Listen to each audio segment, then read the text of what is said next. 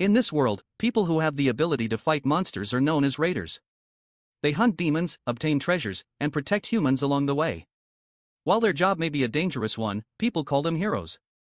They're loved by everyone and envied by some because the idea of hunting and gaining treasures excites people.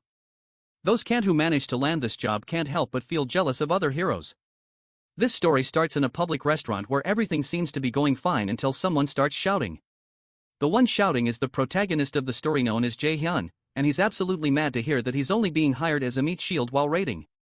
The guy in glasses immediately tells JaeHyun to simmer down because our hero was the one who wanted to make some quick cash with a job, and this is the only one currently available. Well, as much as our hero JaeHyun might drag his feet, it seems he doesn't have much choice in the matter. JaeHyun then reveals to us that the guy with glasses is a young woman working at the raider agency. He hooks up people like JaeHyun with jobs who aren't officially part of any guild. When Young Won finally got in touch, our hero thought he'd scored a sweet gig. Turns out he's just getting a roll of cannon fodder standing front line in a dungeon full of undead. It's like being told you're a disposable shield of meat, ready to be ditched if things get hairy. Jun sighs and wonders why this is the only job available for him, especially when people lower ranked than him are landing high-paying jobs. Young Woman then reminds him about his martial arts class, which despite being top-notch class, rarely gets job offers. JaeHyun then gets even more annoyed, questioning if he's being underestimated just because he's a martial arts raider. The guy with glasses reluctantly agrees, explaining that in reality, magic users dominate the job market and snatch up all the requests. The truth is, martial arts raiders tend to take longer to finish jobs and get injured more often. That's something employers definitely take into account, and that's the harsh reality here. You see, unlike mages who stand at the back while hunting monsters, martial arts raiders are on the front lines and naturally prone to more injuries.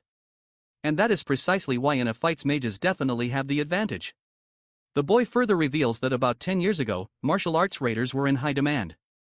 However, that's no longer the case, and he regrets not becoming a mage back then when he had the chance. It all started 11 years ago when our hero was in his third year of high school. He aced the Awakened Aptitude evaluation and was chosen to attend one of the prestigious mages specialized in nurturing raiders. At that time his aptitude result for a mage was an impressive 97%, nearly a perfect score. Even the top students of the time only managed around 92% like Lady Sioina. His results back then were unbelievable. On the flip side, his aptitude for a martial class was just 34%. And despite that, he made a dumb move and chose to become a martial raider. He didn't choose the martial class for any noble reason. He just didn't want to become a mage. Back then, mages had a bad rep because they were seen as mere buffers, unable to handle even low-ranking monsters without martial arts raiders backing them up. But times have flipped since then. Martial arts raiders are on the decline, while mages are now highly sought after. If our hero had gone for mage class 11 years ago, his life would probably be a lot better now. Even if he decides to switch classes now. Raiders hit a growth plateau at age 20, so there's no room for improvement. I guess there's no point in dwelling on regrets since nothing can change now. Young Woman then reminds our hero that opportunities like this are hard to come by nowadays and he shouldn't be choosy. He further reveals that he was going to offer this job to someone else but chose our hero instead because he thought of him. Hearing this, our hero feels a mix of sadness and irony. His talent was one that was envied by all those who wanted to become mages at one point in time. But now his dumb choices has reduced him to just an insignificant D-rank martial arts raider. With no other options left, he decides to accept the job. His friend perks up happily upon hearing this, assuring our hero that he's making the right call. As our hero is about to leave, the manager informs him that he'll see JaeHyun at 8 a.m. the next day at an address already sent to his phone. Curious, JaeHyun asks why the manager will be there, assuming he'd be busy with agency work. Young Woman casually reassures him not to worry and mentions he has some business there as well, so they'll meet regardless. The next day arrives and everyone gathers outside one of the dungeon gates. There stands our hero alone. JaeHyun checks the time and starts feeling jittery because Young Woman still hasn't shown up despite saying he would be there. He lets out a sigh, thinking maybe Young Woman should be handling more capable raiders, considering he himself is just a D-rank martial arts guy and Young Woman's an A-rank mage. JaeHyun wonders why Young Woman bothers hanging around at a raider agency when he could join any guild he pleases with his skills. If JaeHyun were in his shoes, he'd have found a better place somewhere by now. Suddenly, a thought pops into his head where someone calls him a useless bastard. It seems to be a part of Jun himself, though we don't know much about that yet. Lost in his thoughts, JaeHyun hears someone calling out to him. It's Manhwa, clad head toto in armor, a friend of our hero. As they chat and joke around, Mungo seems pretty proud of being a martial raider. He thinks the younger generation doesn't appreciate how cool martial arts raiders are compared to mages who he calls useless hobos standing at the back throwing fireballs. But Jun doesn't see it that way at all. He feels being a martial raider is far from cool.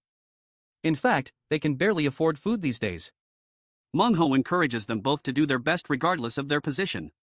He suggests they grab a drink after the raid, and JaeHyun agrees, but he quickly adds that he's broke and can't foot the bill. Myho shoots back that it's not his turn to pay since he covered the last round.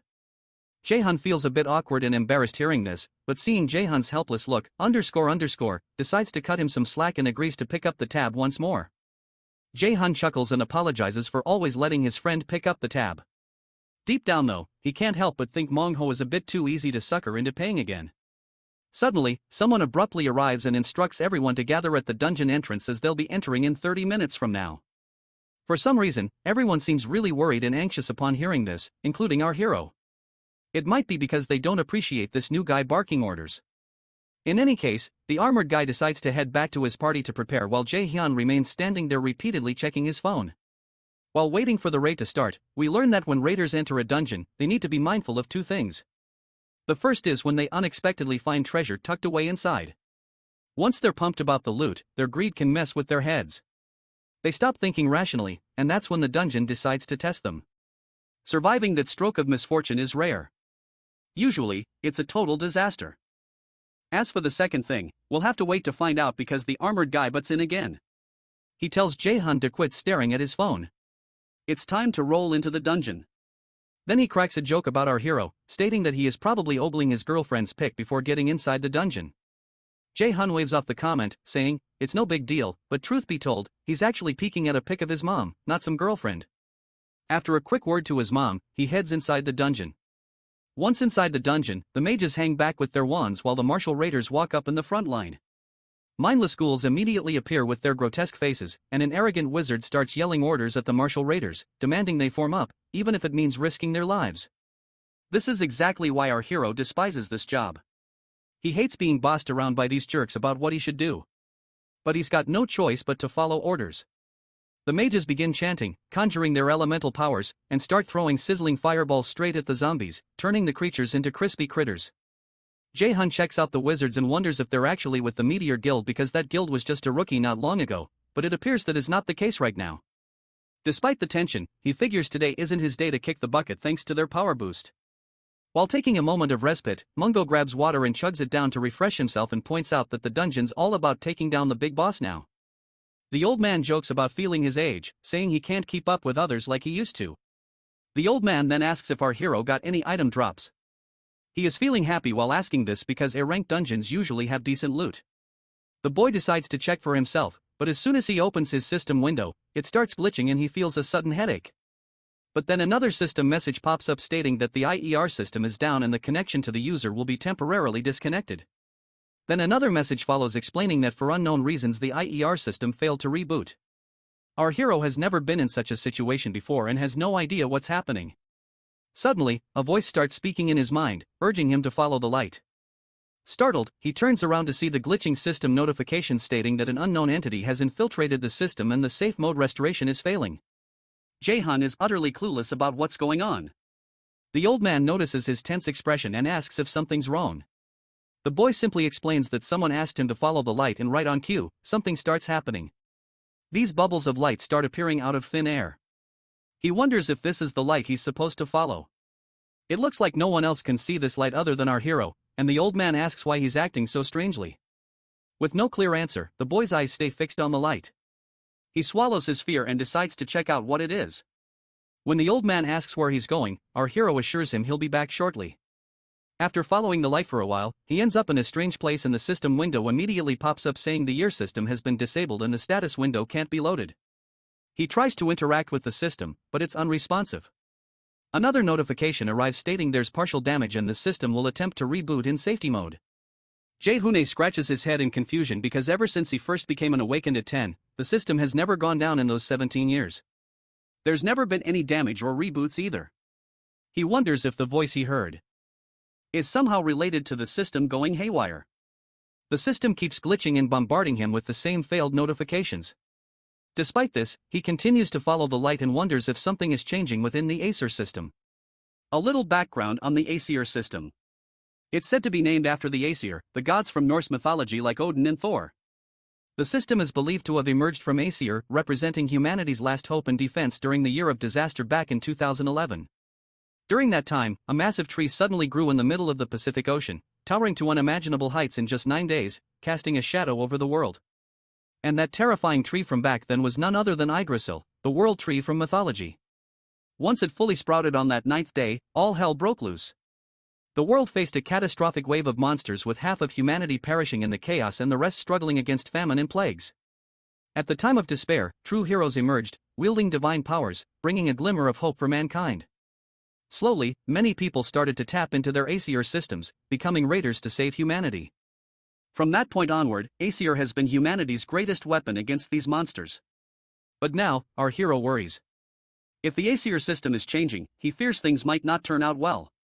Suddenly, he reaches a dead end and spots a green door right in front of him. He finds himself shocked at first, but then a smile spreads across his face when he reveals that this must be the treasure gate. Here's a bit about the treasure gates. These are secret rooms hidden within dungeons with a very low chance of appearing even in high dungeons. They typically contain special items and rare materials that can fetch millions of won, which is a local currency in this world. JaeHyun's mind races with excitement as he realizes that finding an A rank or higher equipment could instantly change his dull life. He silently prays to the gods for a stroke of luck. As he steps inside, the entire place feels surreal, almost like he's stumbled into some heavenly registration office. Before him, on a pedestal shines a brilliantly bright item. JaeHyun had heard rumors about such places in dungeons, but he never expected to stumble upon one himself. Nevertheless, he's thrilled to see the item and eagerly reaches out to pick it up. As soon as his fingers touch it, a barrage of notifications surrounds him. The first notification confirms that he's successfully restored the damaged system feature. The second announces the discovery of a new piece of equipment, and the third offers to view the item details. Grinning from ear to ear, Jung can't help but feel his prayer might have been answered. As he holds the item in his hands, the system panel reveals this time to be Odin's lost eye, a mythical ranked artifact. This eye belonged to Odin, the strongest god of the Aesir, sacrificed for wisdom at Mimir's well. Once equipped, our hero can learn rune writing and even reverse magic to dismantle or destroy it. It's the only mythical ranked item in existence, and once it's his forever. The eye shines so brightly that JaeHyun can't even look directly at it. Glancing at the system panel, he reads about its active skill, which is known as absolute calculation, an X-rank skill that analyzes and destroys the structure of magic. This absolute calculation skill consumes mana depending on the rank of the magic destroyed. With complete of rune magic, he can use magic at full power without casting spells. Another benefit is the ability to copy opponents' skills using a blank card. This eye is clearly a powerhouse with a range of incredible abilities that could transform JaeHyun's abilities as a raider. However, JaeHyun decides to sell the item because it could fetch him hundreds of millions of won as soon as it hits the market. He's relieved that he won't have to work hard or become anyone's meat shield anymore. But he considers trying it on since he's never used a mystical item before. But the system immediately warns him that once equipped, he can never part with it. The item will be stuck forever with him. He knows he can't use it effectively, even if he equips it for himself because he's already past the prime age of 20 for this kind of gear. So, he decides against wearing it. After this fortunate encounter, he decides to head back to the party. Shortly after, we see the old man reassures the guild members that his friend will return, and right on cue, JaeHyun arrives. The boy immediately apologizes to the party leader for being late and promises it won't happen again. Once they're ready to proceed, the old man gives JaeHyun a gentle pat on the chest, telling him to perk up. But JaeHyun assures him, saying, "I'm already good to go," and cheerfully mentions that he'll be treating them to drinks tonight. This surprises the old man, who is left scratching his head, completely unsure of what happened to JaeHyun all of a sudden. Meanwhile, JaeHyun is relieved that they don't suspect him for anything. You see, inside the dungeon, where no laws apply, mentioning he found an item could be a death sentence, and even his own friends will not hesitate to snatch the item. So, he's doing his best to avoid any unwanted attention. Suddenly, the ceiling starts to crack. Before the party leader can give any orders, it collapses with a crash. JaeHyun instinctively jumps in the opposite direction, but ends up crashing to the ground, possibly scratching his butt in the process. The purple mist immediately engulfs the area, and the party members start coughing violently, blood leaking from their mouths. Jun reacts immediately, covering his mouth and deciding to flee before he inhales any of the poisonous fog. He calls out to his friend, urging them to get out because the fog is deadly. As he begins to move, a shocking sight freezes JaeHyun in place. His friend is suddenly pierced by a sword wielded by someone unseen. In his dying moments, the friend tells Jung to run. The horrifying scene petrifies our hero briefly, but he snaps out of it and dashes away as fast as possible. While running, he replays the explosion and the sudden appearance of the gas in his mind. It becomes clear to him that this was an elaborate murder attempt. Once he has escaped the danger, he takes a breather while his face is sweating and he has no clue why this murder attempt is being happened. Suddenly, our hero notices someone behind him.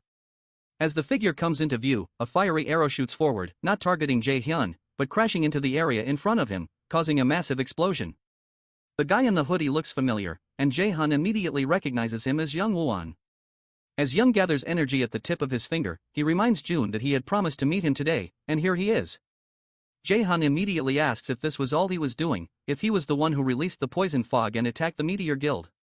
Jung smirks in response and shamelessly admits he was behind it all. The boy finds himself shocked, but he quickly calms himself down, trying to understand the situation before acting on impulses. So, he asks young woman why he did it, to which Jung just shrugs and says his clients told him to do so. Then young woman spills that a lot of folks have it out for the Meteor Guild because they've always been high and mighty, looking down on everyone else. JaeHyun clenches his teeth as he reveals to us about the dungeon assassination contracts. In these kinds of hit jobs, killers exploit the dungeon's close quarters to murder their targets. Apparently, the Meteor Guild's been mixed up in these shady deals as well, which is why they ended up dead. JaeHyun feels the sting of his injury from the grazed shoulder by the arrow. He's not sure he can go toe-to-toe with Jung Woo-won because he is an A-rank magician who's in the top 2% of geniuses in the whole country. On the other hand, our hero is just a mid to low-rank player. Even though he knows he's not their main target, JaeHyun's worried they might try to take him out to tie up loose ends. Of course, like any righteous protagonist, June feels the urge to avenge his comrades, especially Manhwa. But right now, he's not about to make any reckless moves. He assures young woman that he won't spill a word about what happened to the Meteor Guild. Instead of listening, the guy in glasses launches another volley of fire chains. JaeHyun immediately takes sideeps to dodge the attack, but his face still gets grazed by the fiery blast. He's certain that even a split-second delay would have meant his end. The crazed magician continues hurling fiery chains aimed directly at JaeHyun, who keeps running relentlessly, desperate to escape. He's baffled by why he's being targeted, considering he's just a lowly D-rank player. With each passing moment, his face bruises from the onslaught while the relentless attacker shows no sign of stopping. Suddenly, that voice inside June's head berates him once again, calling him a useless fool and questioning why he even exists. It seems like this man who always appears in his head to insult him is definitely his father. And after seeing his father in his head, something clicks in JaeHyun's mind, and he boldly asks if his father is behind this assassination attempt. The man with glasses pauses upon hearing JaeHyun's question, but soon bursts into faint chuckles that escalate into maniacal laughter. He confirms JaeHyun's suspicion. JaeHyun is struck silent by this confirmation, his mind flashing with images of his mother. He recalls the heart-wrenching day when he cried bitterly over his mother's lifeless body. He confronts young woman, asking if his father ordered the assassination of his mother 5 years ago during winter. The guy with glasses grimly affirms, acknowledging that he can never understand why a father would want his own son and wife dead. Young woman shoots another arrow at JaeHyun, teasing him about his situation. He conjures up a bunch of fiery arrows, ready to blast our hero into oblivion. And before throwing down his arrows, he wishes his final goodbye. JaeHyun stays quiet for a moment, then suddenly activates Odin's Eye. Young's confident smile takes no time and turns into pure shock as he watches JaeHyun developing magical powers inside him. The magical powers just keep growing stronger without any sign of stopping, leaving the fool with glasses even more terrified. Realizing the seriousness of the situation, Jung decides it's time to take JaeHyun down. He throws a fiery arrow at June, expecting him to flinch or run, but June stands his ground. As the fire arrow gets dangerously close, it simply disintegrates into nothingness, leaving young woman's jaw practically hitting the floor. It looks like the eye has finally been activated, confirmed by the system itself. A sassy smirk spreads across JaeHyun's face after feeling that surge of power inside his body. The system window pops up once again, mentioning the availability of a blank card. Meanwhile, Jung is losing his composure, baffled at how his magic was nullified so easily. My guy wastes no time and uses the blank card to copy young woman's skill known as Blitz Chain and makes it abundantly clear that he is going to inflict a painful death over this bastard. In the next moment, he conjures up fiery arrows. While Jung Woo-won struggles to comprehend how his skill, which took him years to master, is being used by this lowly D-ranked raider. Even though he's visibly shaking in his boots, Young Won warns Jun that taking him out won't be a walk in the park. The boy unleashes a barrage of fiery arrows, confidently, telling Young Won they'll settle things soon. In retaliation, Glasses Guy fires off his own arrow barrage. Their powers clash, but it looks like JaeHyun might be gaining the upper hand. JaeHyun keeps up the relentless assault, driving the cocky guy to flee in the opposite direction to save his own skin. Young Woman tries to strike back with a massive blitz chain attack, but JaeHyun swiftly activates his absolute calculation ability, disintegrating the incoming attack while sending his own arrow straight at his opponent. Desperate, Young Won throws up a barrier to shield himself. But JaeHyun isn't done yet. He uses his absolute calculation once more, nullifying the shield and leaving Young Won defenseless. The arrow strikes him directly, unable to dodge in time. As the dust settles, Jun walks up to the fallen young woman, who's begging for mercy like a dramatic soap opera scene. Tears are streaming down his face, but JaeHyun ain't going to cut any slack. He just lets loose with a fiery arrow that finishes off the cocky guy in one good blow. After the intense battle, JaeHyun is totally wiped out. He flops down on the ground, thinking about how he finally snagged a mythic item, only to end up facing death in such a crappy way. Death was always the scary thing he dealt with as a raider. But now that he's staring it in the face, it's a whole different feeling. He starts feeling that coldness creeping in. Then out of the blue, a system window pops up, talking about a new download. It offers him a way out. If he activates the system, then he can jump back to some past time. Knowing he's about to kick the bucket anyway, JaeHyun just says, "Yeah, sure. Let's do this." With that command, the new system known as Norner activates. And suddenly we find ourselves facing divine-looking ladies conversing in a foreign language that goes way over our heads. The blonde lady extends her hand, possibly grabbing our hero's hand in the process. Just as this happens, the friendly blue system windows turn deadly red, and a notification pops up stating that our hero has become a major enemy of the High Aesir. He's also gained 2 passive skills, with half of the Aesir's gods now keeping an eye on him at all times. Next thing he knows, he wakes up in his bed looking utterly terrified, as if he's seen a ghost. He scans the room, everything feeling surreal. He stares at his hand where a red fiery blob starts to form, and the system announces that the user has successfully returned to the chosen time period. The memories of past suddenly flashes into his eyes, where he sees his dead mother and the time when he fought Young Woman. He also sees his mother and rushes to hug her tightly, unwilling to let go, hoping desperately that this isn't just a dream. And in fact, this is not a dream. He was actually hugging his mom. After a while, once he is alone in his room, his chest pains sharply, jolting him back to reality. The system confirms the date is November 15, 2020, which is the time he's been regressed back to, and his body has successfully been healed by 20%. Breathing heavily, he wonders if he's still dreaming. Looking around his familiar surroundings, he realizes he's indeed in his old home. A system notification pops up, presenting a quest titled, "A Break is the Mother of Success." His main task is simply to rest until fully recovered, with the promise of a blank card as a reward. Once he's restored, the boy exhales deeply, trying to calm his racing thoughts. He then reflects on how he died fighting that guy and somehow ended up regressing 11 years back into the past thanks to this new system. 11 years is the same time when he was in his 3rd year of middle school. He checks his calendar and realizes that he has actually not been enrolled in the Mills Academy. He also finds a note from himself which is clearly telling him to choose martial arts, but he grabs his pen and immediately scratches that out. He's not going to waste this chance on the martial arts class, because this time becoming a mage is definitely the way to go. In the next scene, we find him having dinner with his mother, struggling to hold back tears that threaten to spill from his eyes. His mother looks concerned, noticing his recent strange behavior. When she came home earlier, he had hugged her tightly and he cried deeply. She gently asks if something is bothering him. With a forced smile, he reassures her, saying it was just a nightmare, nothing more. But those haunting memories of his dead mother are far from mere nightmares. Finally gathering his courage, he tells her there's something he wants to discuss. She encourages him to speak freely. It's clear to her that he may not want to enroll in Moo's Academy.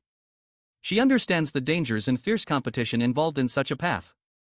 She's prepared to let him choose a regular school if he's hesitant, not wanting to impose her wishes on him. But contrary to her expectations, our boy reveals that he's considering changing his major to enroll in the magic class instead. His mother chuckles at the sudden change and quickly approves of his decision, though she's visibly startled by the abrupt switch from his earlier determination to join the martial arts major. Despite her initial surprise, she trusts her son's judgment and believes he must have a good reason for the change. With a reassuring pat on his cheek, she encourages him to pursue what makes him happy, whether it's martial arts or magic, and assures him not to worry about financial matters. She promises to support him wholeheartedly in his choice. Moved by her understanding and support, the boy starts to cry again. And amidst his emotions, memories of his father, Minyango, who is an A-rank raider, flash through his mind, reigniting his desire to become stronger to take revenge against his father. JaeHyun is getting into serious training, starting with push-ups, and he's also earned a blank card from completing his first quest. His physique is getting toned and fit, something I envy a bit myself. As long as I'm here writing recaps for you guys, I don't think I can get back on the track for a six-pack abs grind. JaeHyun still isn't entirely clear on what the Norner system entails, but he's not complaining as long as it keeps functioning. His past life knowledge will let him monopolize dungeon items, and his experience as a dungeon guide will surely be useful. However, he doesn't have many skills besides his martial arts abilities. Absolute calculation and blitz chain he copied from Young Wooming. He leans back on his chair, summons his system, and checks his current stats. He's pretty sure his level has reverted to the current time and his stats have been reset. He also somehow retains all the passive skills from his previous life with 2 new skills. The first one, known as one who was observed by the gods and supreme gods, I both maxed out. As we know, he also has absolute calculation and blitz chain skills. But he's curious about his passive skills. He then checks the one who was observed by the gods passive skill, which should assist him in rapid growth through divine blessings. This skill also helped him maintain his other passive skills during the regression, which explains why he retained all his skills without reset. Additionally, it boosts all his stats by an extra point every time he levels up. Thanks to this ability, most of the Acer's demigods are keeping an eye on him. He then decides to explore his other skills. The Supreme God's Eye passive skill is also an exceptional skill that allows him to see through false illusions and uncover the truth. There's also an active skill called Blitz Chain where he attacks enemies with electrified chains, sometimes causing paralysis. The mana consumption increases with the number of chains emitted. Initially, I thought they were fiery chains, and I'm pretty sure you'd agree with that, too. He takes a look at his other stats. Despite all of them being at abysmal levels, he's really focused on beefing up his magic stat, which is super crucial. And he knows endurance is key, too. In those marathon battles, you've got to keep going without burning out. After thinking it through, he decides to use his fresh blank card to copy a healing skill since he's already got an offensive skill. You see, even in this year of 2020, where mages get no love, those with healing skills are still hot stuff. They're treated like royalty everywhere they go, earning respect beyond just scope of rating. So, he figures as a mage with healing powers, he'll still get his due respect. But here's the catch. Finding an awakener with healing skills to copy will be like hunting for a needle in a haystack. Before he was desperate and used his blank card to fight with Young Woman, but this time around he's not blowing it like that again because he has no clue how many cards the system will grant him. His phone suddenly rings and as he checks it, his eyes widen at seeing Kim Yoo-jun Unk's name on the caller ID. Kim Yoo-jun is his childhood friend, someone he's been close to for years and who had always shared his dream of attending Mills Academy to become a raider. In his previous life, he tragically lost her in his arms, a fate he's determined to change this time around. He smirks as he reads her text message. Apparently, she's calling him to meet Saint Tessu Yangan at her seminar. This news fills him with happiness as Saint Tessu Yangan is known for her magical prowess, particularly in the magic of sacrifice. Without hesitation, he stands up, grabs his hoodie, and quickly informs his mom that he'll be back soon. Once outside, he checks his phone again and lets Kim Yoo-jong know that he's on his way. Meanwhile, a luxurious Rolls-Royce speeds through heavy traffic. Inside, Saint Sujinjin sits quietly, surrounded by a busy schedule as her manager updates her on the day's events. Concerned, the manager asks if she's all right, noting she's been pushing herself lately. She reassures him she's fine, but a bit tired, reminding him that sacrifice often means giving up one's own vitality. Meanwhile, the manager appears visibly anxious, wishing there was someone with healing skills comparable to Lady Shansun's. He fears it's only a matter of time before exhaustion takes its toll on her. Meanwhile, our duo finally arrives at the event location. The girl seems eager, practically pulling our hero through the crowd. When they stop, the boy teases her, asking if she brought him along just because she was afraid of getting lost. The girl gets annoyed and embarrassed, telling him not to accuse her like that. She falls silent, which clearly indicates she did indeed bring him for that reason. He teases her again, joking about how such a smart girl can have such a terrible sense of direction. While she's giving him a hard time, our hero is secretly grateful to his friend. If he manages to copy Yu Young's sacrifice ability now, it could be a total game share for him, potentially making him one of the best connections in Korea. As the crowd settles into their seats, our eager lady and our hero are amazed at her huge following, which isn't surprising. She's the guild master of Lotus. She is a top-rate healer known across the nation and worldwide. In this era, raiders aren't yet used as meat shields, but she still always puts others' safety first. Finally, she steps onto the stage and the crowd goes wild. Our hero waits eagerly for the perfect moment to copy her abilities. While he waits, he lets slip that in just 2 months. The saint is going to get seriously sick during a dungeon raid in it. And it's all thanks to her own healing magic sacrifice. He figures he's the only one who could heal her if he could copy her abilities. Meanwhile, Kim Yoo-young's getting all hyped up, which JaeHyun finds kind of annoying. On stage, the saintess starts her spiel about how the world's in a mess because of Yggdrasil's tree and monsters munching on people's lives. Despite all that, she throws in some hope and tells everyone to remember the awakened who can help to save humanity and urges one of them to become a raider as well. As her speech concludes, the fans are ecstatic and JaeHyun acknowledges her words too, stating that since it's no easy task fighting monsters on the front lines, everyone feels reluctant to become a raider. He's a living example of this for us because he also wanted to sell Odin's Eye to avoid raiding for cash. As they move forward, she couldn't stop talking about the saints. While our hero kept teasing her, which really got on her nerves. He then mentions that he has already called her mom earlier to pick her up due to her poor sense of direction. She suggests he just catch a ride with her mom, but he brushes it off, saying he has other things to handle. Before leaving, he casually mentions changing his career path to focus completely on magic and hints he'll need her to teach him later. With that, he takes off without explaining why he changed his career plans, leaving her feeling disappointed and alone. The boy starts looking around and finally spots the lady's car. A smile spreads across his face as he heads towards the car, but the manager notices him approaching and tells him they're not accepting any fan visits right now, but the boy boldly states he's here to meet director Yoo Sang-gun. The manager sighs, clearly annoyed by another raider fanatic to deal with. With an irritated expression, the man cockily tells the boy to walk off and reminds him to respect her privacy, mentioning even the director would be bothered by his presence. The boy insists he's not here for a fan meet and greet. To convince the director, he reveals that he knows Lady Seongan is suffering from an untreatable disease and boldly claims he's the only one who can cure her. Naturally, the director is shocked to hear this and gets absolutely furious, grabbing our hero by the collar and demanding to know where he heard such a thing. But the boy calmly reminds him not to cause a scene and gestures towards the bystanders. At that moment, the lady herself rolls down her window and directly addresses our hero, asking if he can stand by his words. He confidently says yes, assuring her he can indeed cure her disease. Although she is hesitant to let our hero get close, the lady decides to give him a chance, knowing if he's lying, he'll be exposed soon enough. His unwavering confidence, however, makes him appear even more suspicious to her.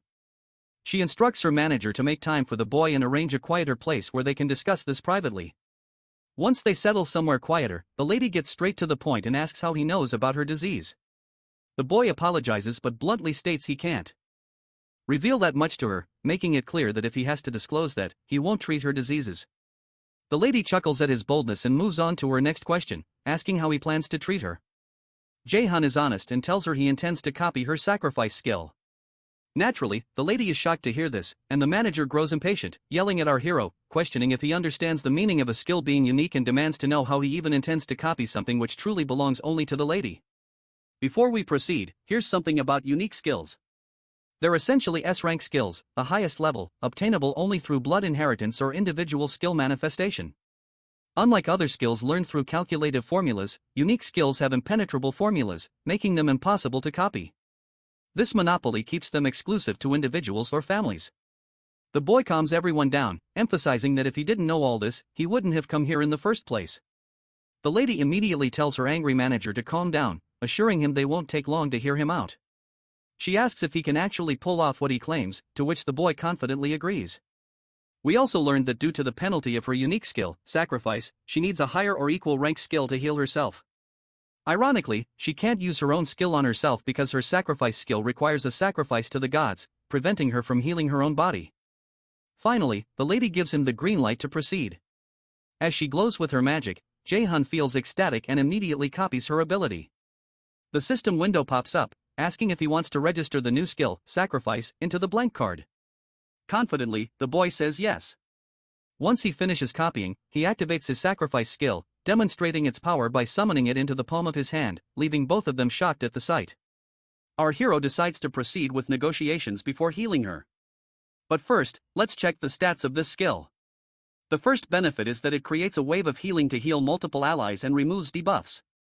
Secondly, when used on undead monsters, it transforms into the attack skill called Judgment of Light. Lastly, since the skill was copied using a blank card, there are no inherited penalties whatsoever. So then the lady asks what he would want from her guild while she outwardly states this, but inwardly she feels confident that dealing with this middle schooler will be a breeze, especially since she's the representative of the Lotus Guild. The boy gets straight to the point, asking her to sponsor him. The lady chuckles, asking if he wants her sponsorship just to help him grow as a raider. Without hesitation, he confirms this, explaining that it's his big dream and that he needs the resources, connections, and support that come with sponsorship to become stronger. Impressed by his determination and skills, the lady readily agrees to sponsor him. But she places a condition. As soon as our hero hears this, he's quite amazed to see that even though she's not in a strong position to negotiate, she remains bold in her stance. The lady reveals that her disease is a personal problem and has nothing to do with the Lotus Guild.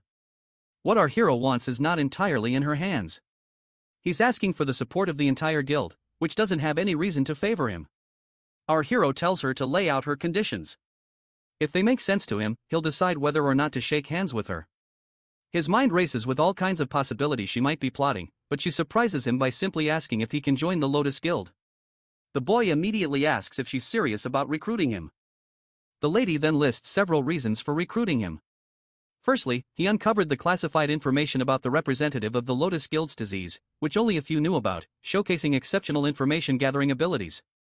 Secondly, he flawlessly copied her sacrifice skill, something she's never seen before, and she's curious to see if there's anyone else like him in the world who can do the same. The boy feels awkward hearing this, knowing he can't tell her he only knew about her disease because he regressed in time, and he can only copy skills thanks to his cheat system. The lady then leans in uncomfortably close to him and states the third reason for recruiting him into the guild, which is that despite being a middle schooler, our boy didn't even flinch when facing off against the representative of the Lotus Guild. And she likes his guts he just showcased. In his past, the Lotus Guild collapsed soon after her death. Now that she's here, he's pretty sure joining the guild would level him up quickly, but he wonders how they can contract since he's a minor and contracting with underage people is illegal. With a smile, the lady reminds him about the right of priority negotiation. It turns out our hero does know about it. The right of priority negotiation is a guild's privilege to support the growth of a raider trainee who hasn't yet reached adulthood. Once they come of age, that guild has the right to make a contract with the trainee before any other guild can. Jung never thought he'd be using a perk like this, especially after getting rejected by even the crummiest guilds back in the day. The lady seems to have taken a liking to our hero, and the boy sits up from his seat, saying he'll heal her right away. Though her offer is a no-brainer, he decides to focus on the treatment first before finally accepting her terms. While he stands right over her head, the manager doesn't seem thrilled about our hero healing her. Although he no longer doubts our boy after witnessing his powers firsthand, he's still cautious, fearing our hero might use something cursed or shady, especially since even top doctors failed to cure her. Shortly after, the lady feels magically healed. Sensing the changes inside her, the manager is in absolute shock and amazement. He wastes no time bowing his head before our hero, apologizing with utmost respect for ever doubting him. Our hero just shrugged it off, saying it was understandable to doubt a kid's words, but the manager kept on apologizing, feeling bad for his rude behavior earlier. JaeHyun tells the lady that everything's done and she can move around freely now. As soon as she stands up, she walks to the window and uses her magic to light up the whole room. Tears fill her eyes as she realizes her symptoms are completely gone. She expresses her gratitude for this miracle and asks if he'll face any penalties for healing her, but we know penalties don't apply to his copied skill. My guy assures her with a smile that she can repay him when the time comes, and the lady gladly agrees. She then brings out her card and tells him to think about the offer. She promises to do her best to make sure it works out in his favor. The boy then tells them there's something he wants to ask. The next day, the manager escorts him to a low-ranked dungeon owned by the Lotus Guild. As you can guess, he's there to level up his skills, aiming to become an ace at Mill's Academy. The guild makes sure they've got all the essentials ready for him and even loans him some spare gear meant for guild members. But the manager warns him going alone into the dungeon could be risky, asking why he insists on soloing it. JaeHyun just says he wants to grind. As a safety net, the manager hands him a stone, saying it's a warp stone. If he breaks it, he'll teleport outside the dungeon gate. It's a little thanks for how he treated the lady, and the boy happily takes it. He proceeds to enter the dungeon, and as soon as he steps inside, he is sure that it's just an E-rank dungeon, not something to worry about. The manager urges him to warp out quickly if danger appears, to which he nods in assurance. Deep inside, though, he suddenly finds his mouth covered by unexpected hands, and the system indicates he's now in Helheim's Field of the Dead. The scene transitions to the director, Jung, in office. There we see the lady deep in thought regarding our hero. She's concerned that even in an E-rank dungeon, a newcomer clearing it alone is nearly impossible, regardless of how skilled they are. However, she can tell this kid isn't your average Joe. He didn't just pick this gate on a whim, so she grins and decides to see where he's going with this. Suddenly, there's a knock on the door, and after getting permission from the director, a lady enters. The director asks about the matter she requested updates on, and the other lady hands her the files, explaining it's our hero's profile.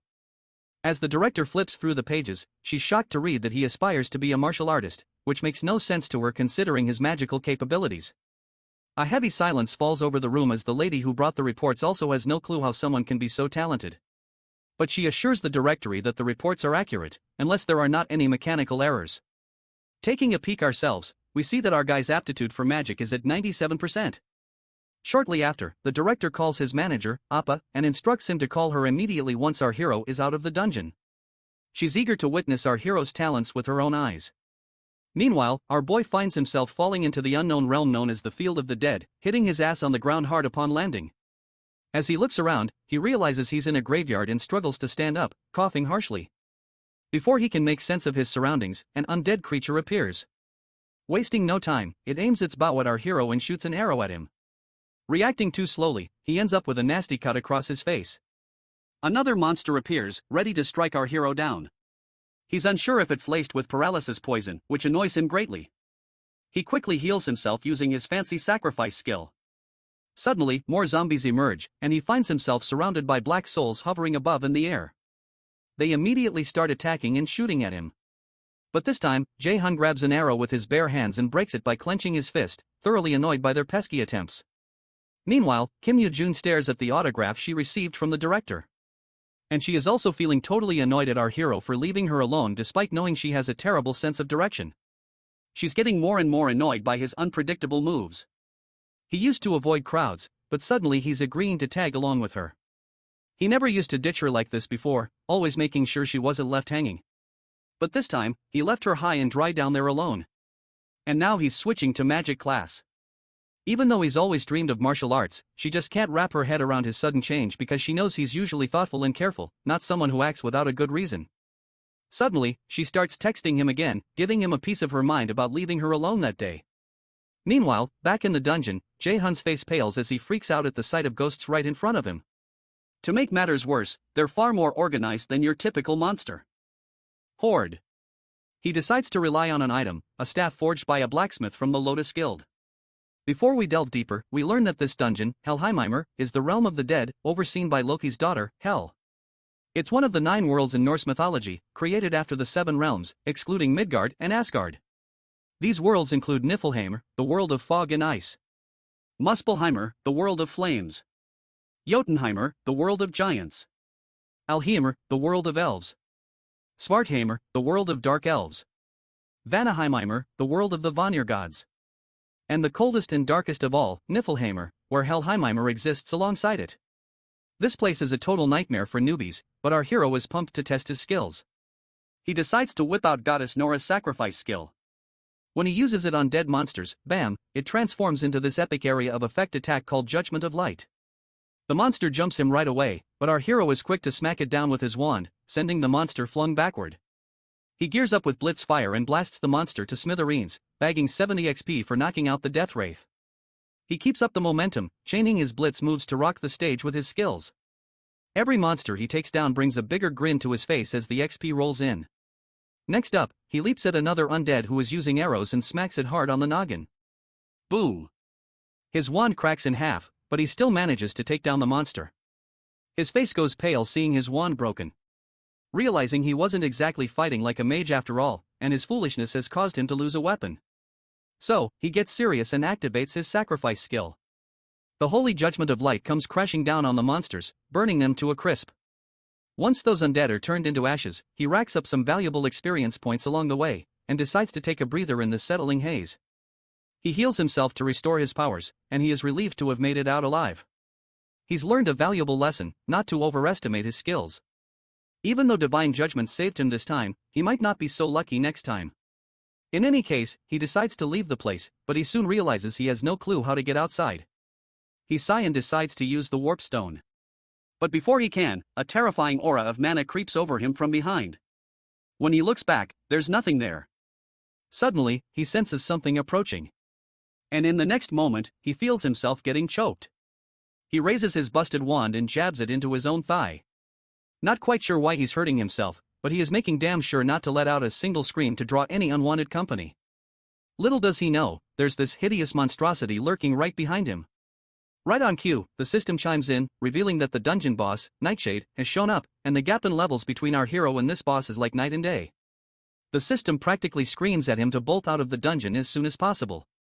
He fumbles for his teleportation stone, but before he can grab it, the monster pounces from behind, sending the stone tumbling from his hands as he hits the nearby wall and starts coughing up blood. His HP also takes a nosedive. The system immediately tells him to use a healing item immediately, but looks like he does not have any time for that because the monster is already standing before him and immediately launches another attack. Just as he braces for the worst, the monster in front of him freezes solid, leaving him staring in disbelief, wondering what the heck just happened. That's when a voice, a woman's voice, echoes through the cavern. The woman appears divine, almost like a goddess. She commands the monster not to harm him, revealing that she herself brought him here as an important guest. This half-demon, half-angelic elf informs our hero that he is destined to be the adversary. Confused, the boy has no idea who this woman could be. The lady continues, expressing her belief that he was meant to effortlessly defeat this monster as the adversary. However, it seems she was mistaken, seeing him as just an average kid with moderate mana and abilities. She questions why Loki chose someone like him to be the adversary against the mighty Aesir gods. The boy struggles to remain conscious, his life slipping away from the loss of blood. He knows he can't afford to die here. Not when he's been given a second chance to make things right. Seeing the determination in our hero's eyes, the lady acknowledges his resolve, but states that he's still too weak to fulfill his role as the chosen adversary. She begins to choke him, warning that his end is near. If he doesn't grow stronger quickly, she threatens to end his life with her own hands. Recognizing his importance to them, she decides to grant him another chance. She urges him to become much stronger than he is now, to defeat the Nightshade monster easily. If he succeeds, she promises him a reward, but emphasizes that he must act quickly. And then a system pops up with the first main quest, Hell's Trials. His main goal in this mission is to take down Nightshade within 2 months. And it looks like this mysterious lady is none other than Goddess Hell herself, Loki's daughter. If he nails this mission, then the Goddess Hell will personally give him her gift. But failure means death as the penalty. As those creepy hands start dragging him into the darkness, he loses sight of everything. And as the scene shifts, we see this blonde goddess we saw during his time regression. And she still appears to be saying something to our hero in this foreign language. Suddenly, he awakens in the real world. As he stands up, he realizes that his injuries have been healed completely. Checking his window stats, he sees the same quest still hovering before him, which confirms that everything he felt back then was real, and the lady he encountered was indeed Hel, the goddess who rules over Helheimeimer, one of the 9 worlds of mythology. He's still clueless about this whole adversary thing. And he's heard something familiar already right after getting this new Norir system. With a pile of unanswered questions looming over him, like why he regressed and what the heck this adversary stuff is, he knows one thing for sure. He's got to level up fast. If what that goddess said holds water, the moment he stops getting stronger, he will be killed by that goddess. But hey, he chuckles to himself. At least he's got some daring tasks ahead. Still, he's got a long road ahead. He doesn't know how to fight as a mage and he also lacks any basic spells to handle small fry. Pulling out his phone, he sees a call from the director summoning him. He tells her he'll swing by tomorrow and is ready to make the contract. The next day rolls around and our hero steps into the Lotus Flower Guild. The manager leads him inside and as they walk, he understands why they are giving him so much special treatment because his mage aptitude is at 97% after all. Arriving at their destination, our hero brightens at the sight of the lady director, exuding confidence with her long hair and a presence that catches his eye. They exchange greetings warmly. She dives into the perks the guild is offering with the contract, and our hero enthusiastically confirms they're impressive. I mean, who wouldn't be thrilled? Alongside a stipend for living expenses, the guild provides him with an endless supply of B-rank items at no cost if they break. On top of that, he'll earn a substantial profit based on his contributions in the raids. These terms are usually reserved for top-notch A-grade raiders. Before signing the contract, he reveals a condition. The lady director warmly encourages him to speak his mind. He explains that it's only been a month since he transitioned from martial arts to magecraft, making him inexperienced in magic. Therefore, he requests to be personally trained by the director herself. The manager marvels at our hero's audacity to directly confront the prestigious director without hesitation. Meanwhile, the boy asks if she agrees to his condition before signing the priority negotiation contract with the Lotus Guild. She chuckles at his interesting request and agrees to his terms. He thanks her and she teasingly reminds him she's already got her eye on his potential and can't wait to see it in action. She presses him to display his talent first if he's comfortable enough. Of course, our hero had already anticipated this. After all, it's the main reason the Lotus Guild is interested in him. He immediately asks what he should do to demonstrate his power. The lady simply clicks her fingers and blue energy begins to manifest behind her, forming a manicube, and she tells him to endure it. The boy is absolutely baffled by the sight of the manicube. The lady quickly reminds him that a talented individual should be able to manage at least this much if he's going to sign the priority negotiation contract with her Lotus Guild. You see, a manicube is a test that B rank and above mages use to gauge their mana sensitivity. But there's no way someone like our hero wouldn't be overwhelmed by it, as only 7% of awakened mages can endure it. The boy asks the lady if she's trying to scare him off. She reassures him that even if he fails, it won't affect their priority negotiation and they'll still form the contract. With no way out, our hero bites the bullet and steps forward. The director nods to her manager to prepare, who expresses concern about her decision since even current mage raiders struggle with the cube. The lady reaffirms that our hero isn't your average guy, so it's worth a shot. Reluctantly, the director nods and activates the cube. Once the mana cube is activated, the boy hesitates before the overwhelming energy. The lady behind him encourages him to step in, and finally, he gathers the courage to enter. As soon as he's inside the mana cube, the manager remains visibly anxious, seeing him as just a young kid. The lady reassures her that he can handle it, confidently, expressing trust in her intuition that he won't fail. Inside, our hero feels like he's drifting in a vast ocean made of mana. Surprisingly, he can breathe normally, alleviating his earlier concerns about getting sick from prolonged exposure to thick mana, which could even lead to death during the test. He searches for a way out, recalling that the only escape from the mana cube is finding the singular door connected to the outer world among countless whirlpools. He gathers his resolve, searching for a way out within the mana cube. Suddenly, he senses something unusual. An unassuming crystal tucked away, pulsating with immense magical power, as if containing the entire essence of the great ocean of mana. Meanwhile, the manager remains anxious while the lady continues to chuckle. Anxiously, the manager asks how long it typically takes. The lady mentions the fastest exit from the cube is 40 minutes, a record high. Upon hearing this, the manager bluntly states, it'll either end in our hero's death or he'll set a new world record. The lady agrees, albeit confidently expecting the latter outcome. Their eyes widen as they witness the crystal starting to fracture. Shocked, the manager grabs his phone and realizes only 10 minutes have passed since our hero entered. While the spectators anticipate what's happening inside, our hero senses the immense power of the crystal and grins, thinking that breaking it might just be his ticket out. With determination, he swims towards the stone, clenches it tightly in his fist, and shatters it into pieces in a swift motion. As cracks begin to spread around him, a system notification reveals that he has acquired a passive skill called Crystal of Mana Operation.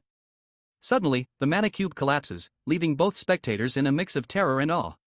This kind of test typically takes an hour for an S-rank player, but our guys smash through it in just 26 minutes, shattering the record held by the European Union's Camila, a genius mage noted in the World Guinness at 36 minutes. The manager immediately walks forward, shaking our hero's hand enthusiastically and showering him with praise. The lady also joins in, but her curiosity is piqued about how he managed to shatter the cube so quickly. The boy explains that he found a crystal inside the cube and broke it. The lady is shocked to hear this because a mana cube crystal contains all the magic power within the cube, and it's incredibly rare for anyone, especially a regular awakened person, to find or break it. The fact that our hero not only found it, but shattered it, suggests that his mana capacity exceeds that of the entire cube. She bursts into a moment of happiness and immediately vows to help him become the greatest mage in the world.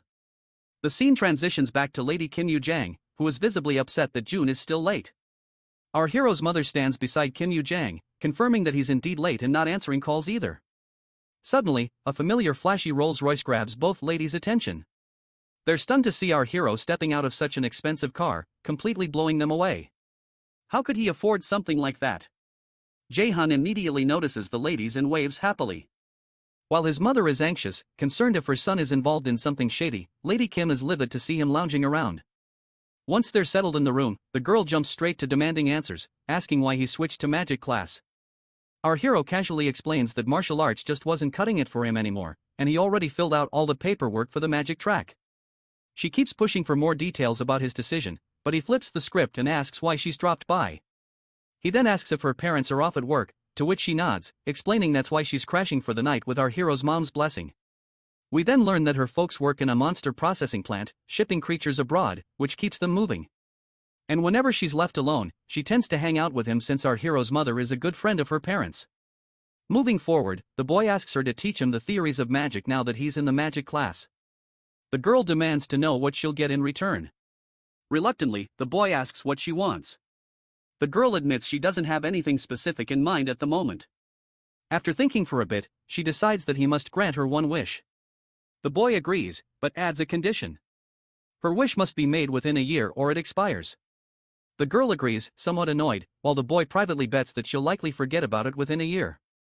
Teasingly, the boy asks what kind of wish she might have in mind, but the girl, now visibly annoyed, tells him to shut his yapping. The lady gets so mad that while she was holding to that pillow, I thought that she is squeezing her boobs hard. Did you get the same kind of illusion or it is just me? Let me know in the comments. As they continue their banter, their mother calls them to dinner, but they ignore her, caught up in their playful pillow fight. Observing their chemistry, it wouldn't surprise me if the girl jokingly tells him to marry her as her wish.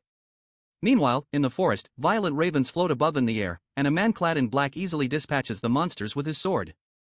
Finally, we meet our hero's father, Min Young-woo, who receives praise from the armored man for effortlessly clearing the dungeon. The man invites Minyango to join their guild, but our hero's father declines, preferring to stay solo. The armored guy practically begs our father to join, promising all sorts of respect from the Scarlet Guild, but the man in black just scoffs and calls him stubborn.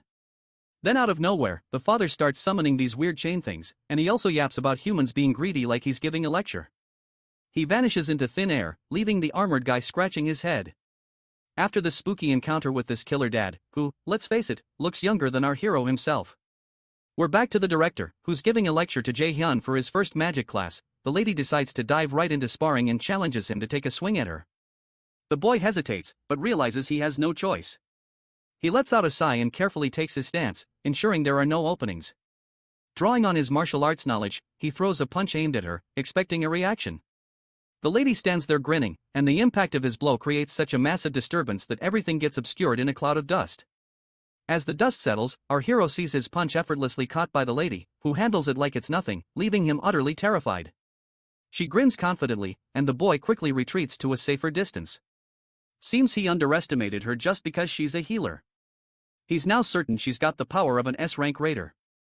After that punch, she breaks down his moves, noting the martial artist's habits in his stance and attack. She points out that mages typically don't charge in like that to attack. The director then asks him if he knows the difference between martial arts and magic. The boy says martial arts is all about up-close fighting with swords and stuff, while magic is more about blasting from a distance. She nods and adds that magic classes are about weakening enemies from afar while martial arts finish them off face to face. Then she tells him to get ready because she's going to attack him to show him what mage combat is really like. She assures him she can heal him if things get messy. He's a bit nervous but ready. The lady gathers energy at her fingertip and shoots out this intense laser beam of energy. The boy quickly rolls to safety as the lady tells him it's his turn to attack.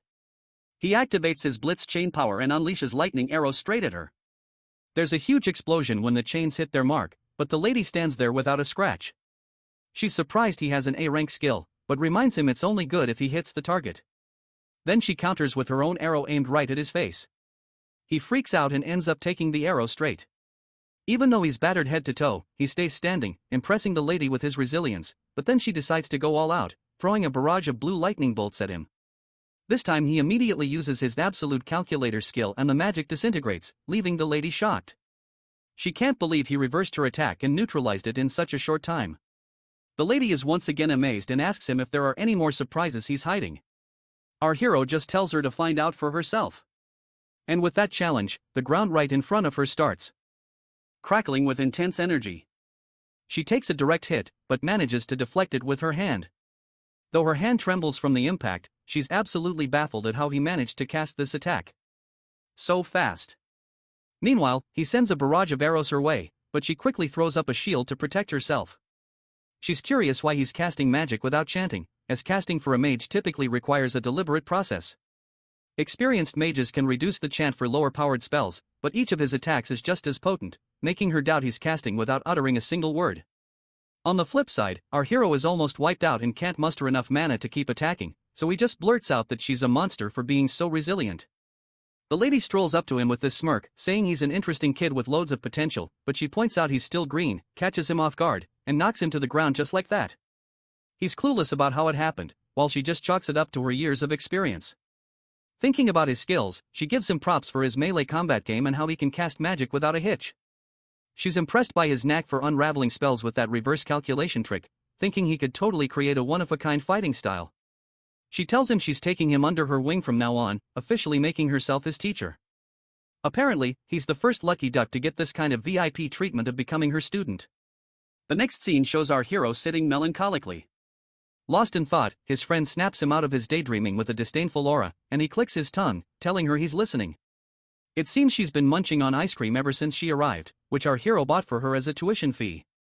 He asks if she's not full yet, to which she replies she could eat it all day, urging him to focus on his studies. As she continues teaching him about magic, the system window reveals that his knowledge of magic has increased and his efficiency in using magic has risen by 5%.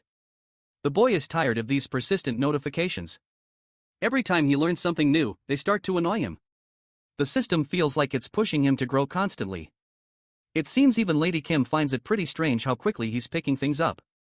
He's learned more in 2 days than most people would in 2 months. But the boy downplays it, saying there's nothing surprising since she herself can memorize forms just by looking at them. This annoying girl gets even more irritated and demands our hero to call her teacher. Her annoyance seems to stem from the fact that he's learning everything so fast, despite her being in the magic field much longer than him. She's worried he's going to surpass her sooner than later. At this rate, the boy Cyan reluctantly calls her teacher, reminding her that he surely has natural talent in the field of magic. So, of course, he is learning faster. But let's face it, he's putting in every effort to learn magic as quickly as possible because he doesn't want to get screwed over by Goddess Hell. The lady then reminds him that when he said he was going into martial arts, she was really surprised, and she now starts yelling at him for his decision he made back then, asking why he thought of abandoning the magic field even though it was suited for him. While Jung and JaeHyun are having their study session, JaeHyun sees the vision of a man's face that is linked to the events that happened in his past life. Jung pulls him out of his daydreaming by asking him if he's training for the practical exam in his own time, and he affirms that a different teacher is helping him train his practical. He wonders what the vision he just saw was and is uncertain if it was just his imagination. However, he also recalls that Hell gave him 2 months to defeat the Nightshade. So, he pushes the thoughts out of his mind because it's not the time to get distracted. Our boy considers other beneficial things like his hopes that the pill he's working on becomes a big help to raiders across the world and can help him overcome this wall in his abilities. Meanwhile, in the Lotus Guild Training Center, Park Sunjae, the manager, supervises some of the raiders who are training and corrects some of the mistakes they're making. When he spots the guild master Aster, SeonYul, he makes a comment to her about how the trainees aren't bad for newbies and how the average rank has almost gone up from last year, but he's surprised to notice she wasn't listening. When she realizes he was talking to her, SeonYul apologizes, and the manager teases her by saying she's thinking about JaeHyun, and she affirms his suspicions. Suddenly, the manager mentions that he recalls that several other raiders have tried to learn the thing that she wants to teach JaeHyun and have all failed. However, SeonYul reminds the manager that he also saw JaeHyun's peculiar talent. It would have been believable to say that JaeHyun was a veteran because he didn't make a single unnecessary movement. At this point, Guildmaster is certain that if another S-rank magician is to appear in the future, it will be JaeHyun. Presently, she's still the only magician in the country who has become an S-rank. Even so, as a healer, her effectiveness in battle is a bit low. However, if JaeHyun were to suddenly appear like a comet right now, it would shake up the whole magic world. Sometimes later, MC works on a mana enhancement pill. Like its name suggests, it's a pill that permanently increases the mana of the awakened who takes it. And it's an item that all magicians covet. While he's working, the mixture fails for the nth time, and our boy throws away the spoon in anger. At this point, he's already used up 3 sets of the ingredients, and it seems like he'll blow up all his money if this continues. In the present of November 2020, no one knows how to make the mana enhancement pill just yet because the pill won't be invented for another 5 years. Before returning to the past, the pill's recipe was shared by a world-class alchemist. As he published the recipe, the alchemist expressed how he hopes that the pill will be of great help to numerous raiders around the world. It seems to our boy that just keeping at it like this won't work. But he gets another idea of what might have a higher chance of working, and that is finding Li Jiang since he's the one who will invent the pill in 5 years' time. Even if he ends up unable to make the pill, creating a connection with that guy won't be a loss. Since Jang is presently a senior who's currently a first year at Mills Academy, he has to go to Mills Academy to meet him. While he's out, Jung comes to see JaeHyun, and she opens the door to find a pot that seems to be possessed by some demonic power in a disgusting sink. She immediately becomes worried that something bad happened and wonders if she should call the police as she looks at the disaster all over the house. Wielding a frying pan as a weapon, she looks around the terrifying wasteland. In the past, right as the Yggdrasil appeared and monsters started pouring out, there were a few people who established themselves the quickest. One of them was a man called Lee Jan, also known as Quickblade. When the first awakened vanished without a trace, Lee Jan appeared as if to take over his mantle as the first S-rank raider in Korea. Lee Jang, the person our boy is out to meet right now, is the youngest son of Lee Jin. When JaeHyun reaches the transportation building, the attendant asks him where he would like to go and he requests to take a portal to a place called Daegu currently lay abandoned due to the monster outbreak, and it's a city where monsters poured out from all sides and you had to worry about your life from the moment you stepped in. Shortly after, our boy gets close to the Mills Academy in Daegu and has to walk a bit more to get to the main entrance. When he gets in, he wonders where he could find Jung. Although Jung was in the combat department, he wasn't very talented. The probability of Ja Sang, who dislikes fighting, making use of Meelee's combat facilities, is very low. So JaeHyun decides to look around the classrooms first. As he walks forward, he notices a crowd and walks up to see what they're looking at. When he forces his way through, he's hit by Jae Sang, who's thrown back by an attack from whoever is whooping his behind. Our boy helps Jang up, and the kid apologizes for hitting him. JaeHyun, however, doesn't reply to his apology, but only locks eyes on Jung's opponent, who asks him who the heck he is, and if he has any business with Jae Sang, whom he calls a stutterer. Before he can talk, the bully places a hand on our boy's back and asks him if he's the brother of the stutterer. After all, they don't look one bit alike. But JaeHyun doesn't bother giving any response to this, however, the bully clarifies that they're having an important discussion and advises him to wait outside if he doesn't want to end up in a bad situation. Before the guy can finish his statement, our boy slaps away his hand. Finally, JaeHyun tells the kid it would be best if he went to the nurse's office and asks if he can walk, but Jang just stares at him in confusion. Annoyed, the bully steps forward and grabs JaeHyun by his collar, calling him a bastard. The angry bully demands to know if he doesn't understand when spoken to nicely and asks him if he wants to die. However, our boy mentions that this is the second time someone is grabbing his collar and he doesn't know why people keep doing that so often lately. He remembers his lessons with Jung about having a clear image in his head, then calculating the magic formula, constructing the spell, and then executing it. As he recalls SeonYul, the image our boy chooses is a beam of light that shoots out like an arrow. Suddenly, the system notifies him that the skill called Holy Arrow has been activated. Just by pointing his finger, our boy releases a blast of the holy arrow into the big guy's chest and throws him backward, even knocking out spit from his mouth.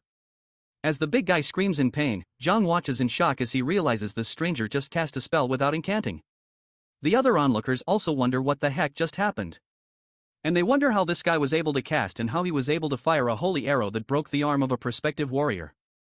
As the students begin to chat that it's possible that the big guy is just weaker than he seems, the big guy becomes annoyed. If this goes on, his reputation is going to be destroyed. So, he pledges not to let this bastard go without leaving a dent. As he holds on to his broken arm, he generates a sword. When Jae-sung notices it, he calls out to JaeHyun to be careful, but the angry bully swings the sword to injure JaeHyun. As the sword closes in on Jun Eunke's face, he remembers how Master Shangin had taught him how to create a barrier by evenly wrapping mana around his body, so attacks violently bounce off. He immediately activates his mana barrier skill, and the bully's huge sword bounces off like rubber until it swings out of his reach. A look of terror crosses the big guy's face, but he's unable to react quickly enough because our boy soon grabs his face and asks him if he's done with his tricks. As the bully attempts to call him a crazy bastard, JaeHyun doesn't let the words fully come out of his mouth before he blasts a holy arrow into his face, violently knocking him backward and breaking his nose. A huge thud occurs as the bully crashes into the ground, and Jae Sang watches in awe as he wonders who this stranger is. When JaeHyun eventually locks gazes with him, the kid shrieks in fear, but JaeHyun only walks past him towards the unconscious bully who's still enveloped in smoke. JaeHyun crouches near him, and he's surprised by how good he got the guy. Soon after, our boy brings out a potion. He regrets having to use the potion he bought for this, but it can't be helped, so he pours it on the injured bully. Immediately, the bully's face completely heals up, and our boy is impressed by its effectiveness. Once that's done, he turns to Jang, who's still pretty shaken up, and proposes that they get going to the nurse's office. As they head to the nurse's office, JaeHyun stops when they reach somewhere where no one can hear them talk. Confused, Jung stares at him, and he suspects that JaeHyun came looking for him because he knows who he is. Eventually, he musters up the courage to ask JaeHyun if his father sent him by any chance. Intrigued, JaeHyun replies that his father didn't and asks how he would know who his father is, but it's clear that Jung isn't buying it. Eventually, Jay-Z asks him why he came looking for him. So, our boy informs him that he has a favor to ask. When JaeHyun mentions that he would like him to make a certain pill, Jang becomes shocked and states that he doesn't know how to make things like that. Confused, JaeHyun tells him he's good at alchemy. And when he brings out the potion he used on the bully, he asks Jang if he wasn't the one who sold the potion on the black market. Shocked, the kid wonders how on earth he found out, because there's no way he could have found his information from the black market. JaeHyun knows what's on his mind and truthfully he's not wrong because the black market is a transaction system that completely hides the user's identity. The sale of items, product price, recipient, and everything else happens through the Easter system, so it can only be secure. Fortunately, the black market works normally with the Norner system that Jung possesses, which made him able to buy this potion and made things much easier. Once more, JaeHyun asks Jung if he made the potion, and Jung utterly denies it, but our boy immediately tells him he's not very good at lying. Eventually, JaeHyun tells him he completely understands why he would like to hide it, but he explains that he doesn't have much time.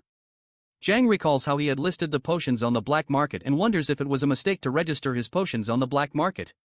He hadn't thought that things would become like this because he had only done this to try to earn some money. He knows that he's going to die if his father finds out. So to stop that, he bows to JaeHyun and pleads that he keep it a secret from other people. Eventually, JaeHyun explains that he didn't tell him this to blackmail him, but he only needs an excellent alchemist that can help him make the elixir that he wants. After Jung thinks about it for a while, he asks JaeHyun who on earth he is. So, our boy explains that he's a prospective student of Mila's academy and calls him senior. Eventually, they both sit and Jang, who's still tense, requests that he tell him about the pill he wants to make. Our boy informs him that he wants to make a mana enhancement pill. A pill that permanently increases a raider's mana. Shocked, Jung gets up and asks him if permanently increasing someone's mana is even possible. JaeHyun tells him it is. Immediately, the kid's engines begin running and he wonders what kind of ingredients would be needed to create such an effect. As he begins to think of the things that could be needed for the mana pill, Jun is surprised to notice that the kid's aura has changed and he stopped stuttering. Apart from that, Jung was able to guess most of the ingredients just from hearing the effects, which shows he's truly talented, and JaeHyun decides that he has to win him over. Eventually, Jung stops talking and concludes that it would be better to ask another alchemist since it's such a great elixir. But JaeHyun refuses because he wants to ask him and even promises to provide everything he needs. Although it's true that with the recipe, other alchemists might be able to create the pill, the one who possesses overwhelming incomparable talent is Lee Jang. Finally, he asks Jung if he'll do this favor for him, and the kid agrees. Regardless, Jung clarifies that he doesn't know if he'll succeed or not. So, our boy tells him it's alright, even if he fails. Confused, Jung asks him if it's alright since he'll be the one taking the loss. So, JaeHyun assures him that he's investing because he thinks that he has the ability, and he admits some investments can result in failure. As JaeHyun tells him he looks forward to working with him, tears fill up the kid's eyes because this is the first time that someone has ever believed in him like this. When JaeHyun notices this, he's glad he's been able to make a connection with him.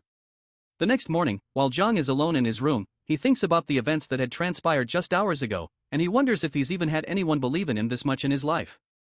Because he's a coward, not as talented as his other siblings and lost his mother early.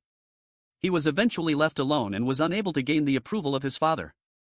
So to him, it's odd that someone would trust him enough to tell him that it's alright to fail.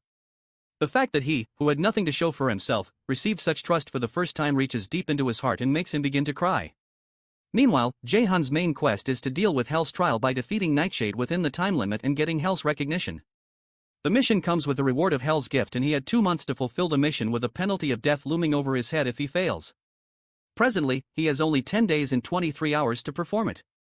Sometime later, JaeHyun goes to the training center to spar within and he manages to dodge her blue lightning attacks. As he moves forward to close the gap between them, he's targeted by some blasts, but he creates a shield to protect himself. He quickly activates his own holy arrow attack and blasts her with it, but she's already covered up in a magic shield. However, she notices a crack in the shield, and she's surprised our boy has grown this strong already. After the smoke clears, both of them lock eyes with one another, as if at a cowboy standoff until JaeHyun starts to burn bright with yellowish streaks of lightning around his body as he activates his blitz chain skill. But SeonYul looks quite ready for his attack. As they both prepare to attack, the manager steps in and tells them to wrap it up because their time is up and they both worked hard today as well. The manager is surprised that the training hall made with arc metal, which takes a significant amount of strength to create even a little of, has been destroyed by their sparring session. If he hadn't stopped them in the middle, the hall would have been obliterated. While they're resting, SeonYul tells our boy that he's grown strong at a truly unbelievable rate. Apparently, he can cast more spells now, and his strength is now ridiculously high. Suddenly, she asks him if he's studying the theory separately, so he affirms that he's learning it from a friend. Excited, SeonYul declares that it's better than she expected because she was worried since she couldn't help him with the theory, too. She comments that it seems like JaeHyun has an intelligent friend, and he reluctantly agrees she is, but he considers how the real problem is Jung's weird-ass personality. Before they leave, SeonYul reminds June that he had said he wanted to try raiding a dungeon again, and he affirms that he wants to test out the effectiveness of the training thus far. Because of that, believes that the E-rank dungeon that he entered should be a breeze with his current skills. So, she asks him to do his best. The only issue is that it's not an E-rank dungeon he entered, but a C-rank one where he encountered Hell and Nightshade. He wonders if he can defeat a C-rank boss monster alone. But he decides not to worry too much about it since he's prepared well enough and he can only focus on the battle. Sometime later, JaeHyun goes to see Jung, who meets him with the pill he's worked hard to create. Soon after, JaeHyun ingests the mana enhancement pill and his magic stat increases by 15, and the unbelievable effects shock him. Alchemy is fundamentally a profound and difficult science. Even when creating the same item, its effect could differ greatly depending on the skills of the alchemist. If JaeHyun had taken the ingredients to a different alchemist, they probably wouldn't have been able to give him an item that could even increase his magic stat by 5. Eventually, our boy smiles and reminds Jung that he's truly talented. But Jung says it's because he could believe in him, and he thanks him. Shortly after, our boy takes his leave, and he believes he's ready to defeat Nightshade the next day. Meanwhile, Hell speaks with her dragon Gmr and informs him that it seems that they'll be receiving a delightful guest that day. With 9 days and 22 hours remaining on the timer, he has to clear the dungeon. Our boy returns to the gate of the dungeon. He's given a complete probationary Valkyrie set with which he gains a passive skill called Monoplundering. Soon after, he enters the dungeon and the portal system informs him that he'll be transported to Helheim's land of the dead because of the Noerur system he possesses. He falls through the portal and finally lands in the land of the dead. If he defeats Nightshade, he'll be able to meet Hell again. Suddenly, he hears a voice behind him refer to him as the adversary, mentioning Loki and Nornir. Soon after, the monster speaking to him fires arrows at him. But our boy protects himself with a magic barrier. As he turns back, he notices several monsters coming out of the ground. And he recalls how SeonYul had told him that what she wants to teach him is the combat style of a battle mage. These battle mages are also called swordsmen by warriors, and it's a hybrid combat style that uses both magic and physical attacks. But until now, no one has managed it. As JaeHyun turns back to blast the monsters behind him with holy arrows, he considers how this fighting method is not as powerful as being a long-distance magician and is lacking compared to a close warrior. As he pummels one monster into the ground, he realizes the fighting style is in an awkward position because it specializes in neither, but June seems to believe that it's going to be a different story for him. He soon begins to destroy the monsters. Meanwhile, while manager SeonYul is guarding the entrance of the dungeon, he senses that someone else is there and he recalls that he didn't get a report that someone else would be coming here. He immediately wields his sword. As a red car rushes towards him. When the driver parks, a woman who recognizes him as SeonYul mentions that it was rather hard to find him. When Sunjae realizes it's an old acquaintance named Yenju, he stows away his sword and he asks her what she's doing here and about her guild. She explains that she's on the job right now, too, and that she figured she'd see him again while taking care of some work for the guild, but she had checked at the Manhwa guild and couldn't find him. However, manager Sunj wonders what nonsense she's spouting, especially since Yeonju hasn't contacted him even once since they graduated from college. Eventually, he replies that it's nice to see her after so long, but he considers that she isn't someone who would come to a remote place like this just to see him. As she steps forward, Yeonju asks her senior if he's managing this dungeon, but he informs her that it isn't something an outsider should concern themselves with. Regardless, she keeps speaking and mentions that managing dungeons is usually not a part of his responsibilities and asks if he got demoted. When he doesn't answer, she mentions that she was curious to know if the rumor that Guildmaster Shang is sick is true. Manager Sun's face becomes grim and he informs her that it's obviously just a rumor. When he asks her where she heard something like that, she comments that there are plenty of listening ears and that their curator guild has a lot of them. Intrigued, manager Sunj wonders if she's saying that they have spies in their guild. So, he thanks her for letting him know and informs her he'll deal with that. When he grows impatient, he asks her if that's all because he probably has to head back and start the cleanup now. So, she also asks him if he knows a kid named JaeHyun. The question alarms manager Sanjay, and Yenju mentions that this kid has been visiting Manhwa Guild and meeting Guildmaster Yuandin quite often. So she wants to ask if he knows the reason for it. Confused, manager Sunja informs her that he doesn't think that is something an outsider should care about either. Eventually, Yenju sighs and walks away. As she leaves, she informs him that she didn't expect him to tell her anything because she knows how inflexible he is. But the reason she came all this way is because she should at least pretend to do something deserving of her salary at the guild. Eventually, she gets into her car and drives off. Meanwhile, in the dungeon, our boy piles up a lot of monster corpses and sits on them. Soon after, the dungeon boss, Nightshade, appears, and our boy tells the monster that it's been a while. Nightshade's body burns in an eerie bright red, and the monster soon lunges forward, causing our boy to jump into the air as he aims his holy arrows at the monster. While midair, he fires the arrows down into the monster's eyes and mouth, destabilizing it for a while before he lands back on the ground. The monster doesn't seem to be injured and removes its hand from its face, unveiling its bright red, eerie eyes. It releases several blasts of energy towards our boy, who spots them and quickly calculates the place to step to avoid the incoming attack. He successfully dodges the attack, and when he gets right in front of the monster, it releases another onslaught of destructive energy, which our boy still dog does. Shortly after, our boy asks it if it's now flustered because things aren't going its way. JaeHyun activates his lightning chain, and he directs the chains at Nightshade, who manages to knock away the anchor of the chains. However, our boy redirects the chain's anchor and wraps the monster's midsection with the chain. Due to the monster's violent reaction, our boy decides that this attack is still not enough to subdue it. So, he re-down several holy arrows and goes right for its eyes. The resulting attack is quite painful and causes blood to ooze out of the monster's face. Regardless, Nightshade refuses to go down easy and continues to thrash around until it breaks itself free of the lightning chains. Soon after, the system warns June that the boss monster has entered a berserk state and its strength has increased by 1.5 times, and so has its dexterity. This isn't good news to JaeHyun. And as if that's not enough, he's told that something called the stigma of death has been placed on him, and he will receive the penalty of sudden death if the stigma is not removed within 10 minutes. The condition for removal is defeating Nightshade, and our boy wonders what this sudden death penalty is since he's never heard of it before.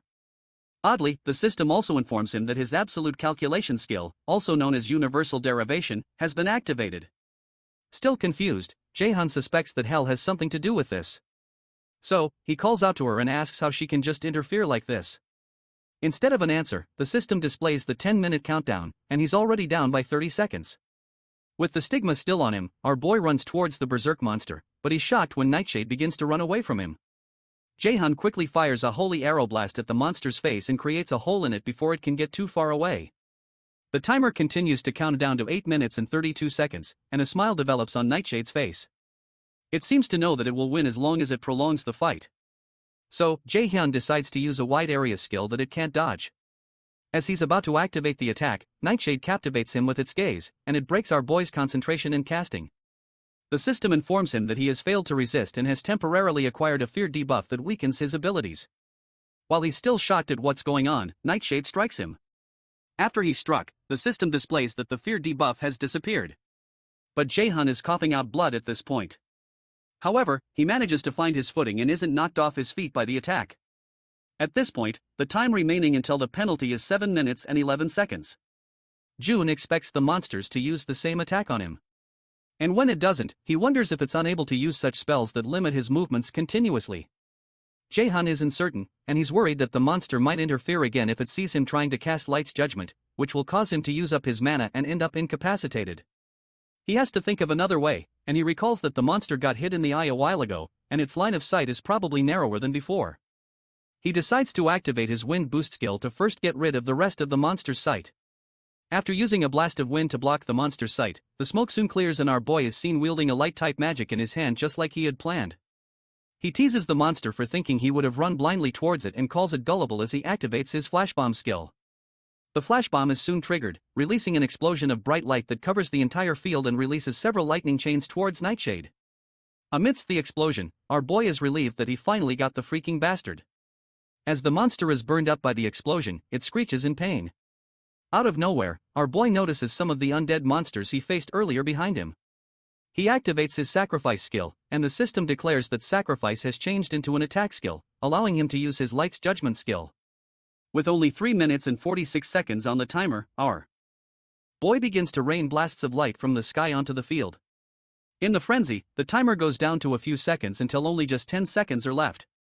As we count down to 6 seconds, our boy fixes his gaze on Nightshade's crumbling body, and he pats himself on the back for having done it. As the timer reaches 3 seconds, the system declares that he's defeated the dungeon boss and has obtained the title of one who has overcome the first trial. Meanwhile, Hell, who had been watching the whole thing, exclaims that it seems there was a reason behind JaeHyun being chosen. She stretches forth her hand and asks the boy to come to her temple. After defeating the dungeon boss, the stigma of death disappears and our boy receives some experience points, a crafting item called Nightshade's Core, as well as an equipment item called Shadow Armor. He's also told that he's gained 3 levels and has obtained the title of the one who has overcome the first trial. After checking his qualifications, the system informs him that Hell is calling on him to come to her temple. Moments later, he's transported in front of a huge entrance that leads into Hell's temple. At the entrance, he sees a huge monster burst out of the darkness towards him. Our boy leaps backward due to fear, but Hell calls out to the monster named Gmur and asks it to show their guest in. JaeHyun follows Gmur into the temple, and he calls out to Hell. Hell tells him that she didn't expect him to have succeeded, and she congratulates him for overcoming the trial she gave him, referring to him as the child born with the fate of the adversary. Confused, our boy asks the reason she gave him the Noerur system and made him go through a trial like this. But Hell only smiles as she watches him, then states that he has to grow as the adversary.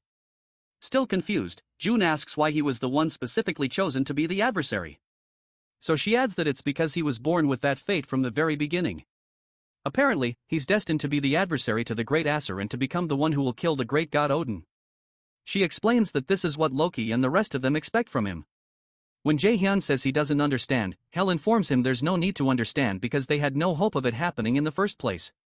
When JaeHyun becomes angered by her pointless answers, she places a finger on his lips and states that he must feel wrong because he probably cannot comprehend why he would have to be controlled by the gods. As she moves closer to him, as if to enclose her lips upon his, she reminds him that this does not only concern the gods who are against the Aesir. While speaking, she pushes him into a portal behind him and informs him that the world is heading to its end. And Odin wishes to have everything under his control. To stop this, the strength of the prophesied adversary is needed. As our boy falls through the portal, he protests that she shouldn't let him go because he still has more questions to ask. But Hell only tells him to grow strong because she looks forward to the day they meet again. After JaeHyun is transported away, Hell turns to someone who is standing nearby and asks how long he plans to continue watching since she doesn't remember inviting him there. Shortly after, JaeHyun falls to the ground in the real world and he's annoyed that he was unable to get any real answers. As he sulks, the system informs him that he has received Hell's gift, which is a passive skill called Hell's Blessing that makes all abnormal inflictions on him invalidated. Meanwhile, the old man who was spying on Hell asks her to forgive his discourtesy because he just couldn't resist when he heard that Hell was meeting with the boy. He asks Hell how she feels after meeting the boy in person, and she replies that she doesn't know because it's too early to decide, especially since the adversary has only taken his first step forward. She admits that the growth of the adversary was to a greater extent than she expected and he won despite the stigma she gave him and stood before her in the end, which is a fortunate miscalculation on her end. The old man is relieved that the boy is doing a good job. Eventually, Hell asks him what he wants because she knows he has more to say to her, referring to him as Mimir, a figure in Norse mythology. Mimir, however, claims he doesn't know what she means, and the goddess accuses him of trying to feign ignorance till the end. As she continues to speak, Mimir asks her to calm down and admits that it seems he can't deceive her after all. Hell further states that the adversary's left eye is without a doubt the one Odin had sacrificed at the Well of Wisdom. She's certain that Mimir and Loki are concealing a secret from her, but Mimir pleads that he would wish to tell her, but it's still too early, so she agrees to wait. However, she states that she can't sit still. And when Mimir asks her what ideas she has, she explains that the adversary is still too immature because, according to the prophecy, there are innumerable hardships waiting for him and he needs a guide. Sometime later, around 7 days before Mill's academy admission, JaeHyun comes to the store to get some items with a lady. She notices that he doesn't look so good and asks if there's something on his mind. But our boy says it's nothing. So, she leads him to buy the rest of the things he'll need. Even though he said it's nothing, what's on his mind is how he went through so much without getting answers and even ended up with even more questions. Fortunately, he was able to get the passive skill, Hell's Blessing, and an X-rank skill. Our boy has other X-rank skills, too. One that's called One Watched by the Gods, which helps the user's rapid growth with the blessing of the gods. Another one is the absolute eye of God, which penetrates through false illusions and sees the absolute reality. The X rank is a rank that JaeHyun had never heard about with the EIR system. And the X rank is short for extraordinary. And it seems to be a skill that exists outside the norms of the EIR system. As he considers that the reason the gods against the Aesir provided him with these skills is for him to kill the great god Odin, he becomes overwhelmed once more. He's soon brought out of his deep thoughts when he notices the lady he came with paying 300 million won for a mere manblade, which is just an expendable item. As she brings out a long list on her phone of things they still have to buy, JaeHyun becomes worried. Hours before, this lady named Park Hannah had approached our boy and told him she's from the Manhwa guild. Apparently Sangwon wishes to give him a gift, seeing his admission to Mela is right around the corner, and he had thought they would be coming here to buy a few elixirs and artifacts at best. But this is on a totally different scale. After offloading several bags in JaeHyun's hands, she proposes they go take a look at armor now. But JaeHyun stops her and says they don't have to buy armor since he has something that he can use. He shows her a shadow armor equipment that he received from Nightshade that gives him the stealth skill once equipped. Since it's B-rank protective gear, he's certain that there's nothing they can buy that's better than this, especially since it also provides stealth. When Hannah notices his armor has stealth skills, she asks him if he also needs an artifact that grants the stealth skill, since that's an item all raiders would desire, even though it would be difficult to obtain in a place like this. But JaeHyun says he doesn't. He adds that it would be difficult to get one unless he's lucky to find one in a dungeon, especially since there aren't that many people who learn stealth. Hannah agrees because the only raider who possesses the skill in the country is her brother. She walks away right after saying that, and JaeHyun asks her what she means. So she informs him that manager Park Sunjae is her brother. That information shocks JaeHyun, and as she walks away, he can't believe it because Hannah and Seonji act nothing alike. Out of nowhere, his eyes begin to shine bright and the Knower system informs him that an unknown entity is resonating with him. He begins to feel queasy and he suddenly sees a light trail that he had seen from the treasure gate.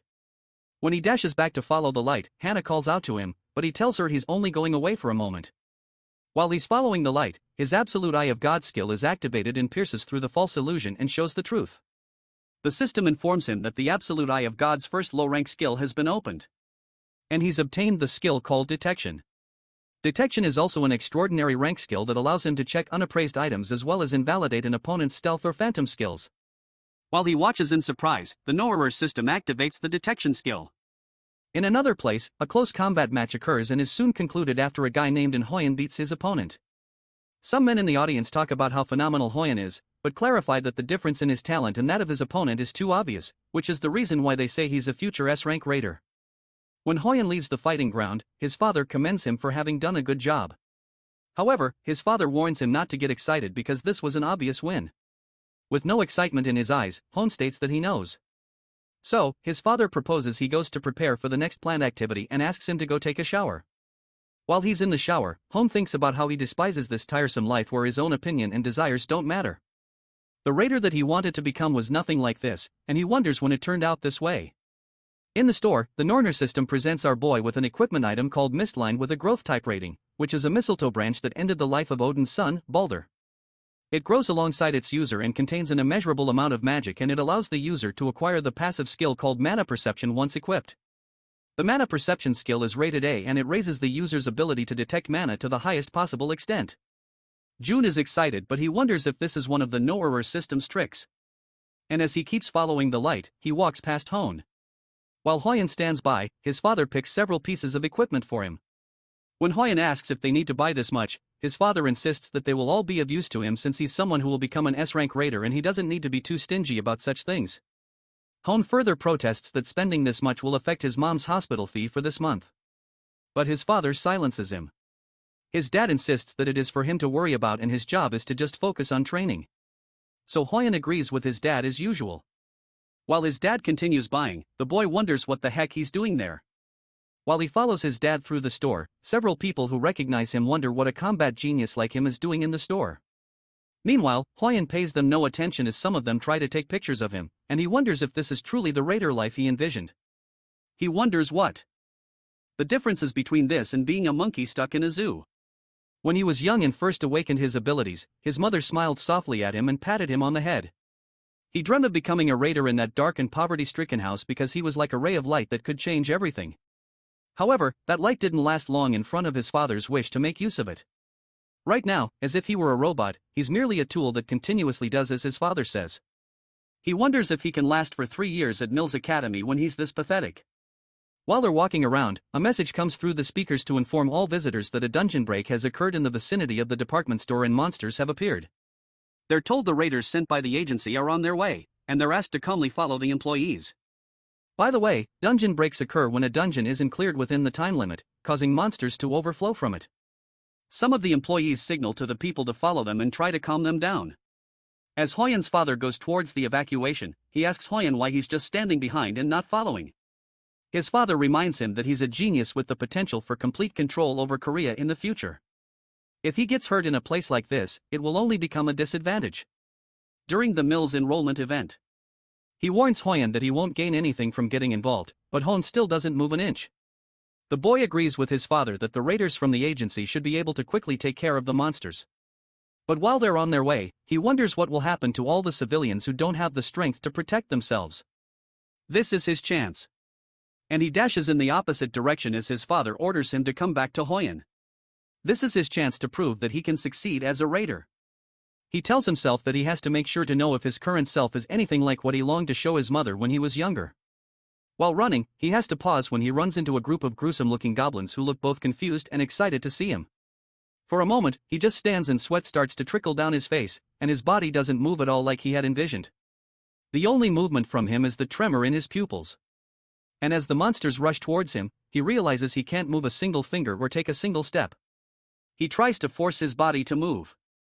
And as one goblin gets close enough to slice him with its sword, he wonders why he isn't moving when he had known this would be dangerous and had dreamed of becoming a raider for so long. These are low-level monsters, and he wonders why he is scared of them. But before the monster can reach him, JaeHyun stomps it into the ground. Hyun watches in surprise, and he trips on his backside while this strange new person asks him if he's on Hyun. A while ago, our boy had bought an item in the store with 50,000 from his own money. When Hannah called out to him in a panic, she asks him what is wrong and why he suddenly rushed over to the unappraised items corner, but she only sees a piece of rock in his hand that he had purchased.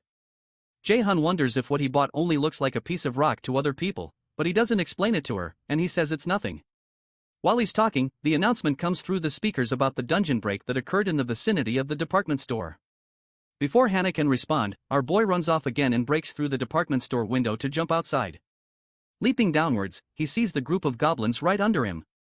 When he lands on the ground, he rains down several holy arrows on the monsters, taking down several of them instantly. As the others watch him in confusion, JaeHyun realizes there are more of them than he thought. It might be difficult to take care of them without any casualties. But he tears through their little goblin flesh with his lightning chain and more onslaught of holy arrows. As he jumps across the city, he finds Hyun ambushed by several goblins and he leaps on the stupid goblin that's about to clap the boy. Confused, JaeHyun asks the boy if he's in Hyun. Our boy hadn't expected that he would meet the unfortunate genius at a place like this. And Hyun, who's still shaken, asks who he is. But our boy doesn't reply and informs him that he'll be needing his help. While JaeHyun is still talking, Hyun notices a goblin behind him and warns him. But JaeHyun doesn't move an inch and tells him he knows. Without turning around, our boy activates his lightning chains and tears through the upper body of the zombie like knife through butter. Hyun's eyes widen, but JaeHyun tries to explain to him that they can't let the monsters reach the residential area. When our boy asks him if he's just going to keep sitting on the floor, he quickly gets up to get a weapon. It's strange, but the moment Hyun heard those words, the fear that was suffocating him disappeared. This is who a raider is, and what he has to do right now is save people. They walk a bit further and run into another group of goblins. JaeHyun asks Hyun if he knows how to use a skill called Taunt. A skill that provokes enemies in the surrounding area, so he asks the boy to keep the monster's attention on him and to provoke as many as possible. Jung asks him if he can do that, and Hyun nods in approval. As he summons his sword, Hyun realizes he can't hesitate any longer and has to do whatever he can. He activates his active skill known as Taunting Roar and sticks his sword in the ground, releasing a huge amount of energy that causes all the monsters in a 50 m radius to watch him. The Taunting Roar skill draws the attention of all the goblins. And JaeHyun realizes that Taunting Roar is a skill higher level than Taunt, and he's surprised that this boy can use it continuously. JaeHyun recalls his past life and that before he regressed, Hyun only became a B-rank raider. There's no mention of whether it's because of the weak mentality he showed a while ago or some other reason. Contrary to his present fame, Hyun had a quick downfall and that's why he was called the unfortunate genius. However, June believes that a weak temperament can be fixed. As JaeHyun activates his lightning chain, he's certain that Hone is a valuable card that he can make good use of. During the fight, he proposes to Hone that they end this in a jiffy, and the boy excitedly agrees. As JaeHyun's chains tear through goblin flesh, Hone slices them up. Soon after, the ground is littered with goblin corpses, and when one of the raiders arrives, he wonders what on earth happened here. The boys watch him expressionlessly, and the man introduces himself as Park Hong-hun from the raider agency, asking the boys if these goblins were taken care of by the two of them. Glancing at JaeHyun, Hoyeon says they were, and raider Kyung-hoon recognizes his facial features as belonging to the famous In Hoyeon. Kyung-hoon has heard a lot of people call him a genius, but he should only be at an age to enter high school. The other guy standing next to Hone seems to be of a similar age, but he still can't believe that they took care of these many monsters by themselves. Confused, Kyung-hun confesses that he doesn't know how to report this to the higher-ups. However, JaeHyun mentions that he wanted to talk to him about that. He asks Kyung-hun to say the agency took care of things since no one would believe that they were the ones who killed all these goblins anyway.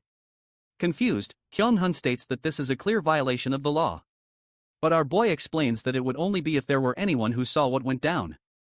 Kyung-hoon explains that since they're a governmental organization, it's not something he can take care of any way he wants, but he assures him that he'll keep everything on a down low if he doesn't want to attract any attention. He adds that the boys will receive the reward for hunting the monsters. However, JaeHyun states that it's fine and proposes that he give all the reward to Hoyeon and keep the fact that he was here a secret since he's been sponsored by Manhwa.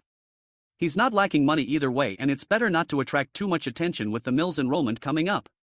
Also, he considers this as a way of having In Hoyeon in his debt, which would be much more beneficial. After a short pause, Kyung-hun asks them if that's all. But as June is about to leave, Hone asks him what he means by what he said since he's the one who did everything. Our boy stops and explains to him that he has his own circumstances. The truth is he doesn't plan to attract the interest of his father this close to the mill's enrollment. He didn't pay attention to it before he regressed since his combat aptitude was so low, but he plans to pay attention to it now. His father still doesn't know that he shifted his focus to magic, and he doesn't know what problems might occur if he learns of his actions. Right now, he decides he needs to lie low because revenge should be as quiet and covert as possible. He needs to grow strong where that man can't see him and wait for the very last moment before ripping his throat out. Meanwhile, Hoyeon wonders what he should do. He couldn't have done this by himself. So, it's not right for him to take this person's credit like this. But with this money, he might be able to relieve his mother's disease, even if just a little bit. He wanted to be a raider that wouldn't have to stand in shame before others. But if because of that, he missed a chance and his mother were to pass away, he doesn't know if he would be able to hold on. JaeHyun watches him and he figures that Hone's trouble with accepting this doesn't seem to be his pride, and he wonders if there's another reason to help him choose. June asks him to think carefully because his actions were clearly worth that much. He reminds him that if he hadn't moved, someone would have lost their life. So Hoyeon agrees that he's right, especially because his dream would become meaningless if he hesitates like this and his mother dies. Eventually, he assures JaeHyun that he'll pay back this debt someday. As JaeHyun proceeds to take his leave, Hoyeon asks him for his name and contact number. JaeHyun notices he's speaking to him using polite speech, so he reminds him he doesn't have to since they're the same age, but he informs him that they're both prospective cadets at the Mills Academy, so they should be seeing each other more often. On the day of the Mills Academy enrollment, JaeHyun and Young are seen in the crowd. Meanwhile, some other students spot Hoon, whom they refer to as the genius warrior, and they speculate that he's a totally different species from them. They notice a beautiful lady behind him, and it turns out her name is Seo Aina. Our boy notices that Aina is already gathering attention. As is expected of someone whose name was always on the list of most popular raiders in his past life. If he could bring Sienna over to his side as well, he would have more cards to use. But the only problem is that she's different from the others. So, there's no need to force things right now, especially since he already knows other resourceful people. Suddenly, Young interrupts JaeHyun Unk's thinking by saying it's disgusting to keep staring at Sienna like that, no matter how pretty she is. But JaeHyun asks her what nonsense she's spouting. Soon after, a man steps on the podium and tells the new cadets of Mule's Academy that it's nice to meet them. He introduces himself as Chairman Guja, and our boy recognizes the face of the chairman from his past life and calls him a bastard in his mind because he had done something wrong to Kim Yoo-jang.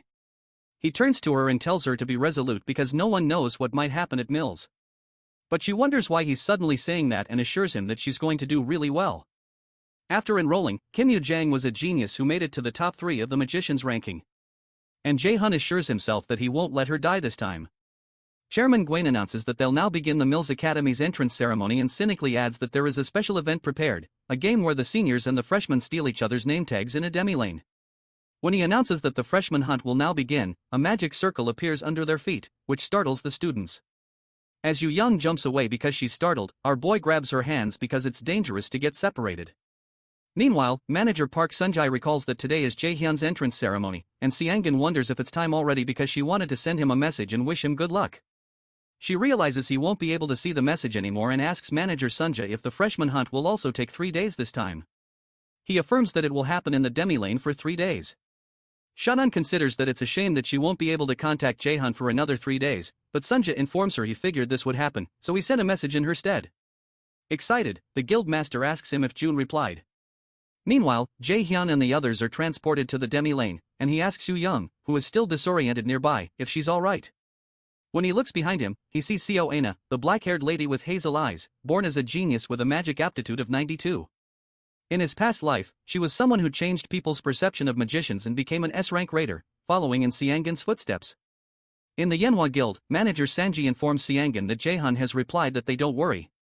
At the Mills Academy Central Control Room, the school officials gather to observe the proceedings of the freshman hunt. One of the instructors, Kim Suki, notes that they have quite a few talented cadets this year. And Hyun is so promising that he's getting attention even abroad. Suki mentions that Sienna, Kim Young, and Lee Soyuk all received aptitude scores of around 90 or above. But adds that the profiles of the cadets who changed their career paths haven't been updated yet. However, the chairman tells Siaki not to bother because there's no point in hearing about those who changed their paths at this point since their institution isn't so easygoing. And such whimsical people can't last long here. The cadets who enroll in Mills Academy are quite talented on average, but even among them, there are those who are obviously a cut above the rest. The chairman believes the average talents just become a stepping stone for the geniuses in the end, and they don't need to give an opportunity to such cadetses. Sometimes an awakened who meets an enemy they cannot defeat or comes to face death can gain another chance known as a reawakening. Chairman Jian believes he has to train one A-rank raider even if it cost him throwing away 100 C-rank raiders. Those who fail are simply those unable to prove themselves. And his role is to pick out the excellent gems to offer to someone behind the scenes. And he can't afford to delay things any longer. The freshman hunt takes place in a man-made demi-lane created with magic. Within this space, it is possible to carry out things that would be impossible in reality, like controlling the flow of time or removing the restrictions of space. In this place, around 5% of cadets fail every year. This event is so difficult and lets them realize just how limited their abilities are. In the demi-lane, Chairman Giant's face appears on a screen, and he proceeds to explain the rules of the freshman hunt. Within the demi-lane, they can only use skills that are C rank or below. And every time they steal someone's name tag, they earn points. When a senior takes a freshman's name tag, they will receive 10,000 points. On the other hand, when a freshman takes a senior's name tag, they can get 100,000 points. Since these points can be used in all facilities within meals, it's good to have more of them. Meanwhile, our boy realizes that he won't be able to use his A-rank skill, Lightning Chain, because they can only use C-rank skills, but the chairman didn't say anything about unique skills. After explaining the rules, the chairman explains that all skills used will be diminished to 1/10 of their usual power for everyone's safety, so they don't have to worry about getting hurt. While listening, JaeHyun considers these rules as nonsense because not only does the chairman not say a thing about unique skills, but he doesn't mention any limits on stats. What the chairman wants is obviously to filter out the useless ones and pick out the talented. Our boy immediately turns to Young and proposes they get going because they need to find a shelter since they have to stay here for 3 days. In this demi-lane, there are several things that can be used for survival, such as traps that reduce people's powers, the healing pond, the nightmare forest, ecosystems for foraging, and shelters. If you wanted to survive for 3 days, finding a shelter is the most important out of all those. While they walk, Yoojun asks JaeHyun if it wouldn't be safer to bring Sienna along since she's also a magic cadet, and it's better to have one more person with them. It disturbs JaeHyun that Yoojun would say something rational at a time like this because it really would be better for them to team up with Seoa. However, she isn't a variable that he can control. Although everything he knows about her is from the news, he recalls having heard something that occurred on an unfortunate day because Aina lost her senses in anger and jeopardized the lives of a great many. JaeHyun informs Young that it's not something they can easily decide on because there's no way to say for certain that Aina won't betray them. Moreover, he notes that the girl is wary of them and doesn't seem to trust them either. However, Young mentions that from the way she sees it, Aina is just like JaeHyun was when they were younger. Before our boy can say anything, she walks up to Aina and asks her if she would like to come with them since they're both magicians, too. Aina doesn't speak for a while, so Young mentions that the event is unfair to freshmen like them, so it's easier for them to fight if there are more of them. Aina seems to reason with her, but she mentions that it seems like they'll have to leave the decision of moving together for later. And Young soon realizes that they've been ambushed by a group of seniors who are excited to have already found freshmen.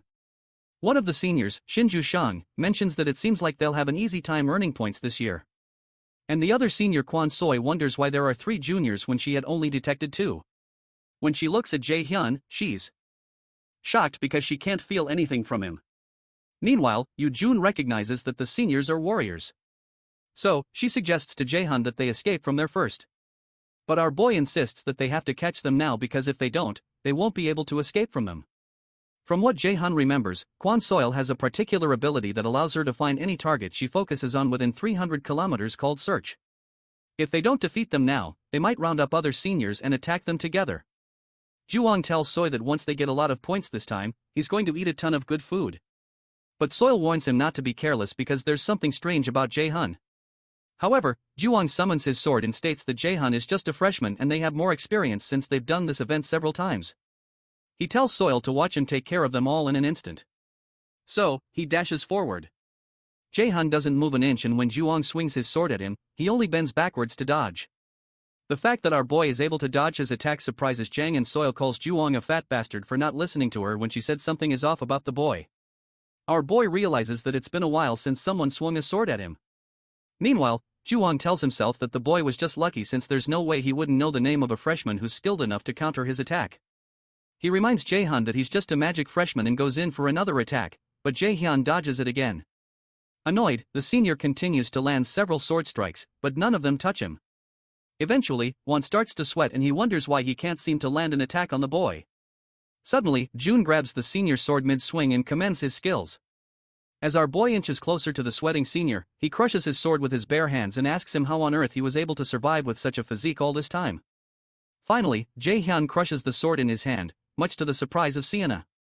Our boy tells Ju Zhang that he'll let him go if he leaves his name tag behind right now and starts a 3-second countdown since his sword has been broken before his eyes. Yunong begins to shiver. He can't believe that an ordinary magic freshman is able to overpower him with such an aura. When Jun doesn't respond, Jun tells him not to say he didn't give him a chance because he was the one who didn't take it. In one swift movement, JaeHyun lands a startling punch at Junang's jaw and knocks him backward towards Soil. Immediately, the system in the freshman hunt announces that Shin Junsang has been eliminated. In the academy control room, the instructors read on the screen that Min Jae-hyun has obtained 100,000 points. One of the instructors named Jang Yu is shocked that it's not an Hoyan, but an unknown person named Minchun. She asks another instructor named Park Hajin if there's a problem somewhere. But Hajin, who is equally surprised, explains that there's nothing wrong with the results. Hajuan asks another instructor named Kim Jian if there's any problem on her end either. But there isn't any. Meanwhile, a smirk develops on Chairman Jae-hyun's face, and he seems drawn to Min Hyun. Inside the demi-lane, Soil demands to know what on earth Jae-hyun is, but our boy informs Young to get ready so they can take care of the other senior, too. And he asks her to accept the party invite he'll send soon. As Young equips herself, she wonders if Jae-hyun was always this strong. Aina equips herself also, and Soil curses at the stupid Junong, who has made things much more complicated. Even without the monstrous boy who took out Yunong, 3-on-1 is too dangerous. She decides that she has to get rid of at least one of them and get away from here. After grabbing one of her daggers, she dashes toward Young, who becomes startled. Jae-hyun considers that Junong didn't make a bad decision. He knows she plans to create confusion with a rush attack, then make an opening to escape. It's a good plan, but that would only work if Young were just an ordinary person. To Soi's surprise, Young activates her binding to attack Soil, forcing the senior to throw her daggers at her. Before the daggers reach her, Young creates a barrier around herself. Jun, who is watching nearby, considers that it's still too hard for Young to take on a senior all by herself. And as he proceeds to help, Aina activates something called the Holy Light of Alhium. Aina uses the Holy Light to form a radiant sword that catches our boy's attention. He knows that this is Aina's unique skill and it's called the Falcon of Alfheim. Aina rains several holy swords on the unsuspecting senior and impales her, causing her to sputter blood from her mouth. As Soil falls to the ground, she realizes that all 3 students were monsters and not just one of them. Soon after, the system announces that player Kwon Soil has been eliminated. Based on the level of contribution, player Yu Young obtains 50,000 points, while Aina also gets 50,000. After taking down the senior, Aina turns to the others and asks them if she interrupted by any chance. Excited, Eugene tells her she didn't because she was able to win because of her. Eventually, Aina asks her if the offer she made before is still on the table, and our boy realizes that he may need to update the information he has on Koina. It's clear that she's reserved, distrusting, and very curious. Soon after, the system informs the three of them that they formed a party and placed JaeHyun as the leader of the party. Sometime later, close to a shelter at the Nightmare Forest, some footprints are evident, and some students figure out that people have passed that way before, and it seems like they entered a shelter. The seniors are looking for the freshmen who were able to eliminate Kwon Soi and Shin Junong. So, they decide to stop searching and just keep an eye around this area. The freshman hunt game lasts for 3 days, and they believe those brats can't stay holed up in the shelter for all 3 days. As they move forward to find the 3 freshmen, Yu Young appears nearby and one of the seniors named Kim Sung-hun is punctured in the chest by a light and the system announces his elimination. One other senior notices Yu Jong running away and signals the rest. So, they run after her. However, Yu Young is running with a smile on her face, and when she counts that there are about 5 of them, she's relieved that things are going smoothly. She soon turns to them and tells them that they're like dogs going after a bone. So, she asks if they aren't embarrassed to be moving in such a big group. And the angry seniors ask her to stop right there. However, Yoo-jun keeps running away as she considers their simple-mindedness. Just a while ago, JaeHyun had told them that although shelters may be a safe place, they can't stay there the whole time because they need to find food and they need to obtain points. The girls are surprised, but our boy plainly tells them that they need to hunt some seniors. In the present, Yoo-jun keeps running until she finds some mushrooms, which are in fact a Class 1 organism that can reduce one's abilities. She's glad that she's found it and has succeeded in luring over the seniors as planned, but she becomes worried that her endurance is slowly reaching its limits. Using the wind boost skill, she blasts herself far away from them and leaves things in JaeHyun's hands. When the seniors enter the area, they're informed that they've entered the paralyzing spore mushroom habitat. A while back, JaeHyun had visited Jang to find a way to deal with the paralyzing spore mushroom during the freshman hunt. And Jang informed him that ash tree sap would probably be the best way since it's common in the Nightmare Forest. But it's only useful as a cure and can't prevent the effect. If you're already under the effects of the paralyzing spore mushroom, then it would be of good use. In the present, the seniors stop when they realize where they are. As they watch Yu Young run away, the system informs them that they have entered the paralyzing spore mushroom habitat. One of them signals to their leader, Juk, that this is pretty dangerous. So, he suggests that they retreat. But JaeHyun angrily sets his sights on Yu Young, who is still running away. He asks the others if they're really saying they should give up when they've gotten this far. But the others consider that everything will be ruined if they make a mistake now. So, they suggest they stop chasing. However, Juk insists that Kim Sung-hoon was taken out by that freshman brat, referring to Yu Young, so they shouldn't be saying such bull crap right now. The cautious one among them reminds JaeHyun again that it doesn't matter if their opponent is a freshman because it would be of no use if they also end up paralyzed because the paralyzing spore mushroom can affect beings within an approximately 50 m radius. Juk assures the others that the brat will be paralyzed too. He orders one of them named Park Eung-hook to stay here and steer clear of the debuff area to watch out for them while the rest of them follow him to get the girl. He believes that all of their petty tricks will be useless. Even though he knows that they're probably using one of their members as bait, trying to lure them into a trap so they can attack them. He believes that they're looking down on him too much. He can't believe that mere freshmen would dare to try to trick him. After running ahead for a while, they catch up to Brat Yu Jang, and Juk tells her that a shitty brat like her really made them work for it. He asks her where she's going to run, but instead of cowering in fear, she welcomes them and informs them they're all done for. Yu Young asks which of them cursed at her and asks the person to raise his hand. And as the men dash towards her with their weapons, Juk is amused that she's acting arrogant to the end. When the men almost reach her, she smiles and touches one of the mushrooms with her weapon, causing it to burst. The system notifies them that a paralyzing spore mushroom has burst and all organisms within a 50 m radius have been paralyzed for 2 hours. In a flashback, Yoo-jun protests to JaeHyun that he had said they were going to look for something important, but there's nothing where they're looking but trees. He asks her to wait a while because they're in the right place while he drains some ash tree sap.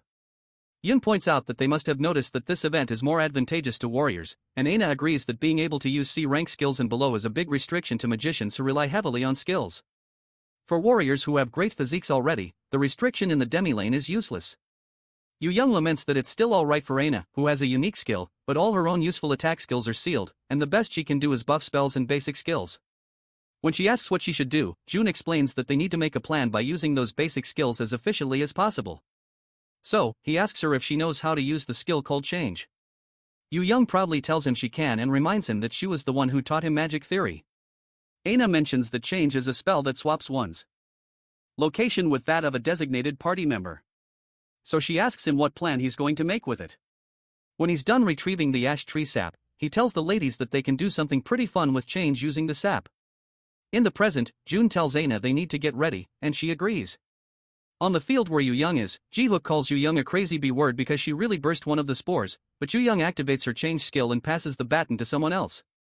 As she disappears, she informs them that it's no longer her turn anymore. And JaeHyun appears where she disappeared and pushes his leg into Jung's face, stating that it's his turn now. Our boy breaks the senior's nose and kicks him to the ground, then later lands on the ground. Jaehook lands on the ground, still paralyzed, and begins to curse. Still paralyzed, he angrily asks JaeHyun if he thinks that everything will go according to plan, and he calls him an idiot for entering the paralyzing spore mushroom's habitat. He informs Jun that he figured he would do something like this. So, he left one of his companions waiting outside and he promises him that they're done for once the spores dissipate. Before he can finish his statement, JaeHyun informs him that the guy he left behind won't be coming. Confused, Jung says he's saying bull, but a scream soon erupts from the spot they left Sungguk in, and the system announces to them that player Park Sungguk has been eliminated. Sungguk lays on the ground with Aina's holy sword driven through his body, and the system awards 100,000 points to JaeHyun, Young, and Aina. Jaehyuk lays on the ground confused and JaeHyun reminds him that he told him that his friend won't be coming. Extremely angry, Jung blurts out that they're still in the same situation for the next 2 hours and he'll personally take care of him once he's paralyzed.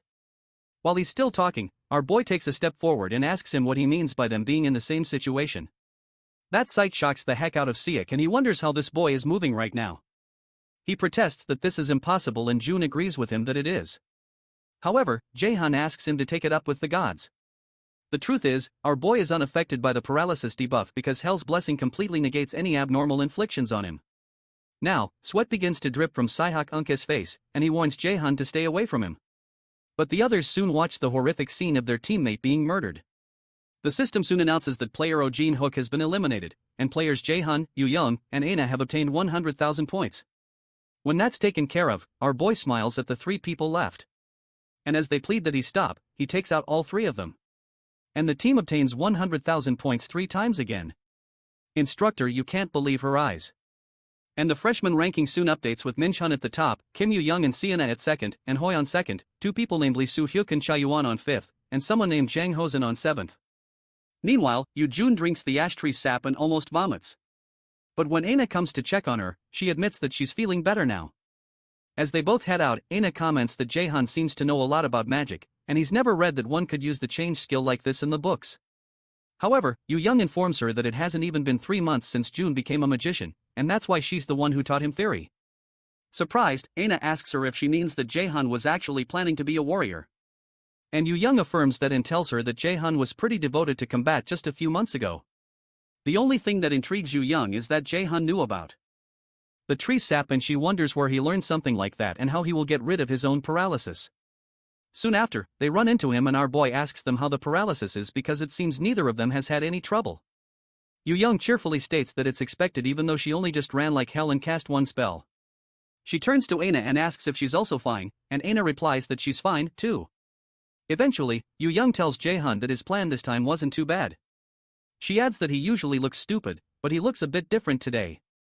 Suddenly, JaeHyun grabs her cheeks and asks her who she's calling stupid and asks if she has the right to be saying something like that. Aina simply watches them messing around, and she wonders why Jun called Jun stupid and notices she thinks he looks pretty handsome.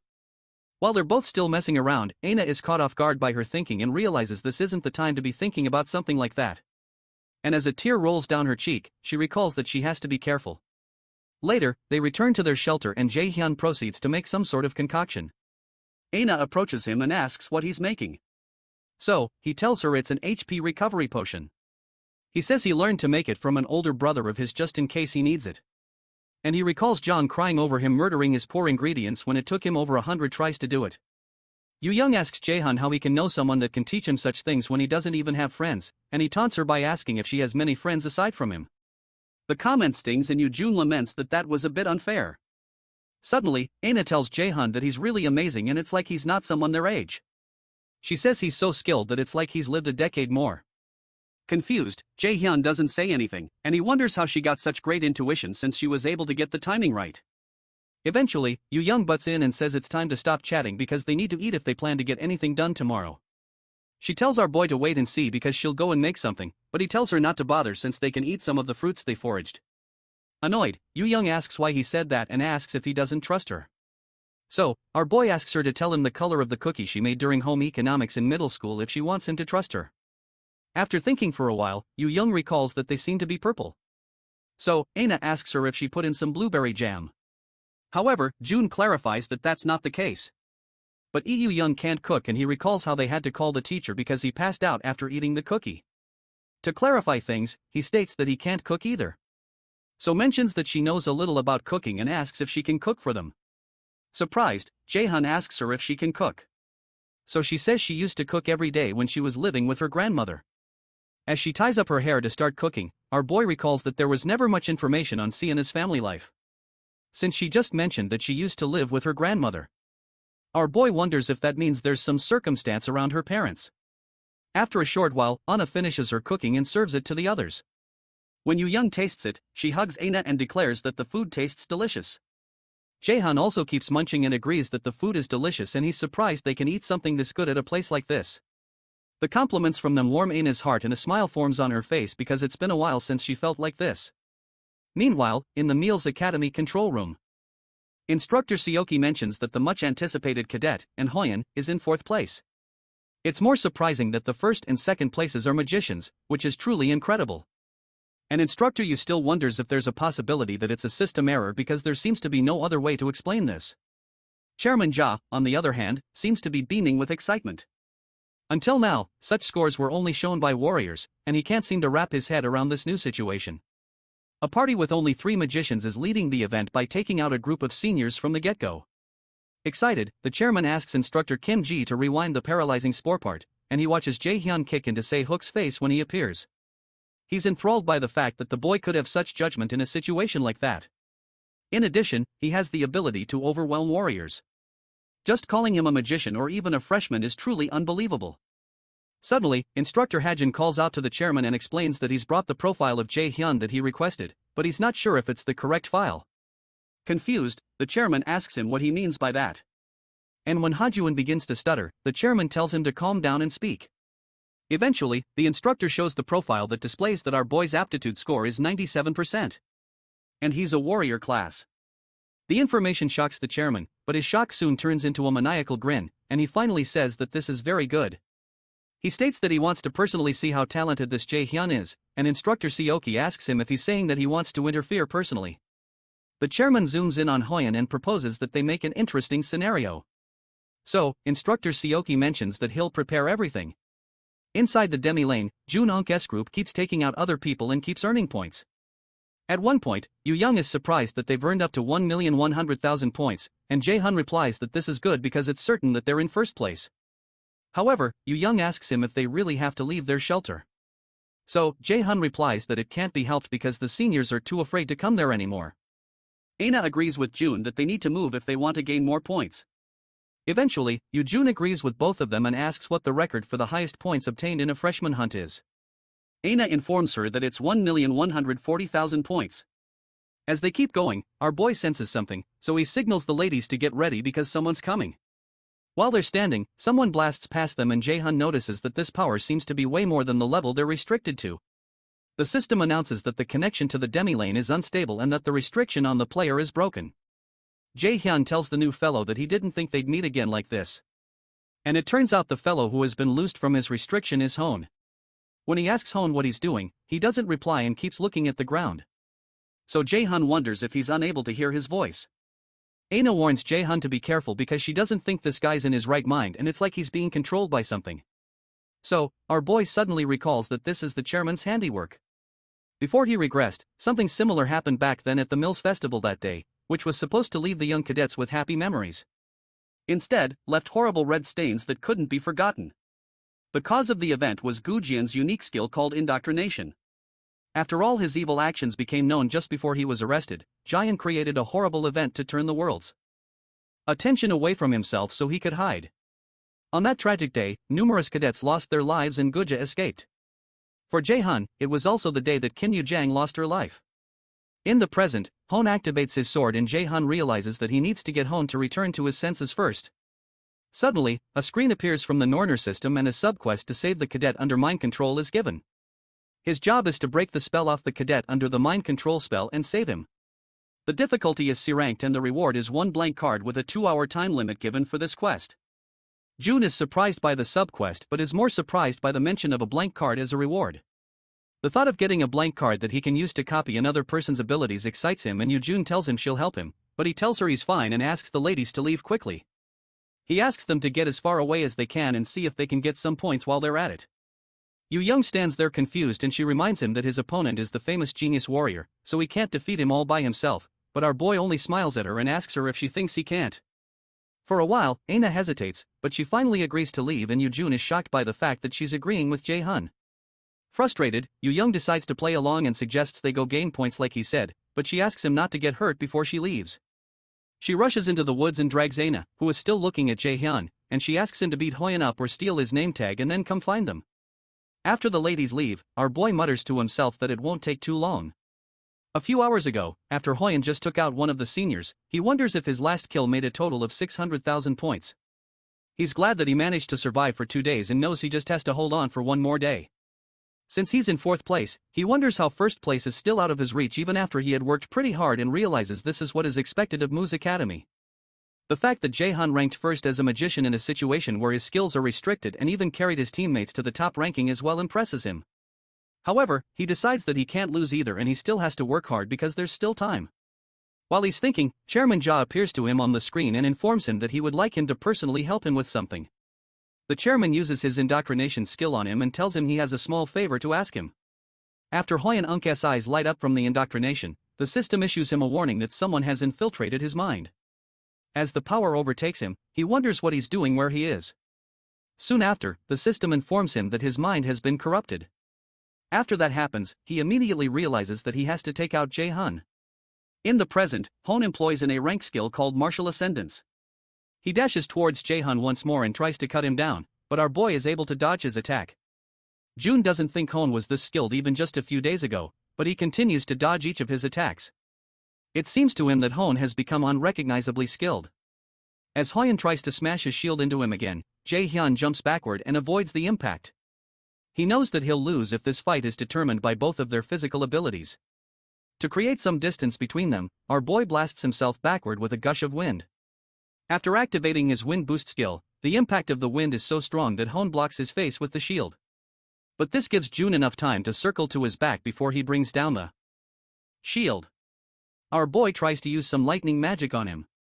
But before he can hit him, Hon turns back and moves backward in one swift movement. This reaction surprises JaeHyun because Hon was able to move his body first, even before his eyes could track his opponent's movements. June realizes that his opponent has an innate battle sense, and this isn't as easy as he thought it would be. Breaking indoctrination would be easy with his absolute calculation skill. But the problem is that Jin is watching them. Even if he can't see the chairman, he reasons that he's probably got an evil grin on while watching what he does against the talented warrior in Hon.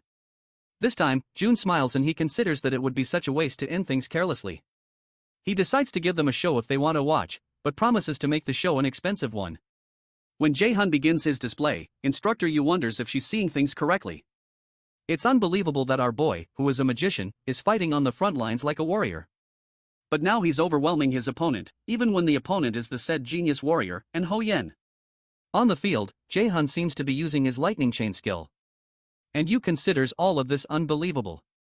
She wonders how on earth this boy is doing that since a magician can't win against a warrior.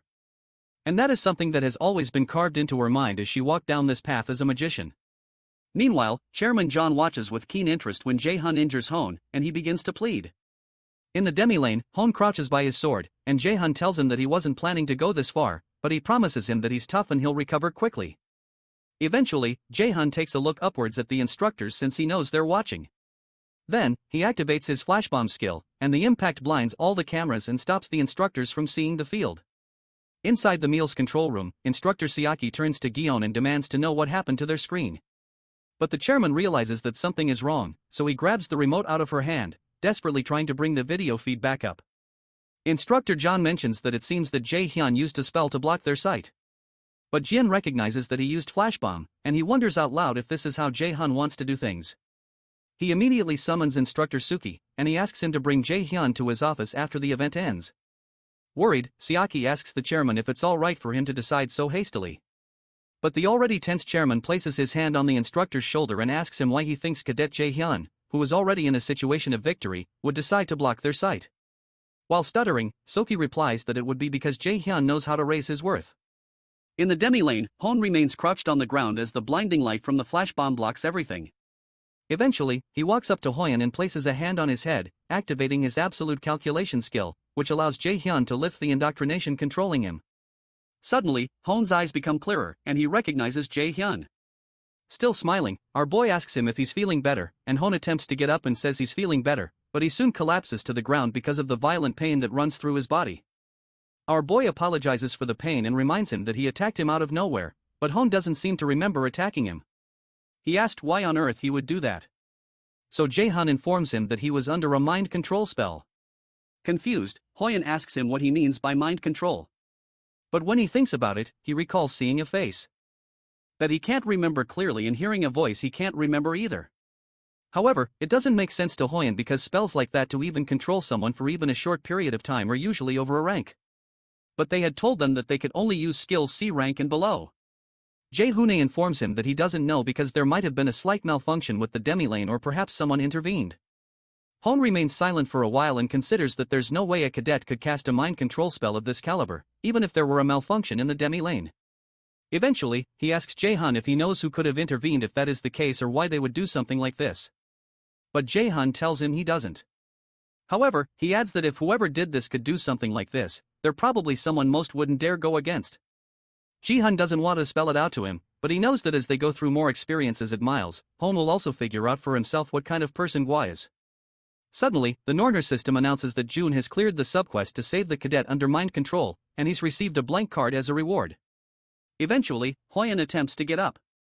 He realizes his body is a mess, but June doesn't have a single injury, so he wonders if this is his current limit. When he finally gets up, Hon says he has nothing to say for himself and apologizes for what happened. But JaeHyun jokingly tells him not to be gross and says he'll be leaving now since Hon can move around. Before he leaves, JaeHyun wishes them both success in the remaining time. And as he turns around, Hon stops him and offers him his name tag. Confused, JaeHyun asks him what he's doing and reminds him that he'll be eliminated if he doesn't have his name tag. Regardless, Hon states that it doesn't matter and informs him that he's been able to earn quite a bit of points, even though it's not as much as JaeHyun has been able to earn. However, because he lost, he believes that the name tag belongs to JaeHyun. After he tosses the name tag to JaeHyun, he tells him that he lost this time, but it'll be different next time, and he promises to win his name tag back at the Mills Festival. After Hon disappears, the demi-lane system announces that he's been eliminated, and it awards 10,000 points to June's team. For a moment, our boy just stands there staring at the name tag that he recognizes is only worth 10,000 points. However, to him, the name tag is worth a lot more than that because Hon was born with the combat talent that he coveted so much in the past. And now he acknowledges him. He's experienced quite a lot since he regressed. But this sense of accomplishment is on another level. With a smile on his face, he believes this is the beginning. For the first time, he feels like he's starting to move forward, leaving behind the past where he was weak as hell and stepping forward. Sometime after that, the 72-hour event finally comes to an end, and the system calculates the points that everyone has earned. JaeHyun earns the highest number of points on record, which is a startling 1.53 million points, and he's soon transported back to the real world. When the students appear back in the real world, our boy considers that 1.53 million points aren't so bad. But Yu Young immediately busts his ass for not being much happier since it's still the highest number ever recorded in the event. She turns to Aina to get some support, but Aina laments about how they would have been able to get 1.6 million points if they had just stayed one more hour. At this point, Yu Young realizes her teammates are really insane. She tries to cheer them up by saying that they should be able to live quite luxuriously for a while with this many points, and JaeHyun agrees. He calculates that if they multiply the points by 10, it would be kind of similar to real currency value. It's safe to say that they've just earned about 15.3 million won, which is approximately $12,000, and Young almost drops her jaw. When Aina hears that, she's shocked that it was such a huge amount of money. Our boy informs them that he's first, but they have 1.48 million points at second, and they should also get bonus points. The mention of bonus points makes Young grab JaeHyun, and he tries to shake her off and explains that the bonus point is about 1 million points or so.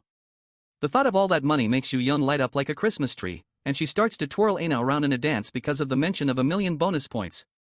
While they dance, AA is shocked that they got 2.48 million points and 124.8 million won in just 3 days. JaeHyun tries to stop them from dancing because it's embarrassing. And he notices the other students watching them with contempt. However, the girls continue to sing until instructor Seoki enters the room to greet everyone. He introduces himself to everyone and tells the 3 top winners he has something to speak to the 3 of them about. To get some privacy, he asks that they go somewhere else. So, JaeHyun asks him if it's related to the amount of points they got during the hunt. And when he nods, JaeHyun follows him hastily. The ladies don't follow him. So, they ask to know where they're going first.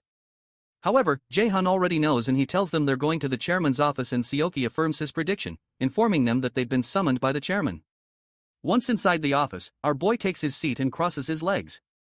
He asks where the chairman is and makes a comment that the one who called them here isn't even present, which makes Seoki angry, but he has no choice but to control himself.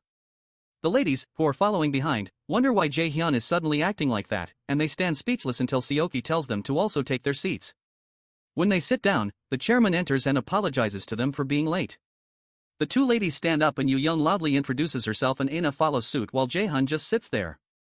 The chairman cheerfully tells them that he knows who they are and Young revels in that. JaeHyun tells the chairman that he's late and he almost fell asleep waiting for him. The comment surprises the ladies and even Seoki becomes tense as he wonders if this kid has lost his mind.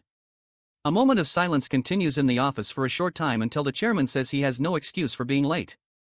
He finally adds that he needed some time to prepare to talk to them, but Jun immediately tells him that they're actually the ones who have no excuse since he called them out right after coming out of the demi-lane for 3 days without giving them a chance to wash up, so they had no time to prepare. The chairman's face tenses again, but this time he just laughs. JaeHyun realizes he's putting on an act and figures that it's because he's interested in the people in front of him. Finally, the chairman informs them that he brought some very beneficial news for them. He congratulates them for being the elite of the elite who secured the top 3 spots in this year's freshman hunt, especially JaeHyun, who took first place. When he says that, JaeHyun says it's all thanks to his party members, and he wouldn't have been able to do it all by himself. That comment makes the chairman hesitate as usual, and he wonders if the boy has no wish to show off his abilities. He finally agrees with JaeHyun, but comments that he's also observed all his actions, and he noticed that they beat the freshman hunt's record of 1.14 million points by an overwhelming amount. When he claps and comments that the result was unbelievable, the ladies thank him for the compliment. But JaeHyun asks him where he's driving at, which makes Young worried again. After hesitating for a while, the chairman explains that the Mills Academy would like to offer them a few special privileges. First, a suite room from the dormitory buildings within the academy will be offered for free. Second, priority in the use of the academy's facilities that usually need to be reserved in advance. Third, if they ever are unable to get a satisfactory score in the school tests, they will get a chance to retake the test. After listing out the offer, the chairman asks them what they think and explains that they will be signing a partnership contract with Ma's Academy should they agree to their offer. But JaeHyun states that he rejects the offer before the chairman finishes his speech.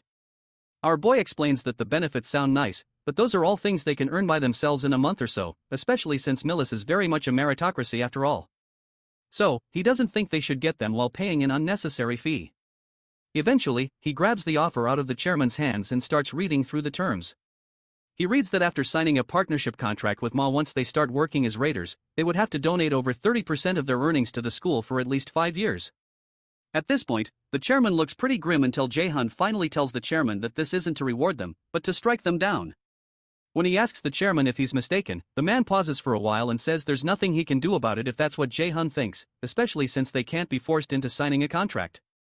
He tells them that he leaves the decision up to the 3 of them, and the ladies look at each other to read how the other person is reacting to the whole thing.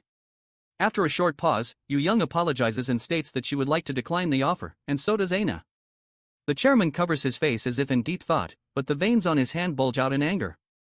Eventually, he says that it's a shame because this was the best offer he could give them. However, the chairman mentions that he will give them another chance to think about it. So, he locks his gaze onto JaeHyun using his indoctrination skill and asks him if he still does not plan to change his mind.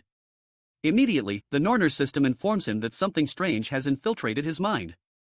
JaeHyun had been expecting this, but he's soon told by the system that he's completely resisted the debuff thanks to the passive skill, Hell's Blessing.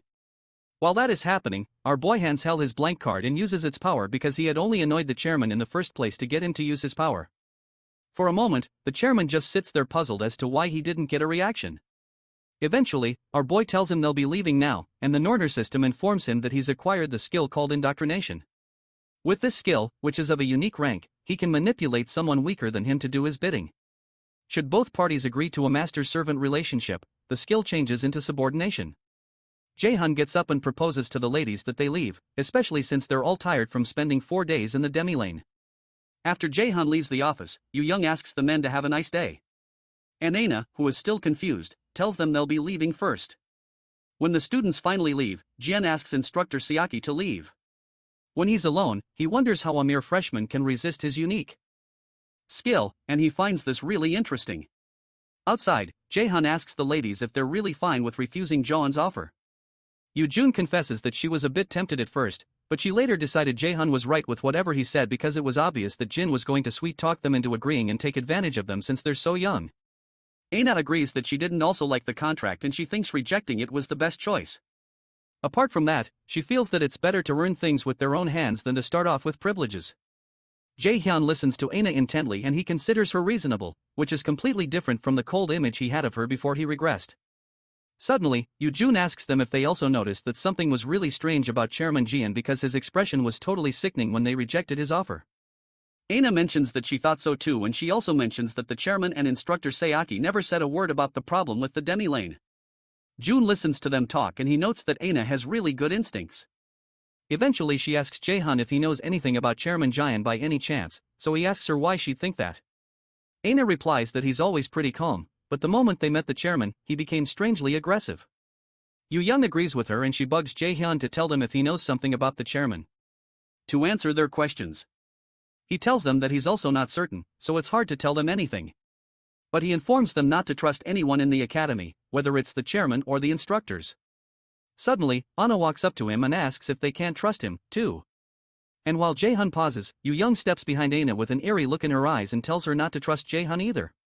She points out JaeHyun Umke's fierce look and narrates how he once left her stranded in the middle of the streets instead of taking her home.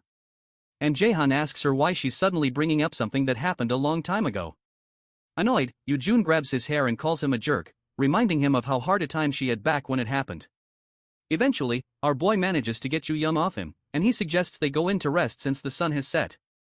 When it's time for them to separate, doesn't look like she wants to leave, so she asks them if they'll be parting ways here. For a moment, an awkward silence occurs, and Jung just looks at the two of them. Suddenly, she hugs them both and asks why it feels like a teen romance over here. So, she asks them to make room for her, too. JaeHyun, however, drags her away and points her to the girls' dormitory, then asks her to go get some rest. She eventually agrees to go rest, and Aina follows behind, but she reminds JaeHyun to rest well before she leaves. Our boy soon heads to the boys' dormitory. When he gets to the door, he realizes it's been a while since he's been here. He recalls the musty smell of mold from the corners, the floor that a lack of funds left unmaintained, creaking with every step, and eventually goes to his bed. To him, those who remained in this dormitory after a few years are those without talent. So, he hopes to find a new place as soon as class is over the next day because experiencing hell once was plenty enough. The next day, JaeHyun goes for a run and eventually stops after he feels he's done enough for a warm-up. He turns around towards the dormitory so he can start getting ready for his first class. Shortly after, all the freshmen that are magician cadets gather in a room and their assigned instructor for the basic mana acclamation, Kim Jian, comes to introduce herself. While she talks, JaeHyun frowns because this instructor isn't someone he's familiar with. Even considering the fact he was a warrior in the past, he doesn't have many memories of his instructor. She could be one of the instructors who quit soon. Even though becoming an instructor at Mills wasn't easy. The instructors who still remained at Mills were those like Kim Siki that were greedy for the crumbs Giant was willing to throw them. John mentions that she's sure that most of them found it strange that their first class was not in a classroom, but a large facility like this instead. As some doors open behind her, she explains that the reason is to test their mana sensitivity. The students are shocked by the sight of the doors that seem to be exposing a mana cube, and they hope they're not saying they have to go in there. While they lament that this is too difficult for a first class, Jung considers that this mana cube feels similar to the mana cube he saw before, but it has way less mana. Instructor Jian explains to them that what they're looking at right now is called a mana room. It was built based on a mana cube that can normally be found at guilds for cadets like them. She explains that it is close to impossible to break out of a mana cube, and that is why they prepared this. The odd thing is that our boy had broken out of a mana cube at his guild. The mana room is divided into many sub-rooms. The first room's mana is similar to the amount in the atmosphere, but the mana becomes thicker as you go further in. On average, a first-year Mills Academy cadet can usually reach level 3. A graduating cadet can reach their limit at around level 7. In this class, they will find out what level their mana sensitivity is at. John asks the cadets to form a line and follow behind her. She informs them that they can raise their hand if they have trouble during the test so they can follow the assistant instructors out of the room. Soon after, she enters one of the mana rooms and the cadets follow her in. After everyone enters, Instructor John notes that none of the cadets seem to be having trouble at level 1. She decides that they move to level 2. And when they enter, some of the cadets begin to pant and the instructors have to help them out. After they leave, John asks the rest that are still standing to follow her to level 3. And when they enter, almost half of the class raises their hands. But JaeHyun, Jung, and Aina do not seem to be affected at this point. Instructor John asks that the rest follow her to the 4th level and many more people raise their hands. When those uncomfortable leave, she proposes they move to level 5 and then many more people ask to be excused at that point. At level 6, several other people are taken out due to exhaustion. Jung asks JaeHyun if he feels like it's starting to get hard to breathe, but he says he doesn't think so. Meanwhile, Aina watches JaeHyun and notices that he seems like he's still doing fine, so she decides to try harder. Jin looks around and she notices there are only 4 cadets remaining. JaeHyun, Jung, Aina, and one other guy named Lee Soo-hyuk. They are all cadets that scored high during the freshman hunt. Chairman Ja had told her to keep a close eye on JaeHyun and report back to him, but she doesn't plan to simply follow such orders. She soon tells the cadets they'll be moving on to level 7. And the other students wonder who the heck those guys are that are moving on to the next level, especially since the instructor had said only graduates reach level 7. When they enter the 7th level, Instructor John proposes that they move on to the 8th level and asks any of the cadets if they're having trouble, and no one speaks. Even though Jung seems to be struggling at this point, the other students are in awe as they watch them move to the 8th level. And when they get there, the cadets feel a sharp spike, except for JaeHyun, of course. Starting from level 8, the mana level fluctuates at every moment like it does within a dungeon. John knows that geniuses should have trouble starting at this point. And true to her expectations, Soo-hyuk and Jang raise their hands to leave the mana room. Meanwhile, Aina begins to sweat. But when neither she nor JaeHyun raise their hands, Instructor Jian has no choice but to move to level 9. When they enter level 9, Aina almost vomits and begins to stagger, which startles JaeHyun. When Jian turns around, she's unable to help because she recalled that the chairman had told her that she should never offer any cadet help before they ask, no matter what kind of situation they face. He had said that danger is no different from a new opportunity to a cadet. And if that opportunity is taken before their eyes, that would be heartbreaking. JaeHyun asks Aina if she's alright, and she tells him she is, while trembling. At this point, she can't clearly see JaeHyun's face, and she really doesn't want to lose. Everyone Aina knew had always told her that only the strong can survive, and she won't be able to do anything but bow down before a warrior, even if she has some talent with magic. She's been told that the weak have no future, and she really desires to be acknowledged at this point. But she finds herself collapsing as JaeHyun tries to hold her up, and she tells him she's lost again. As the assistants take her out, JaeHyun wonders what she meant by losing. When they enter level 10, Instructor Jian asks JaeHyun if he's alright, and she knows even she will begin to have some trouble from here on. Eventually, our boy turns to her with a smile on his face, and he states that he's also having some trouble and would like to go out now. When she hears that, John asks him to come out with her. As she heads out, she wonders what he means by having trouble since she can't see a single sign of that. When they finally get out, John asks the other cadets to clap for JaeHyun because he succeeded in reaching level 10, which means he's on a par with a raider, that is AB rank or higher. As she tells everyone else to work hard and try to catch up with him, Soo-hyuk glances at JaeHyun with a frown, and Aina doesn't look so happy with herself. Shortly after, our boy asks Aina if she's alright. She tells him she is and apologizes for making them worry. So, JaeHyun tells her it's good since nothing serious happened to her. Jung asks JaeHyun if he's also alright since he looked pretty unaffected a while ago, and he tells her he is. Then he asks her to take the towel from around her neck because she looks like a construction site worker. The statement riles Jung up as expected and she regrets having been worried about him.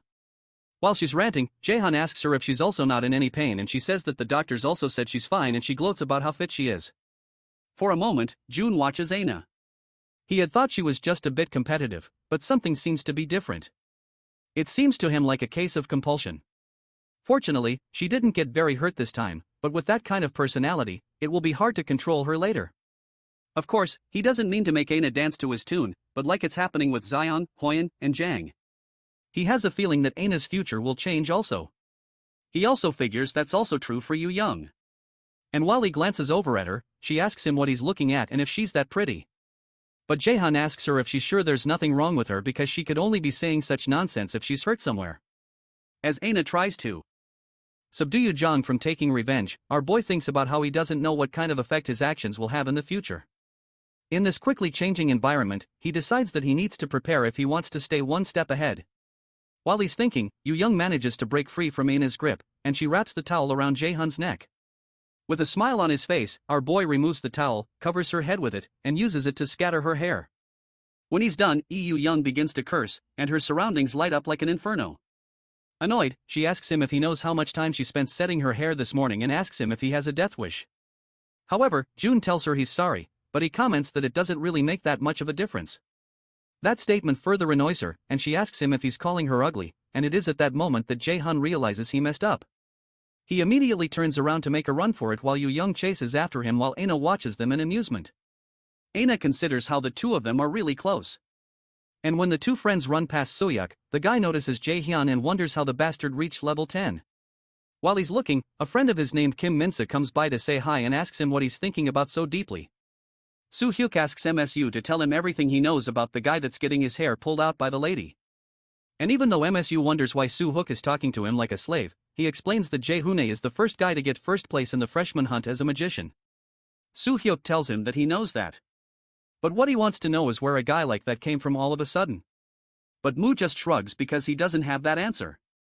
No matter how much Sohyuk thinks about it, it doesn't make sense to him. There's something weird about this June guy and he believes he's hiding something. Meanwhile, MSU thinks about how he's not used to this new Sohyuk because he used to know him when he was younger. Eventually, he tells Sohyuk that JaeHyun has already proved himself twice. So, there's no need to keep looking for something mysterious since it's most likely impossible to cheat in meals. However, Sohyuk informs him that there's no way there's someone stronger than him unless they're cheating. That statement stuns MSU and he considers that Sohyuk won't win against Aina or Jang either, but he doesn't say it out loud. Eventually, he advises Sohyuk that they don't need to become unreasonable because he won't win against JaeHyun even if he dies and gets resurrected. But the guy doesn't listen to him. Sometime later, JaeHyun has a video call with his delightful teacher, and he asks her if she called him because she wanted to hear about what happened at the freshman hunt. Zangin agrees that she did because it's more interesting to hear it from him directly. Excited, he informs her that he got first place, and that makes proud. She notices that his apartment seems to be too good for a freshman to have and suspects that he got a lot of points. Finally, she congratulates him for taking the best first step in Moo's Academy, known for being hard to survive. She tells him she's proud of him, and our boy mentions that he's relieved because he was worried that she would scold him if he got second place. That makes her giggle, and she asks him if there were any cadets who caught his eye during the freshman hunt. Surprised, JaeHyun asks her if she's going to scout them or something. So, she tells him that they're considering it and they're planning to reward him for the information he shares. JaeHyun explains that telling her isn't hard, but to think he'll get a reward for something like this. He asks her if she's not being too generous, but she insists that she's doing this because she knows he won't cooperate if she offered 10 times the amount in the future. Eventually, he mentions Aina, Jung, and Han, saying those three are the ones that can be recruited by Manhwa. When he hesitates to mention someone else's name, SeonYul asks him to speak, so he adds that he knows someone who isn't a freshman, but would be good to recruit from the upperclassmen. Suwon promises to give him a big welcome. After they end the call, the guildmaster thinks of Lee Jae-sang, whom JaeHyun had mentioned, and she recognizes him as the youngest son of the S-rank raider, Lee Jin. During the call, she had mentioned to JaeHyun that Ja-sang is not as talented as his other siblings, and she knows that Yenha might have some problems with Lee Jae-sun's Zephyr Guild by taking Jang in. With such a risk, Jung asks JaeHyun if he still thinks they should recruit the boy, and he says he does because Jang will become the world's best alchemist in the near future. After they end the call, manager Sunj informs her that guildmaster Ms. Baekjun has arrived. Jung asks him to escort her in, so Ms. Jaehyun steps in with Yenju behind her. When they step in, SeonYul comments that they arrived exactly on time. So, JaeHyun responds that time is also a very valuable property to a merchant. Ms. G stretches her hand to Guildmaster Jung and states that it's been a while, but Jung politely tells her that she doesn't think they're close enough to greet each other so familiarly and asks her to take a seat. When JaeHyun has her seat, still smiling, asks her what the master of the Curator Guild wants with her. JaeHyun is amused by Xianguan's straight-to-the-point nature and comments that becoming close will really be difficult, but she admits that she also likes it. Eventually, JaeHyun mentions that there seems to be someone Manhwa has been raising quite well. So, she asks how much she can purchase JaeHyun for. SeonYul tells her that it's unfortunate that Manhwa Guild doesn't think of its members as commodities that can be bought. So, she suggests that JaeHyun look somewhere else. However, JaeHyun asks her if the child would agree with that. So SeonYul tells her there are some things that can't be bought with money, but remarks that she most likely wouldn't know. Eventually, JaeHyun replies that she didn't think Zangan would take her offer anyway, and it doesn't matter because she only came as an act of courtesy. Amused, SeonYul informs her that her thoughtfulness is quite unpleasant. But JaeHyun thinks that's a shame and decides to leave since it's getting late, and Sung doesn't seem to want to talk to her either. As she gets up to take her leave, retorts that she's glad that she noticed that she doesn't want to talk to her. And JaeHyun jokingly responds that a sharp eye is also a merchant's virtue. The next day, after an endurance test at the Mills Academy, the cadets wait for the system to analyze the results of the endurance test. And Hyun ends up first with 101 points, while JaeHyun comes in second with 99 points. The result makes our boy hiss, but he had expected that he won't be able to compare to a combat genius like Ho. However, he doesn't consider second place a bad result. To him, there's no need to rush, but he also keeps in mind that he hasn't reached his goal. When JaeHyun turns to the ladies, he notices their disturbed looks, and Yejun eventually asks him what the hell he is, and she asks how a magic raider can get second place and contend with an Hoi in an endurance test. When she demands to know how that's even possible, our boy informs her that it's not strange since he started out as a warrior. But that explanation still doesn't satisfy Jung. When she tries to protest again, JaeHyun tells her there's no need to focus on only magic so much, and she needs to also focus on her health. That remarks makes Yejun grim again, and she threatens to one day show him he's not as important as he thinks he is. But Aina soon holds her back so she doesn't start another fight. Meanwhile, Instructor Shoki watches them nearby, and he realizes that JaeHyun is a dangerous guy, just like the chairman said. The boy's muscular endurance is not something a magician should possess, and that makes Seoki wonder what on earth he is up to. Soon after, the students hear the bell that signals that their next class is about to start. So, Seoki tells the students that their second endurance test is called the AR evasion test. JaeHyun recalls this test from the time before he regressed, and he knows it was the test that examined numerous cadets on their talent and made them hit their limit. Seoki explains that they'll be gathered in a room with top-tier cutting-edge facilities called the AR test room. The AR combat measurement system in front of them will help test each cadet's ability through virtual battles with opponents created within augmented reality. JaeHyun listens intently and he realizes that Seok is not planning to do this the easy way. Normally, what they would do is eliminate the monsters materialized by drones while analyzing their pattern of attack, but they will only focus on assessing their evasion abilities this time because it's an endurance test. However, if they defeat monsters, they will receive higher scores. Seoki hands the cadet some objects that look like earphones, and when Yejun asks, Jun explains to her that there are receivers that can analyze and record the combat simulation. After noting JaeHyun's correctness, Suki adds that this receiver is used to implement augmented reality. It stimulates the brain and using the projector creates the realistic illusion of an actual monster. Through drone cameras, 3D images are augmented into the surroundings, making it seem like there are real monsters present. The use of such devices is for safety and to avoid the possibility of getting hurt. What Seoki doesn't tell them is that the receiver stimulates the brain such that they can still feel about a fifth of the opponent's attack damage. The aim is not to shock the cadets, but to create a certain level of caution to increase their possibility of survival in dungeons. Sakshi explains that the AR system has a total of 100 levels, but they will be evaluated only up to level 10. The test will be done in teams of 4, and they will now be grouped and called in order for the test. Before the test begins, the teams are formed and Team 3 contains 2 warriors and 2 magicians, including JaeHyun and Soo-hyuk. JaeHyun considers that it's pretty balanced. While he's thinking, Soo-hyuk calls out to him and asks him if he's Min JaeHyun. Our boy replies that he is, so Soo-hyuk tells him that he heard that he got first place in the freshman hunt, but there's something he can't just understand. He wonders how a magician can get first place and reveals he believes there's a special reason for that. So, he asks Jun to teach it to him. After pausing for a while, JaeHyun asks him if he's considered the possibility that there's no such thing. So, Soo-hyuk informs him that he'll have to expose it in that case, even if he has to use force. Excited, JaeHyun smirks and asks him why he didn't just say that his goal from the start was that he wanted to fight with him. Suhyuk, who is also smiling, informs him that it's nice to see that they understand each other. The two other ladies on the team become worried, and one of them wonders why they're acting like that since they're on the same team. The shorter lady wonders if they'll be alright, so she tries to separate them. But Instructor Sieg soon calls their team onto the field. When they step into the field, the system begins a 5-second countdown and informs them they'll be facing a skeleton warrior. The skeleton warrior soon manifests, and Suhyuk decides he needs to step back first to create some distance. Before he can move, JaeHyun dashes forward at breakneck speed, much to the shock of the others on the team, and the ladies try to warn him that it's dangerous. Surprised, Suhyuk asks what the hell he's doing and wonders what JaeHyun thinks a magician can do at the front line. While JaeHyun makes his way to the front, he wonders why there are still such taunts aimed at him, but he decides that it'll be best to show a bit of his ability here.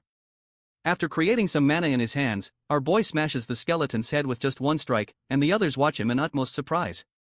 Even Sayaki is stunned, and everyone else in the crowd watches in amazement. Soon after, a few more skeleton warriors appear, but JaeHyun proceeds to feed his knee to another skeleton warrior standing nearby. When he lands on the ground, he initiates an active skill of his called Mono Weapon. Monet is a special skill that an ordinary magician can't make use of because it's a skill that allows a magician to physically inflict damage. It's useless to magicians since they don't fight close combat. But our boy is a different breed. Suhyuk watches in confusion and he tags JaeHyun as a psycho. The other ladies still can't believe their eyes and the system announces that they've completely cleared level 1 of the AR evasion test and additional points have been awarded with JaeHyun getting 100% of the contribution. Level 2 of the test begins and they're faced with a monster called a jogger. The sight of the monster intrigues JaeHyun and he informs the monster that it's been a while since they met. After a series of fighting and broken grounds, the system announces that they've completely cleared level 10 of the AR evasion test. While the system congratulates them for breaking the record for the shortest time to complete the test, Suhyuk considers this completely unbelievable. Meanwhile, JaeHyun considers that his performance is not too bad and that his body has been feeling lighter ever since he started using the combat technique that Ms. Song taught him. Suddenly, Suhyuk approaches him and asks him what kind of dirty trick he just used, but JaeHyun explains that there's nothing more to what he just saw. However, Suhyuk protests that it was bad enough that he left the safety of the defense line, but he completely annihilated the enemy all by himself, which makes his performance unbelievable. He insists that doing something like that is impossible without cheating. But JaeHyun repeats that he has nothing to say because he has nothing to hide. When Suhyuk stands his ground, our boy tells him not to make him repeat himself, and he moves closer and offers to let Suhyuk confirm his strength right now if he's really curious. The move startles Suhyuk, and he calls JaeHyun a bastard. But before anything can develop, Instructor Sayajiki asks the two of them if there's a problem. The instructor's interference stops the building tension, and Suhyuk wishes there weren't any instructors here. Our boy eventually turns to walk away, and Suhyuk tells him not to think he's won. So, our boy tells him he doesn't think he lost either. Before JaeHyun can leave, Suhyuk proposes that they fight at the Mills Academy Festival, but JaeHyun refuses because he has already made plans with someone else. Sometime later, Hon remembers how JaeHyun had refused to fight Suhyuk during the Mills Academy Festival because he had made plans to fight with him. He recalls having told him that he'll win his name tag back at the Mills Festival, so he decides to go train so he doesn't let JaeHyun down. Sometime later, Sayaki and some of the assistant instructors move around. One of the assistant instructors asks the other if he's seen the results of the endurance test this year, and the other guy says he personally monitored it and that the cadets this year are pretty good. When they start to talk about a magic cadet named JaeHyun breaking the record, which shouldn't be possible, Sayaki considers that the boy is not merely talented because those practiced movements he showed while fighting at the front line when he's a mere magician are unique. When they enter the chairman's office, Ja commends them for their good work, and he proposes that they talk about the results of this year's endurance test. Suki explains that there were a total of 3 cadets who got full points, and those cadets are Hyun, Chaewon, and Minhyun. Even among those 3, JaeHyun's scores were exceptional.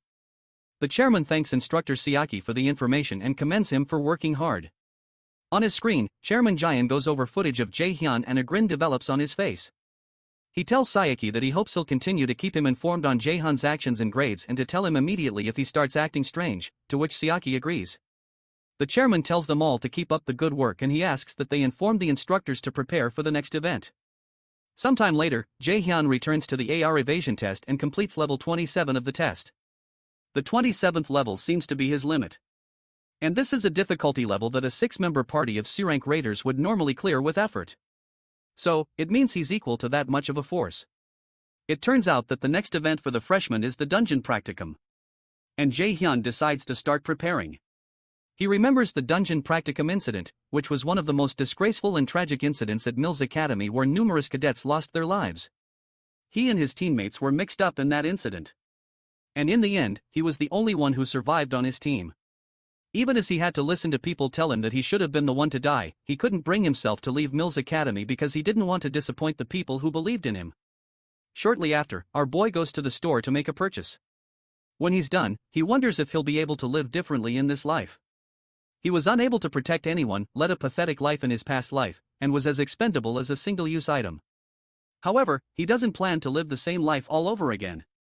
Living a life of regret once was enough. One day before the dungeon practicum begins, the students go to class as usual and soon finish their activities for the day. When class ends, Young and Aina approach JaeHyun and Young asks him what they should do tomorrow since it's their first dungeon practicum. Aina admits that she couldn't sleep well last night. So, Jun informs them that everyone feels the same when they enter a dungeon for the first time. His comment surprises Young, and she playfully asks if this is not his first time, and if he had gone into a dungeon for a walk or something. He retorts that he doesn't know about dungeons, but he's met monsters a few times, and there's one in front of him right now. That causes Jun to lose it one more time, and she starts to curse and pound her fists on him. Aina watches them nearby, and their goofiness makes her smile. Eventually, JaeHyun offers the girls something if they're so worried, and Jun asks what it is. Our boy tells them that he bought the potion along with his own and he tells them to use it when they need it. Eventually, Young agrees to forgive him this time because of his good gesture, and Aina promises to make good use of it. Our boy considers that he survived the dungeon practicum the last time due to luck, but he'll ensure that he does it this time with skill.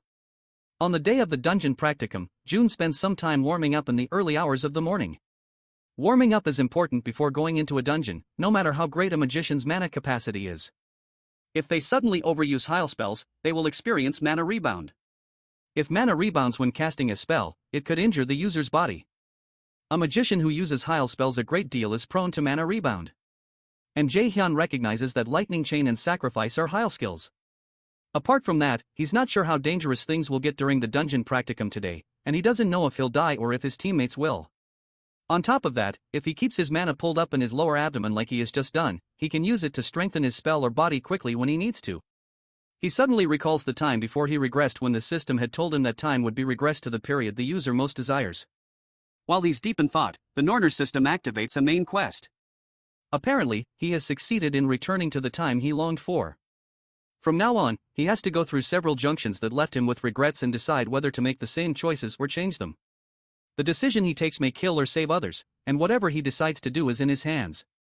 The difficulty of the mission is unknown, and the rewards are unknown, too, but they seem to depend on whether he takes route A or B. The worst part is that he has just 12 minutes to decide, and the penalty for failure is equally unknown. JaeHyun guesses that something came up again, and the Norner system is obviously trying to help him grow stronger since the gods need him for their plans. However, he doesn't understand what they mean by him choosing his route, and he wonders what on earth they're planning. Shortly after, the freshmen gather at the Mills Academy underground mock dungeon. Instructor JaeHyun comes to attend to them and informs them that they'll be grouped into teams of 4 via lots and will have to act together. When the students begin to murmur, JaeHyun guesses that the others think it's not fair. Real monsters will appear in this dungeon, and if you're lucky, you can clear the dungeon easily. But if you're unlucky, you'd be part of a low-ranking cadet team struggling to raid the dungeon. When the murmuring continues, EJ silences them and explains that their scores in the dungeon practicum will be part of their official tests. Apparently, only low-level monsters that they can defeat will appear in the dungeon practicum, and Jun tells them all to try their best. While she's speaking, Jun reasons that this is Chairman JaeHyun's trap. Like the instructor said, most of the monsters that appear here are low-level, but if things go like they did before he regressed, boss-level monsters will be mixed in. He recalls the D-rank boss monster, Cobalt Lord. And even though it isn't a difficult opponent for him, he doesn't plan to follow along with JaeHyun's plans, except that the small gap Jen will leave open in this dungeon practicum might actually give him the opportunity to end him. Shortly after, Yoon declares that the cadet should come forward and pick a lot, one at a time. After picking, JaeHyun and Aina end up together and our boy tells Aina he's glad he knows someone on the team, to which she also reciprocates. He's glad there's someone on his team he can talk to comfortably, especially someone who is skilled.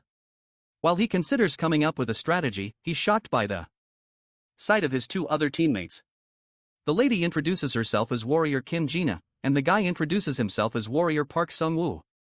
Sung-woo cheerfully asks if they're also on Team 3, but JaeHyun recalls how these two people were his teammates in his past life. And they ended up getting killed by the boss monster after they asked him to run away while they took care of things.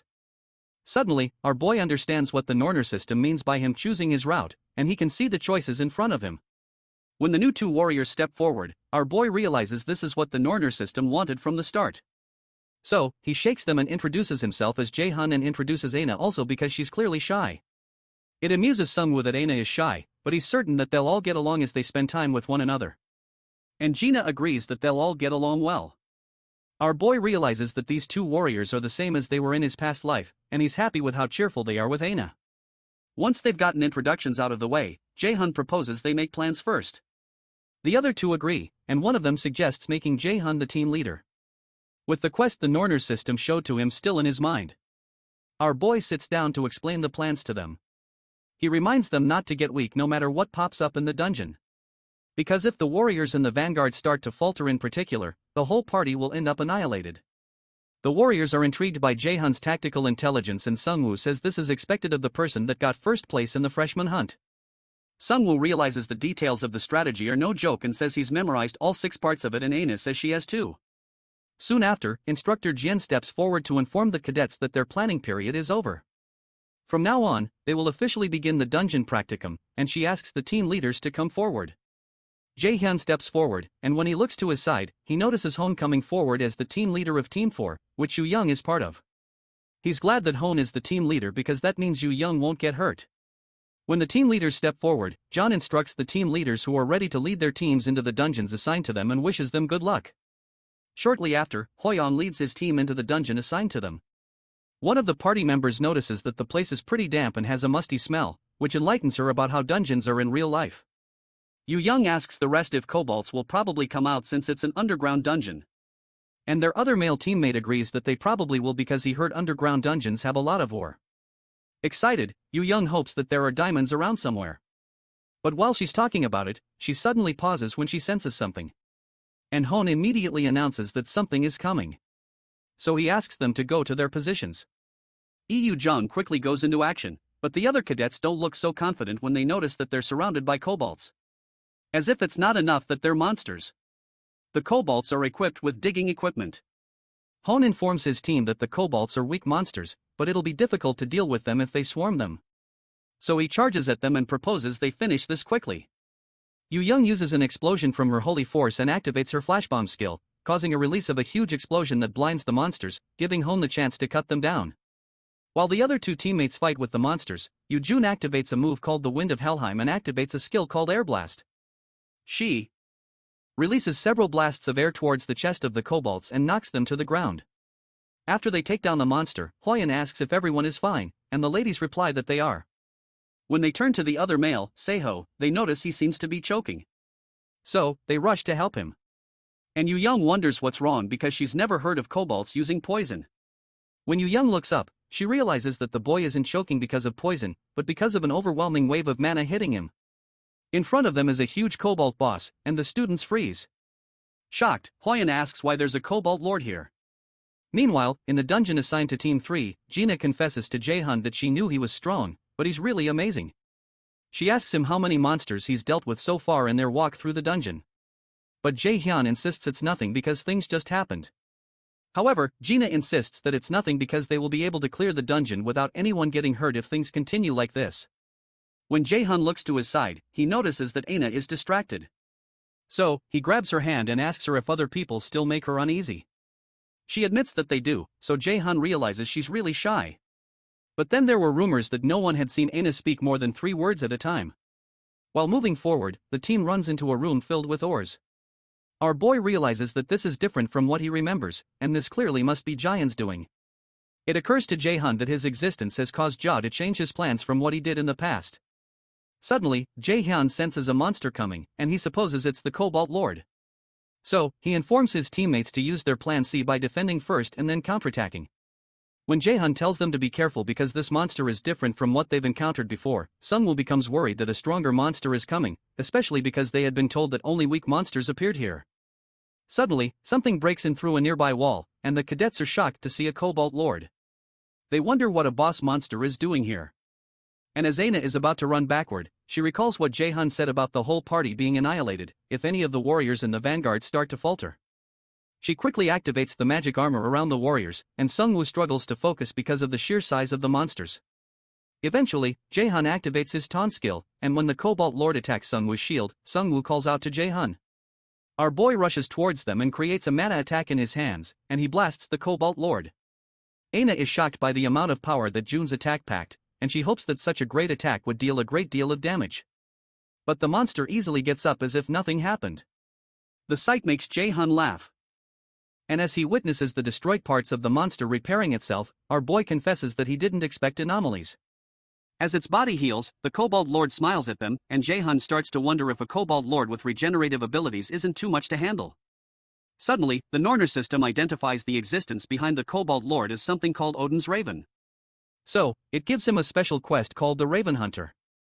The special quest requires him to kill all of Odin's ravens that are weighing down on him and the gods against the Eir. There are 5 objectives, and the mission is an S-rank difficulty with a reward of a blank card and class increase with a penalty of death.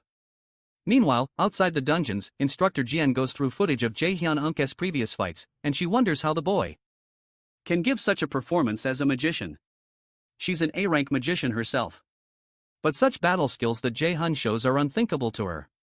She considers that the chances of Jun's Team 3 taking first place in this dungeon's practicum are high. And when one of the doors opens, she's surprised to see Cadet Seo being helped up by Ho Yen, while Yu Jang tells her that there's a big problem.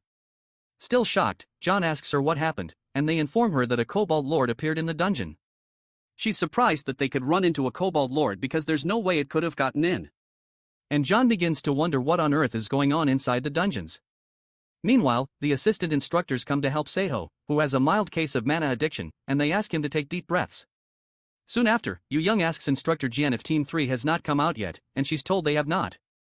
Hon doesn't believe it because he's sure that JaeHyun and Aina are too skilled to be unable to escape the Cobalt Lord easily. After hesitating for a while, Jian places a call through to Chairman Ja, who sounds surprised to hear from Instructor John, even though he has a smirk on his face. She informs him about the appearance of a B-rank monster, and she requests rescue personnel, and the chairman acts surprised to hear that something like that happened. He tells her not to worry too much because he'll send a support team, so he asks her to wait on site. After he hangs up the call, Instructor G experiences a strong feeling of uneasiness, but can't explain it. Meanwhile, inside the dungeon, Aina, Gina, and Sungwoo grow tired. The system informs June that the existence behind the Cobalt Lord is Odin's Raven. With 2 ravens named Hugin, which translates as thought, and Moon, which translates as memory, Odin gathered all kinds of knowledge from across the realms and used it to rule over Asgard. Eventually, JaeHyun calls the Cobalt Lord a follower of Odin, showing the ravens that he recognizes their presence. Apparently, the mana he feels is close to B rank, and it's a regenerative Cobalt Lord. Even though our boy has grown strong, this is a difficult opponent for him, and he wonders whether he should run. To him, running would be the smartest choice. That's what he always did before he regressed, hiding behind his selfish reason of self-preservation. But his life was a continuous string of regrets. He considers this a second chance and he doesn't care if this is someone's test for him because he's going to protect them this time. Immediately, JaeHyun tells them all to run straight out of the dungeon while he distracts the monster. Sungwoo asks him what he's talking about and asks how he will deal with the monsters. But before the words can come out of his mouth, he's ambushed by 2 kobolds from behind. Fortunately for him, JaeHyun quickly blasts them away with some holy arrows. So, he asks Youngwoo to shut up and get out of there. As the Cobalt Lord swings his huge weapon again to smash JaeHyun into the ground, our boy tries to explain to the others that he can't fight and protect them at the same time. As the monster is about to pound our boy into the ground, Aina calls out his name in fear. But as he turns around to face the monsters, a shield appears between him and the monster to weather the impact of the strike. Surprised, JaeHyun looks to his side and realizes that Aina activated the shield. She informs him that she can help. And our boy knows from the look in her eyes that he can't convince her out of this. He wonders if this is another change he has created in the future. Then he asks Aina to stay with him while the others go back to the entrance of the dungeon and tell Instructor Jian about the situation. When Sungwoo tries to protest, June begs him to leave. So Gina agrees and promises to tell the instructor as soon as they can. As the 2 of them head out, JaeHyun and Aina are left alone to face the monsters. June tells Aina he'll cover her from the back. So she summons her radiant holy sword and sends the sword through the flesh of the smaller group of kobolds. JaeHyun takes that as his cue and he rushes forward to meet with the Cobalt Lord that's coming for him. When he gets closer, June notices that the Cobalt Lord's body is melting and our boy decides to stop in his tracks. He recalls that there's a limit to the amount of mana a body can contain and there's something controlling the monster from the shadows and the thing is pouring in way more mana than it can handle. That thing must be Odin's raven and he decides to expose the ravens. Our boy equips his Nistine weapon. Due to having Mislean equipped, his field of vision expands and the active skill called Mana Perception becomes equipped. Because of this, he can more clearly recognize the movement of energy from all beings that use mana. Using his Mana Perception skill, our boy sees the trail of mana leading away from the huge monster to a claw underneath. June is glad that he's found it. And as the monster comes in again to strike him, June activates his lightning chains and assures it that he's going to make sure it's dead. Meanwhile, in the gathering of the Aesir gods, one of Odin's ravens goes to Asgard to see Odin. Hugin informs the god that through the ravens, he has found the whereabouts of Mislean, which had disappeared from the god's storehouse. Frigg, Odin's wife, asks Hugin where the Mislean is. So, he informs her that it's in Midgard, referring to Earth, and it seems to be in the possession of the prophesied adversary. That disturbs her, and she calls Mimir an old fool. But Thor, who is sitting nearby, assures her that they're watching closely, especially since they signed a treaty with the anti-Axer forces. Freya, who is also sitting nearby, accuses Thor of being complacent and reminds him how they lost Balder in the last war and how the thing that killed him was the mistletoe branch, Nislein. After considering it for a while, Odin tells Hugin to find out whether the prophesied adversary has been in contact with the forces against the Aesir. So, he returns to Earth to do that. Meanwhile, in the chairman's office, Ja keeps massaging the odd ring that he was massaging when Jin called him.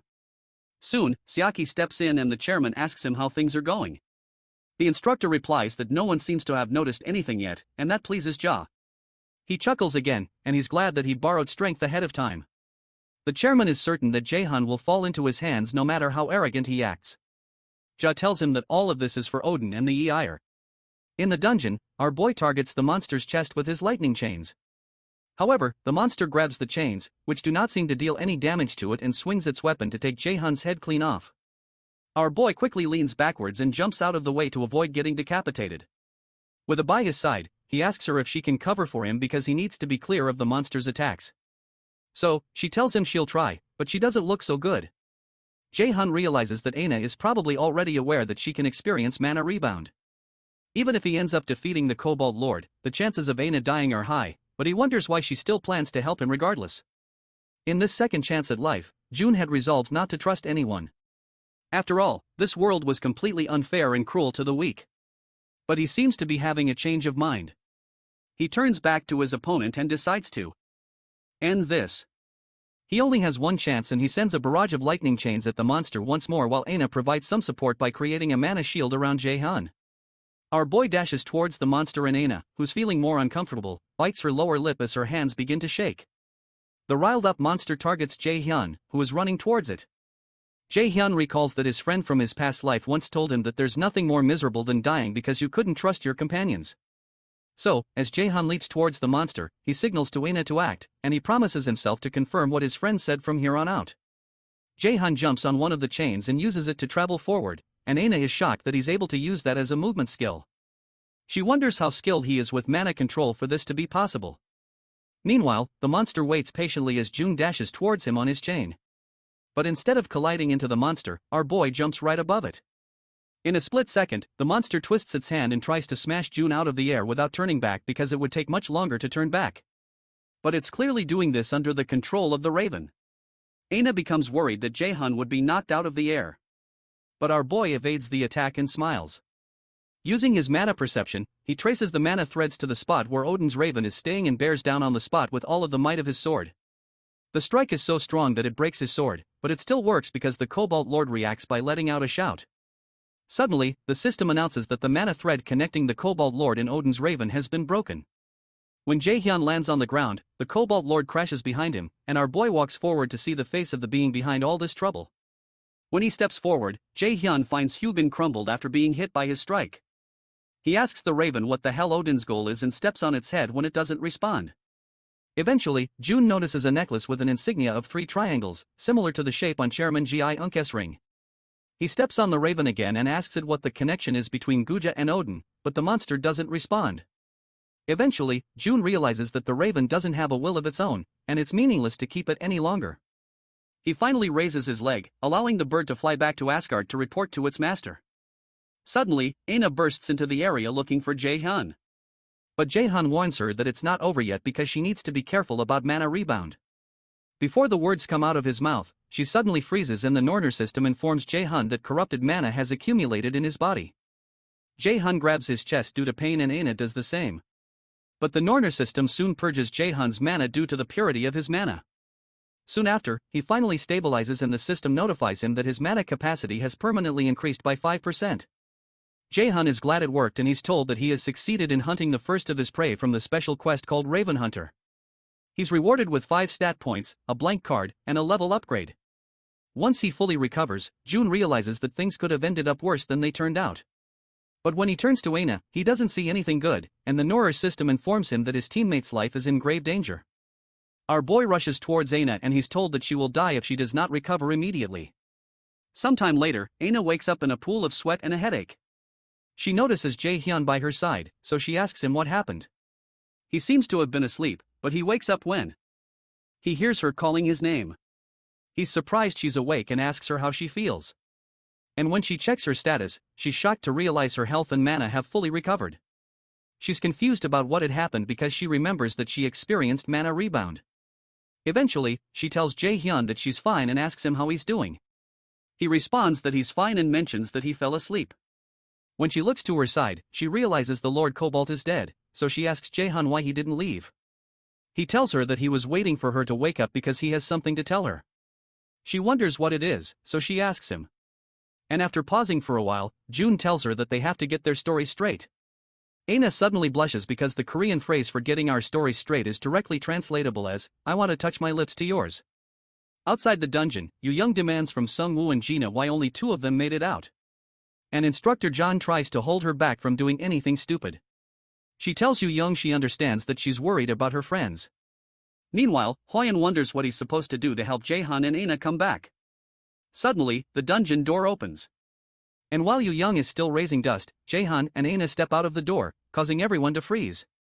JaeHyun asks them if they're fighting because of the 2 of them. And even Instructor Gi freezes in shock because the inspection team had told her that the 2 cadets would definitely be dead. The monster inside was at least a B-rank boss. Suddenly, tears flow down Yoon's eyes, and she runs towards the 2 of them with her arms open wide. She cries while embracing them and explains that the instructor and the inspection people all said that they'd be dead. She tells him she's so glad that they're alive, and it causes Aina to smile, but JaeHyun tells her he gets it and asks her if she can let go of them now. Even Sungwoo and Gina are teary-eyed. And when Jung notices this, he thanks both of them for trusting them. JaeHyun tells everyone that their 2 teammates left because he asked them to go get the instructor for help and they don't deserve to be insulted or blamed. However, Young, who is still angry, asks them how they can just leave behind their teammates like that. So, Jung tells her he would have done the same, so there's no need for her to be like that. He reminds her that not everyone is as brave as her, and he asks her not to get mad for him either. The statement stings Young, so she lets go of his arm and clings to Aina, stating that she was mad for Aina's sake and not for him. In a flashback to the time before they stepped out of the dungeon, AA had asked JaeHyun if he was the one who healed her body, but he tells her he knows she's confused, but it's hard to tell her everything. He explains that he doesn't want people to know about this ability. So, she asks him why he's hiding it. Eventually, our boy asks her if she's not curious as to why a Cobalt Lord appeared here and endangered the students. He tells her it's because of Chairman Goodjaw, who's a piece of __, who thinks of students as tools. JaeHyun tells her that Jae is very different from the side of himself he shows to the public and the media and he thinks it's fine for useless students to die. Aina realizes that's why JaeHyun is against the chairman and why he's hiding his ability and he confirms it. After pausing for a while, she reminds him of some things he said to her the day they went to the office. Apparently, he had told him not to trust anyone, whether it's the chairman or an instructor. So, she asks him how much he knows about Jae. She points out that he knew from the beginning that Join is a bad person and he acted as if he already knew what was going to happen. So she asks him how he knows those things. When he doesn't speak for a while, Aina pleads with him to answer her. And JaeHyun still remains speechless because he didn't expect her to react like this. He knows her life may be at risk if she gets more involved. So he considers using his indoctrination skill on her, but he changes his mind because she has a high magical aptitude value. Since her mentality is strong, it might not work. And that's not a good solution in the first place and a terrible way to make allies. Eventually, he apologizes, but tells her he can't tell her more than what he already has. So, she asks him why he can't. JaeHyun finally explains that it'll be too dangerous for her, too, if he tells her any more than this. And he asks her to let it go for now. In the present, instructor Jin bows her head and apologizes to JaeHyun for not being able to rescue them from the dungeon. And she tells him she's glad he's okay. However, he tells her it's fine, especially because she didn't put them into the dungeon knowing what was going to happen. When JaeHyun turns back to go rest, Aina runs after him and asks again if he really can't tell her the things he knows, especially because no one knows if something like this will happen again. But he apologizes that he can't tell her and expresses his hope that she'll keep the promise she made. After JaeHyun leaves, the Norner system informs him that he's cleared the main quest, which is the first turning point, and the rewards depend on the route taken. He's told that he took Ruby, which is different from the choice he made in the past. Because of that, he's given something called Aiden's Golden Apple. Sometime later, Chairman Jean says that he has disappointed him. Seg apologizes to the chairman, but the chairman insists that he will tolerate it once, but expresses that he hates having a useless subordinate. With an eerie look on his face, Ja turns to the instructor and asks him if he understands what he means. While trembling, Suki promises not to disappoint him again, and Jian tells him he better not. The chairman tells Seoki to make sure to tame JaeHyun in the next event before his patience runs out. The next morning, our boy has a quick shower, and when he sees his clothes, he recalls how Aina experienced mana rebound. Before his regression, Kim Yoo-young died and In Hoyen didn't reach even half of his potential. So, he believes he must intervene for the sake of the future. However, he believes he doesn't need to intervene for Aina because she'll do fine without his intervention. He decides that he has to be careful about how he interacts with her since he's not sure how it'll affect the future. Eventually, he takes his seat on the couch and turns on the TV to see if there's anything worth watching. While watching the news, he reasons that he'll have to find out the relationship between Gwen and the Asur as soon as possible since what occurred in this dungeon is just the beginning. There will definitely be more dangerous situations in the future, and he knows he needs to grow stronger so he can respond to any situation. While watching the news, he notices one broadcaster asking another man about some other kinds of dungeons that exist other than the ones they're used to. The specialist invited to the show explains that there are themed dungeons, and you have to approach those differently than you would a normal dungeon in which you kill the boss to clear it. When asked what other feature a themed dungeon has, the man explains that the biggest difference is that you can't leave the dungeon before clearing it. And our boy recalls these dungeons from his past life, and he gets an idea. The specialist further explains that raiders who want to raid themed dungeons need to become a character of the theme and clear certain requirements. It could be regarded as a kind of roleplay, and what raiders want in these kinds of dungeons are rare item rewards. Apparently, there's a hidden piece that raiders also call God's Arrangement, and this item is the reason raiders are desperate to clear such dungeons despite their difficulty. After hearing that, JaeHyun smirks and realizes this is his opportunity to get what he needs the most. Meanwhile, AA enjoys a cup of tea with Yoo-young, and she apologizes to her for making her worried. Yoo-young tells her it's fine because she's happy as long as the two of them are okay. She admits that Yoo-jun Unk's personality is kind of shitty, and she was worried that JaeHyun might have been mean to Aina. So, she explains that JaeHyun is always like that. Aina pauses for a while, and Yoo-young becomes angry and asks if JaeHyun was actually mean to her. Surprised, Aina clarifies that he wasn't, but it's just that JaeHyun seems to trust Yoo-young a lot. She reasons that she would be happy if June could also trust her and depend on her a bit more. Finally, she mentions that he might trust her if she were a bit stronger. And when she pauses again, Yoo-young becomes worried about her. So, she eventually gets up and proposes that they throw out the thought of JaeHyun and go eat something yummy instead. As Yoo-jun stretches out her hands, she explains that there's a place she's been waiting to go to. And while Aina stutters, Yoo-jun grabs her hand and declares that they're going to make her feel better. At first, Aina is surprised that Yoo-young is dragging her away. But a smile soon develops on her face. Meanwhile, our boy checks out the legendary rank consumption item called Aiden's Golden Apple. It's an apple grown and picked by Eden, who is in charge of the Aesir gods' eternal youth and immortality. Consumption slows down aging immediately by 50% and increases natural healing ability by 50%. It also permanently increases magic aptitude and cannot be sold or given to another user. JaeHyun realizes that such features like anti-aging and better natural healing are super rare and it must cost at least $1 million. However, the issue is that he can't give this one out too. He decides to focus on calculating all the loot he can get. And he recalls that a rank theme dungeon will open soon in a theme park in Seoul. It's where he can obtain the shoes that increase speed called the Thundersteps that Thor's servant they used to wear. The shoes greatly increase one's dexterity stat, so a lot of martial arts raiders really wanted them. Eventually, JaeHyun takes a bite of the apple with much anticipation and everywhere lights up, but he eventually realizes the apple tastes like every other apple. Soon after, the Knower system informs him that a Duan's golden apple is starting to take effect and his stamina stat has permanently increased by 20. His mana stat has increased by 20 with his aging rate and natural healing ability increasing by 50% each. Apart from all that, his magic aptitude will be greatly increased permanently. JaeHyun is glad that the apple's effects aren't average and his movements start to feel lighter. He picks up his phone and soon places a call to someone. Shortly after, our boy heads to the theme park in Seoul and he finds out that the place looks a bit cheap after seeing it after regressing. When he steps towards the counter, the attendant asks him what kind of ticket he would like. But JaeHyun drops a Lotus Guild card and introduces himself as a raider from the Lotus Guild. He informs the woman that a theme dungeon will open up in the park in a short while. Meanwhile, instructor Jian comes to JaeHyun's hostel to see him, and she's told that he's not around. The attendant informs her that JaeHyun had said he had something to do today and asks if something is wrong. So, June clarifies that there isn't a problem. Jian wonders how JaeHyun is already able to recover from such an incident, especially being a newly enrolled student. He's not only skilled, but also very fast at recovering from trauma. So, John realizes he has real guts. Before she leaves, she asks the attendant to tell JaeHyun to come see her when he returns. Jian steps out of the hostel and plugs in a communication device to secretly speak with a team manager named Song Jaeok Sunbaem. Jaeok soon answers and asks her how her investigation went, so she informs him that she found out that Ja was behind it. Jaeok asks her if Suki was in charge of the dungeon trial and guesses he must be in a difficult position right now.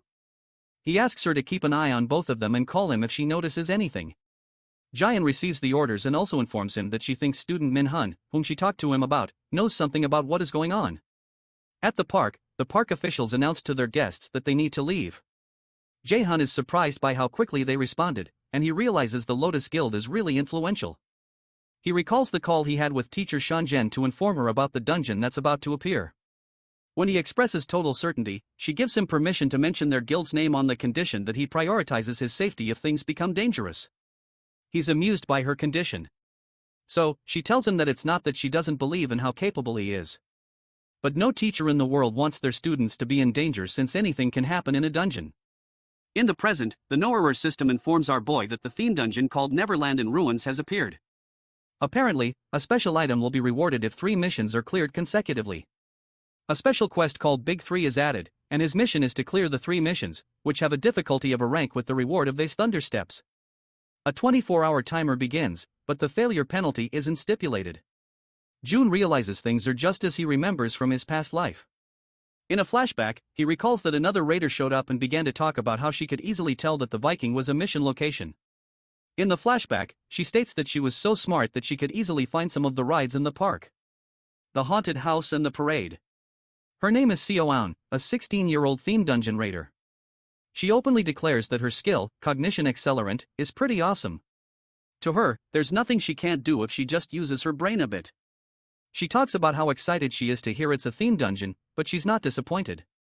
JaeHyun recognizes her as a self-proclaimed genius with an IQ of 150. She was all excited about her own power and bragged about it, but ended up being killed by those who were envious. Thanks to that, the Alfie's thunder steps went to some other random person. This time, JaeHyun figures it's going to be better for him to take the thunder steps this time. Soon after, the Norner system asks him if he would like to start the Viking mission, the first mission out of the Big 3, and he agrees. He's soon transported to the Viking dungeon, and the system tells him the ending of this story is being changed. JaeHyun is transported away, and not long after, SeonYul appears close to the place he disappeared. Shortly after, our boy is completely synchronized with the character of the dungeon, and he's told that he's playing a warrior who survived the invasion of the Vikings. The first mission of the Big 3, called the Alfie's Grudge, is soon added. In the theme quest, the Alfie's Grudge, the god of thunder, Thor, envied they's quick feet and kidnapped they's younger sister, Rosva, as a hostage in order to force they to work for him. Our boy is to become Thealfi and save his younger sister, Rosva, to resolve the grudge. The difficulty of the mission is AB rank and the reward is an active skill called Commander's Shout. The failure conditions of the mission are Rosva's death and the death, but the failure penalty for him is death. The Alfie, servant of the god of thunder, Thor, and fastest in the 9 realms. He was originally a human, but he began to despise the Aesir because he lost his family to the Vikings who worshipped the Aesir. JaeHyun is surprised to learn that the Alfie hates the Aesir because this isn't the original story according to what is popularly known, and JaeHyun wonders if this is another conflict between the Aesir and the Norner. Suddenly June hears someone call out to him using the name and the person asks him to wake up. When he gets up he feels a sharp pain in his head but doesn't know where he is. When he looks around he realizes he's in a ship he stole in order to find Rosva. And when he looks to his front, he recognizes the person who woke him up as Frederick. The person who came up with the plan to steal this ship. Frederick asks him if he's okay. And as he's about to reply, the ship collides with another ship, causing the entire ship to wobble. Before they know what's going on, a group of pirates enters their ship, and it looks like they're in trouble. JaeHyun doesn't know what's happening, but it's clear he's going to have to postpone finding Rosva for a bit. JaeHyun immediately tells Frederick he'll leave this to him and he jumps into the next ship even while Frederick tries to stop him. When our boy jumps and lands on the other ship, the men are startled, but one of them starts to make fun of him for jumping into the enemy's territory when he should be hiding. They begin to call him names and threaten to kill him immediately, but our boy doesn't say anything. When he notices a girl tied to the middle of the ship, he recognizes that it's SeonYul, the same girl who had boasted about her abilities. So, he wonders what she's doing here. Immediately the Noeror system informs him that the lady tied up is Thialfi's younger sister, Ruskva. JaeHyun prides herself as the owner of a genius brain and also a great raider to be. She considers herself an amazing person, but somehow she found herself locked up in this dungeon. Just 3 minutes before the emergency announcement at the park, she had told her friends she wanted to go to the bathroom. Now that she's stuck, she calculates that there's a 0.6% chance of a dungeon appearing where she is and a 0.00003% chance that she'll get locked up in a dungeon. After lamenting about her luck, she decides not to think about it, but to think about a way out of here. After tearing up because she doesn't want to die here, she hopes a raid team might have already arrived.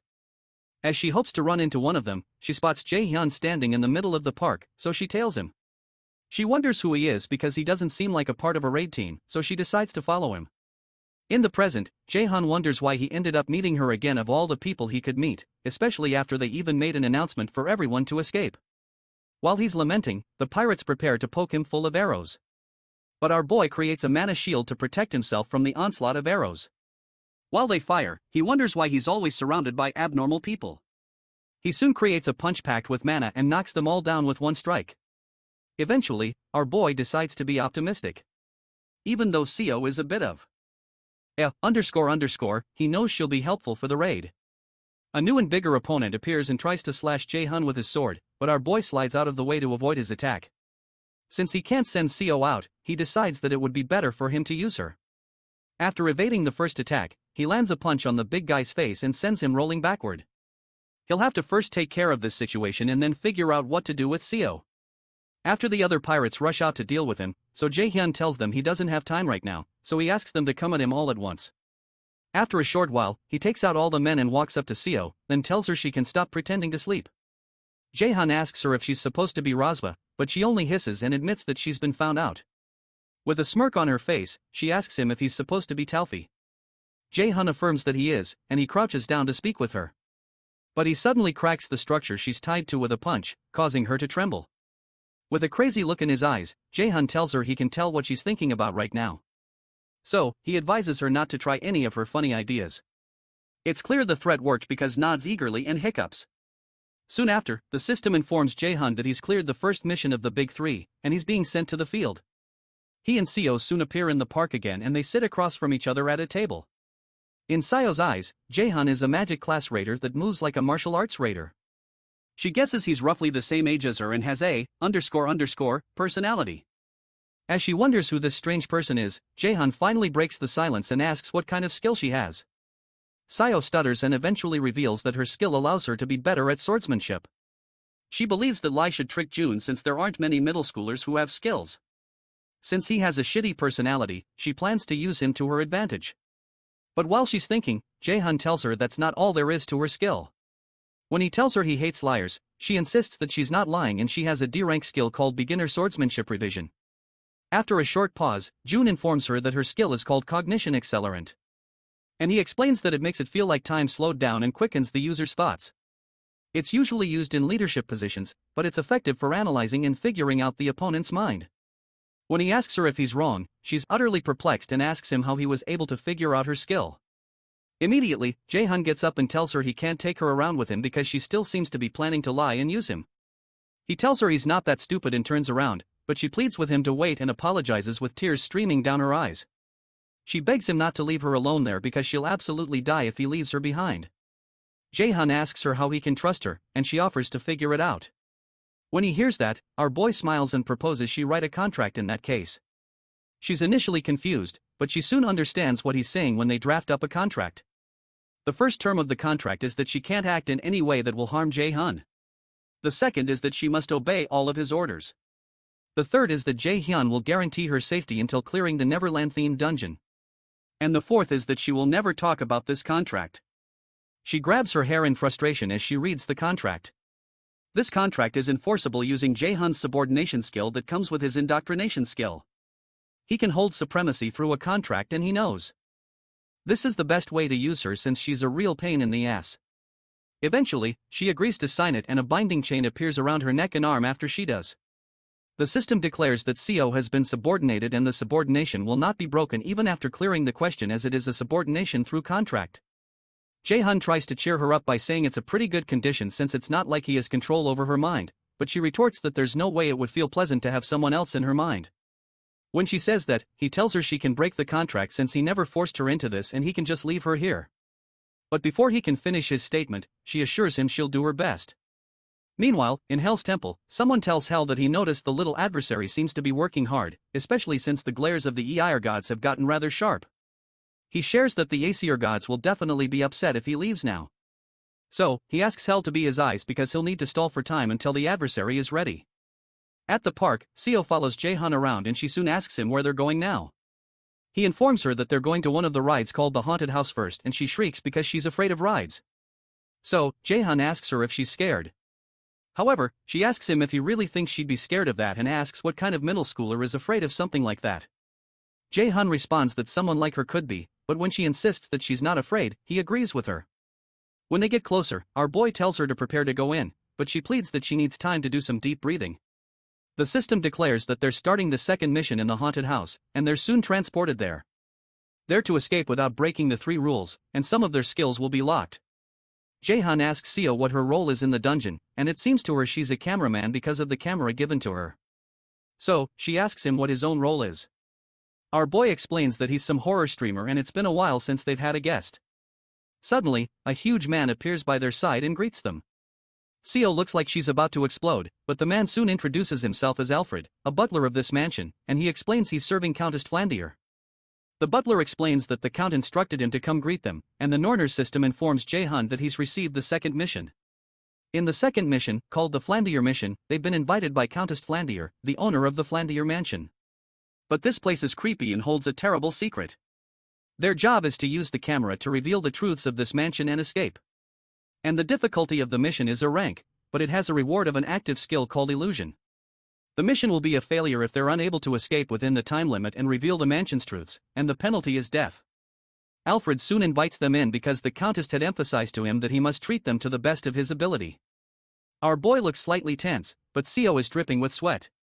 Alfred offers to guide them to the dining room first since they must be tired from the journey.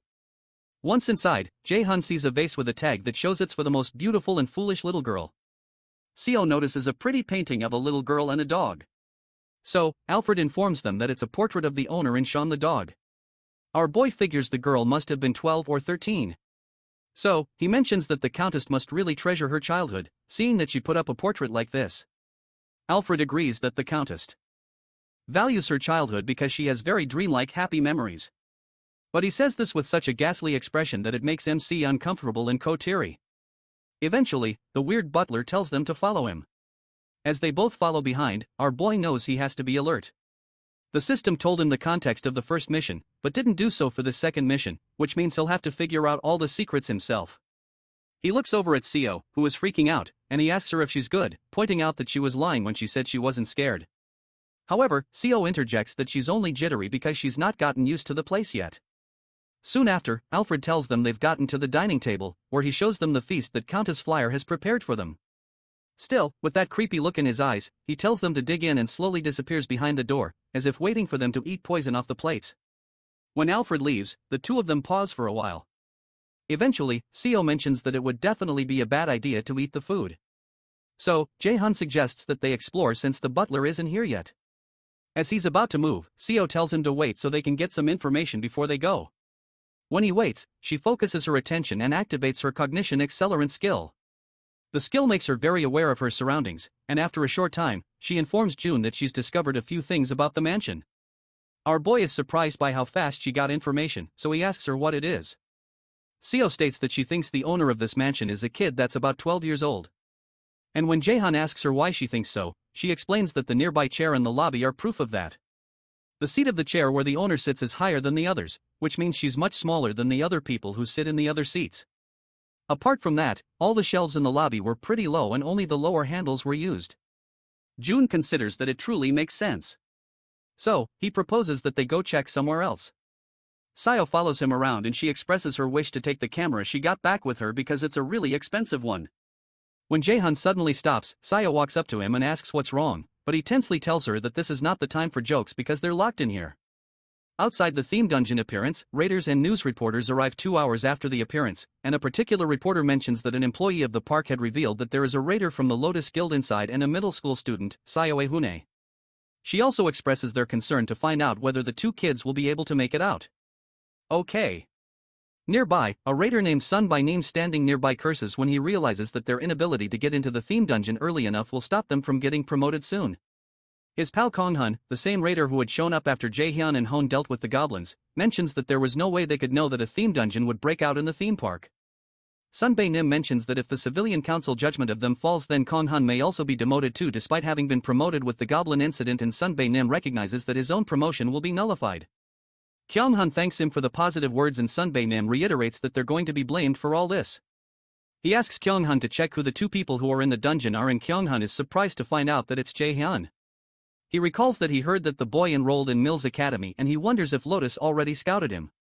When Sunbae Nim notices his expression, he becomes worried and asks him if there are 2 people instead of 3.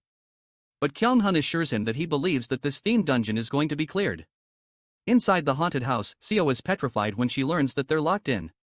She starts to tremble and asks JaeHyun what will happen if they're trapped in here and never make it out. But he asks her to calm down because this is a dungeon and there must be a way out. She has no choice but to agree with him due to her desperation. So, she decides to look around a bit more for an escape. When he's alone, our boy considers that the owner of this mansion doesn't seem to like them. Secondly, there's no way he can't open such a flimsy door with the high stats he has right now. More so, Seo has escaped this place before on her own before his regression. So, it's assumable that the required stamina stat for successfully raiding this dungeon is low. It seems to him that there must be another variable involved. And while he's thinking, Seo tells him to come look at something. He asks her what's wrong. So, she explains that something is wrong with the camera. He thinks she must be dramatic. But when he steps closer, he finds a corpse of the Alfred who had guided them here on the table they're supposed to eat at. And he realizes the Alfred who guided them here was a fake. Immediately, the system notifies them that they've reached 70% of Alfred's secret, the first mystery of the mansion. When he realizes that the camera is showing them things they can't see, they realize this camera is a key to solving the mystery. Our boy realizes that if they assume that the Alfred they met is fake, then this screen is either showing them the present or the past. Since this is a dungeon where they have to solve the mystery of the mansion, they wouldn't show them the future. So Seo concludes that it must be the past. She believes the camera is showing them the mansion's secret through the past. If that's the case, she realizes all this food definitely isn't made for eating. June realizes that it was weird that he kept sensing a bit of mana, which means all of this is an illusion. Illusion is a type of magic that occasionally appears in dungeon traps. So, our boy places a finger on the table and activates his absolute calculation skill. For some reason, the system tells him that there was a failure with activating the absolute calculation skill because the skill is not allowed here. When he realizes that won't work, he turns to Seo and asks her what she's looking for under the table. She mentions that she feels like some device for opening a door might be there because the only thing in the entire room that's different on the camera is Alfred being on top of the table in place of the food. She believes the key to escaping must be here. So, it gives JaeHyun an idea to solve the mystery. Our boy immediately turns on his mana detection skill and when he focuses on the table, he notices a beam of mana emanating from one of the plates filled with pudding. It confirms his suspicions since locking magic is fundamentally tied to other objects or calculations. So, in order to destroy the magic, you need to destroy either the object or erase the calculation. He informs Seo that the key must be inside that pudding. But for some reason, Seo is scared of going close to it because of the gory picture of the real Alfred's dead body.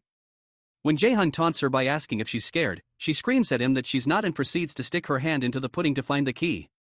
After searching for a while, she finds a key and the system informs them that they have succeeded in undoing the second secret of the mansion, the seal of magic illusion. So they'll receive extra rewards once the dungeon is cleared. Meanwhile, the fake Alfred watches the two guests from a pearl in another room and becomes worried that the guests did not like the meal. He states that they can't be lacking on how they treat their guests, and he promises that he, Butler Alfred, will never disappoint the Countess. Eventually, he walks out to go do something about it while laughing like a maniac. Inside the hall, JaeHyun and Seo make their way to a well-lit room. However, when Seo looks through the camera, she sees a lot of gloom, blood, and children's toys. They soon find a door through the camera, which JaeHyun figures is the guest bedroom. When JaeHyun proposes that they go in to see if there's anything strange, Seo jerks backwards because of the blood in the room, but JaeHyun reminds her that they have to find a way to get out of there or stay in the mansion forever. Eventually, she agrees that she doesn't want to stay in the mansion forever. So, our boy tells her to shut her mouth and look around and call him if she sees anything. After stepping in, JaeHyun decides to look around for clues. Not long after, he looks backwards and sees a girl in shiny white clothes and bloodstains on her body. When he looks closer, he notices that parts of her face have been torn off and a thread was used to sew her mouth shut. She soon points her finger at him and the fake Alfred appears behind JaeHyun, but he's not aware. Soon after, JaeHyun wakes up and sees a strange figure looking down at him. He gasps, but soon realizes it's Seo.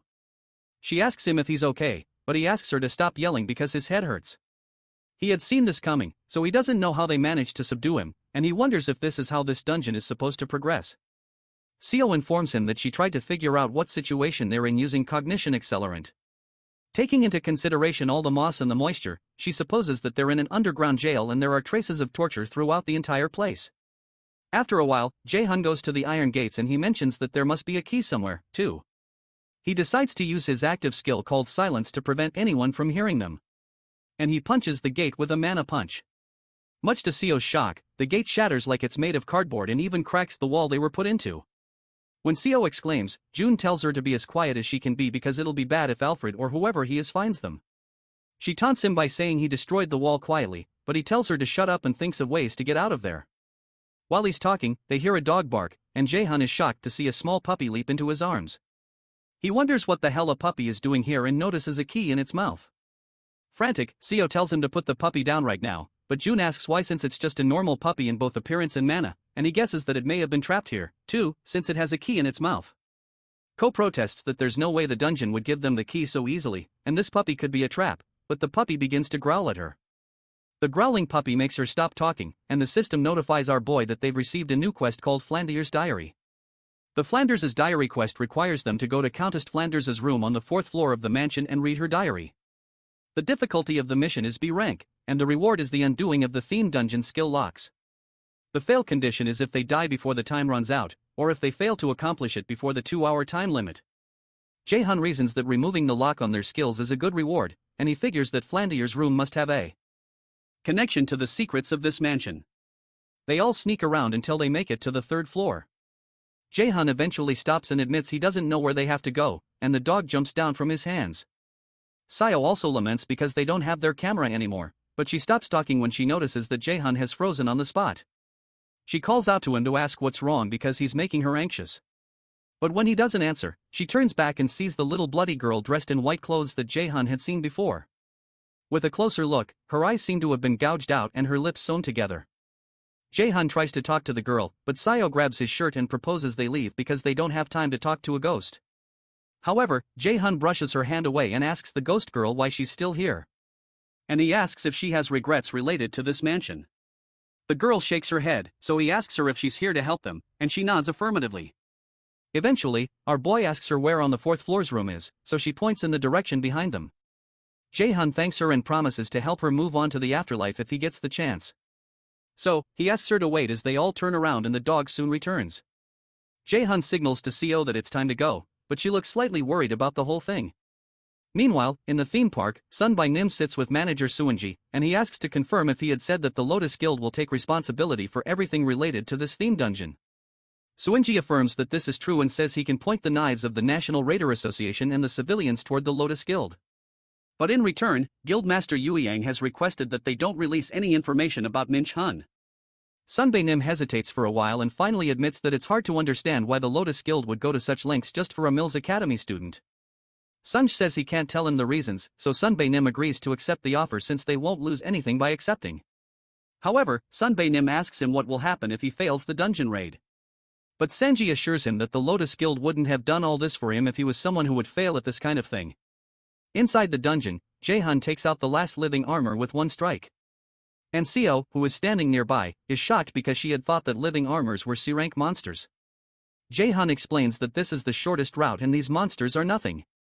They open the next door, so the system informs JaeHyun that they're entering Flanders' room. Once inside the room, they notice it's super creepy. So, Seo tries to go check the desk first. As she moves forward, JaeHyun stops her and mentions that it's obvious that there would be something on the desk. He proposes they check places where you wouldn't expect to find hints. And after looking around for a while, JaeHyun finds it. The system explains that he's found a diary in which Countess Flyer, the mansion owner, wrote every day. The first entry he finds is from May 7th of the year 1474. Flyer mentions her skin is looking paler every day and all of the doctor's attempts do not seem to be working. She wonders if she'll end up dying without ever getting to see the outside world. In another entry on May 10th of the same year, she talks about how she's excitedly waiting for her great-parents who had promised to buy her a doll she'd been wanting from the city. In another entry on May 12th, she writes how she got a letter stating that her parents died from an attack by thieves. The page is stained with her tears and she wonders if they would still be alive if she hadn't asked for that doll. In another entry on May 15th, she writes that the funeral is over and she became the owner of the mansion since she's the only one left of the Flandier bloodline. She explains that she's not happy at all because she's alone now and forever. In the month of July, another entry for the 4th day is written where Flandier explains that a girl was caught who had taken one of the flowers from her garden. Apparently, the girl is about her age and looks somehow like her doll, so she took a liking to her. She says she's going to ask the girl to live with her in the mansion. On the 20th of July, Flyer mentions that the girl said she has no name, so she named her Sally. They played every day in the mansion, and she expresses how happy she is to make a friend and hopes this continues every day. In another entry on the 8th of September, Fondier mentions that Alfred left the house without a word. Apparently, Sally said he must have been in a hurry and that he went to the next town over, but she mentions how anxious she is because she doesn't know why he left. In an entry for September 10th, she mentions that Alfred has returned, but he seems different. Apart from that, Sally seems to be hiding something from her, and it seems something must have happened. In an entry for November 9th, Fondier mentions that she keeps hearing screams inside the mansion. Apparently, the kitchen lady, Selena, and her maid, Michelle, keep screaming, and it seems like their throats are going to tear. She wonders if she's dreaming, but it seems too real and she's scared. The page is covered with blood. And in another part of the entry, Flandier writes that Sally and Alfred are knocking at her bedroom door, and she's certain that they want to kill her, but she doesn't know what to do. After reading it all, the system informs JaeHyun that the restrictions on skill use are no longer in effect. Our boy realizes that Flandier had been murdered and it was probably the doing of the monster that had stolen the mansion. He realizes that the monster must have been a doppelganger monster. And when he turns to look at Seo, he realizes it's actually a doppelganger monster that has been following him around. Behind the monster are several other Alfreds that are also monsters. The system notifies our boy that he's discovered the first secret of Alfred's identity. And he's completed the subquest, Flandier's Diary. The system informs him that he has succeeded in finding out all the secrets of the mansion and he's now to safely escape the mansion. Our boy turns to the monsters with the little puppy by his side as support. The monster releases deadly extensions from its body and goes in for the first attack. So, JaeHyun scoops up the puppy and jumps out of the way. Our boy tells the monster that it's finally showing its real self because he was growing impatient seeing it act so fake. The monster laughs for a bit and tells him he's pretty quick to catch on for a human, but JaeHyun tells him it wasn't anything difficult because he's just smart. Apparently, JaeHyun could see the monster for what it truly is because of his ability to see through illusions. Eventually, our boy tells the doppelganger that it's also possible that he's not that smart, but the monster is just stupid. That statement annoys the doppelganger, and it asks him how he can dare to insult him. In a rage, the monster destroys the overhead lamp on the roof, forcing JaeHyun to run out of the room. With the monster hard on his tail, our boy activates his lightning chain and fires it at the monster, causing large gaps in its structure, but it doesn't destroy it. During this time, the little puppy begins to feel queasy because of all the quick movements. The doppelganger is a B-rank monster that's dangerous because of its ability to copy another being's skill and appearance. But when considering only its combat skills, it's more like a C-rank monster. After the monster regains its form, it tells Jun that it'll consume his body, and it demands that he give over his body. JaeHyun doesn't move an inch, so the monster rushes toward him, and JaeHyun still doesn't move, even when the monster is inches away from him. When it comes closer, our boy surrounds it with another lightning chain and asks how it feels to be played after being the one to play others for a long time. The heat of the lightning burns the monster and it lets out a loud shriek. As the monster melts into a puddle, it mentions that envy led him to this because he also wants to be human. Eventually, the heat burns into the ground until the monster falls through. With the monster out of sight, JaeHyun turns to the dog and tells it it's pretty good at barking and it's talented at being a dog, which probably means the dungeon transformed Seo into a dog. Eventually, our boy heads to the nearby door, but he soon notices the spirit of Flyer again, but this time she looks just like she looked in the painting. She has a smile on her face and waves at him, which makes JaeHyun smile back at her. As he opens the door, he tells her goodbye, and the system informs him that he has cleared the second mission. It also adds that he's cleared all hidden scenarios in the mission and will be given extra rewards. JaeHyun and Seo are soon transported to the real world and our boy checks out his rewards. One of the rewards is called Commander Shouting, which increases morale and allies to increase mana and stamina. The second is Illusion, which creates illusions for the enemies. Jun doesn't really like the Commander Shouting skill because he won't use party member support skills often, but he likes the Illusion skill because he can use it to turn tables in a battlefield. When he turns to Seo, she tells him he should have said something since he knew she was the puppy. And she mentions that she was super scared that something was going to happen to her. Jun reminds her that she made it out alive in the end, but she protests that she's still upset. Our boy tells her to get up instead of whining because they have to get to the next destination, which startles her because she was hoping they could take a break. Surprised, he asks her if she's tired since she hasn't even done anything ever since they were in the underground cell. So, she explains that she has mental fatigue. However, JaeHyun agrees that he understands that, but he's sure it'll go away if she moves around. Using the subordination skill, he tells her to walk, and her legs suddenly start moving on their own. As she begins to walk to the next mission, she screams aloud in frustration and tells JaeHyun that she will never forgive him. After walking for a while, Seo ends up short of breath and she asks JaeHyun if this place is a parade. Our boy takes a potion and confirms that it is, but he also warns that they need to keep an eye out because they don't know what's coming. Suddenly, a voice comes out through the speakers and welcomes everyone to Neverland. When they look in front of them, they see a crowd gathered around a stage and the host introduces himself as Bruin. Bruin invites them all to his parade and he approaches JaeHyun and Seo to welcome them. He congratulates them for successfully completing the 2 missions. So, JaeHyun goes straight to the point by asking him what the last mission is going to be like. Bruin explains that the last mission is tag and he points them to a gate that's not far away. Apparently, the both of them will have to run from the monsters that will come out of it and reach the final destination. JaeHyun replies that he doesn't believe that's all there is to it. So, Bruin compliments his cleverness.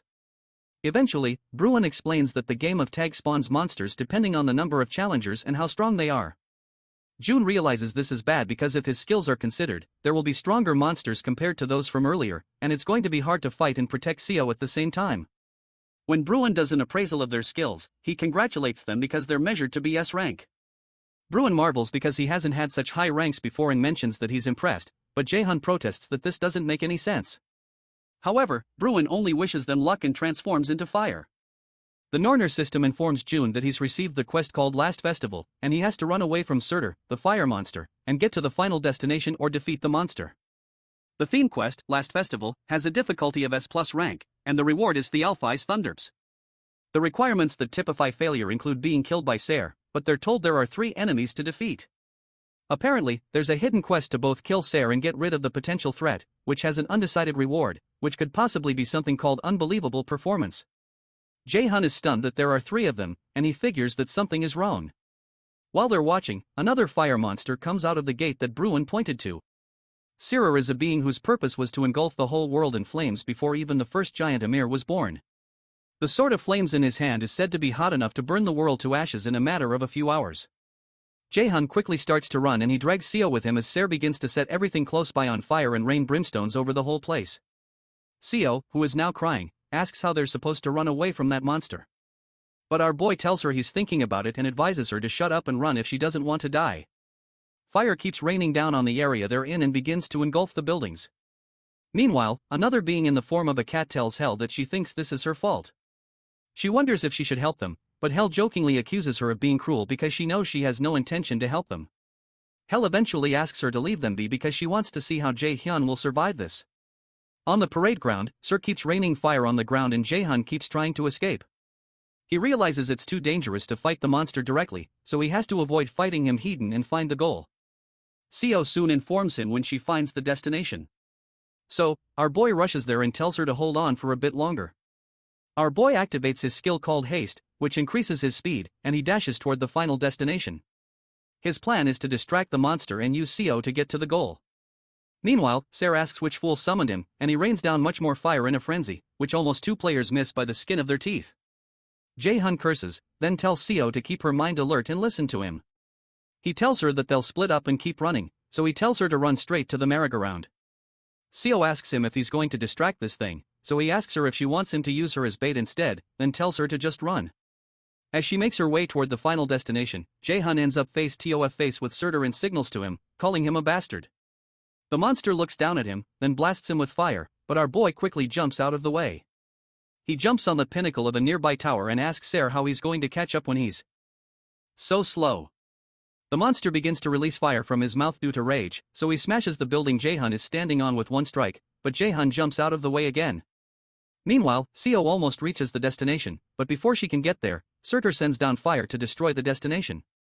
She's forced to stop, confused as to what the heck is going on, and JaeHyun wonders the same thing. Soon enough, the system announces that the goal has been destroyed. So, the quest's clear condition, other than the hidden quest, has been changed to impossible. At that point, Surtur calls JaeHyun an ignorant fool and asks how he can dare consider himself to be a match for him.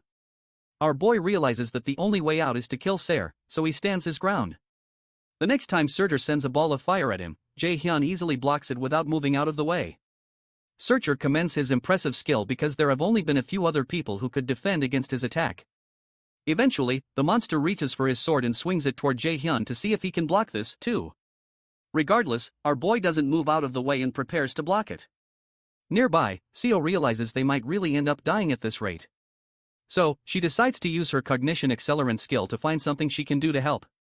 While JaeHyun is defending himself against the onslaught of fire, Seo calls out to him and informs him that she has found a way to beat the giant. JaeHyun leaves the battlefield to go meet Seo. So, Ser asks him how he dares to run away from him. When our boy runs far away into one of the standing buildings to speak with Seo, she explains they can use the water tank. Apparently, there's a water tank on the outskirts of Neverland. And if they lure the monster there, they might be able to damage it if they use water to get rid of its flames. June reasons that they might truly be able to damage its head or heart if they can deal with the flames. And Seo further explains that this can only be a copy and not the original giant from the myth. She believes that this monster would die if they were to destroy his weak points. She explains that she'll use her skill to predict Ser's route and tell him so he can lure him to the water tank. Soon after, JaeHyun goes out and runs toward the water tank, but he relies on Seo to call out the number of steps to take in what direction and what to do to avoid the next attack that Surtur is going to direct at him. At one point, our boy stops, so Surtur calls him a weak human and asks him if he's given up on running. JaeHyun turns back at him and tells him he's not running. Our boy mentions that he heard that Surtur is nothing compared to the Eir gods and he's just working as a gate guard right now, so he's not in the position to call him weak. That statement stings Surt. And when he only exclaims, JaeHyun asks him if he's also scared of him, who is a human too. Surtur, now blazing through his eyes, calls our boy a bastard. And when Surtur strikes him with fire, a surge of water bursts out toward him. It turns out that JaeHyun had activated his illusion skill. So Surtur didn't know he was standing right in front of the water tank and not JaeHyun. The water is so great that it covers up the monster and temporarily puts out the fire around his body. Without hesitation, our boy leaps into the air with his mana-packed sword and strikes it into the monster's heart, pushing him to the ground. With his back on the ground, Ser accuses him of using a dirty trick, but June says it doesn't matter since he won. The giant warns him not to be arrogant because he only fought him with a copy of himself and dealing with the original form won't be this easy. Shortly after, Surtur dematerializes. So, the system informs JaeHyun that he has cleared the last mission of the Big Three and he has cleared the hidden route and will get extra rewards called Unbelievable Performance as well as an item called Ser's Undying Flames. Seo, who is standing nearby, is glad that it's all really over. The cat that was watching them realizes that JaeHyun didn't need help after all. He finds him interesting and admires his willingness to get stronger, but Hell mentions that JaeHyun is nothing more than just a vessel. The cat doesn't believe what Hell said because she's the one who's always curious about how JaeHyun is doing. And he also believes that it's too early to let the Iser know about the boy. But they need to focus on helping him become stronger so he can get strong enough to kill Odin, the leader of the Aesir. Meanwhile, our boy is given the S-rank the Thunderps who stepped up to the position of a god of light as a human. The equipment will reinforce strength and dexterity and grant a skill called the Step of Light, which is also S-ranked. JaeHyun is shocked by how amazing the equipment is, but he soon notices an odd expression on Seo, so he wonders if she's trying to pull something on him. He uses his subordination skill on her to force her to show that she got an item called Rosva's Seal that increases one's strength and gives one a skill called Courage, which resists the state of fear and increases dexterity. While Seo laments about how annoying he is for using the subordination skill on her again, JaeHyun considers how he doesn't have any interest in any of her rewards, but he's more interested in her cognition accelerant skill. He decides to hold off on duplicating it since he can summon her anytime.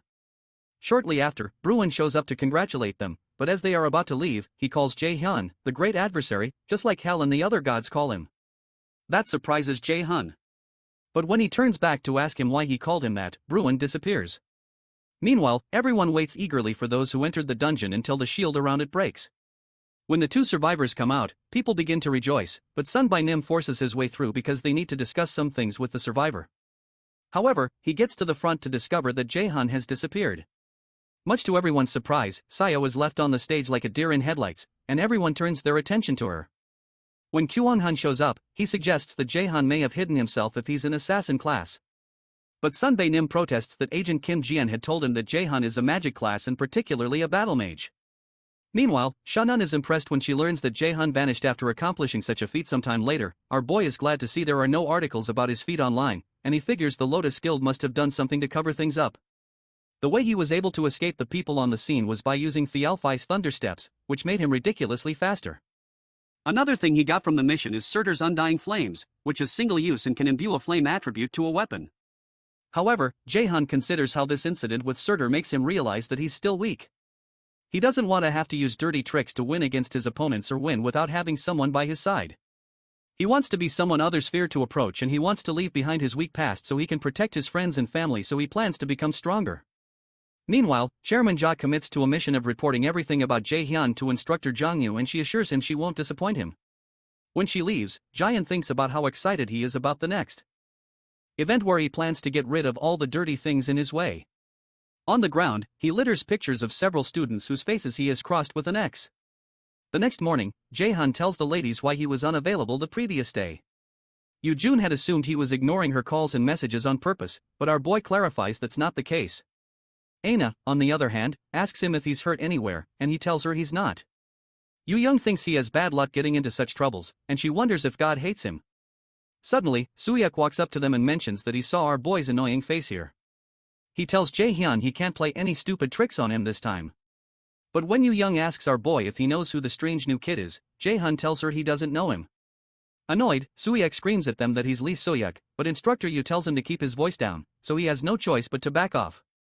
When Yoo steps on the podium, she introduces herself to the cadets and informs them she'll be teaching them the first part of understanding magic calculations. She asks them to do their best because she plans to teach them well. But JaeHyun notices that she's quite young for an instructor. When Izu asks them how much they know about magic, Soo-hyuk explains that magic uses necessary calculations to use mana to manifest something supernatural. The teacher agrees, and Soo-hyuk smirks at JaeHyun to gloat over the fact that he answered the question. Eventually, Yoo hands out books containing basic magic calculation formulas for dank magic and the foundations of magic applications of higher levels, which is their focus this semester. After she hands some of the students some books, they lament that the books are all blank. But JaeHyun knows differently. When Yoo calls him to ask if he can tell her what's written in the book, he tells her that it's written in rune. And it annoys Soo-hyuk that he was able to answer the question. It also unsettles you that JaeHyun was able to answer because the book is a magic text that can only be read by solving the calculations. Normally, it takes new students a week to be able to see the text in it, but he solved it by looking at it once. She realizes he's more talented than the chairman described, so she further probes him by asking if he knows the meaning of the rune on the book's cover. Meanwhile, June doesn't know why he can read the book easily, and he doesn't know if it's the knower system playing a trick on him or if it's the fate of the Aesir, but he tells her that the writing on the cover says Odin's life and the basics of rune. In her apartment, Seo laments because JaeHyun, whom she refers to as a bastard, made her walk so much that her legs are now hurting. She also hates the fact that she had to answer the journalists' questions about the interior of the theme dungeon and explain what happened on her own. Before he left, our boy had made her unable to reveal anything about his skill using his subordination skill. Even recalling the experience makes Seo burn with rage, and she wonders when he's going to undo this subordination. Eventually, she recalls she can go find him, and it gives her an evil idea. Sometime later, our boy reads the book instructor you gave him, and he finds it more interesting than he expected. He learns that all calculation formulas change their nature depending on how they're used. The in-depth knowledge of the basics from the book allows him to use a wider range of low-rank magic and can easily help him attain higher levels faster. When he notices Jung collapse from exhaustion, he praises the fact that she was able to succeed in reading the book cover. She laments that she's upset because she was the one who taught Jin magic, but our boy jokes that the student surpasses the teacher. Meanwhile, Aina rejoices because she can finally read the first page now, so JaeHyun praises her hard work. His compliments make her blush, so she covers her face with the book. JaeHyun notices that Aina has been treating him differently, and he wonders if it's because he drew a boundary the day they came out of the dungeon. Outside the library, Odin's crow watches the students and soon travels back to report the situation to Odin. Sometime later, Jung organizes a naming competition for his potion shop and offers to give a box of best quality potions to the winner. Hyoun, Aina, Jung, Jang, and JaeHyun are seated at the table, and they soon realize it's harder than they expected. Aina mentions that it may be because there are barely any potion shops, and Jung wonders what will happen if the shop doesn't get any business. Jung explains that survival is the most important thing to a raider, so there's no way a potion business would fail. He reminds them of their experience when they tried the potions and declares that this is revolutionary. A few days earlier, our boy considers how a raider would do anything to get stronger. Although to get stronger, money is more important than effort. As someone who has regressed to the past, JaeHyun realizes he has many opportunities in business and investments because of his knowledge of the future. In the present, he plans to get Jang on his side since he knows he will be responsible for half of the potion businesses in the entire world in the future. Suddenly, Seo barges into the room where they're having their meeting, and she chides JaeHyun for not keeping his promise. He wonders how she found him, but he soon recalls that the system told him that the user and the subordinate can locate each other, and this effect cannot be cancelled. Jung asks JaeHyun why he'd blackmail a kid like that, but June only asks Seo to take a seat so he can borrow her brain. A few minutes later, Seo suggests the name Heavenly Demon Potion, but our boy forcefully makes her shut up using subordination because he thinks her idea is trashy. Others also suggest names, but JaeHyun doesn't like them, and he believes even the monsters in the dungeons would have better ideas. Eventually, June gets angry because JaeHyun isn't asking her for some ideas. He's not asking her because he believes her ideas will also be terrible, but he decides to consider her. She suggests the name Workshop Elixir, and our boy recalls that the word elixir is another name for the philosopher Unk's stone that's supposed to bring back the dead and heal injuries. Jang loves the idea and JaeHyun also thanks Jung for saving them, which is a first. Sometime later in one of Instructor Izu's classes, JaeHyun answers a question about rune being the language and foundation of magic. He answers it perfectly and it further annoys Suiyuk. After the lesson ends, our boy informs Instructor Yu about a question he has about something he read. When she sees the book he's holding, she becomes tense because it's a 4th-star rank magic text which even most instructors struggle to read. At this point, she wonders what kind of creature JaeHyun is. Later on, our boy heads to the library, and he soon realizes he's stuck on this book, and he also couldn't get anything from Instructor Yu either. However, he doesn't realize that the librarian, who's sitting nearby, is taking notes about him, and the fact that he's reading a 4-star rank magic text. After leaving the library, JaeHyun goes to see his teacher to help him understand the 4-star magic text. He explains that creation is to make new magic, destruction is to rule out and remove magic, and amplification is to reinforce magic. Apparently, the calculation formulas and theories are high level and hard for him to understand on his own. Up until now, he depended on Odin's eye to understand the texts, but now he needs to understand at a deeper level. When he's done explaining, Seongan tells him that she can't tell him for certain either. When he asks why, she adds that he needs to understand the concepts in 4-star magic texts on his own so that he can step to the level of an A-rank raider. When she notices he's still confused, she decides to at least tell him a discipline to help him learn amplification.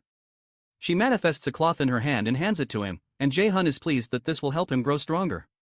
Sometime later, our boy returns to the AR battle system room and battles with the monsters with the sash that his teacher gave him tied around his wrist. He looks pretty exhausted and he soon activates his magic arrow skill and blasts it at the monsters, but they easily slash the arrows with their swords. Sean had told him to repeatedly use one magic skill while having this item she gave him equipped. The item is called Jaipanir, a rank B item. It's a string that sealed Fenrir and an imitation item that was modeled after Jipnir that temporarily decreases all stats by 50% when tied around a user. His teacher told him to focus on just one skill and analyze the magic skill's formulas again and again. When JaeHyun asks her what this has to do with learning amplification, she tells him that's up to him to find out. In the present time, JaeHyun notices his entire body feels heavy and slow because of his decreased stats, and it's worse than he imagined. Some days later, Yoojun notices the dark circles around our boy's eyes, and she asks him if he's okay. When he tells her he thinks he's fine, she informs him that she can detect him from 100 meters away because of the smell from his pain relief patch and informs him that he's been living in the AR test room for a week now. Aina looks worried about JaeHyun and Young adds that it's not good for him to overwork himself. He thanks Young for her care, but reminds them that there's a quiz in 2 days and he heard they're not done decoding the book and may have to take extra classes if they fail the quiz. Upon hearing that, the girls rush off to study. Eventually, our boy returns to the AR battle system room for another session, and he perfectly clears test level 41. The Norner system informs him that his understanding of the formula has greatly increased, and his magic arrow's efficiency has increased greatly, causing the magic arrow skill to increase to level 2. Because of this, June understands that amplification in the 4-star magic text means to level up a skill by increasing one's proficiency with that skill and understanding the magic's formula. June realizes he's around the highest level of a B rank raider or the beginner level of an A rank raider, just like SeonYul had said. He remembers that they had initially approached each other to use each other, but now it really feels like a student-teacher relationship. Meanwhile, instructor Siki goes to see the chairman. The chairman doesn't look very excited to see him, and Seoki realizes that he has to recover his reputation, which has hit rock bottom because of the mock dungeon incident. He informs the chairman that the guild experience event preparations are complete and the chairman asks him if there are no faults with the thing. When Seek confirms there are no issues, the chairman smirks in his evil manner and it's clear that he has some terrible plans. Outside, JaeHyun moves into the woods and he asks a mysterious person if they're going to come here or if he needs to come to them. Soon after, a bright light appears and a strange figure that looks like one of Odin's crows jumps down toward our boy, but he moves out of the way. When the being is close enough, our boy lands a kick that sends it rolling into a nearby tree. JaeHyun tells the being that it must have missed the news that its colleague went through hell the last time he tried to kill him. Suddenly, our boy notices some other creatures trying to ambush him from above, and it's clear that Chairman Jin is on the move for these creatures to have the boldness to come at him inside the academy grounds. JaeHyun surrounds himself with magic arrows and tells them that they messed with the wrong person, then fires them at the bird-like creatures, knocking them backward. However, he soon sees something that makes him cringe. One of those beings turns out to be his father, Minyango, who tells him it's been a long time since they've seen each other. JaeHyun burns with deep rage and fires several lightning chains at his father, who dodges his attack easily. After evading his attacks, his father places his hand on his sword and sends a sword slash toward him. JaeHyun gets cut on his side because he can't escape the slash quickly enough, especially because he didn't even see his father draw his sword at all. The slash gosen created such a deep gash in the ground that it would have cut JaeHyun in half if he didn't move out of the way. After a moment of silence, Xiango tells our boy he was looking forward to seeing him after such a long time. But his personality seems to have gotten much more aggressive. However, JaeHyun tells him to stop calling him son because he never thought of him as his father. Surprised, Xango mentions that our boy must be in his rebellious phase, but JaeHyun tells him to cut the __ and state why he's here. For a moment, SeonYul looks at JaeHyun and recognizes that he possesses the power of the prophecy, but he believes there must be a limit to how strong he can become. Eventually, he asks JaeHyun if the resistance against the Acer got in touch with him. And when JaeHyun looks shocked, Xiango gets his answer. He sends sword slashes to cut down JaeHyun, but our boy manages to create a barrier to protect himself. Regardless, the strength of the slashes breaks the barrier and burns up some of his clothing. So JaeHyun wonders if this is really the power of an A-rank raider. His father tells him he's gotten stronger, but JaeHyun still can't wrap his head around how he knows about the Acer, and he wonders what he's been hiding. Eventually, he asks Su if he intends to kill him, and he tells him he doesn't plan to. However, Xiango considers that the great adversary's growth is unbelievably fast, and at this rate, he will become a great obstacle not far in the future to his plans and to the Acer. He decides to use divine power to stunt the great adversary's growth. So, he tells June he'll take his limbs. Xiango amplifies the power of his slash and directs a huge strike toward him. JaeHyun hopelessly stands there as the immense power moves toward him until it's mysteriously stopped by the cat that was conversing with Hell. Xiango asks the cat if the contract between the Aesir and the resistant Aesir was broken or if he's just decided to challenge the great Odin. The cat tells him that he's not sure what he's talking about, and JaeHyun doesn't understand how the cat just spoke. The cat soon transforms into a female being and tells Xiango to go away because they still have business with this child. Our boy can tell from the mana coming from her that she's stronger than Yu, and he doesn't know what the heck is going on. When SeonYul asks her if she really has to make matters worse, she cuts herself and lets out drops of blood on the ground, and the droplets soon transform into monstrous hands that attack SeonYul. SeonYul blocks the attacks and the hands become larger and the strikes stronger. While still attacking, SeonYul tells the girl that Loki has gotten weak enough to depend on a mere human to end the war between gods. However, the girl reminds that he's also a mere human who's trying to kill Odin, so he's not much different. Eventually, Jung's father decides to leave for now, but he warns her that he'll make sure she takes responsibility for the contract with Air if she gets in his way next time. Regardless, she tells him to do as he will, but reminds him she can behead him at any time if he also interrupts her. After leaving a love mark on his neck, she reminds him the contract is between just the Aesir and the resistant Aesir. But there's nothing in the contract forbidding the murder of Odin's crow. Soon after, SeonYul disappears and our boy soon collapses on the ground, severely injured. The girl walks up to him and tells him it's nice to meet him. She introduces herself as Hell's alter ego, Hela, and says she's his observer and his guide for the 5 trials. Sometime later, our boy returns to the academy to heal himself. Hela informs him that he can ask her anything if he's curious, and she'll answer anything she can. He decides to ask her the true identity of SeonYul. So, she tells him he's not his real father and his real name is Hugin. Apparently, he's one of Odin's crows, and his name, Hugin, is a mythical creature that controls and feeds on the human mind. Hugin borrowed the power to manipulate memories from another crow moon. Hugin has also been lurking around JaeHyun pretending to be his father in order to keep an eye on the prophesied great adversary. Our boy is shocked to learn that is not his real father. So Hela decides to show him since that'll be easier.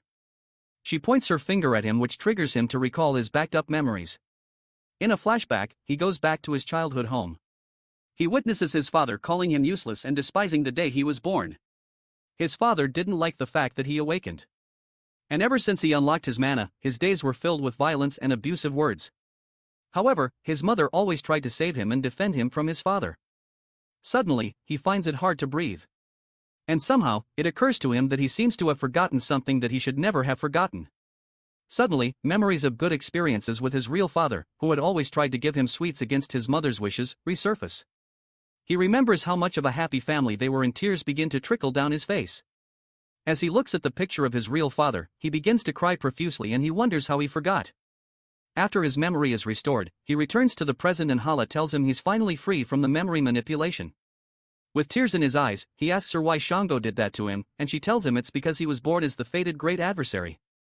The mention of the prophecy and him being the great adversary annoys JaeHyun, and he asks her what these things mean and why they're all making his life so hard. After a short pause, Hela explains how 10,000 years ago, the first Ragnarok happened, and that's when everything began. Ragnarok is the final chapter of the gods and where the story ends.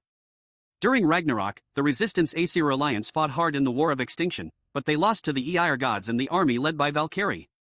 After the war, Odin agreed to let the gods and giants who were prisoners of war live on the condition of creating a contract.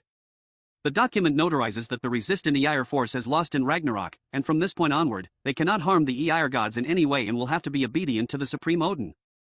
Living beings of many worlds have suffered because of this contract and cried in despair endlessly until the 3 sisters of Norn gave a prophecy. They prophesied that 10,000 years from now, when the second extinction comes, the weakest being will bring down Odin and Asgard and open a new world. And that prophesied great enemy is JaeHyun. When JaeHyun confirms that the plan of the Aesir resistance is to use him to kill Odin, he asks what Odin's plan is and what he gains from all this. Ha informs him that Odin wants the 9 realms in the palm of his hands, including Midgard, where humans reside. Meanwhile, in Asgard, Odin finds it irritating to have to watch some inferior being just because of a prophecy. Heimdall, who's standing nearby, mentions that JaeHyun is just a human who cannot amount to anything compared to them. However, because the resistant Aesir are determined and they can't afford to show weakness in such times, Odin grants Heimdall temporary authority. When he hears that, Heimdall is glad he'll be able to leave Asgard since it's been a while. Sometime later, our boy hits the gym to work out, and he remembers what Hela had told him about the 9 realms. Apparently, Odin has already taken over some worlds, including Vanaheimheimer, Jotunheimer, Svartheimer, and Muspelheimer, and he wants to conquer the rest with the Second War. In the flashback, JaeHyun asks why Odin hasn't already killed him. So, Hela explains that it's because of the power of the prophecy, which is something even the gods cannot overpower. However, even though JaeHyun is being protected by that power, it's not eternal and will vanish once the second Ragnarok approaches. She explains that the Aesir gods will kill him when the second Ragnarok approaches, and she explains that he was already once killed by them. JaeHyun suddenly understands that the death he experienced in his past life was Odin's plan and that they were playing him from the start. They killed his family, manipulated his memories, and made his life a living hell. Haya asks him if he wants to get revenge and protect what is most important to him. She informs him once more that she is the guide of the 5 trials and explains that she will give him a trial in order to raise him into the person who will kill Odin. The Norir system displays a main quest called the God Murderer's Path, which requires him to receive the resistant Aesir throne's power in order to keep Odin's ambition at bay. He's already done Hell's trial, but there are 4 other trials of unknown difficulty before he can receive the resistant Aesir throne's blessing. Meanwhile, Hyoun does some special training until his muscles are sore. Thanks to the special training, he succeeded in obtaining an S-rank skill, but it's still hard on his body. He remembers that JaeHyun is already at a much higher level than him, and he's far from being strong enough to beat him at the Mills Festival. Regardless, he decides to train further, but he soon hears an announcement summoning him to the chairman's office. In his office, JaeHyun speaks with a certain congressman about getting rid of all the lower-ranking students so they can focus their support on the high-ranking students. Jin proposes the man take care of the rest of what they need once they get rid of the students. But the man protests that he can't because things got too out of control at the mock exams and the Raider Management Headquarters is going to be on the move soon. Jin feels the congressman isn't speaking at his level and he considers whether he should get rid of him too. He soon informs the man that he's completed the preparation and that they're going to artificially open a gate at the guild experience they're holding in a few days. That gets the congressman interested, so he offers to send over the supporting funds from the nation to Mills. As they said last time, shortly after, Hyoun, who still has the terrible experience he had in the demi-lane in mind, is worried about why the chairman is summoning him. He supposes that the chairman was the one who invaded his mind at the demi-lane and was the one who caused the incident at the mock dungeon. As he knocks on the chairman's door, he decides not to act rashly because he can't handle this alone. Later on, while in class, our boy flashes back to his conversation with Hela. In the flashback, she informs him that Odin probably already knows that he has made contact with the resistant ER force, which means that Ragnarok can happen earlier than planned. Instructor Izu soon ends her class and asks them to wake those sleeping, including Aina, because she has a message. She explains that the guild experience will be happening in 3 days and that the event will be a good opportunity for them to see how raider guilds work and hunt monsters. She adds that there is a guild that was specially prepared by Chairman Jean for them. JaeHyun hates the idea of going to the guild JaeHyun provided and recalls that he went to a new E-rank guild and just sat on a moldy couch for a bit before leaving in his past life, but he can go anywhere now because of his accomplishments. He plans to go to the Neptune guild because it's the #1 ranked guild in Korea before his regression. However, Instructor Yu reads out a guild priority list which offers a student they covet to experience their guild in exchange for a special point. Yu announces that JaeHyun, Aina, Yu Jang, and 3 others were chosen by the Lotus Guild and Lee Suyuk was chosen by the Neptune Guild. Yu Young is ecstatic about the Lotus Guild, and our boy realizes this is why his teacher asked for the names of the skilled students. Yu Jun begins to weep because she'll get to meet Guild Master Yang and almost chokes Aina with a hug, but she has to stop when the 3 of them receive an emergency message from Hon to show up at Jang's workshop. When the cadets gather at Jang's workshop, Hon tells them about Chairman Jawan Unk's plan to kill off the lower-ranking students during the guild experience to make students reawaken. Jang laments that the chairman's corruption is brought up every year, but now it's gotten worse as he plays with people's lives. Our boy realizes the guild experience event is much more dangerous than he anticipated. Hon declares that they're the only ones who know about this and the only ones who will be able to prevent it. Ji-hun, on the other hand, believes they might just end up getting killed if they act rashly, even though it's noble to want to help the others. After silence lingers around the table, Yu Young asks them why they're hesitating at all when the lives of students are on the line. And Jung agrees with her. So does AA. It actually makes June happy that they're all in support.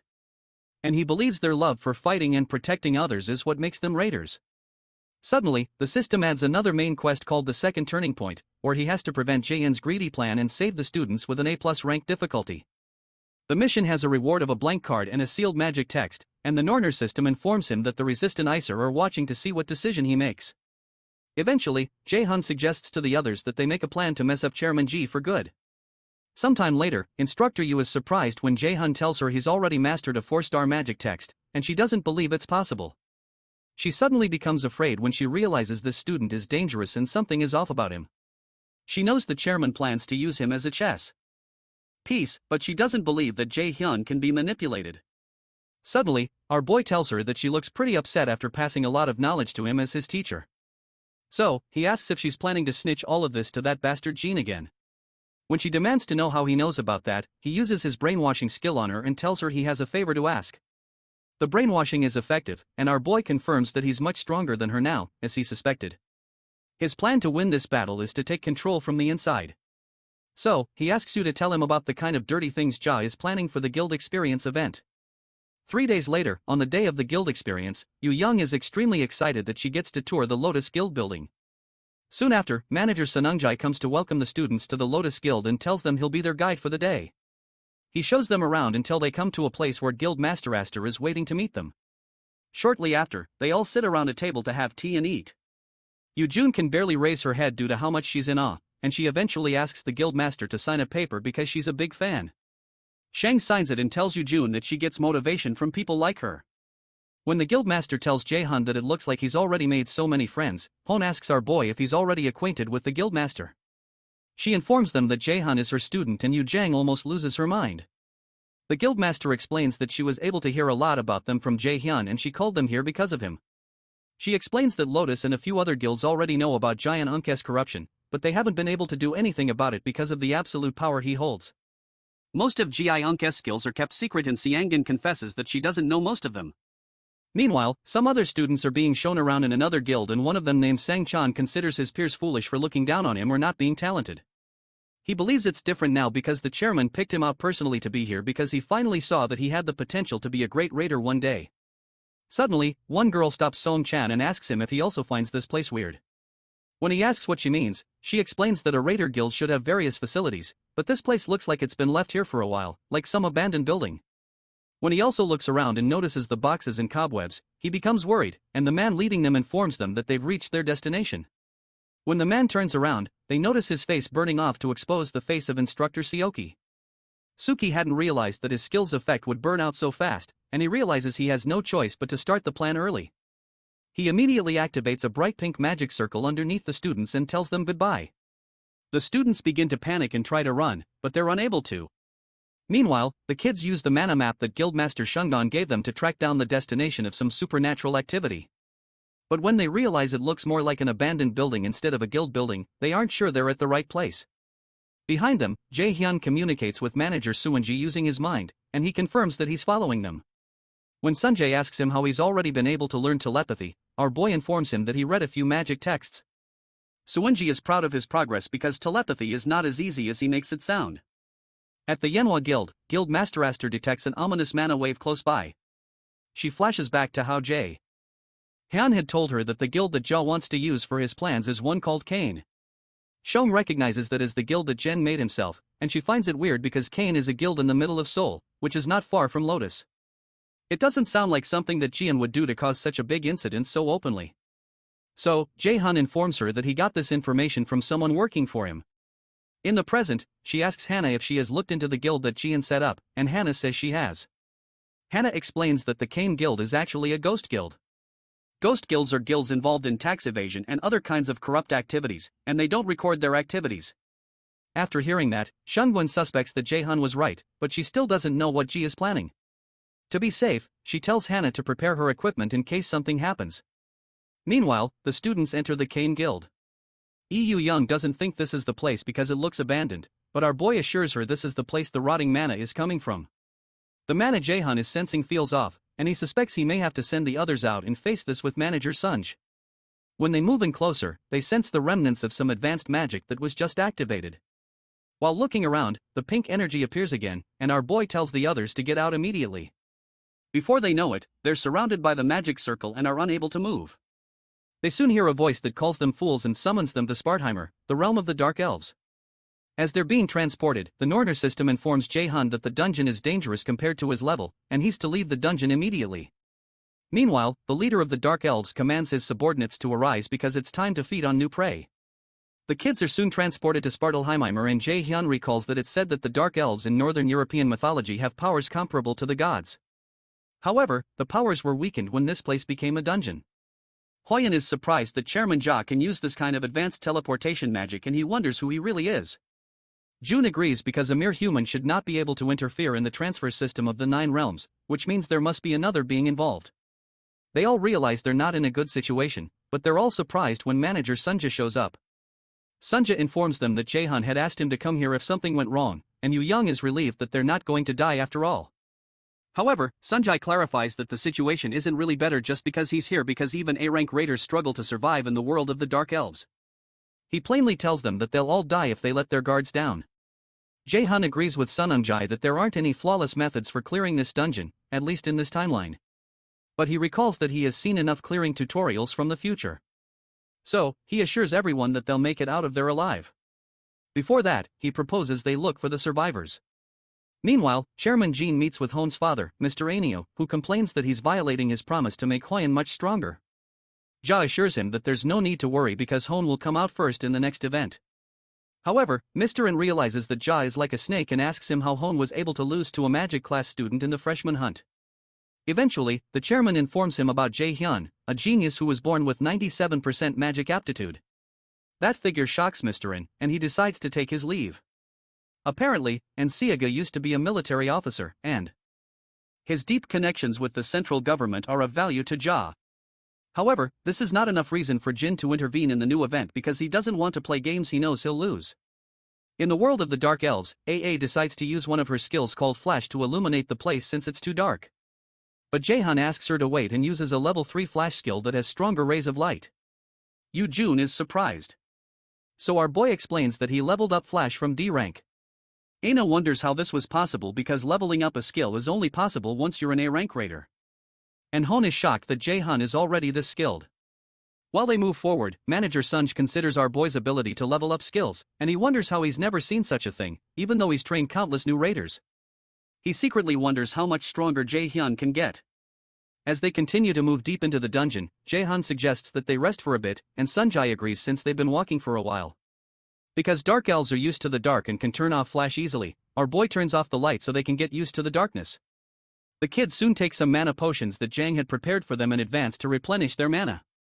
When Hyun mentions that the survivors must be somewhere beyond the fork, Jun uses his mana perception to check around the dungeon. He detects that the middle road leads to the room where the boss is, but he suddenly detects an incoming object and grabs the arrow midair before it pierces through Aina's chest. Our boy activates his absolute calculation skill and everyone gets into fighting mode when they notice that they're surrounded by Dark Elves. Everyone watches in shock as JaeHyun crushes the arrow in his hands. Yoo-jun quickly activates a mana field around her friends and Aina activates a skill called Slow to try to slow down the elves. She soon summons her Radiant Divine Sword and begins to attack the elves. Meanwhile, Hoen activates his martial arts Polar Extreme skill and creates a distraction that allows the others to attack further. When he gives the signal, Manager SeonYul jumps towards one of the Dark Elves with his dagger and battles with it hidden. Our boy decides to join in on the fun. So, he activates his lightning chain, which is now at level 5, and he strikes several of the elves with his chains. According to the tutorial on how to clear, the Dark Elves' weapons and armor are all made from magic, which means he can destroy all of it with absolute calculation. He signals Young and Aina to only use ferret-type magic, so they decide to follow, even though they don't understand. As one of the elves throws his spear at him, JaeHyun tells Hyun to use provocation skills to simplify the enemy's movements as he burns the spear with his fire. Hoen soon uses his provoke skills to draw the monster's attention to himself. And JaeHyun asks Sunjai to kill the Dark Elves whose movements have been dulled. Sunjai follows through, but he wonders if Jun knows something about the Dark Elves. Using his level 5 stealth skill to completely erase his presence, Sunj tears up Dark Elf flesh. Meanwhile, our boy uses his Fire Strike skill and lands a strike that destroys one of the Dark Elves. Young also activates her Flame of Eternity to create a fireball that covers a large part of the area and forces the elves to move. As the Dark Elves advance forward for an assault, Aina activates her Fire Arrow and takes them down. As one of the elves wonders how these humans know their weaknesses, Hyun's sword goes through his back and comes out of his chest. The elf is infuriated that a mere human dares to attack him. But while he turns back to face Hyun, JaeHyun's lightning chain comes to finish him off. Shortly after, the entire fight ends and JaeHyun proposes they keep moving since they don't have much time. He informs them that he feels some of the survivors' mana and he worries that they might die if they're late. In the academy, Chairman Ja berates instructor Siki for messing this up greatly again. Siki apologizes and tries to explain that he didn't expect an outsider to walk into the guild building, but the chairman doesn't take that as an excuse. Suki tries to assure him that there's no need to worry because it's common for civilians to die in sudden gate appearances and they can just cover this up, but the chairman thinks that's a load of crap. Suki suddenly starts to bleed from his mouth and the chairman tells him that the transfer spell does not work on civilians without mana, which would mean some rats who can use mana went in. Jin tells him to hope this goes smoothly because things won't go well for him if any of the students make it out alive. As the chairman exacts more pressure, Shuraoki begins to bleed from his nose and eyes. Meanwhile, Guild Master Aster Shongan urgently leaves the guild and heads to the Kane Guild to investigate the ominous mana. She suspects the spell must at least be an S-rank spell, which means the kids and Sunja are in danger. However, since her earring hasn't reacted yet, she can confirm that no one has died. While she hurries out, she tells Hannah to call the association for support right away if she doesn't come back before the next morning. As SeonYul rides on her bike, she promises to never forgive Ja if he touches a hair on any of her people. Meanwhile, Shan Chan seems to have been severely injured, so his friends help him move so they can get out. Eventually, they trip over a stone, and she begins to cry because they have to find a way to get out of there. She begins to blame herself for all that happened and wishes she weren't useless. She's surprised when someone suddenly places his hands on her shoulder, and it turns out to be JaeHyun. He tells her she's done a good job and asks her to leave the rest to them. Soon after, the girl passes out, and they give her and Song Chan some potions to resuscitate them. Chan soon wakes up and he's told that he's in Spartalheimer, the land of the Dark Elves. When June asks them what happened, they explain that they fell down here after reaching the Kane Guild. Then they were ambushed by Dark Elves who took their friends away. However, the girl and Chan managed to avoid being seen by the elves, but they eventually collapsed due to the mana overdose.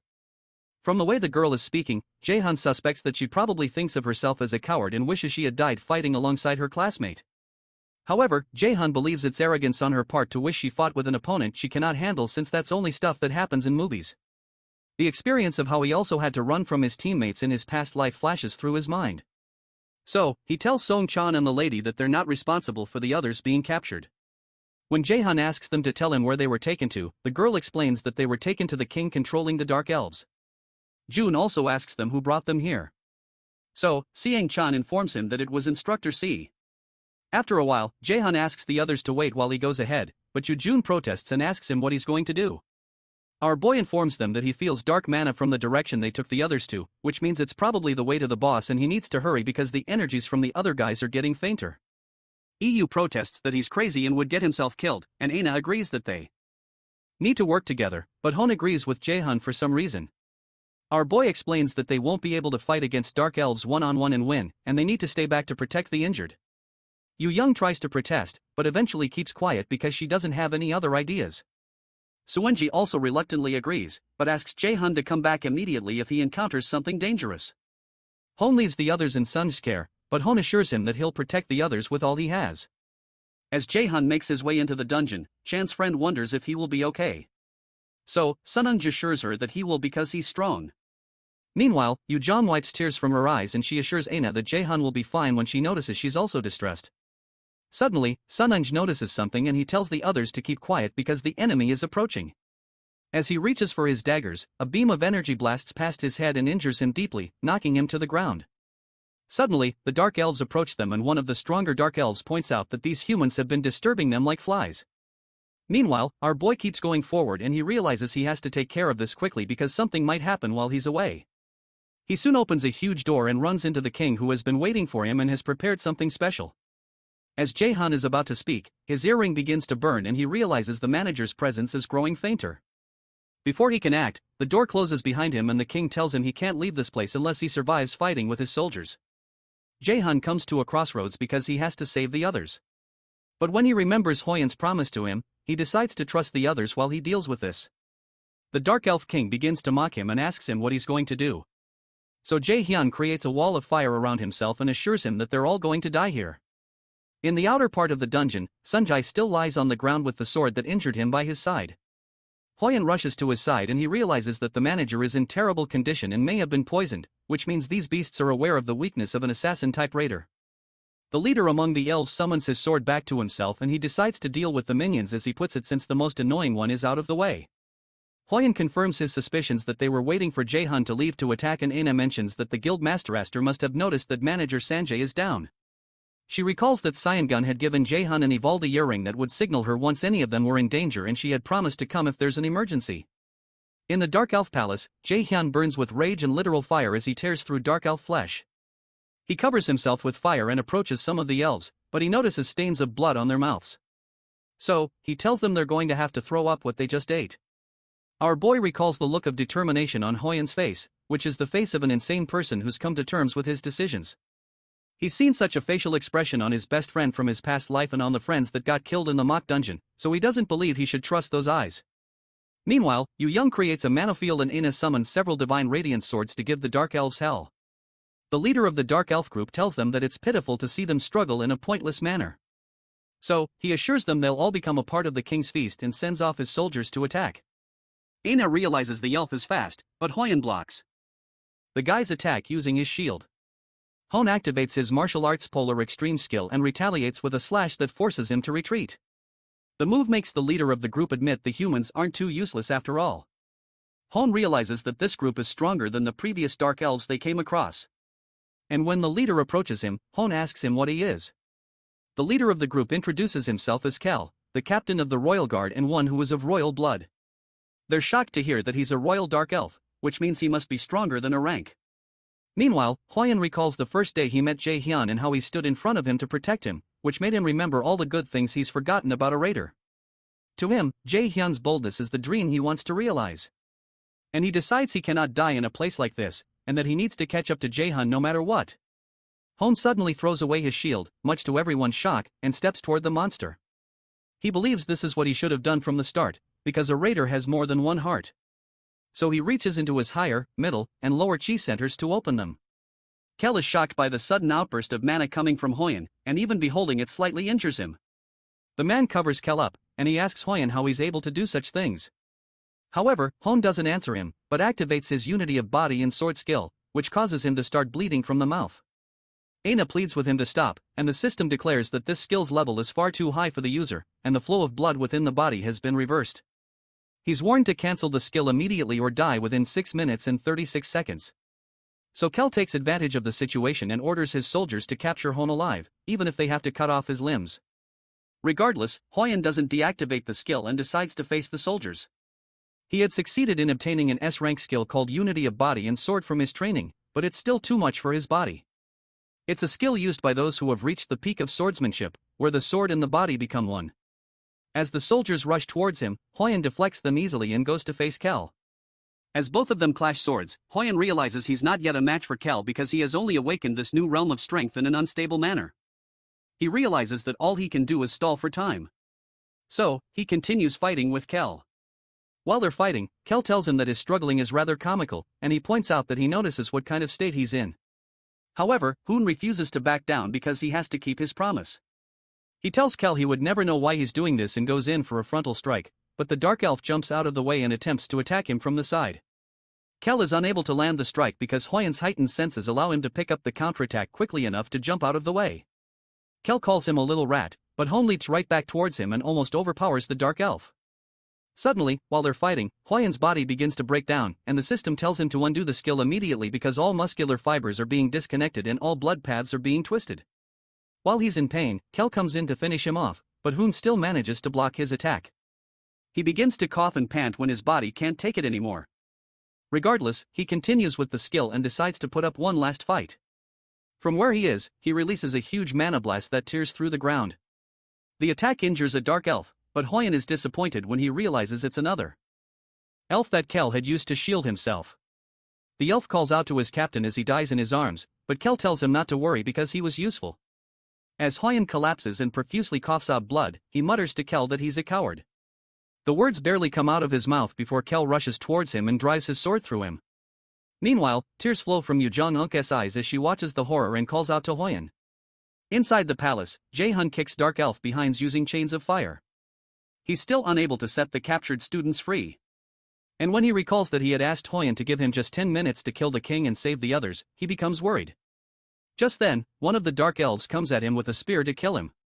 But our boy waits for him to get close and covers his face with fire. Meanwhile, the Dark Elf King laughs as he watches the entire thing.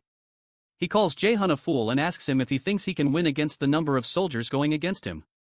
JaeHyun asks him why he can't, and the king tells him he's very arrogant despite being a useless human. JaeHyun recalls that he heard people call him useless way too much while growing up, and he's sick and tired of it. Suddenly, the Dark Elves begin to struggle to breathe, and our boy starts to burn bright as several of the elves collapse.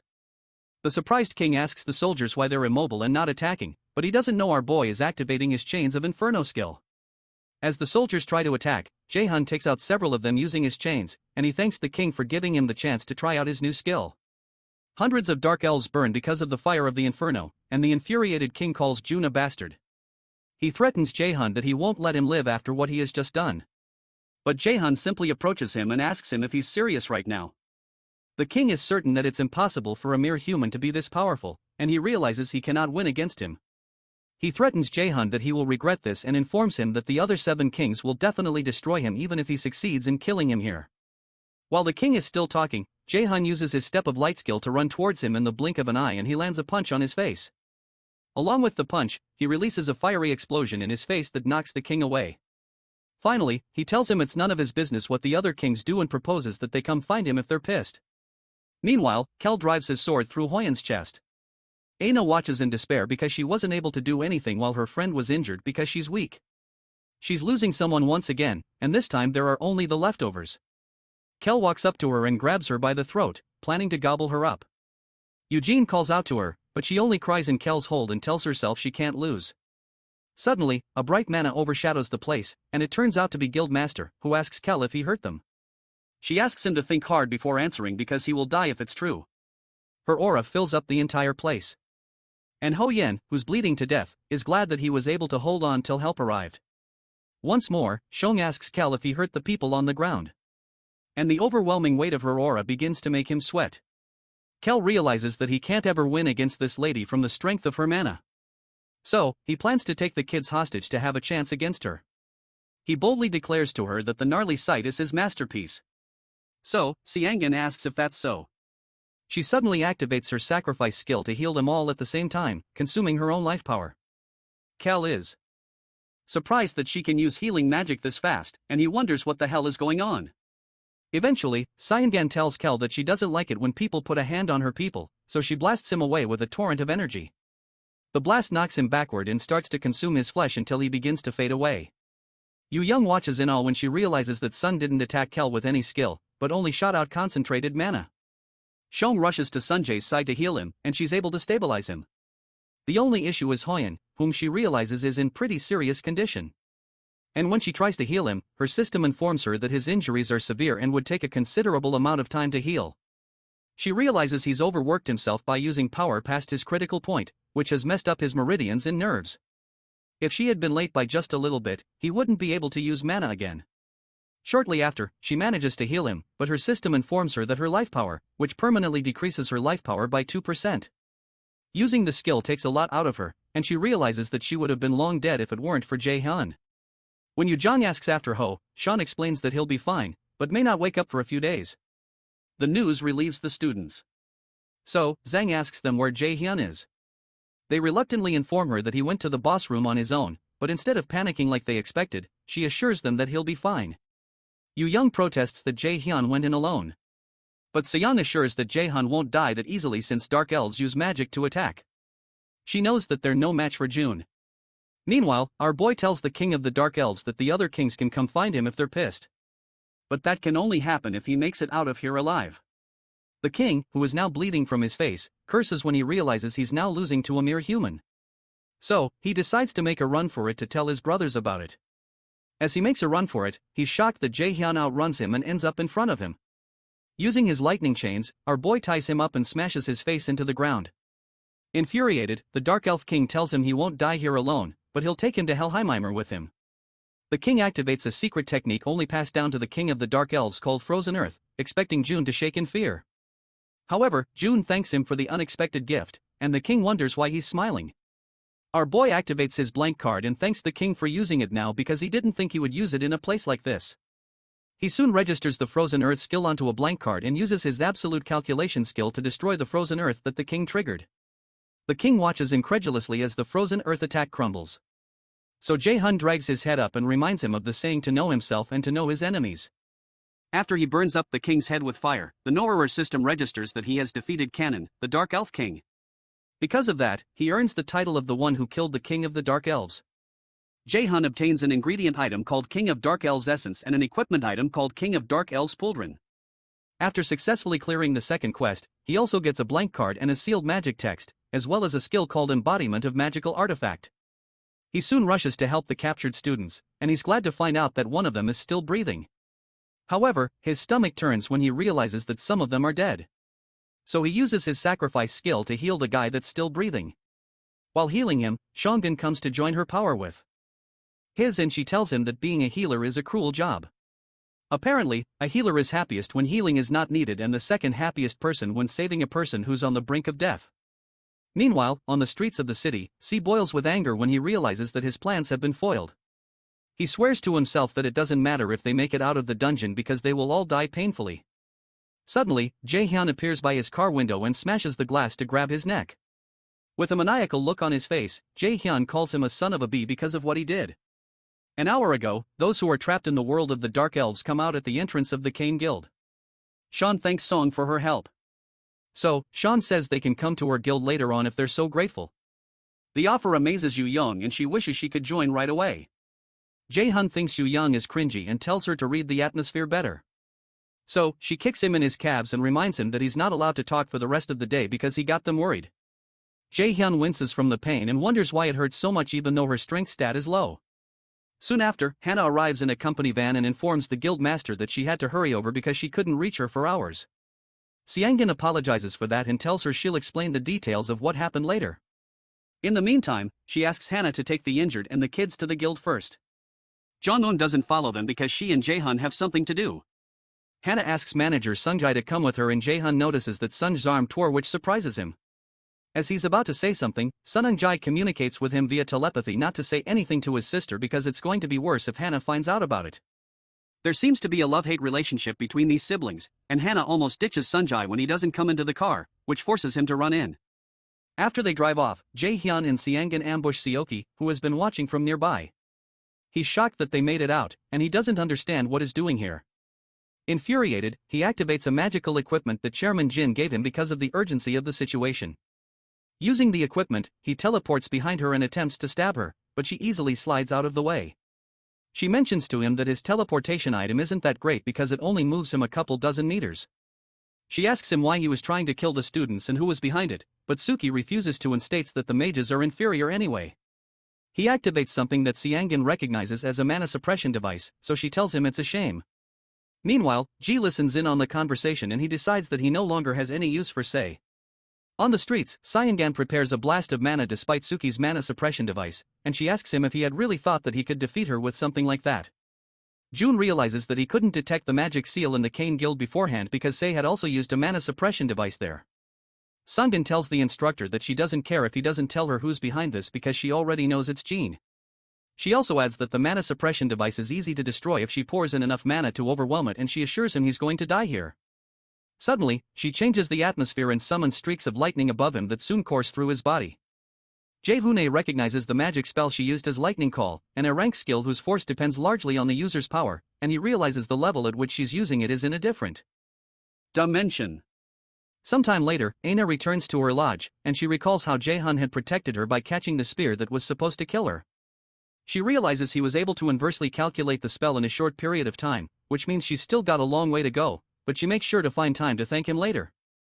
Meanwhile, reporters storm the Mills Academy to hear what they have to say about this matter, and they desire to have a word with Chairman Ja. Instructor Izu goes to inform Ja that the Academy's reputation has fallen, and there are assumptions that he was the one who created the Ghost Guild to try and abandon the students. Ja boils with anger as he wonders why this happened. Expressionless, Yu informs him there are journalists outside and calls from everywhere, so she asks him what she should do about them. Annoyed, the chairman orders her to lock down the academy and tell everyone they're not taking any interviews right now. When she leaves to handle that, Jen realizes there must be a traitor inside Mills for such information about his plans to have leaked. It's clear that Saki is probably dead, so he decides to take an eye for an eye. The chairman places a call to someone and offers to pay anything he wants for a media cover-up. A few days later, JaeHyun intentionally collides with Hon while they're in the hallway, and he comments that he's looking fit. Hyoyeon is glad to see him and says he's only well because of him and the guildmaster. After a short pause, JaeHyun asks him why he almost killed himself. And when Hyoyeon struggles to answer, JaeHyun warmly assures him that he just needs to keep moving forward with that kind of mindset. He encourages him to do as he pleases and think of the reasons later. However, before he leaves, our boy reminds him to look out for himself because the other guys worry about him. For some reason, the thought of doing what he wants to do energizes Hyoyeon.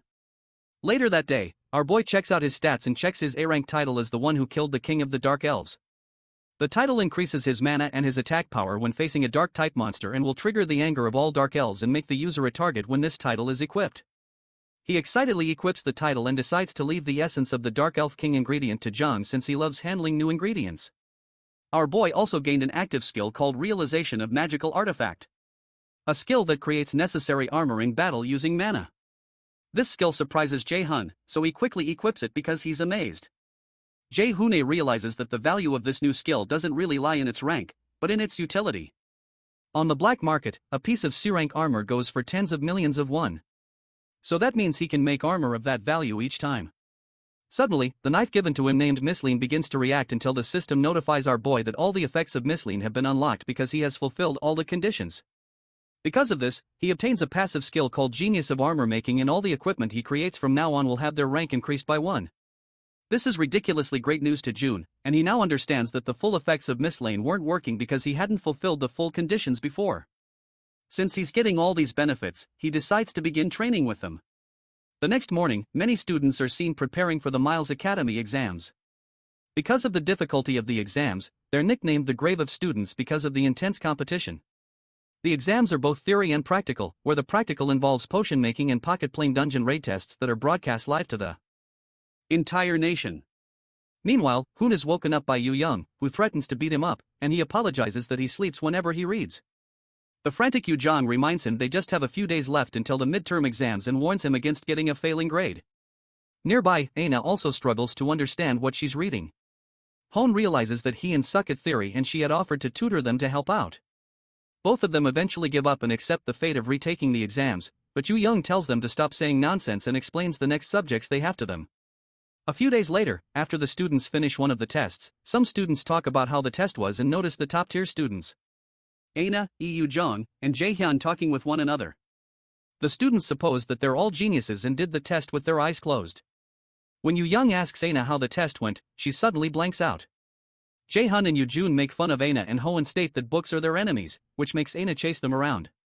Meanwhile, Suhyuk watches JaeHyun, and he tells MSU that he'll beat the arrogant bastard this time for sure, but MSU just thinks Suhyuk is in his emo phase. Sometime later, Jung creates a potion in Jung's workshop that explodes in her face. So, JaeHyun makes fun of her. He tells her that his own potion is much better and tries to get Jang to support him, but Jung reluctantly declares to both of them that they're going to fail at this rate. He states that they both have no talent in alchemy, and he breaks their hearts into little pieces. Our boy realizes he has to train more to avoid a failing grade. So, he asks Jang if there's a way for them to avoid failing. After giving it some thought, Jang proposes that they use a special item, which is a monster called moonlight fireflies. Apparently, they reside in very clean areas, and not even 100 appear on the black market each year. If they can create a powder out of their exoskeleton, then they'll be able to maximize the effects of the potion.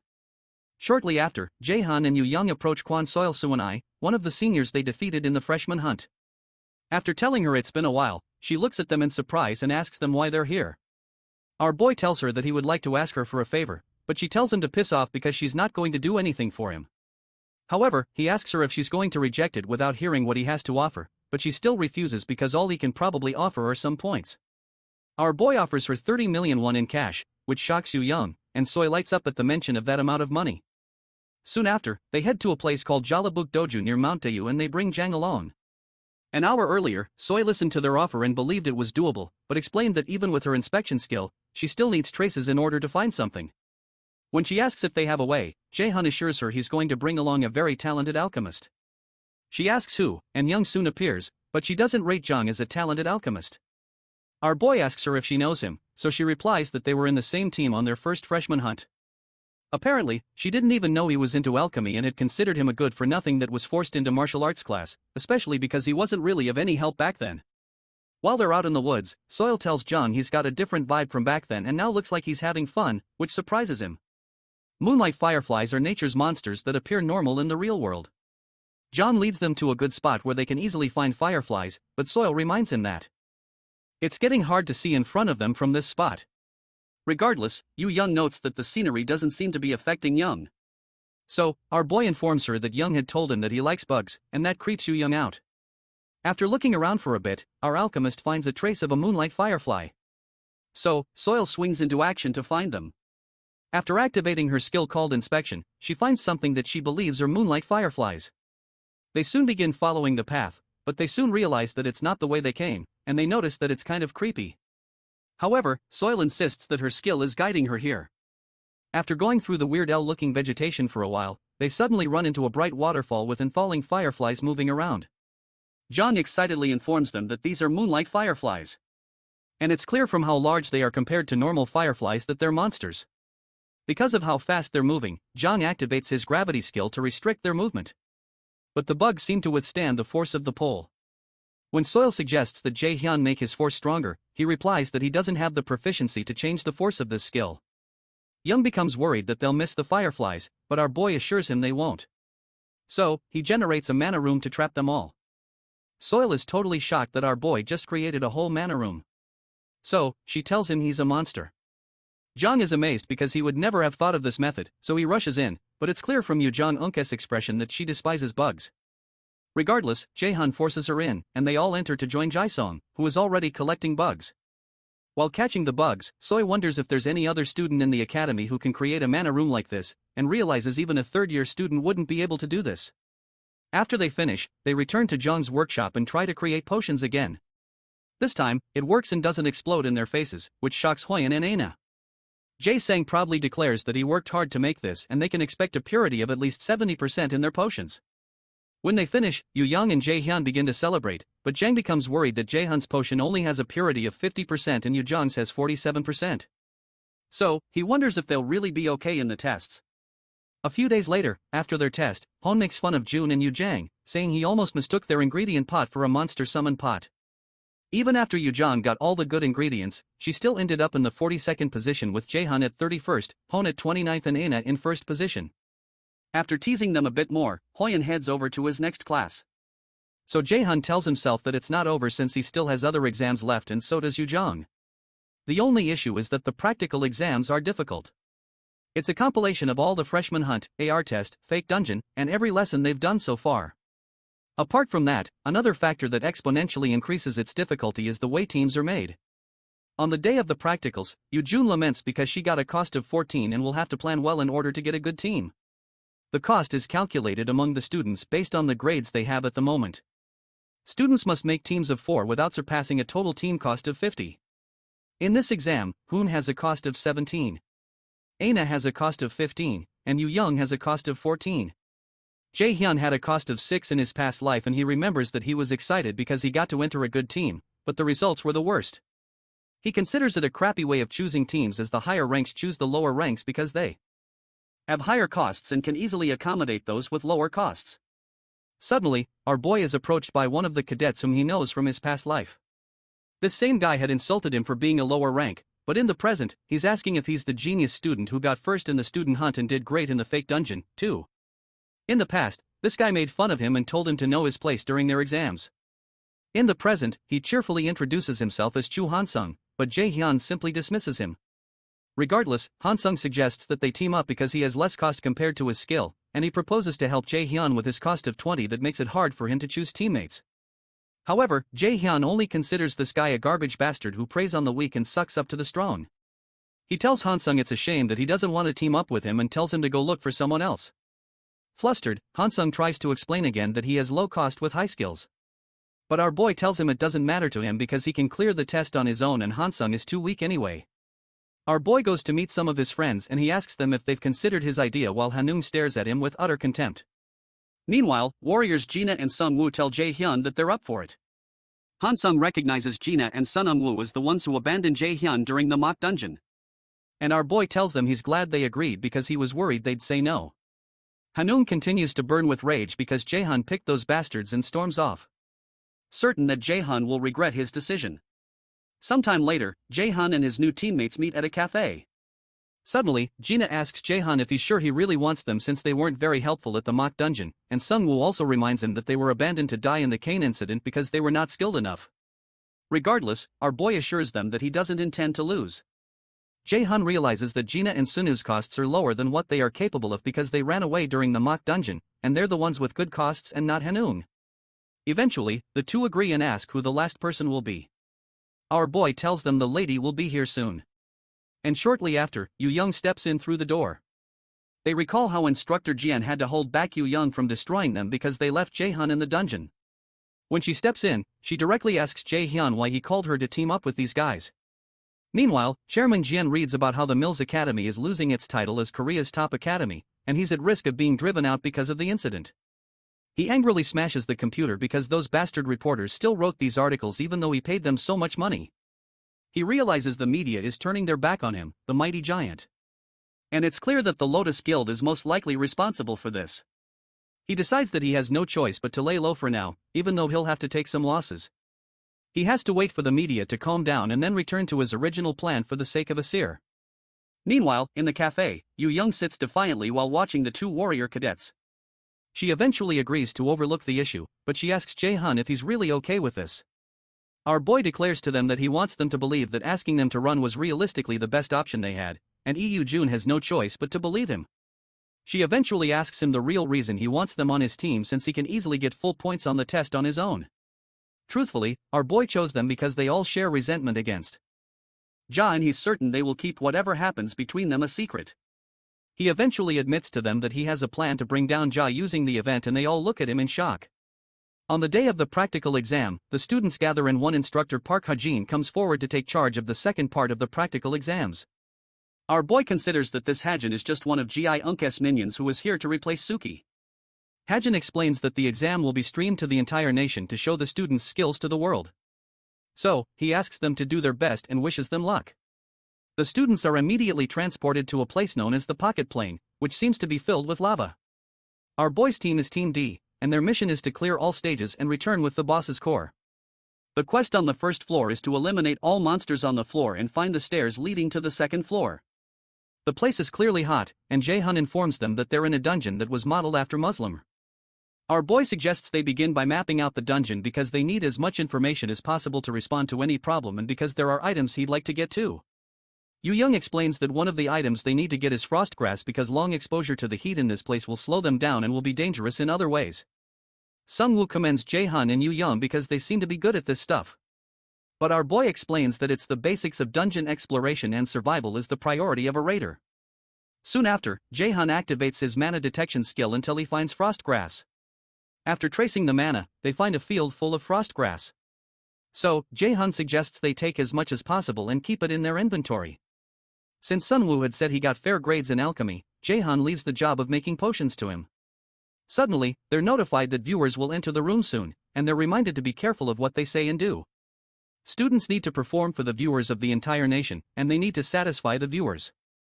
JaeHyun doesn't like the idea, but he finds it useful in some ways. While they're picking grass, he informs the others that 4 C-rank monsters are approaching, and he orders that they go with Formation B. They all get into position as several lava slimes approach them. Young-woo activates his provoke skill to draw them to him, and JaeHyun advises them all to fight the monsters using items to try and keep their distance since the monsters explode if they touch a spot on them. They all prep their weapons, but don't make a move as the monsters continue toward them. When they come up close, Jun calls out to JaeHyun, but he tells her it's not time to act yet. When the monsters reach just a few inches away, the viewing channel for their team is created, and several viewers pour in, with some of them asking if this is the stream with the student that got first place in the freshman hunt. JaeHyun orders his teammates to act, so Jun activates her water shoot skill and fires an arrow at one of the monsters, creating a hole in it. While Gina also fights, JaeHyun considers that this is the best environment to use the frozen earth skill he got. So, he smiles at the camera and proceeds to activate a skill. He doesn't plan to make things too exciting so early on, but plans to deploy his big skills when things have gotten more intense. For now, he activates a skill called Ice Rain and pours down ice on the field. Some of the viewers wonder if this is really happening and how a new student can use such a skill. Some of them think it's an error because the skill our boy just used is an A-rank skill. However, JaeHyun is certain that these stupid viewers are going to be the ultimate weapon in bringing down Ja. Meanwhile, team manager Sun by Nim watches the livestream and wonders how JaeHyun is able to use an A-rank skill without breaking a sweat. According to what agent Kim Jian had told him, Jun doesn't like Jean, and Lotus has his back on that. He considers that it won't be hard to expose Ja if he utilizes this kid. So, he excitedly watches to see what JaeHyun will do. The ice rain that JaeHyun triggered takes out the lava slimes, and Young admits that she's not even surprised anymore, even though she doesn't know where he learned that. When Gina points out that it's getting really hot, our boy suggests that they drink their potions. They all begin to look for a place with less heat, so SeonYul points to a spot that has less energy coming from it. Jun agrees with him, so he decides to set up a shelter there. Meanwhile, Anna fires several holy arrows at some of the monsters, and JaeHyun, who is also nearby, tears up another one. After destroying them all, Aina mentions that this dungeon seems too easy, and JaeHyun agrees with her that they're weaker than he anticipated. Their other teammates just watch in confusion because they realize they could have failed with just one mistake, and they just fought lava slimes in close range without taking damage. On Jun's side, he sets up a tent for his team to stay in while they wait for SeonYul to make the potions that he says will take up to an hour to make. When JaeHyun teases Jung about making slight remarks to try to speed up SeonYul, she protests that she didn't mean that and they start fighting again. Gina laughs because of how close they are, but Jun claims they're not. Shortly after, JaeHyun talks with the guys about his secret plan. After explaining the plan, Jun steps out with JaeHyun to ask if it's really possible, and our boy assures her it is. He believes this is the best time to create some ruckus. So, he releases some power to make the connection to the pocket plane unstable and cancel the limited voice transmission feature. The viewers wonder what JaeHyun is doing and why he's working alone with Jung. While they wonder if the others have failed, JaeHyun assures the viewers that his members are fine, which surprises them because they shouldn't be able to hear the students talk. JaeHyun had played with the formulas of the pocket plane a bit so he can speak. So, he tells everyone it's nice to meet them and declares that he'll start the real stream now. Meanwhile, Giant almost bursts due to anger while watching JaeHyun's display. Jin can't believe this is happening, and he doesn't understand how JaeHyun was able to interfere with the formula of the pocket plane, which was created by dozens of mage raiders, himself, and many of the academy's mage instructors. Instructor Hajun, who is standing nearby, suggests that they punish JaeHyun, but Ja clarifies that he wants to, but cannot because there are no rules for this kind of situation since it was never expected. However, there is the rule that an academy student cannot disclose Milsa's sensitive information to the public and he can be expelled if he violates that. Suddenly, the chairman overhears Jun talking about him on livestream.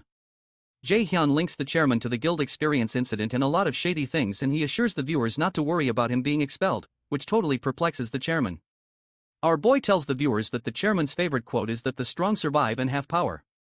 After laughing maniacally about JaeHyun's rottenness, the chairman orders instructor Hajun to expel JaeHyun once the exams are over. He also asks him to get at least 2 experienced ranks to get rid of JaeHyun once the media has calmed down a bit. When JaeHyun leaves, Ja promises himself to make JaeHyun pay. Our boy explains to the viewers that Chairman Ja won't be keeping his word if he expels him when he has such good grades. The viewers are excited by all he's saying, and several of them begin to figure out that there must be an actual problem in the school, especially with all the uninvestigated allegations that have been made against Ja. Earlier in the shelter, JaeHyun informs the others that he's going to edit the formulas of the pocket plane so the viewers can hear them and bring them to their side. Jun wonders if this is okay because the chairman can do something, but our boy assures her that they have the viewers and there's no rule stating that they're not allowed to interfere with the formulas of the pocket plane. In the present, JaeHyun tells the viewers that he's going to start the real dungeon raid stream, which they've specially prepared for the viewers to enjoy. The viewers are excited, but Jung feels vulnerable in front of the viewers because they soon begin to talk about her performance and strengths. Shortly after, JaeHyun takes Jung with him to a place that looks like a lava waterfall, and our boy tells the viewers that they're planning to find the hidden piece of the pocket plane here, which would be interesting to them. The viewers are ecstatic at the mention of a hidden piece. So, Jung begins by activating her heist skill while our boy activates his wind boost skill as well as his gravity skill. Jun plans to show the viewers how a regressor raids a dungeon. Meanwhile, in the Mills Academy, instructor Kim Jun informs manager Sun by Nim that she'll get him into contact with JaeHyun right after the exams. He asks her to get into contact with JaeHyun as soon as possible and bring him over to their side and even offers to let JaeHyun have control over the conditions. Jian accepts the mission and thinks it would be a big advantage in the long term if the raider management can take JaeHyun. But the only problem is that Ja is also after him. In the pocket plane, our boy puts his hand around Jung and drags her towards the lava. She hesitates and asks him to wait, but he just continues to run towards the stream of lava while she screams. The viewers keep chatting with one another and they don't yet understand why they're jumping towards the lava. However, JaeHyun lands on an invisible platform near the lava stream, and Jun is extremely relieved that there's a hidden foothold there, just as JaeHyun had said. He tells her to hold on to him and cast the spell and ensure she doesn't make any mistakes in her time calculations. Jun is in awe of the first person who actually found the hidden piece here in his past life, even though he knows Chairman Ja hid it here under the sponsorship of the nation and didn't intend for a student to take it. After following all the footholds, they finally land on a spot where they can stand. So Young asks him if the shiny thing in front of them is the item he was talking about. They turn out to be some marbles, and JaeHyun confirms her suspicions that these marbles will be the key point in clearing this dungeon. At this point, Chairman Ja begins to sweat profusely and he can't figure out how JaeHyun was able to find the hidden piece. JaeHyun tells the viewers that he knew this item was here from mapping, but he didn't expect it to be so well hidden. He activates his ice rain skill and fires it at the sea of lava, separating him from the item to cause it to solidify. He and Young make their way down towards the item, and JaeHyun asks the viewers if they know what the item is. Most of them don't seem to know what it is. And when they demand that he tells them, he informs them that this is fire essence. Apparently, this item will be one of the most important items for clearing this dungeon.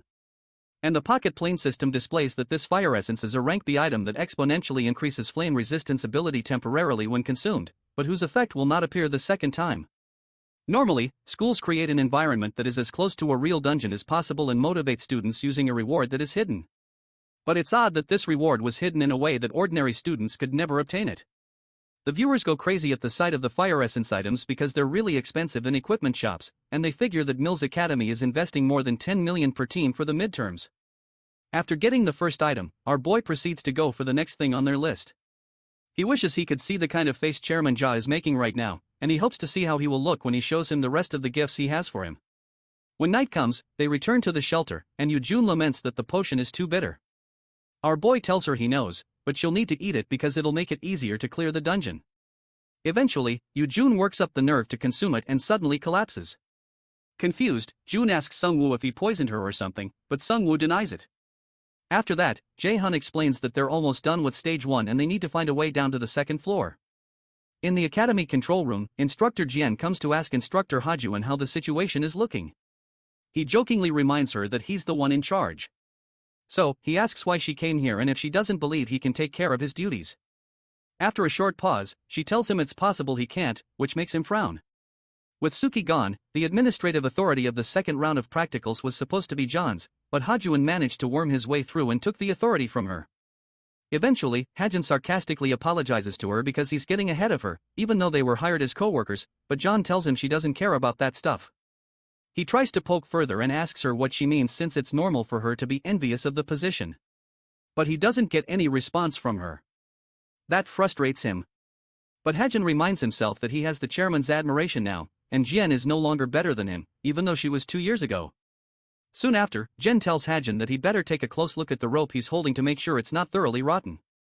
Then she steps out. Ha-Jun finds her words cringy, and he considers her arrogant. He knows she's referring to his affiliations with the chairman, and he's certain that the chairman will regain his reputation since the obstacles they have now are nothing. Meanwhile, in the dungeon, Team D enters the second floor. They're given a quest to hunt the elite monsters of the second floor and obtain the hidden treasure. Somewhere else, Heimdall massacres a few people and speaks with Hugin, who asks him if he's going to meet the great adversary. Heimdall tells him the great adversary is just a mere human, and he doesn't need much time to get rid of him. But after eliminating him, he's angry he will be stuck with Bifrost once again and act as a gatekeeper. He tells Hugin not to concern himself with his affairs since he's just a thing of evil. However, Hugin considers both gods and humans foolish, and he remembers Munin, the other of Odin's crows. While in deep thought, he tells Munin, who is not present, that nothing has changed or will change. On the second floor, Gina notes that this floor is even hotter than the first floor, and Young notes that. The quest here seems harder. JaeHyun, on the other hand, knows where all the paths are, but something seems odd. An hour earlier, they had followed a small cave to reach the second floor. And Sungwoo wonders why there aren't any paths and why the way to the second floor was buried underground. Young explains to him that finding the way to the next level in stage-type dungeons is usually difficult, which makes her wonder how JaeHyun was able to find it so easily, and she begins to suspect that he's been here before. While she's thinking, she finds her bug that makes her scream so loud that it scares the users. After she ends up in Gina's arms, JaeHyun captures the bug and informs the users that he's capturing it in case he needs it later. Before they move on, he tells his teammates there's something they have to prepare before they move on and offers them the fire essence to consume. They all seem so reluctant, so JaeHyun jokingly tells them not to be so dramatic, especially while he's still being nice. With a horrific expression on his face, he orders them to eat it, and they have no choice but to do so. Apparently, there are 3 floors prepared, and the boss is on the last floor. On that floor, JaeHyun intends to give Ja another problem to deal with, too. Before they begin looking for the monster on the second floor, our boy tells the viewers he has an idea where some treasures might be, which makes them really excited. He gave them that small spoiler to get their attention, but his goal is different. He declares that one of the treasures in this dungeon is the salamander, which has a habit of collecting shiny things like crows do, and keeps several of them hidden in its nests. The viewers become excited and one of them checks online to see that salamanders can also purify items that are corrupt. When they wonder how JaeHyun got to know that salamanders hide items in their nests, he explains that he studied it. The second hidden piece is something called Bolong's replica, a sword that appears in the Song of the Nalongs from the 1200s in Germany. It is said to be a sword meant for killing dragons, and like Thali's thundersteps, it's an item with overwhelming strength and destructive power. The original is said to have been possessed by a German raider named Balak. Suddenly, Gina asks him what a salamander's weakness is, so Yujin tells her it's its stomach since they have hard outer skins. Apparently, the most common way to kill them is to direct ice-type magic at their stomachs. They move deeper into the dungeon, and Sungwoo notices that this place is much hotter, and he'd be struggling if it weren't for the fire essence. Even though June knows where everything is, he decides to pretend to do some work here so he doesn't raise unnecessary suspicions. He soon stops the team and mentions that he feels some mana around a place where several swords are placed. Young doesn't know if the swords are hidden pieces, especially since there are so many and they look like unregistered items. But JaeHyun knows the perfect place to hide a hidden piece is among these dozens of swords stuck in boulders. Although Jan messed with things so that students can't find it, JaeHyun doesn't have time for his tricks and activates his detection skill. After looking around for a bit, he eventually finds it and pulls it out of the boulder. Once he pulls it out, the Nora system informs him that he's found the copy of the Tainted Balmong, a rank A item that is Dragon Slayer Siegfried's beloved sword. It has a sealed effect that raises strength by 70 and agility by 30, and a passive S-rank skill called Dragon Slayer, which heightens a user's physical abilities when fighting draconic species. However, the effects of the sword cannot be activated because it is tainted. Some of the viewers wonder how he knew that specific sword was the hidden piece, but some of them believe JaeHyun has his ways. They continue their journey and Yoojun tries to track the salamander down. But JaeHyun reminds her that they need to wait a bit since she had said that the salamander is weakest after it has just fed and the king's salamander eats only once a day at night. Jang asks him if it's a wise idea to stall for time since salamanders are sensitive to smell and they might get attacked first if they stay there. He proposes that they need to find a way to prevent that and brings out the bug from earlier which causes Young to freak out again. When she tries to run away, he holds her down because she's the most important part of this plan. The bug is called the bomb centipede, and it expels a liquid when it feels threatened. The liquid is known for smelling so bad that it induces tears, and this stench is what JaeHyun plans to use in this hunt. Shortly after, the salamander shows up after detecting the stench. Yoojun prepares for the salamander and reminds June that he had promised her something for doing this. Because she was terrified, JaeHyun promised to give her a magic staff that teacher Shongan loved if she did this. Truthfully, he was just going to give her a random staff, and he's certain she'll kill him when she finds out. The viewers watch in exhilaration as they wonder if their plan is going to work. JaeHyun assures the viewers that Yoojun specializes in wind magic, and Yoojun creates a small wind to trap the scent of the bug to send to the salamander's nest. The viewers are impressed because this is only possible because she has impressive control over mana, and the humans start to feel bad for the salamander. Upon smelling the bug, tears start to roll down the salamander's eyes. So, JaeHyun tells the others to remember the plan to wait and only move when he gives them the signal. He soon activates his level 2 ice spear and strikes the monster that's writhing in pain, knocking it to the ground. JaeHyun waits for the moment the monster breathes out fire, and when it does, he brings out the Balmong sword and throws it into the monster's mouth. June calls JaeHyun a psycho, and the viewers wonder what on earth he's doing. Meanwhile, Jayat almost drops his jaw when he sees what JaeHyun did, and he's certain there's no way a new student would know this since he left it out of the syllabus on purpose. On the second floor, the monster begins to vomit the sword. So, JaeHyun signals the others to move, and the warriors immediately stand in front of him to block the sword with their shields. JaeHyun soon picks up the sword, which is now shining differently, and the viewers still go berserk due to confusion. To explain what has happened, our boy opens the equipment status and it displays that the tainted Balong sword has been purified. The viewers almost lose their minds because of the high stats of the sword. He explains to them that there's a power of purification in a salamander's core that can purify items. The viewers are surprised at JaeHyun's level of experience since he's a new student, and when he wields the sword, they wonder why a mage would be wielding a sword. They expect him to give the sword to the combat class warriors with him, but he doesn't. Sunbae Nim, who is also streaming anonymously, informs the others that JaeHyun is a battle mage. JaeHyun steps in front of the monsters and activates 2 skills named Agile Steps and Flexible Movements to help his movements as well as his wind boost.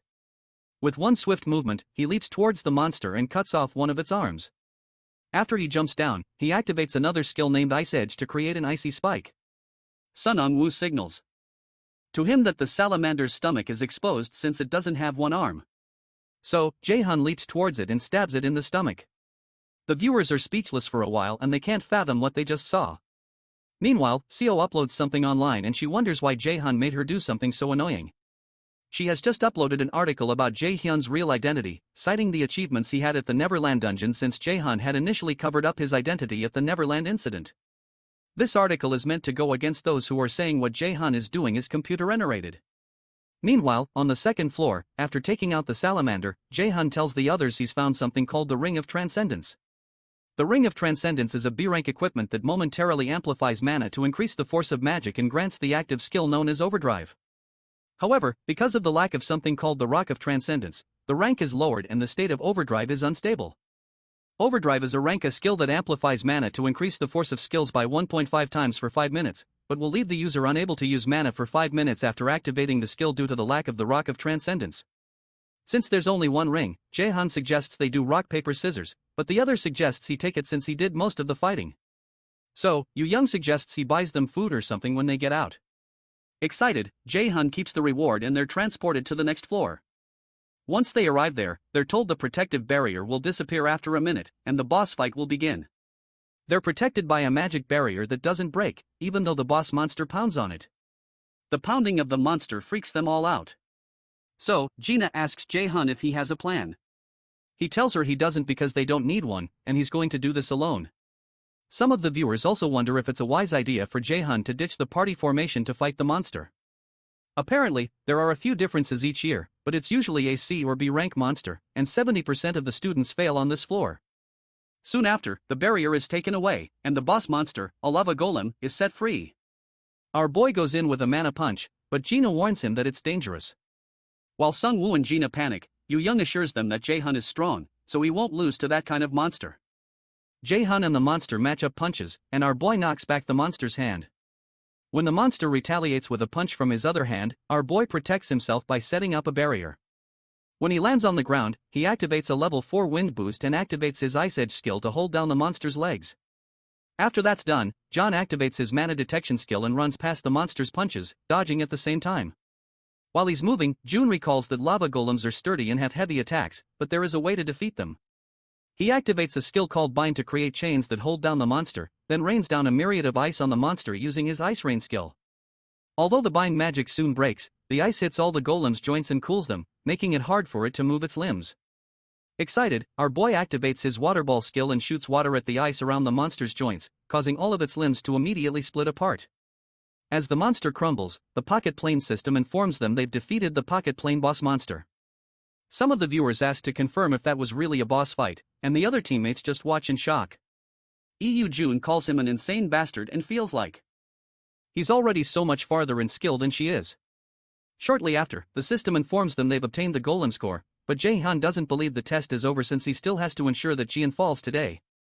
The system asks them if they'll return to reality, and JaeHyun rejects the option. He tells the viewers that the boss fight was too short and he has something to show them all, which is to fight the hidden boss. The viewers become curious about what's going to happen next, and JaeHyun leads the team to a place where he says he feels a strong mana presence. When he turns back, he realizes none of his teammates want to follow him in. So, he assures them they won't die, no matter how much it hurts. When they enter, the system notifies them that they've found a hidden door, and a special quest is being created where they have to defeat the hidden boss of the hidden floor and return to reality. Ordinary students can't even detect the presence of the hidden door, and they can't even make it to this point, even if they stumbled upon it by luck, which is why Jin planted the hidden piece here. He turns to the viewers, who can't believe that this guy has found a secret floor when the others are still struggling on the second floor. JaeHyun already knows the method to summon the hidden boss, but he decides to at least pretend to look around a bit. Suddenly, June points to an altar that looks familiar, and after a while, Eugene realizes it's quite similar to the pattern on the golem's core. Our boy puts the golem core into the hole in the altar, which causes bright light to fill the entire place. JaeHyun asks them to get back, and the Pocket Plane's hidden boss, the Red Drake, begins to appear over the altar. Their mission is to all survive, defeat the enemy, and obtain the heart of the Drake to obtain special privileges as rewards. As the Red Drake forms, the viewers can't believe their eyes because even veterans struggle to handle a Drake. The viewers begin to react negatively because of how difficult the Pocket Plane was set up, which is the reaction JaeHyun was hoping to get. However, his absolute calculation doesn't work on Drake's physical attacks. But he knows he can still take it on by himself. In the control room, Chairman Jun watches in total shock because his plans to ensure this year's midterms go by quietly so he can deflect the media's attention seem to have been destroyed. He realizes that JaeHyun has interfered with the entire pocket plane this time. But instructor Hajin protests that there's no way a student can do that. When JaeHyun insists that it's JaeHyun, Hajin tries to kick his behind so that he can get promoted in no time. Eventually, the chairman admits that he's glad that it's JaeHyun that's behind this because there won't be any problems if his goal is to get an item, as they can minimize the hate to the Mills Academy if he successfully clears the dungeon. Ja is concerned that JaeHyun enraged the Drake and he assumes it's because he doesn't know any better. He hopes that JaeHyun kills the red Drake, but when he turns to the screen, he soon finds out that Jung has been hurt and is bleeding from the mouth. The students begin to panic because the pocket plane's protective system is broken and they need to get out, which makes JN panic. The viewers become worried because the students shouldn't be able to get hurt in the pocket plane, but it's suddenly happening. When the students' HP bars disappear because the pocket plane has become unstable, some of the viewers become worried that the students can actually die. This development further enrages the chairman and he calls JaeHyun a son of a B-word. Meanwhile, our boy wonders how the chairman must feel to be manipulated and have things fabricated just like he used to do. Some of the viewers begin to complain about how Ja is running the academy facilities and they suspect that Ja is doing all of this on purpose to harm the students. They begin to protest about how many times these things have happened and how their school keeps pushing kids to the brink of death. He was taken aback by how good her acting was. And when she suggests that she should have just gone into acting and that her looks are wasting away in this school, JaeHyun pleads with her not to make him laugh since he has to keep up a sad expression. He eventually leaves her alone so he can go handle the Drake. As he faces the monster, he knows he can easily defeat it, but it wouldn't be fun. The monster attacks him with one of its claws, but he quickly jumps back to dodge it. He activates a skill called Mono and pulls out his purified Balmong sword. The viewers believe that JaeHyun may be able to win with this sword and they begin to root for him. Our boy activates the special skill of the Balong replica called Dragon Slayer, which makes all attacks on draconic species 300% stronger. He sends a double sword slash towards the red drake, further enraging it so much that it slams its tail on the spot Sungwoo is standing. Sungwoo manages to block the attack. And our boy remembers there are two things to do. He recalls the day JaeHyun had seen in his books that a drake's weakness is a mole on its heel. So, our boy leaps behind the monster and deals his next attack on its heel. To finish the fight, he activates his skill called Overdrive, which makes all of his skills 1.5 times more powerful. Moments after, he activates his Frozen Earth skill and freezes the entire place, including the red drake. The viewers watch in shock and can't identify any A rank skill that can do what he just did. As they start to speculate if JaeHyun is S rank, our boy cracks the frozen drake and defeats it. After defeating it, JaeHyun leans over his sword and tries to conceal his grin as he hopes that Giant will like his gift. In the chairman's office, he begins to receive several calls from the members of the school board, blaming him for everything. Even though he tries to clarify that he didn't cause this, it dawns on him that no one is believing him, which has never happened to him before. He asks instructor Hajin about the reporters and journalists and Hajin informs him that he's contacted all the reporters they have connections with, but they rejected his offer because they can't trust Moss anymore. When Hajun mentions that he thinks someone has done this on purpose, Ja angrily strikes him with a magic attack that launches him across the room. Ja is certain that there's no way JaeHyun could have done this alone and someone must be helping him. While he's thinking about who it might be, one of his workers bursts in to inform him that the Lotus Guild has sent an official document regarding the disciplinary actions to be taken on Mills Academy and the imprisonment of the chairman. Apparently, Sean had drafted the document about the incident that occurred during the midterms, referring to it as a serious matter that put students into possibly life-threatening danger, just like what happened during the guild experience. Jangon states that he consistently puts the students on the brink of death and has been known to engage in bribery of the higher-up politicians for his own interest, among other things. For breaking 17 other laws related to raiders, Guildmaster Seongyul orders his immediate arrest. Annoyed, Jean protests that the Lotus Guild has no right to directly get involved in this matter because only the National Raider Association's management headquarters can. When he reads the document further, he learns that 4 main guilds, 29 other guilds, and the National Raider Association management agree with this. Jean reads the document speechlessly when several raiders break into his office to arrest him. Meanwhile, when the students leave the pocket plane, several reporters gather outside to interview Team D about the incident that occurred inside. JaeHyun is glad that his teacher took care of things carefully and one of the reporters asks him if there was something he knew before about this arrest because of the remark he made about the chairman while in the pocket plane. JaeHyun explains that he can't say much because of the non-disclosure agreement of the academy, but he informs them that this is the third time they've been put in danger and he doesn't want others to get hurt. As they continue to probe further, he refuses to talk on the grounds that he needs to get Young some medical attention. JaeHyun leads Young to a paramedic bus that Lotus had prepared so that people don't know Young wasn't really hurt. Meanwhile, Jin is let out of the academy by the police of the National Raiders management and several folks soil him with raw eggs. As they throw eggs on him, the crowd chants that the chairman stepped down. Shortly after, when they're all inside the ambulance, Young bursts into laughter and accuses JaeHyun of being a terrible actor. When he asks her if it was that bad, she begins to mimic him. It all amuses teacher SeonYul. So she asks him what he was thinking when he planned all this because he would have been the one going under if things went wrong. However, our boy tells her that he learned from the guild experience that his safety may be important. But saving other people's lives comes first. Jun teases JaeHyun that this is something unlike him to say and asks if he ate something bad, but he tells her to shut up. After laughing a bit, Shang informs JaeHyun that there will be a press conference in 3 days where they will put an end to Ja. Meanwhile, at the National Raider Association Management Headquarters, Sun by Nim celebrates that Ja's end is finally here. He recalls a call he had mysteriously received for him to prepare beforehand so they could arrest Ja. The person said they would take care of the rest of the process from their end, and they offered to prepare a spot he asked for. 3 days later, at the Lotus Guild's official press conference, Zangin notices JaeHyun standing outside, and when she asks if he's nervous, he tells her he doesn't like crowded places. When it's time, Shanun, Sunbae Nim, and JaeHyun step on the podium to answer the questions the reporters have. After the three take their seats, several reporters think about how this is a big chance to write an article about the priority negotiation the Lotus Guild has with Min JaeHyun, which can make global news. Shortly after, allows them to ask questions. So, the first reporter asks if it's true that Jian killed the students on purpose and covered them up as accidents. Song confirms that this is true and they've already obtained all evidence of his evil actions. Our boy smiles because he knows they had to use brainwashing on Instructor Yu to get incriminating files ahead of time, which means Jian can't get out of this. Shang adds that Jian has broken many other laws, including shady funds that go into Mill's academy. Soon after, another reporter asks if they know the people who are involved with Jawan's corruption, but Seongyul only says they're investigating that right now. After some back and forth, one of the reporters asks Seongyul if it's true that JaeHyun is her mentee, and she confirms it. JaeHyun adds that he was able to get where he is today because of her teachings. Shortly after, another reporter asks JaeHyun if he was hiding his skills from the start. Because they haven't seen any articles about him. So, he explains that he didn't want any media attention. Another reporter asks when he entered a contract with the Lotus Guild, and several other questions about his training, his family relations, and his dating life pour in. JaeHyun remains silent as the questions keep coming because he can't let himself get swept up here since he will continue to get media attention from now on. As if on cue, Seongyul asks the reporters to refrain from asking Jung too many questions because he's still recovering from the shock of the incident. A few days later, the students gather for the inauguration of a temporary academy chairman.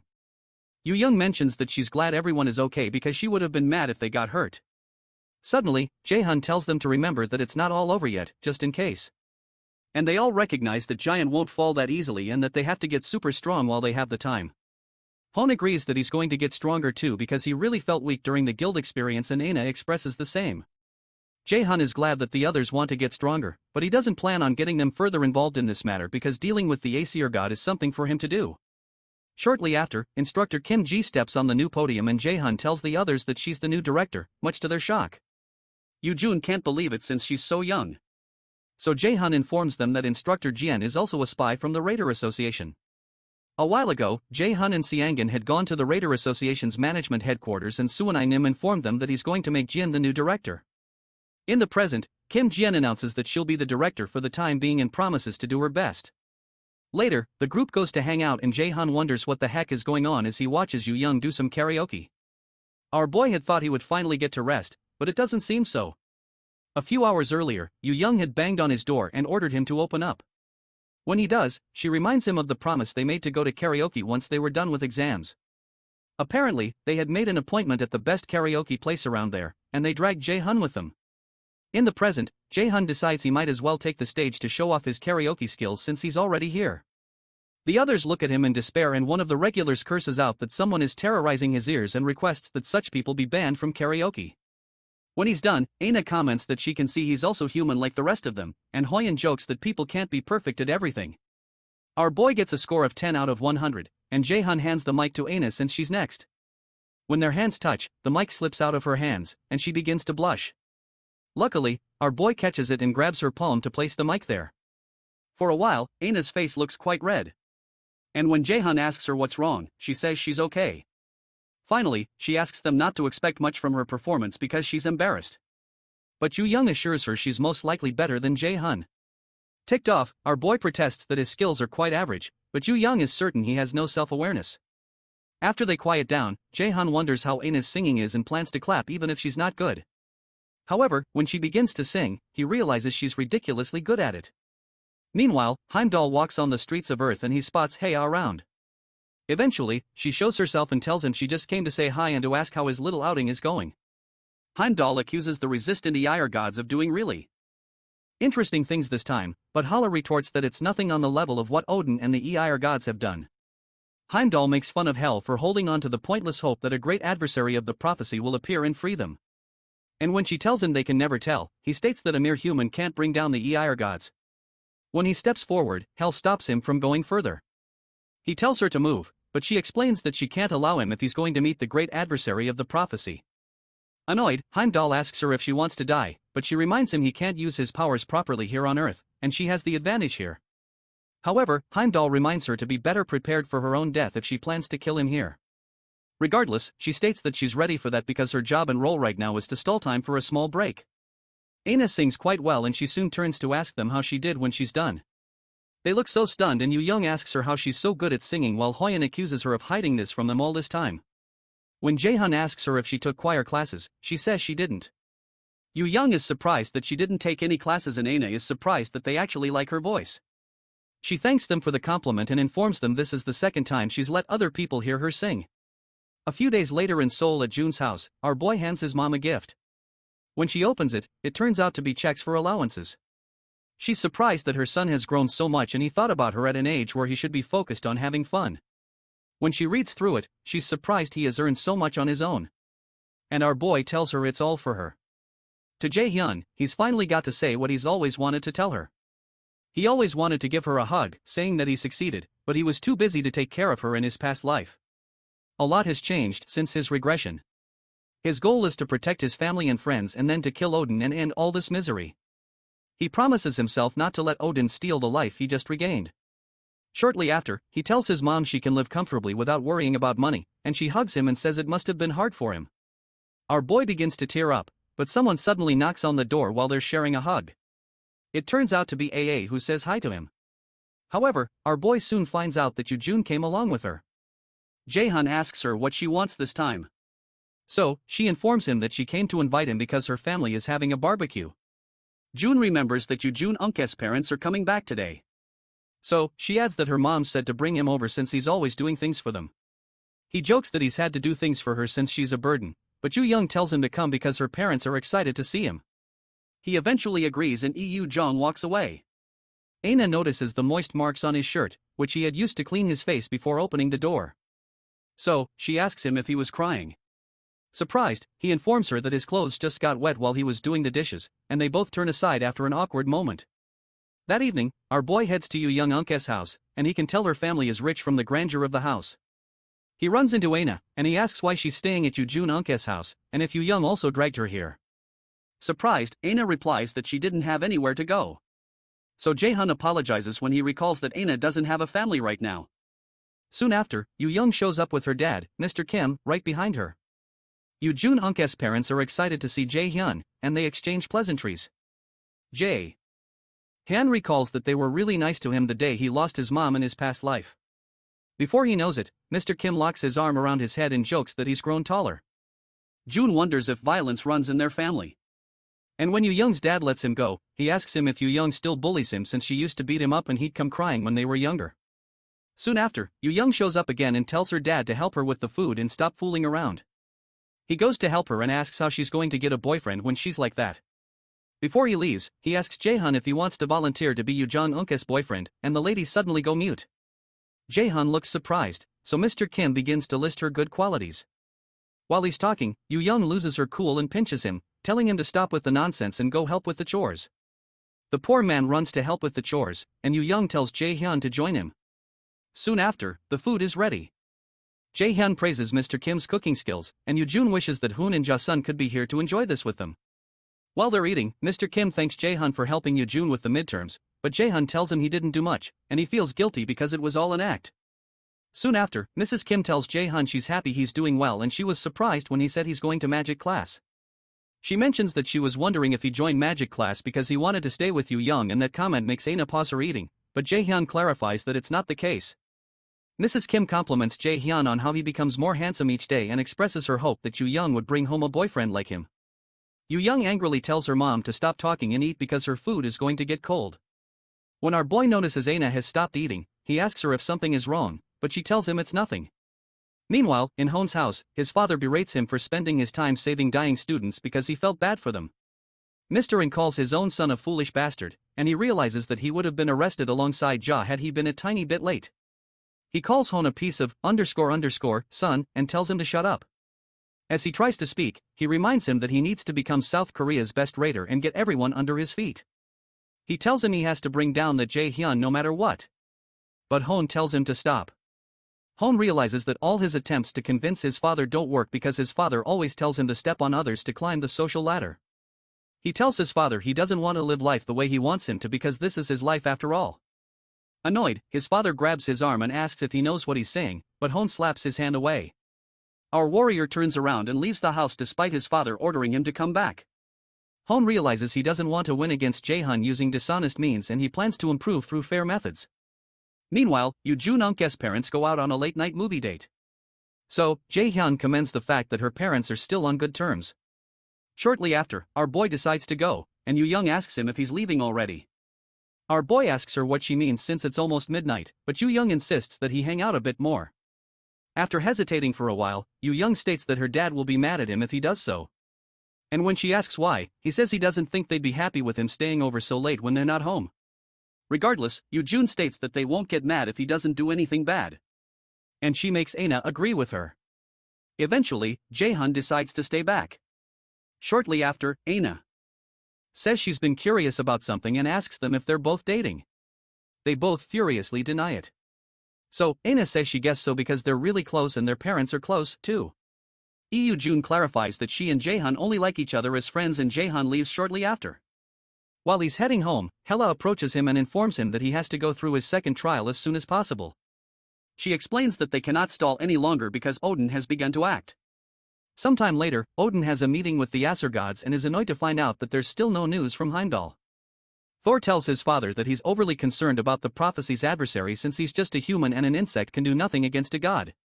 Frigg joins her voice to Thor's and tells Odin a human is not a threat to the king of the gods and reminds him he worries too much. However, Odin informs her humans are creatures that can endlessly learn and grow.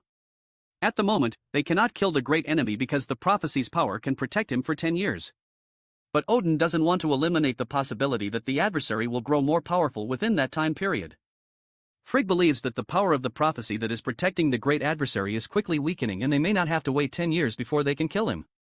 Odin tells her that all their plans will have to be precise because fate has never prophesied their victory. Meanwhile, June learns from Hela that the power protecting him from the Aesir is fading. He asks why since he wasn't attacked by the Aesir until he turned 27 in his past life. So Hea explains that it's because too much of the prophecy's power was used to bring him back to his time period. Apparently, going against the flow of time is not allowed even for a god. And it's surprising that the prophecy's power even held out for this long. In fact, Hea believes that someone she doesn't know had paid dearly to make this possible. When JaeHyun gets home, he's shocked to learn that he's fighting against Heimdall, the white god who looks into the near future and wears a big horn. Since he's already on Earth, JaeHyun worries that they won't have time for this test, but Hela assures him that she's stalled for time. Meanwhile, Heimdall is tied down by Hea's power, and he wonders how Hea can dare to store him, the great Heimdall, in a place like this. While still bound, he screams to Hela not to think she can keep him in such a petty prison. Ha tells June she had to use quite a bit of power, but it'll delay Heimdall for a while. When JaeHyun asks where the second trial is going to take place, as if on cue, the news comes up about the recurrent failure of the 11th Great Ruins raid. The news states that a guy named Balak from the European Association joined the raid, creating a lot of hope. But the first trial, called Proof of Qualification, could not be cleared again, and it seems they're not confident about their next attempt. Hea tells JaeHyun that the next trial is in Iceland, the mythology center, and where the giant of the Great Ruins secret is hidden. Apparently, the great ruins these guys are attempting were made for the great adversary to foster him into becoming someone who can defeat Odin again. When he asks her what she means by again, she also finds it strange that she used the word again. Apparently, he's the only one who can attempt the proof of qualification trial, which will open up the path to the great ruins. Meanwhile, Balak watches the news about how they were unable to clear the ruin, and he angrily smashes something as he wonders what sort of ruin this is that they can't get in. He calls out to a lady named Camila and asks her if she's sure the mages are properly looking into this issue, and she reminds him that she's told him not to doubt others. She tells him to stop being in such a rush because she also wants to enter the only great ruin in the entire world. But Balak still wonders how they're supposed to get past the first trial, which keeps asking them to prove themselves if they want to enter. A few days later, our boy heads to the airport to go to Iceland, and he calls director Kim Ji to help him make up an excuse to his friends so they don't worry about him. He had to rush the preparation process by using mana stones to reinforce all his artifacts to enter their maximum and level up beyond level 30. As JaeHyun gets into the plane, he knows the great ruins are protected by Balak, who doesn't want anyone else to invade it, and he'll have to fight the S-rank raider, who's carrying the real Dragon Slayer sword, Balong. Meanwhile, Hea, who's traveling in JaeHyun's coat as a cat, hopes to see whether Loki made the right choice by seeing how JaeHyun handles this. The ruins are mysterious burial grounds that popped up all over the world suddenly. After being cleared by raiders, it was revealed that these locations were places where artifacts were hidden. It provided an opportunity to earn items of higher rank than those in normal dungeons, which made the competition intense. The government of each nation had to intervene. During the flight, Hela informs JaeHyun that Miss Lane, the bracelet around his wrist, was an object they had hidden in the ruins, so it wasn't pure coincidence that he was the one who found it. JaeHyun guesses she must be referring to the bubbles of light he saw back then that led him. And he recalls that the beginning of everything was that strange light, too. Shortly after, Hela explains that the ruins were created by the giants. Apparently, 10,000 years ago, their guardian and Thor's rival, Hrungnir, created it for the great adversary of the prophecy, as well as the countless humans who would be fighting Odin's army. June realizes that it makes sense why the ruins have so many puzzles and riddles, because the giants are known as wise beings who were said to be confident even in the face of the Easter gods, even though they met a horrible end. JaeHyun mentions that he has a pretty good item with him. Before he left, he got an A-rank reinforcement item named Shadow Mineral that reinforces his shadow equipment. The Shadow Mineral can be used to reinforce shadow armor that he got after defeating Nightshade. After using the Shadow Mineral, his shadow armor increases to rank A. His Mistine activates a passive skill called Genius of Armor Making, which further increases it to an S-rank armor called Armor of Abyss. The Armor of Abyss is said to have been made from the Abyss of Janangagap with an active skill of level 3 stealth and a passive skill called Shadow Synchronization. Shadow Synchronization is a rank A skill that synchronizes the user with the shadows to create an afterimage. Has a 20% chance of deflecting enemy attacks and has a single 100% chance of deflecting an attack but doesn't work against light attribute attacks. A few hours later, they reach Iceland and they lodge in a special hotel where only the awakened are allowed to stay.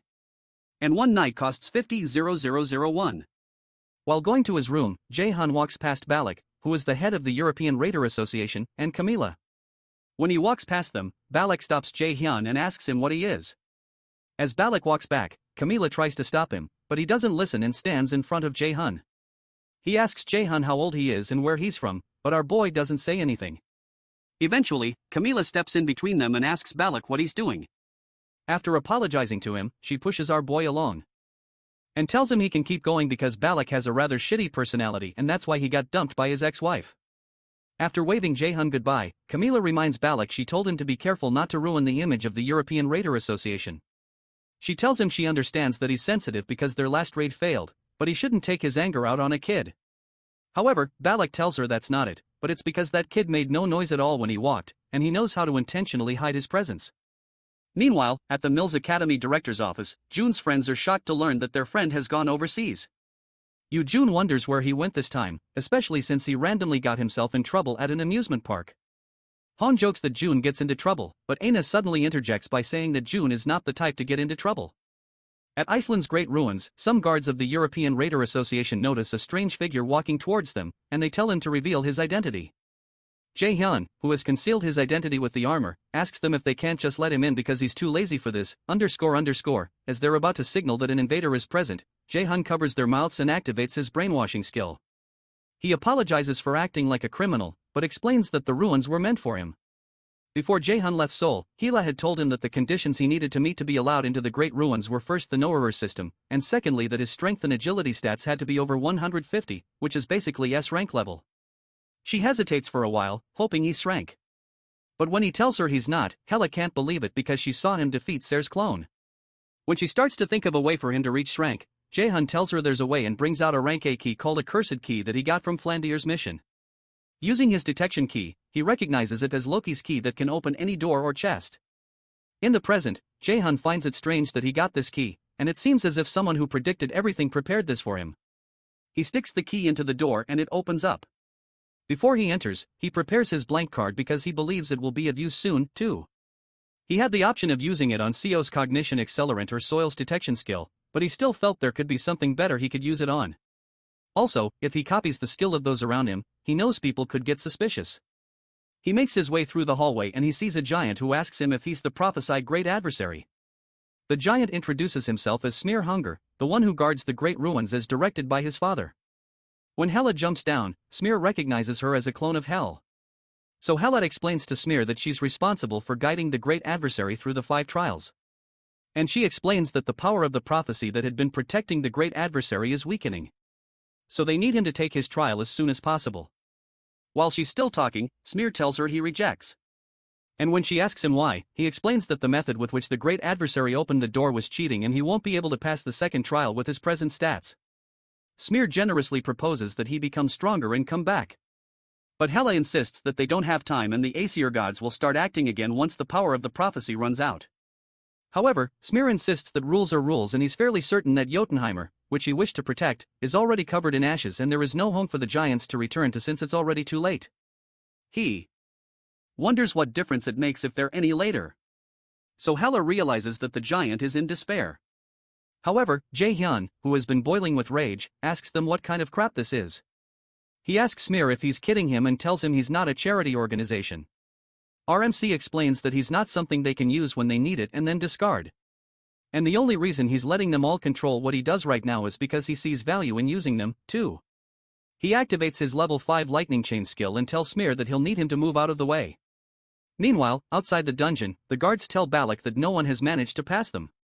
That doesn't make sense to Balak, who is certain that someone is in the dungeon because of the mysterious power he felt just now that happens when ruins are opened. Since the doors are open, he's certain he'll be allowed in, too. But when he reaches the door, he's told that he's not qualified as usual. Shortly after, Camila receives a call from Balak very late at night, and he informs her that an invader has entered the Great Ruin. Inside the dungeon, Hela asks June what he's doing, and Smear, who is now enraged, calls him a fool and stands up to face him. Smear asks JaeHyun how he dares to defy him in that human body and his roar releases a destructive amount of energy. Regardless, our boy asks him if he doesn't have any other lines because he's heard that one so many times that he's sick of it. The reason our boy is doing this is that he'd have to retreat if he gives up on this trial and die while fighting Heimdall. It's either that or dying here, so it's the same thing. So as not to end up with regrets as he did before regressing, he plans to stand his ground. Shortly after, Smear tells the great adversary that his courtesy ends here and releases a huge arrow from the top that aims right at JaeHyun's head. Oddly, our boy doesn't move out of the way and uses his absolute calculation skill to destroy the arrow. Next up, he uses his wind boost to launch himself towards Smear. The giant realizes JaeHyun is coming straight for his heart. And he wonders if the great enemy is really planning to take him down and walk away. Smear wonders what's driving June to do all this. And our boy senses the feeling of intense pressure similar to when he fought Hugin. He feels this when he's against an opponent that he can't presently win against, and he has no intention of caving this time. Shortly after, he activates his frozen earth skill and freezes the ground. Smear notes the skill and says he doesn't know how JaeHyun was able to get his hands on a secret skill of dark elves, but he crushes the ice on the ground with one punch and reminds June he's weak regardless. A look of despair first crosses JaeHyun's face, but then he smirks. He asks Smear if he's moving the way he expected just because he's stupid and tactless. Our boy soon activates his level 5 fire skill and another level 5 skill called Air Blast. June mixes the ice with fire and shoots them at the giant, blocking his view. He soon activates his level 3 stealth skill to conceal himself and Smear wonders if he really expects this pathetic trick to work on him. When the fog clears, Smear realizes he disappeared and is unable to find him. Soon after, JaeHyun leaps toward him and slashes at his neck with his sword. Meanwhile, at Shon's office, the curator guild master Begun comes back to tell that she wants JaeHyun. Seongan doesn't see the point in repeating this pointless conversation, but JaeHyun offers to give her the right price in exchange. Jung insists that JaeHyun isn't an object to be sold, so JaeHyun offers her an item known as Nidhogg's phone. Jung hadn't expected the Curator Guild to offer an S-class item, and she wonders if that's how badly she wants JaeHyun. However, SeonYul smiles and asks her if she plans to lure JaeHyun directly with this item if Lotus Guild declines their offer. And from JaeHyun's response, it's clear that that is her plan. Intrigued, SeonYul tells her that she should have gone to June instead, but JaeHyun tells her they prefer to resolve issues in a gentlemanly manner. JaeHyun gets up and stretches her hand, telling her she'll be expecting her decision. Once again, doesn't return her handshake, and Ji takes her leave. Meanwhile, JaeHyun slashes at the giant's neck, but Smear isn't injured. Smear asks JaeHyun if this is the method he's chosen and reminds him that Odin and the other Air gods are strong and there's no guarantee his efforts will yield any results. He asks JaeHyun if he still believes he can move forward. But our boy tells him it's better than sitting around doing nothing. He activates his realization of magical artifact to create a manlade and then activates his genius of armor making to level up the manlade he created. Regardless, Smear tells the great adversary that he knows nothing because there is no value in what he's doing. But JaeHyun tells him he's the one who chooses whether his actions have value or not. In a flashback, Smear remembers when his father told him he alone is the one who chooses his value. JaeHyun doesn't hesitate and moves forward to land attacks on Smear, but a sudden outburst of energy from Smear makes JaeHyun unable to move. Smear asks him if he can take responsibility for what he said, and the weight of the energy starts to make JaeHyun bleed from the mouth. In extreme pain, he wonders what he should do and how he can win against this monster. But suddenly, the pressure disappears. Smear reminds him that he just said he's the one who chooses the value of his actions, but also informs him that such claims are only allowed for those with power. Smear offers to give him a chance to prove himself worthy so he can let him in while Hela hides nearby. After considering it for a while, June makes Smear an offer to withstand his ultimate attack just once, and Hela jumps out and asks June what he thinks he's saying. She reminds him that Smear possesses divinity and that his present human form is incapable. But Smear accepts the offer. Smear summons a spear to evaluate if he's worthy of his words and if he's a being who can resist great fate. Heya tries to stop Smear, but he doesn't listen to her and launches the spear right at JaeHyun, who stands there like a deer in the headlights. The immense power of the spear shakes the entire building and eventually creates a large gap where it's targeted. After the smoke clears up, JaeHyun remains alive and he asks Smear if that proves it. He had used his shadow synchronization skill and the system tells him that the skill will have a 20% likelihood of activation from now on. Smear is surprised, but a smile soon develops on his face and he allows JaeHyun to go in while Hela just stands there speechless, wondering what a strange human JaeHyun is. As our boy makes his way in, Smear informs him that there are 3 trials of wisdom prepared for him in this ruin. When he asks June if he's not afraid, JaeHyun tells him he is. So Smear tells him that's good. While walking into the ruins, Hela asks JaeHyun how he did what he just did, and he says he's not sure either. As they walk further in, they encounter 2 ladies who welcome him and introduce themselves as Norn, the gatekeepers of the first trial of wisdom. Heya tells JaeHyun that she can't intervene from this point onwards and warns him to be cautious. The ladies tell him that one of the 2 of them is an angel and the other is a demon. The angel speaks only the truth and the demon speaks only lies. One of them is a gateway to heaven where the angels reside and the other is a gateway to hell where the demons reside. Apparently, whichever gate he chooses, he'll be able to reach the next step of the trial. But if he chooses the gate that leads to hell, the undead will continue to get in his way. After they explain, JaeHyun is told that he will be able to ask them just one question. So, he has to use the opportunity well. JaeHyun realizes figuring out the right path with just one question is the famous logic riddle, but he's intrigued that both of the paths can still lead him to the next trial. When he decides to ask his question, the Norn tells him there's no need to hurry because there's enough time for him to think, but June replies that he doesn't need to think deeply about this. After he points to one of them, he asks her what realm her gate leads to. JaeHyun recognizes this riddle as one called Angel and Demon. A pretty famous riddle that has a pretty well-known solution, too. If you ask where they live, the angel will tell you the way to heaven. And if you ask the demon, they will also point you to heaven. The lady he asks walks in front of a gate close to her and says, this is her gate. She asks him if this gate is his choice. But JaeHyun tells her he's going to go through the second gate instead. After he makes the choice, Hela is shocked and follows him in. She asks him if he's out of his mind and why he would intentionally choose the gate that leads to hell. But JaeHyun reminds her of the saying that nothing is hard work when you're young. Eventually, he reveals to her that he chose this gate because they told him the undead will try to stop him. And Hela suspects he has other plans. When the undead start to come out, JaeHyun activates his sacrifice skill and switches it to an offense skill called Judgment of Light. Using the Judgment of Light, he incinerates them and he keeps leveling up. To JaeHyun, gaining all these experience points is the real meaning of heaven. Hala just watches glumly and calls Jun an evil human, suspecting that he must be a demon. Meanwhile, the Norn sisters confess that JaeHyun made the most foolish but also the wisest decision, just like Mimir prophesied. Sometime later, Jun covers the distance and is taken to another place through a portal. He considers it a shame that the previous trial is already over because it was a rare opportunity to level up. In the second room, they find a complex magic activation on the ground, and our boy guesses that this test condition must be that he has to find a way to escape. A voice suddenly confirms his suspicions, which is later identified as the gatekeeper of the second trial. Hila recognizes this voice and wonders how he is here. But the voice asks her to let him introduce himself. The voice introduces himself as Mimir, the one who made the Norner system and the one who set his fate. Mimir explains that Loki came to him a long time ago to ask for advice on how to foster the last hope, the great enemy of the prophecy, and how to free oneself from Odin's eye. The answer to that was the Norner system. Shocked that he's meeting the one who created the system he's using, Jun asks him why he didn't explain his plans from the start. So Mimir informs him that it's hard to approach him because of the contract with the Aesir gods and the Aesir system that all the Awakened used held them back. For a while, Mimir and Hela chat about how they won't be able to guarantee that the great adversary will be alive if the war they're expecting happens earlier than expected. Eventually, Mimir explains that the reason he's not intervening is to test if JaeHyun is worthy. Apparently, he was unable to say anything to JaeHyun before because there were too many eyes. And the reason they're able to converse like this is because they're inside the Great Ruins. JaeHyun decides to ask Mimir a question. He recognizes that since he was chosen by fate to be the great enemy, his will shouldn't matter. So, he asks Mimir why he asked how he felt about the matter right before he died in his past life when he was most desperate. Meanwhile, Jung and Aina wonder what JaeHyun is doing overseas that's making him not answer his texts.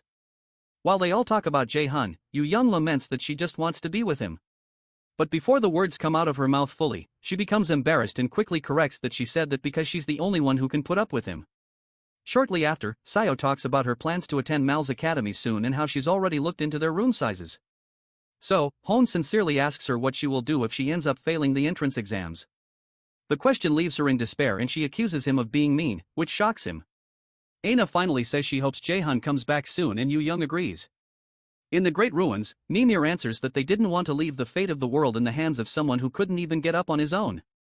So, he gave him an opportunity to change his fate back then. JaeHyun mentions that he has many more questions, but he guesses Mimir won't be able to answer them all. Eventually, Mimir offers to give him a hint about the truth if he passes this trial. To explain the second trial, Mimir tells him that he has to offer one of the objects in the room by placing it on the altar. However, he has to keep two things in mind. First, that this is to earn wisdom. And secondly, that he only gets one chance. When JaeHyun despairs because he's going to have to look through all this stuff, Mimir recognizes his thoughts because he can access his thoughts through the Norner system. Mimir decides to give JaeHyun two hints for the trial. The first is that he already has the wisdom he could earn from this altar, and the second is that he came to the ruins 2 days earlier than they planned because today is Monday. JaeHyun is still pretty confused, but Mimir tells him that's all the hints he can get. So, he asks JaeHyun to show him his wisdom. Before JaeHyun begins, Mimir adds one last condition to this trial, which is that Jun will die here if he fails to pass this trial. Annoyed, our boy thinks within himself that Mimir is a real son of a B-word because he knows he can hear his thoughts. The cursing makes Mimir laugh and he tells him he has an hour to bring up an answer and an hourglass is set up. JaeHyun thinks about what Mimir said about him already possessing the wisdom and how Mimir meant he was supposed to come here on Wednesday. None of that seems to relate to this trial, so he decides to calm down and think back to where it all began. Before he does anything, JaeHyun decides to try out his mana detection to check out all the items, but he doesn't pick up anything special. He keeps thinking about the wisdom he already possesses in Wednesday, as the time continues to count. Eventually, he decides there's only one possibility remaining for what Mimir expects from him. After he generates a spear, the Norner system asks him what he will sacrifice to the altar. So, he decides to sacrifice himself. The system reminds him he only gets one chance and asks if that's his choice, so he cheerfully says it is. Suddenly, the magic circle under his feet lights up and Mimir tells him that he gave the correct response. JaeHyun recognized that the wisdom he already possesses refers to the knowledge of runes that he earned after obtaining Odin's lost eye.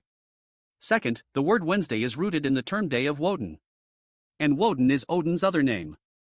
Odin is said to have sacrificed himself in order to gain knowledge of life and the afterlife. If that has something to do with this trial, then it's clear that he needed to offer himself on this altar. Eventually, Mimir asks him if he knows the meaning behind the choice he just made. So, JaeHyun tells him he knows Odin was hung upside down on Yggdrasil and speared through for 9 days. He tells Mimir he's someone who's willing to put his life on the line if it's to get what he wants. So, our boy removes his armor and stabs himself with the spear in his hand. Despite Hey's protest, as he drives the spear through his stomach, he asks Mimir if this is what he wanted to see. Jin recognizes that sacrificing oneself means enduring the threat of death. To end things a bit sooner, our boy activates his realization of magical artifact skill to create another spear and stabs himself with it again. Ha clamors for him to stop, but JaeHyun generates another spear. And as he's about to stab himself, Mimir tells him it's enough and then drops him back onto the magic circle. When he drops him, Mimir tells him he's changed quite a bit and no longer needs his advice. JaeHyun is surprised that the injury is gone. And Mimir tells him the test is over and that he's shown him he's better than he thought him to be. To keep his end of the promise, Mimir gives JaeHyun 3 words that he says will become a sentence again and will guide him to the truth. JaeHyun protests that he's using an indirect method to answer his questions, but Mimir pleads with him that he has to answer like this to avoid the eye of the Aesir gods. Mimir informs Hala that even she doesn't know about the thing he's about to say, which surprises her. The first word is raider, the second is eye, and the third is shinier. JaeHyun can't seem to make sense of the words, and he wonders what they're supposed to mean. To help him, Mimir leaves him with one last piece of advice to doubt the system as he believes that will help him reach the truth. After Mimir leaves, Jung considers his words carefully. At a glance, all 3 words seem to be pointing to him. Raider is his job. The eye refers to Odin's lost eye and his present is shinier than his past. However, it doesn't explain why he specifically used the word shinier and why he should doubt the system. To offer some comfort, Hela tells him she'll also think about what it could mean and proposes they move on to the next trial. As they move forward, Smear shows up and informs JaeHyun that the last trial now awaits him. Smear tells him the huge mirror in front of him is the next trial. Apparently, the mirror is known as the Mirror of Erd, the first of the 3 Norns. It's an artifact that shows the past. June will see the memories of a Jotun, and he's to watch the memory and come back to tell Smear the answer he has earned to pass the trial. JaeHyun asks him if there's an answer he's looking for. But Smear tells him there isn't. And any response he has is not for him to judge. Once he's ready, Smear tells him to place his hand on the mirror and Erd, the 3rd Norn sister, touches his hand from inside the mirror. She's glad he's finally here and tells him she's been waiting for him. She tells him she's Erd and intertwines her fingers with his. As she holds him, she explains that she's waited a long time for him. Holding on to this broken past, which is a fragment of the past that an old being wishes to show him. She leads him toward the first piece of the memory and takes him to a place that Hel, who is following behind, calls Jotunheimer, the land of the giants. Because of how JaeHyun and Erd spoke, Hela asks JaeHyun if he's met Erd before, and he says he's not sure. Erden asks them to quiet down and look at the past in front of them, but explains to JaeHyun that he won't be able to change anything because this story has ended. It's merely an echo of the past that Hunger, the once great Jotun, relayed unto the great adversary. When JaeHyun turns back, he sees Hunger asking the once young Smear what he thinks a good lord should be like. Smear responds that a good lord needs to be strong in order to protect others. And Hunger agrees, but explains that a good lord should know to share with others and take care of them while also being able to acknowledge his own shortcomings. He tells Smear he hopes he will become a Jotun like that someday, too. But Smear replies that he's weak and scared of a lot of things, including Thor's hammer. Smear laments that he could never have any value as a lord. But Hunger tells him not to judge his value so easily because the only one who can decide his value is himself. When they hear that, JaeHyun and Hela realize that it's that statement that made Smear open up to him. Suddenly, a frantic giant enters the room to inform Runger that Thor and the Valkyries have invaded the city. Hunger tells Smear not to worry because he'll do all that he can to protect them. After that first vision, Erd explains that it was a dark past, but the misery of the giants did not end here. She decides to show him the second piece, and he's suddenly translated to a time when the city is burning. Everywhere he looks, corpses and blood fill his sight. Haley mentions that this is the war of the end, Ragnarok. Right before the contract was written, and the man standing over all the corpses is the god of thunder and lightning, Thor. June beholds Thor and realizes he's way too strong for him as he is right now. Even if he reaches rank, he can't face a monster like him. Eventually, he asks the women what he needs to do to become as strong as Thor. And Hela tells him he has to pass the 5 trials. In the vision, Thor mentions that he always hated giants, and he's intrigued that they're not giving up, but still want to fight him. To show his respect for such warriors, he offers the king of the giants, Hunger, a chance to avoid a massacre of his kind if he will fight him one-on-one. Shortly after, Hunger comes out and asks him if he will truly let the others go for the price of his head. And Thor swears on his name to do that. Hunger accepts the offer and Thor promises to return soon for their fight. Ward explains that Thor's change of mind, Hunger's sacrifice, and the war between Jotunheimer and Asgard ended with Asgard being the victor. After that, she decides to show him the last piece of the past. Sometime later, Smear pleads with his father not to go fight with Thor because it's a trap. Hunger tells him he's aware, but he has no choice but to go. The weeping Smear asks him why he must do this and reminds him he's the only family he has left. Hei informs JaeHyun that the place those in the vision are standing in is called Asgard, the world where the Esther gods and Odin reside. In the vision, Hunger reminds Smear that he has always told him not to be afraid because he's sure he'll do well without him. While Smear cries, his father tells him that the prophesied great adversary will one day come to him and that great adversary will free them and all other species from the ears. Before he leaves, Hunger tells Smear to protect his grave, the Great Ruins. JaeHyun realizes the ruins are the memorials for the giants who died and a symbol of a hopeful future. In the vision, Hunger speaks to Jung directly and tells him he knows he'll be seeing this memory in the future. So, he asks him to help his child, Smear. Hunger soon steps out to meet Thor, who has been excitedly waiting to fight him for a while. Hunger asks Thor if he's satisfied now, but Thor says he isn't. The god summons his hammer and says he'll only be satisfied after he kills. Thor fires streaks of lightning at the giant who blocks them with his weapon. After he stops, Hunger asks Thor why he's killing innocent lives for the sake of his greed. So Thor confesses that everything is the will of the great Odin and he personally doesn't have any reasons. Apparently Thor's only reason for doing this is to fight a strong opponent. Eventually Thor asks Hunger why he agreed to this fight knowing he's going to die. After a short pause, Hunger tells him he has something to protect, and Thor jokingly wonders what he still has to protect when most of his kind has been reduced to ashes. However, assures him that they're still valuable because Asgard will fall someday. When Thor realizes that Hunger also believes the prophecy of the three Norn sisters, he calls it idle talk and proceeds to end Hunger's life. Before Hunger is taken out, he speaks directly to the great enemy again and tells him that the path he must take is chosen solely by him and him alone. And he tells him to have a firm will. Apart from that, he asks him to tell Smear that he's sorry. Thor soon throws his hammer at Hunger's weapon. The sheer force of the attack destroys the weapon and smashes head. JaeHyun finds this ending really messed up and he suddenly brings out his blank card to get back at Thor. Luckily for him, the Norner system tells him he can use a blank card. Freyr is soon taken out, and Thor stands over his dead body. Suddenly, he notices some runes shining out of the dead giant's weapon, which were the inscriptions was making on his weapon while he was speaking with Smear. Thor realizes that Hunger has used a petty trick on him, and a huge explosion soon occurs, and strings of light are tied around Thor to hold him down. Thor realizes Hunger set this counterattack to be triggered by his death. But Thor doesn't believe something so petty will kill him. So, he releases a huge amount of energy to burn the binds away. Suddenly, the Norner system informs JaeHyun that the rank of the skill he is copying is too high for his level and cannot be properly used until his level is higher. Thor soon successfully burns away all the binds holding him. However, he's suddenly targeted by a small force that remains from Hunger's magic that pierces his head. The attack pushes Thor backward, and when he gets up, he finds out that his head is bleeding and Hunger had launched an object into his head to repress his power, and it amuses him. Because Thor's power has been repressed, the system allows June to register Thor's passive skill known as Lightning God's Power. Hei asks Erd how it's possible to use a blank card on someone inside a memory. And Erd tells her it wouldn't be possible if this was just an illusion.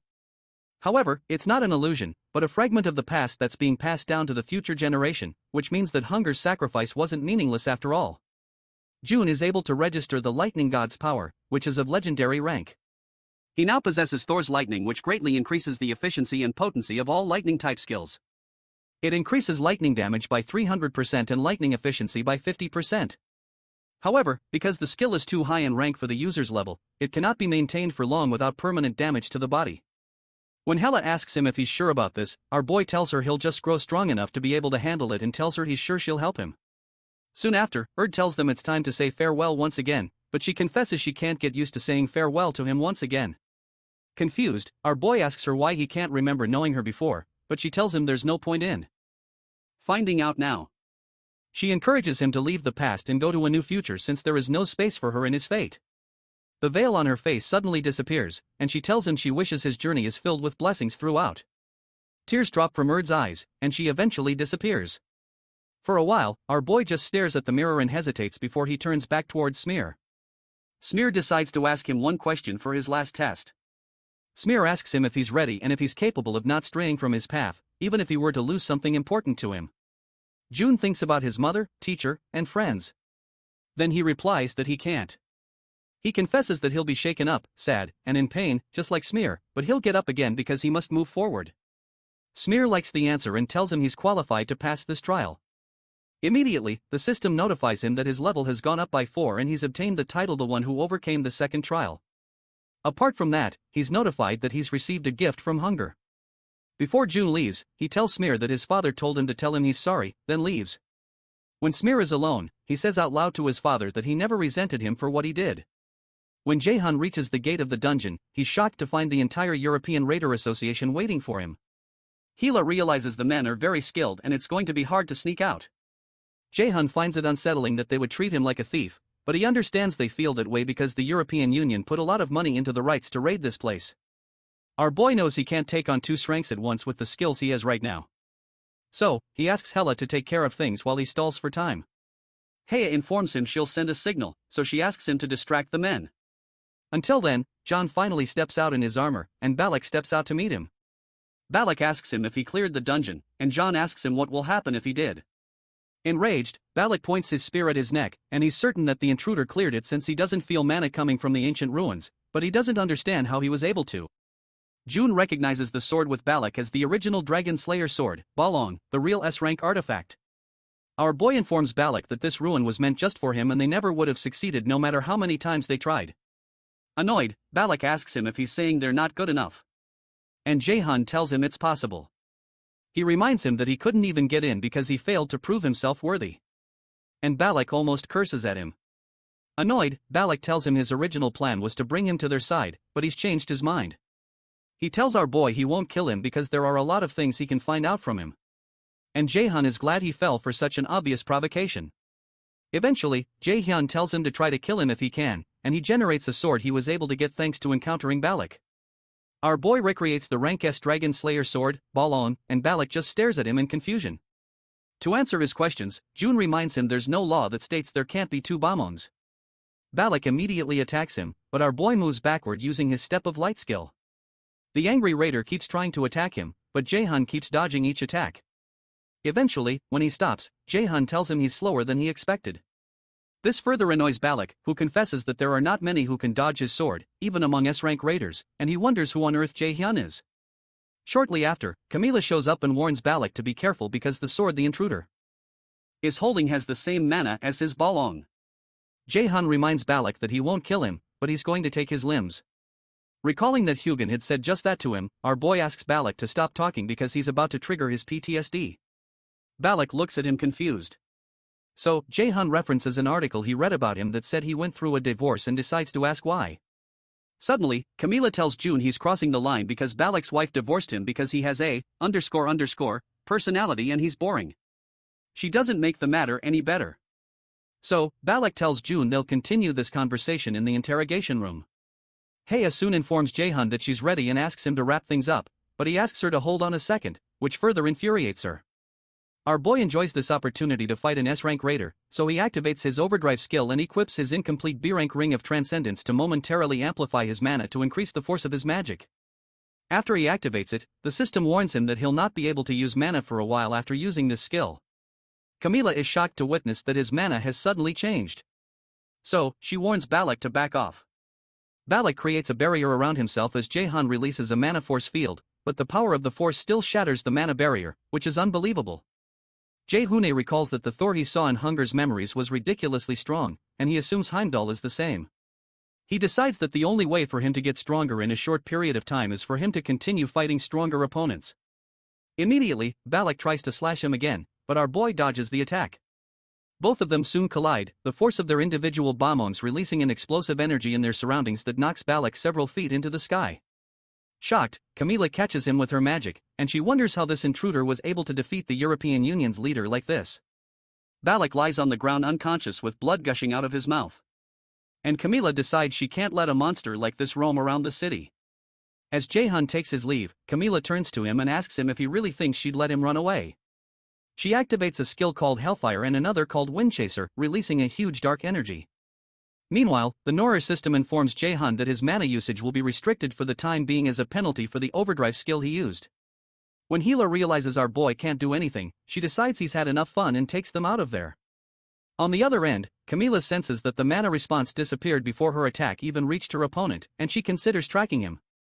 However, Balak, who is now back on his feet, tells her to give it up because it's too dangerous to go after him. He proposes they go back to the main base, and Camila asks him if he's sure of that since he hates contacting them. Surprised, Camila tells Balak he's different from usual and asks him if something happened, so he informs her that the intruder purposefully didn't kill him. When she hears that, Camila decides to contact the main base. When he's left alone, Balak realizes he may not know the man, but he's certain they'll meet again, and he won't lose again when they do. Meanwhile, Hela berates JaeHyun for being so impulsive, but he only laughs and tells her they can go back home now. The next day, after JaeHyun lands at the airport, he receives a call from Aina. The reason Aina is calling him is to ask if he's decided which circle he's going to sign up for. A circle is one of the main policies of all raidermice in the nation, and it's like an activity club for raiders. Second and third years are usually the ones to create circles to bring in first years, and they usually take requests from public institutions. The academy will receive mediating fees during this process, and the students also have an opportunity to earn money and gain connections. The circle is a means to gain experience through circle activities before entering a guild. It seems like a good idea, but to JaeHyun, it's only beneficial if it can help you enter an influential guild. Otherwise, it's a loss. Before his regression, JaeHyun entered a low-ranking circle and he ended up being basically enslaved.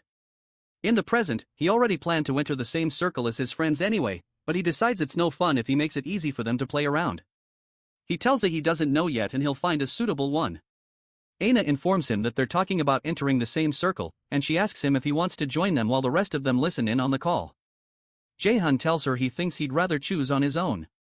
And after a short pause, Jung takes the phone and angrily asks JaeHyun if he plans to abandon them by entering a circle alone. Our boy tries to remind her that he didn't promise to go into the same circle with them, but Jun insists that once they're a team, they're always a team. Our boy teases her about being after his first ranking benefits, but Jung tells him she doesn't care about that. Eventually, JaeHyun offers to join the same circle as them on the same condition, but he says he's going to tell them when he gets back to the academy. After he ends the call, JaeHyun recalls that the fact that they have to join circles soon means that something that happened in his past life is approaching. There's usually outdoor camping that's carried out alongside the registration time period for circles, and the location is in the locked-down area of Do, where Meal's academy was built as only a part of a closed-down area, and there are still tons of monsters outside the academy. Niels has been holding outdoor camping events every year to bring down the number of monsters. JaeHyun takes a portal back to the academy and returns to his apartment. While having a chat with Hila, she suggests they look at the gift that Runger gave him. Suddenly, Hela freezes, and when JaeHyun asks her what's wrong, she reminds him that she had told him she stalled for time by tying down Heimdall, but she just sensed that he's been freed. Meanwhile, Heimdall breaks through the fabric of space and crawls out into a locked-down area. He's annoyed that he was embarrassed like that by a clone. When he looks around, he notices the area is locked down and wonders if Halo was trying to keep him away from humans. He's very annoyed, and as if to make matters worse, a nearby monster spots him and jumps down behind him to have him his lunch. Heimdall doesn't even turn around to look at the monster, so it bends forward to gobble him up since he's not putting up a fight. As the monster covers his head in its mouth, Heimdall tightens his fist, releasing a huge amount of energy that tears the monster's head into bits. Heimdall decides to have some fun and meet up with RMC to test him. Meanwhile, Hea laments when she realizes that Heimdall is going to a shut-off area near Mill's academy. From our boy's expression, she suspects he knows why Heimdall is going there.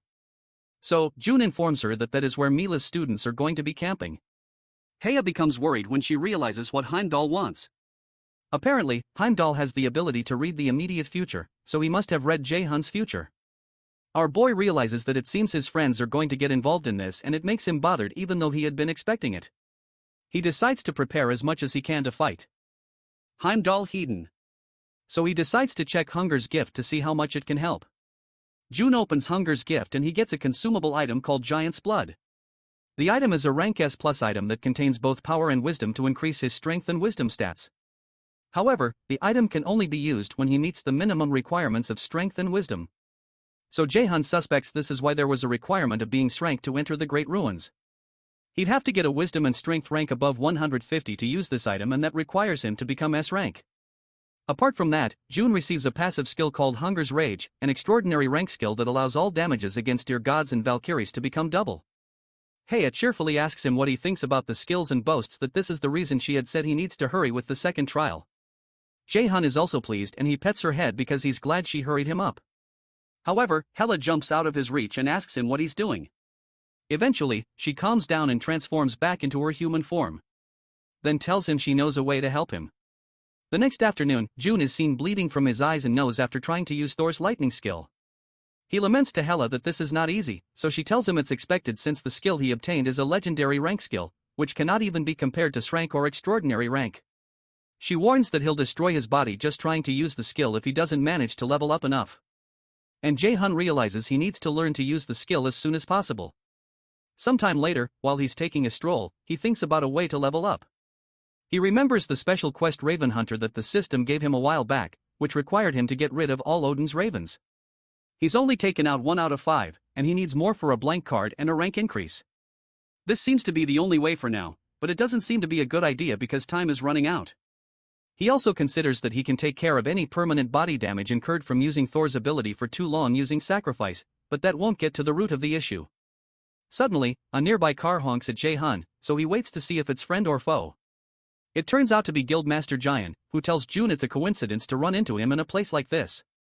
Our boy recognizes her, so she asks him if Lotus is treating him well because she heard he signed a contract with them recently. JaeHyun immediately realizes why she's here to see him and jokingly asks her if she's not too busy to be meeting him here. Coincidentally, eventually, he asks her if she perhaps ran a background check on him or something, which surprises JaeHyun.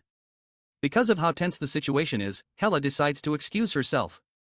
Nearby, Sanji hides his presence with his stealth skill. He soon places a call to Shangin to inform her that the Curator Guild has gotten into contact with JaeHyun. He also informs her that he thinks June has found out he was following him around based on how he looks toward where he was standing. Shortly after, our boy meets with JaeHyun privately to ask why she wanted to see him. She directly informs him that she wants to scout him, so he reminds her that she knows he's already in a guild. To make the offer interesting, she offers Nidhogg's Fong, and our boy's eyes widen. She seems to be casually offering to give him an S-rank item of astronomical value. Meanwhile, Hella goes to Hell's temple to ask Hell to lend her some of her power. Hell reminds Heya that she's just a fragment of herself, so her power would be unstable in her hands, even if she were to give it to her. Ha agrees that she probably won't be able to use it properly or may die trying. Although she acknowledges that even if she survives receiving the power, she probably would die soon. Heya decides that she wants to do this because that's what she's for. As the guide of the fifth trial and the compass for the great enemy, she believes she solely exists for his sake and for prophecy. Hell protests that there should be another way to do this. But Hella confesses that she's actually curious to see the future that June will write amidst all the struggles, even if she won't get to see that future. When Hell realizes she's made up her mind, she agrees to give her power, but wishes for her to be happy regardless of the decision she makes. Meanwhile, Sunjae tells that he thinks Guildmaster JaeHyun is going to try to convince JaeHyun herself. Although he believes that JaeHyun isn't one to be fooled by money, reminds him that JaeHyun has something more valuable than money to offer. Shang realizes that JaeHyun judged JaeHyun's potential to be better than she herself had done. Surprised, Sanji asks her if she's going to let JaeHyun be, so she replies that it's not in her hands because JaeHyun is well on his way to being the world's strongest raider. Regardless, she states that she has never and will never let someone take something she's interested in. In the Curator Guild meeting room, JaeHyun asks Jian what he thinks about her offer. Recognizing that he's only seated with her because he wants something, she asks Yenju to bring Nidhogg's Fong to the table, and it catches our boy's attention. Nidhogg's Fong is a renowned blade that was ranked second after the Balong in JaeHyun's life, but June playfully asks her why she's showing him this. Eventually, JaeHyun proposes to JaeHyun that they become honest with each other. To fulfill her desires, JaeHyun's aura suddenly changes, and he asks her to say what she wants, which shocks JaeHyun since he's just a student. She refuses to let herself show fear, and JaeHyun tells her he knows she's trying to conceal her fear. She's surprised, which makes him eventually smile as he acknowledges her offer to give him Nidhogg's Fong to join the Curator Guild. JaeHyun reminds him no one else can offer him something this valuable, and our boy agrees because only a crazy guild master would invest so much into a 17-year-old. However, our boy points out that Curator doesn't hire battle-type raiders. So, JaeHyun confesses that she judged that it's time their guild changed and he'll be their first battle-type raider. When JaeHyun probes further because he feels there's more to the story, Ji admits that stealing him from the Lotus Guild and gaining connections in the Raider Association are the real reasons she offered him Nidhogg's Fong. JaeHyun also adds that the contract allows him to take most of the profits. But while she's talking, JaeHyun suggests she let him touch it just once since it's a weapon he might end up using. The truth, however, is that he's about to activate his realization of magical artifact to try to replicate the weapon. Since he's valuable enough to her, she lets him do that, and JaeHyun holds the weapon in his hand. With a smile on his face, he returns the weapon and tells JaeHyun that he doesn't think the weapon is really his style and thanks her for the offer. When he gets up to leave, JaeHyun asks him if he doesn't like the weapon, but he tells her he's not saying that. It's just not his style. This time, JaeHyun becomes angry and asks him who in the world cares about taste when it comes to an S-rank artifact. She reminds him this is a golden opportunity he's turning away and that he can't buy this with all the money in the world. But Jung stops her by saying he doesn't have anything more to talk about. As he politely asks to excuse himself, JaeHyun just stands there, totally stunned. When he eventually leaves, she collapses into the chair and realizes JaeHyun is just like his master, SeonYul. Anger wells up in her, and she promises to make them regret this. Shortly after, our boy returns home and activates his realization of magical artifact skill to obtain a copy of Nidhogg's Fawn, which he hadn't expected to get so early on. Nidhogg is the name of the great and dangerous poison dragon recorded in legends. The dragon inhabits a spring, Vergmer, hidden deep inside Niflheim. However, June remembers that he needs to be more calculating and careful now. He wonders how strong Heimdall is and figures he may just be as strong as Thor. The thought of battling against the gods makes him think he's gone insane from the nonsensical situation he's in. But he's still curious to know how strong he is compared to them. He wonders if he'll be able to change the fate that Urge showed him through the mirror. Sometime later, in the Mills Academy main circle executive conference room, the top students at Mills Academy gather to have a discussion. A lady watches them from nearby and is surprised by the strength of their auras, which can almost be mistaken for those of veteran raiders.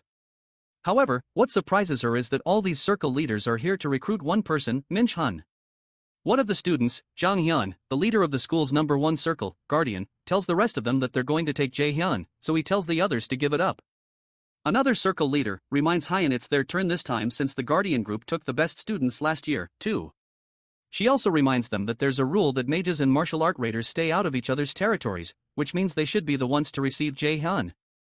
The girl watching the leaders excitedly takes pictures of them and recognizes the lady who just spoke as Han Jian, the leader of the circle called SeonYul, named after Yoon, who inspired them to start their circle.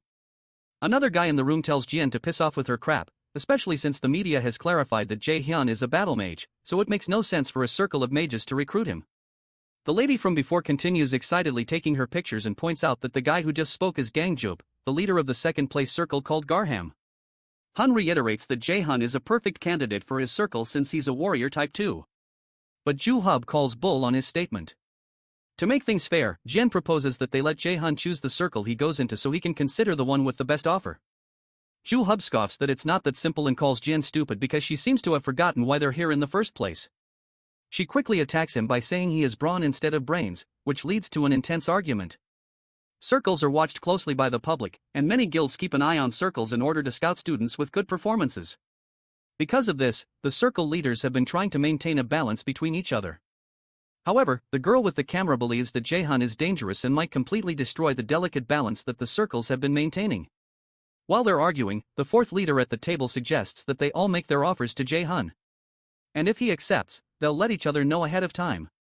However, the circle that takes JaeHyun cannot take any of his friends and must also give up on at least 2 academy events. The camera lady frantically takes pictures of the lady who just spoke, Chun, the leader of the 30 circle. Apparently, her circle is the least known among the circles in the room, but she's managed to grow it on her own. Jube agrees that Giant Unk's proposition is nice, and the rest of them agree with her. The lady with the camera is simply amazed by their meeting and hopes this will make a great article.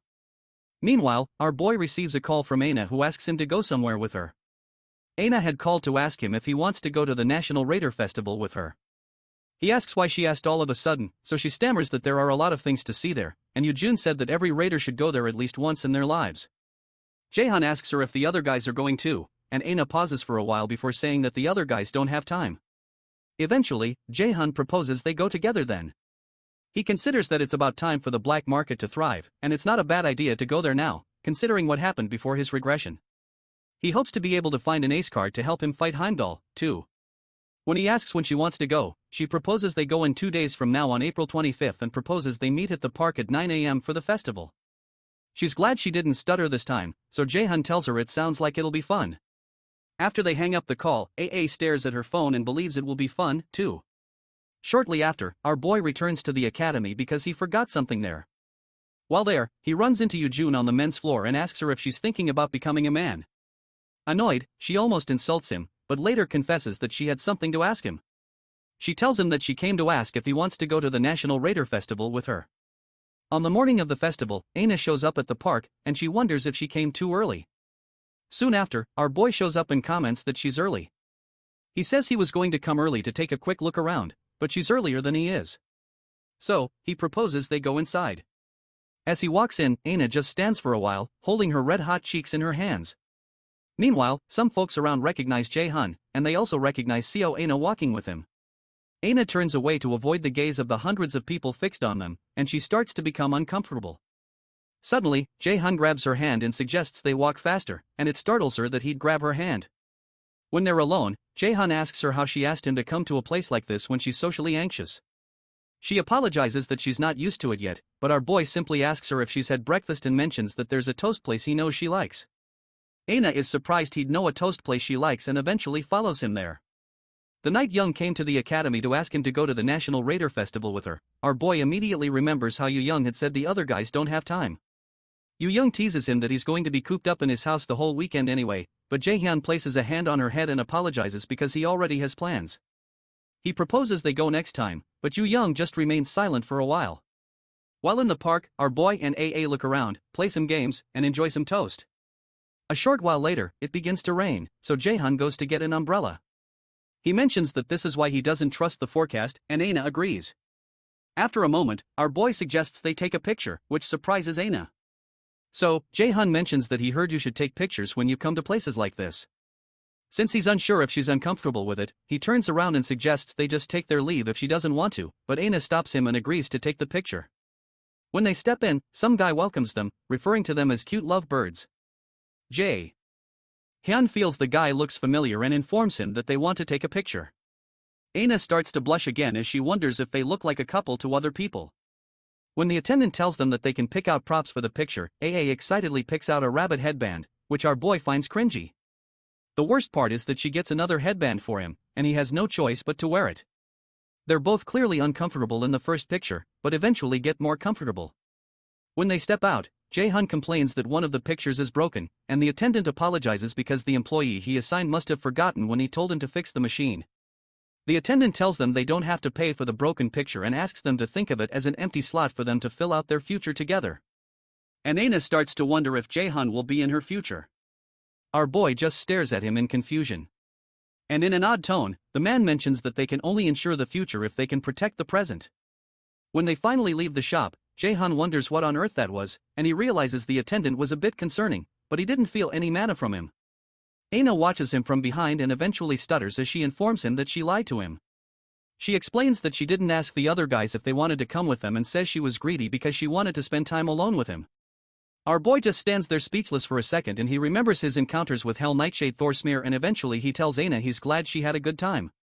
She tries to say something but hesitates. When she works up the confidence, she informs him that she has something to tell him. But an explosion suddenly occurs nearby that startles them. Immediately, an announcement is made to all the visitors of the festival that there has been a dungeon break. Several raiders are dispatched to deal with the issue, and the visitors are asked to evacuate to a safe place as the fire covers the area. Shocked, our boy realizes that this level of mana isn't coming from a dungeon. More so, the mana smells like blood and JaeHyun wonders why. One of the raiders tells the visitors they need to run away because it's dangerous. And he tries to guide them to a safe place to run to. Aina mentions to JaeHyun that they need to get out of here, but our boy tells her they aren't, then activates his mana detection. He tells her they'll likely die either way because of that bastard that appears to be directing the people to safety. The guy directing people suddenly laughs because JaeHyun caught on quicker than he expected. He asks June if he's the great enemy, and JaeHyun immediately tells Aina to get out of here. Before she can respond, the guy speaking with JaeHyun appears in front of Aina and attempts to punch her at breakneck speed. Regardless, our boy covers the distance since he has super speed and grabs his hand. JaeHyun asks him what he is. The guy jokes that June isn't so impressive, even if he has the title of the great enemy of the Acer, but our boy simply asks him once more and releases a burst of mana that forces the other guy to jump backward. The guy introduces himself as one of Odin's 5 ravens and explains he was not permitted a name, but he's certain he'll receive one when he offers JaeHyun to Odin.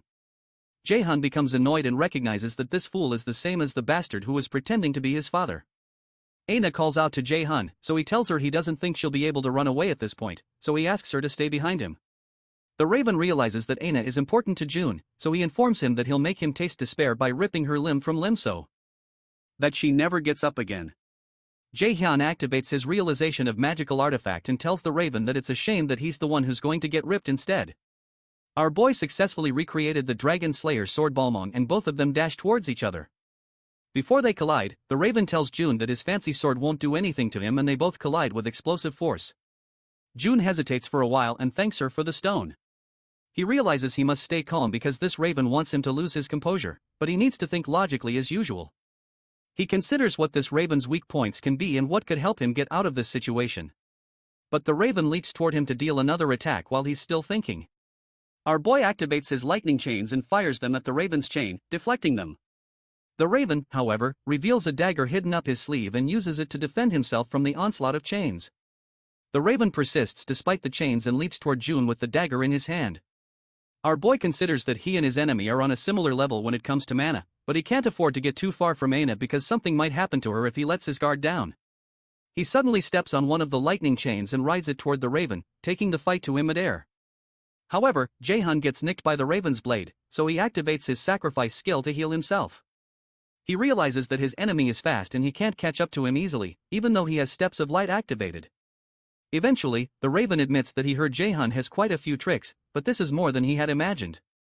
The raven admits that Heimdall was right when he said June has the potential to become an interference to the gods. The raven tells him he's going to kill him here, but our boy realizes he's bluffing because the easier gods cannot kill him right now since the power of the prophecy is still protecting him. He also realizes that he can use the power of the prophecy to his advantage to help him win. JaeHyun runs forward with his sword in hand, but the raven points out that such a basic attack won't work on him. The raven knows that a long sword slows down JaeHyun's attack, but June still leaps toward him regardless as the raven braces for his attack by putting up his chains. However, June doesn't attack with his sword, but performs an attack using his free hand. The attack cracks the raven's mask, knocking him backward.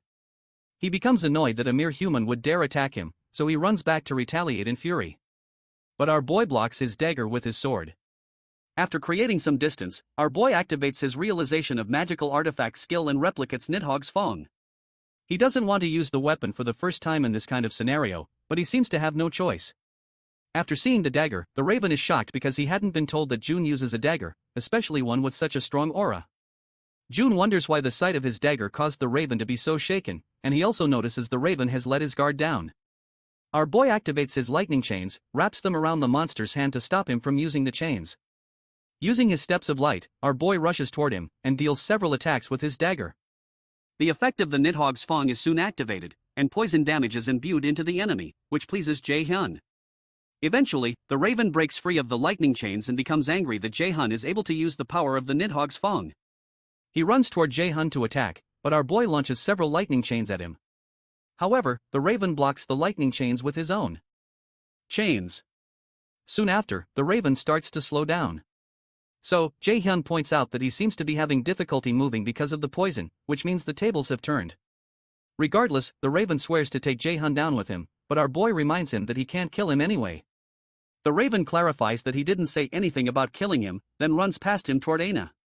Before he reaches her, activates a mana barrier around herself, but the raven breaks through it easily. Aina just stands there in shock with her defenses broken as the dagger flies toward them. Shortly after, an explosion occurs upon impact, and the Norner system informs JaeHyun that he's successfully defeated Odin's raven. He's also 1 point closer to completing the special quest to destroy all of Odin's ravens, and he's told he's leveled up. While JaeHyun pants, Aina emerges from the smoke and rushes toward him. He realizes he's using too much mana at once and soon collapses in her arms. With JaeHyun in her arms, Aina beats herself up for not being able to do anything again, just like during the attack when they were in the mock dungeon.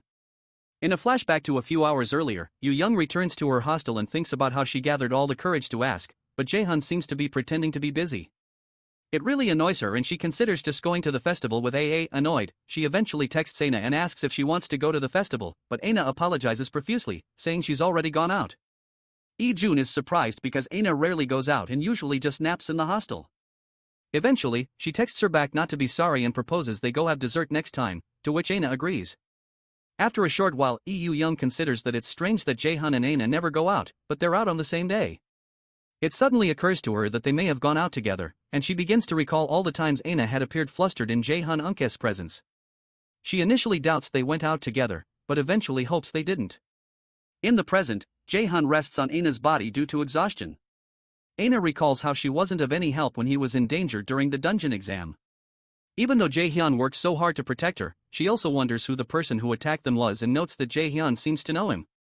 Apart from that, this person has a similar mana to what they detected in the mock dungeon. So, she wonders if there's a connection. Eventually, she hesitantly touches his head and our boy wakes up. When he looks up, their faces end up inches away from each other, which makes it completely flustered. Our boy only smirks and thanks her for letting him rest on her shoulder. After a short pause, our boy tells Aina he thinks he knows what she was going to tell him before they were interrupted. He admits he might be wrong and asks her to hear him out because there's something he has to tell her. Before he can complete his statement, Aina places a finger on his mouth and begs him not to say anything anymore because she's not ready to listen to his response yet, no matter what his reply may be. She says she needs some time and says she can wait for him to be done with whatever he needs to do. As tears pour down her face, she suggests that they talk about it later. Our boy doesn't seem so happy about it, so he places a hand on her face to wipe off her tears. Sometime later, JaeHyun fights with a group of ogres in the training room. He avoids their attacks and fires several lightning chains at them. While he's fighting, he wonders why he wasn't able to reply to Aina. He already knew that she liked him, so he wonders why he acted the way he did. He also realizes how torturous it would be for her if he were to give her false hope. Because he's distracted by his thoughts, one of the ogres takes advantage and tries to smash his skull in, but our boy dodges the attack. The Know-Error system informs JaeHyun that his level has gone up as an effect of quest progression increase. As JaeHyun blasts the ogre away with a wind attack, the system informs him that he can now feel the wall that has been restricting him. Our boy isn't certain what that's supposed to mean, and Hess soon appears by his side to inform him that he will understand it soon. She walks towards him and tells him he can do it. And JaeHyun jokingly asks her why she's being so nice all of a sudden, which makes him think that she's leaving him forever. JaeHyun tells her he's not falling for her trick. And she visibly acts nonchalant. But deep inside, she wishes that JaeHyun has no value for her existence in the future because she knows what will happen. Sometime later, our boy is approached by Hyun. When Hyun introduces himself as the leader of the circle called Guardian, JaeHyun remembers he's heard of the circle before, which is the most powerful circle in the academy when it comes to martial arts. He's impressed that Hyun is the leader, but he still feels he's weak. Hyun tries to tell JaeHyun that he has a good offer to recruit him into the Guardian circle, but he's soon interrupted by Jian, who protests that Hyun can't just scout JaeHyun like that because JaeHyun is going to join her circle. Shortly after, Ju-hub appears too and tells her to cut the crap because the Garham circle is going to take JaeHyun. Eventually, JaeHyun tells the leaders to stop it because everyone is watching. As he's about to say something else, Jonah, the leader of the fourth top circle, steps in and introduces herself to JaeHyun as the leader of the third eye circle. Our boy is surprised to see her because he's heard of the names of the other guys in his past life, but he doesn't know this woman. Jonah informs our boy that she didn't come to scout him and just came to introduce herself, but JaeHyun tells her she should have come to find him when it was less chaotic. Oddly, June states that it would have been dangerous if she did that. Shortly after, the top students begin arguing again, but JaeHyun makes it clear to them that he doesn't intend on joining any circle. Surprised, Hyun asks him what he's going to do. He admits that he knows JaeHyun is the disciple of Young, but reminds him that raiders with no experience in circles will have a very low starting rank, which will be a pain. To clarify, our boy explains that he didn't say he's not going to join a circle. Now pissed off, Jube grabs our boy's shirt and asks him what the heck he's talking about, but our boy suddenly releases a great deal of aura and frankly tells Jube it would be better for the both of them if he doesn't cross the line like this.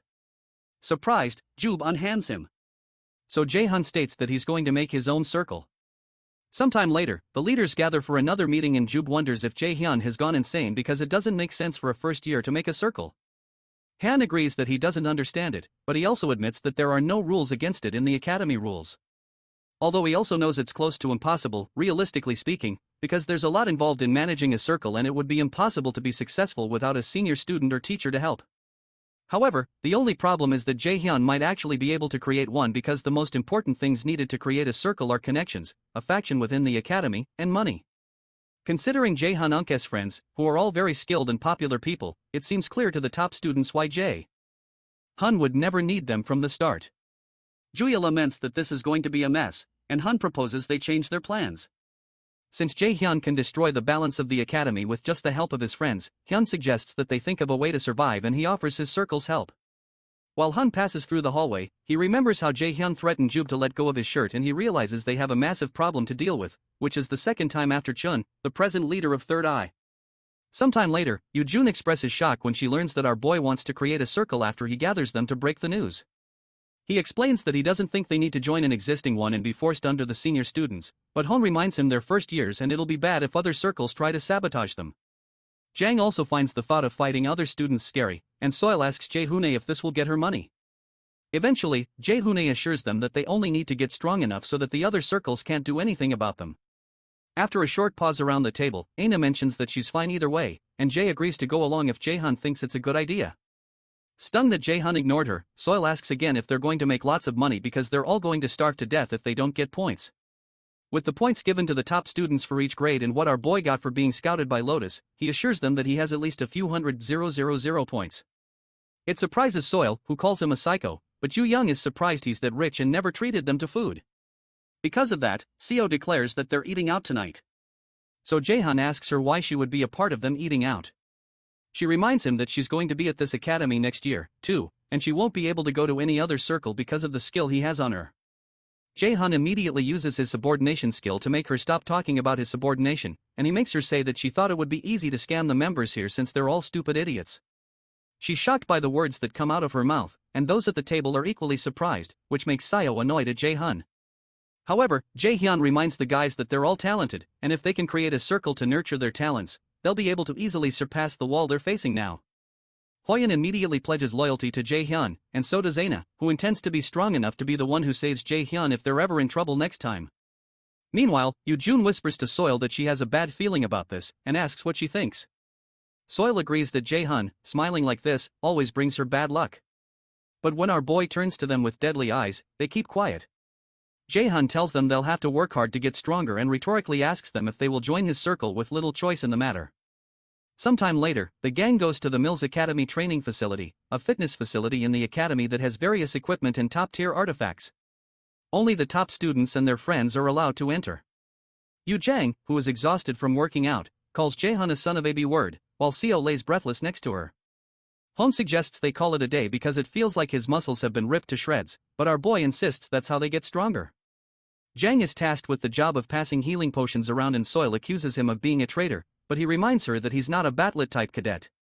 JaeHyun gives them all 2 more sets and considers how this gym is special because the gravity in this place is amplified in order to help the students get stronger. Nearby, Aina keeps pushing the weights and JaeHyun looks at her. He recalls the incident with the Raven and worries that something like that could happen again. So, he decides that the only thing he can do is help his friends get stronger in the shortest time possible so that they won't become a burden to him and can escape when the time comes. After that, our boy heads to the Lotus Guild to see his teacher, and she eventually asks him if he's going to join a different guild. Jun asks her what she means, so she comes clean that she knows the curator approached him and offered to give him Nidhogg's phone. Eventually, our boy agrees he's been found out and asks her if she'd let him go if he says he wants to go. Sang says she never will, especially not to the curator guild. JaeHyun asks why she asked if that's the case. So, she says it's to tell him that she will never let anyone take him away from them, and she won't let a rival take her disciple away from her. She gets up and pulls his face closer to hers, then reminds him that he also has no reason to give up the privilege he has now, either, even for an S-rank artifact. She admits that it's hard to say it would make up for an S-rank artifact, but she grants him every favor he asks her, so she doesn't believe he's losing any from being with her. Our boy agrees and confesses that he wasn't planning to leave because there's nowhere to go when she's here. Seongyun jokingly accuses him of being a good liar and states she almost fell for his lie, but JaeHyun jokingly says that's a shame. Shortly after, our boy recalls that Heimdall will attack him in the outdoor camping event and he needs to prepare himself for every possible scenario. On the day of the outdoor camp, the students are transported to the area for the event. While on the bus, JaeHyun tells his friends to be good because this is the event that will start their circle off.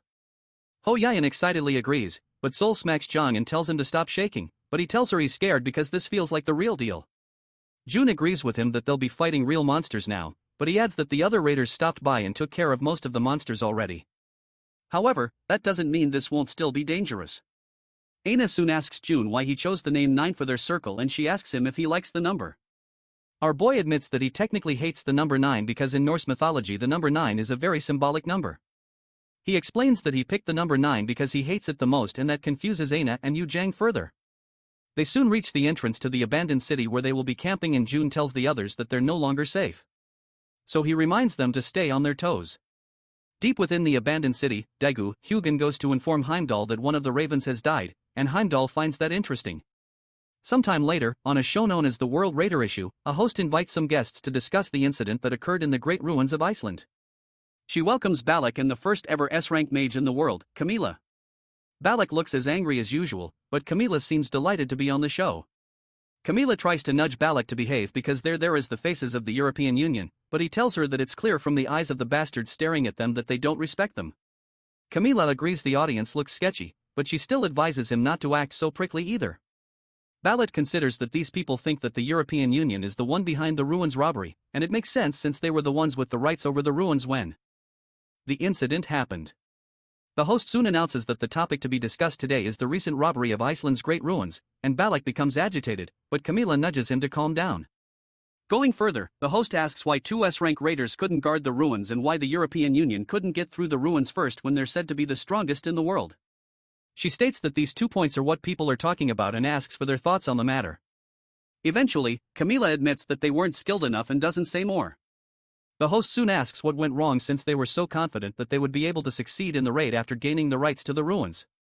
And Balak answers this time.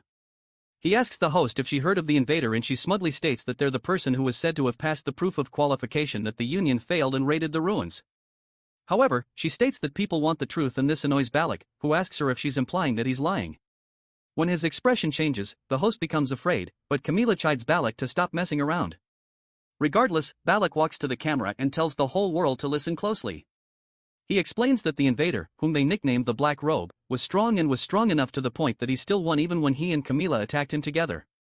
Instead of trying to rip them apart for their failures, he tells them to do something about the invader instead, who he knows for a fact will appear again. Meanwhile, in the outdoor event, an instructor tells the students that this event will influence what their life in Mills will be like going forward.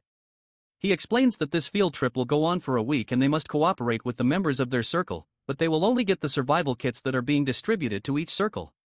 They're to hunt down monsters with what they've learned, but they're not allowed to leave the 50 kilometers radius of the base so as not to get disqualified.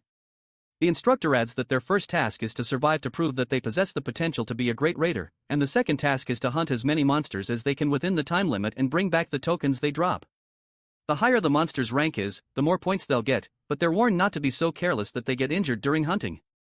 In the case of an emergency, they're told not to worry because there is an instructor nearby at all times. The instructor tells them not to hide an emergency, but to go to the instructor instead. Once the announcement is done, they're all given rings, which is a symbol of solidarity, and our boy tells his circle members to move according to the plan. While they move around, Hyun watches them from nearby and states that it has begun. Shortly after, they find a good place to use as a base and Jung believes they will be able to avoid winged high-ranking monsters there. However, SeonYul mentions that there might be bugs in the place, and she doesn't like this kind of atmosphere. Jung tries to advise her not to hate on the bugs too much, but SeonYul tells him to shut up because bugs are the worst. They start fighting again, and Jung retreats behind JaeHyun. Our boy eventually stops them and tells them to stay alert. They're in a city that has been locked down and sealed off due to the invasion of monsters. However, Jun hopes they rack up a bunch of points again so that they'll be able to get so much ice cream and visit the restaurant they wanted to visit. While she's raving about food, she notices that JaeHyun doesn't look as excited as she is, which makes her keep quiet. Our boy is thinking about how the event isn't much of a hassle to some of the others, especially for them since they're at the top of the new students. However, the most dangerous enemy they'll face here is Heimdall. So, our boy decides to keep his head in the game because he's certain Heimdall is coming. Aina also notices he's preoccupied, but he tells her he's fine when she asks. Suddenly, Hwyun asks Aina and JaeHyun what's wrong with them because they seem a bit awkward, like they had a fight before this. He asks if something happened over the weekend, but Aina blankly asks him what he means and reveals nothing.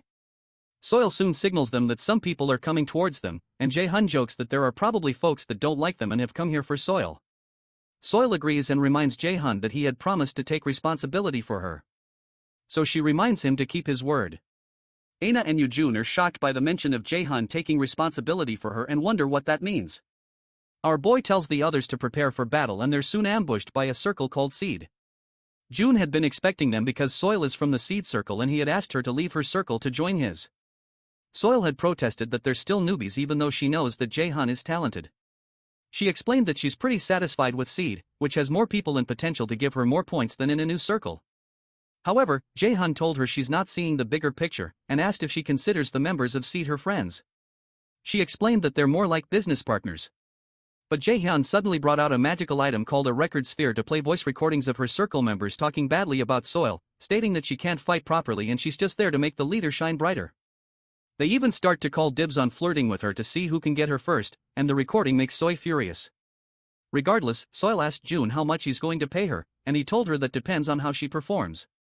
In the present, the leader of the seed circle, Jung, asks June if he really thought he could survive after stealing their member. But June asks him if he's forgotten how he got beat up at the freshman hunt.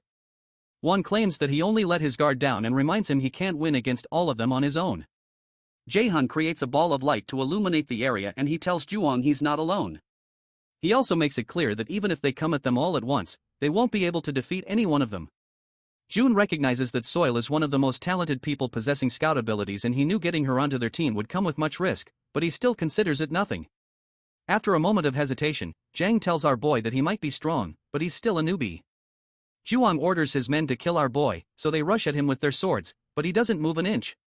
Suddenly, Hon activates his skill called Impervious Defense, which increases his defense power and blocks the warriors.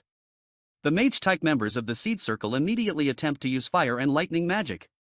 But Jung activates her air shield to protect them from the onslaught of the fire and lightning. Our boy is impressed, and he's glad he trained these guys to their bone. So much that Jung has already learned a wide-range defense spell. After their attacks, the members of the seed circle are surprised that their attacks didn't deal any damage at all. One of them begins to lament that he knew this would happen, and he asks why Won had even decided to do something to the Lotus Guildmaster's disciple, even if it's a new circle. Aina soon steps on the scene and asks JaeHyun if she should attack them all. Our boy gladly tells her to spare no one, so she activates her Sword of Alzheimer's skill and launches the swords at them. Extremely scared, they try to run away, but they're soon pierced in the back with the swords. Jung avoids the swords, but he slips over a blue gooey substance that sticks him to the ground. JaeHyun commends the effectiveness of the liquid because the seed circle members can't move after being stuck on it. So Jang explains that he mixed slime with paralysis mushroom spores to make it. While he's talking, Jang insults Jang by calling him a stuttering F-word, but JaeHyun tells him to watch his mouth. He asks Jung if he has any idea how much pain he can put him through before he dies, then steps on his spine. Eventually, he lets the rest of Jang-Unk's teammates go, but keeps Jung. Won pleads with his circle to wait for him, but they only call him a crazy bastard and ask why they should wait for him. After they leave, JaeHyun tells SeonYul that he's made up his mind to make Jung fail this event. SeonYul calls Jung a piece of crap, but Gwang tries to convince her that he did all of this for her. She tells him to cut the crap and reminds him how he called her a parasite that has no other use than as a scout. She soon brings out her knife and cuts up Gwang until he's taken out. Shortly after, an instructor shows up and he's shocked to learn that the 9 circle took out the guys from the seed circle. Jung and the guys taken out by Aina's sword lay unconscious on the ground. And the instructor wonders how an upper middle circle with a lot of members was taken out by this circle of newbies. JaeHyun asks the instructor to make sure the guys don't kick the bucket because they don't deserve to die this early. And the instructor asks him to try to prevent future fights with senior classes before he leaves. When the instructor leaves, our boy turns to SeonYul, who has been standing nearby, and he asks him why he helped him. A while back, SeonYul had approached JaeHyun to inform him that the entirety of the seed circle is after them. JaeHyun told him it doesn't matter since the seed circle are idiots. So, SeonYul decided to leave. Unsure why he's even siding with JaeHyun in the first place. While heading out, JaeHyun advised him to make an exit out of this event since he's playing solo. And when SeonYul decided to stay around the area, JaeHyun mentions that he didn't expect him to help him since he thought he was only good at starting fights. In the present, JaeHyun asks SeonYul what his name is again, and the other ladies are surprised to learn he's called SeonYul. It annoys him because he expects these fools to have remembered his name by now. Earlier in a meeting of the seed circle, SeonYul disagrees with the idea of ganging up against Minhyun, especially since left on her own. SeonYul suggests they make a better offer, but one insists that he wants JaeHyun to become an obedient junior. SeonYul wonders when Milas became so political and why they'd even attempt to beat someone up just because they don't like them. He considers it insane and decides he needs to leave the seed circle. In the present, SeonYul leaves JaeHyun's group, but before he goes, he warns our boy that he'll get revenge the next time he sees him, so he better be prepared. After he leaves, JaeHyun proposes they get right to work. SeonYul protests that they just had a fight. But when our boy starts his talk about how great power brings great responsibility, she asks him what he's going to give her in return. By the way, the reason Neil's academy chose Do as its location despite it being locked down is that they wanted to reclaim the sealed-off city. Do is where the first ever gate in the world opened and also the first city to fall after the appearance of Yggdrasil. As such, the purpose of M's camping field trip is to prepare for the reconstruction of the area. JaeHyun recalls that the disaster at the Daegu Gate was a calamity because his mom was there too. Aina soon calls JaeHyun out of his thinking to inform him that dinner is ready. She mentions that he looks like he has a lot on his mind and asks if it's because of the unique skill he told her about. He tells her it's something like that. Our boy recalls how Haya told him he would never be able to defeat Heimdall as he is now, but she has a chance if he awakens his unique skill and transcends his limits. Apparently, a unique skill manifests through the user's will. And Hila mentioned that he'll have to think about what he truly wants and why he needs that power. He wonders how he's supposed to understand what she meant. And Aina confesses that she may not get it either, but she's certain he can do it. Because she's trying to help out, Jung assures her he'll do his best. Sometime later, Hyoun cuts up a worm-like monster somewhere else in the area. After he takes down the worm, a bird-like monster attacks SeonYul, and she defends herself with her blade. After she takes down the monster, Jung notes that this place is so different from Mila's. Aina agrees that the difference in the amount of mana in the air is pretty significant and it feels worse than the 10th level of the mana room test. They're in a place called a field, a term for areas taken over by monsters due to a dungeon outbreak where corrupt energy seeps through and causes even more dangerous monsters to appear. SeonYul doesn't know what a field is, and when Jung teases her for never paying attention in class, she attempts to murder him.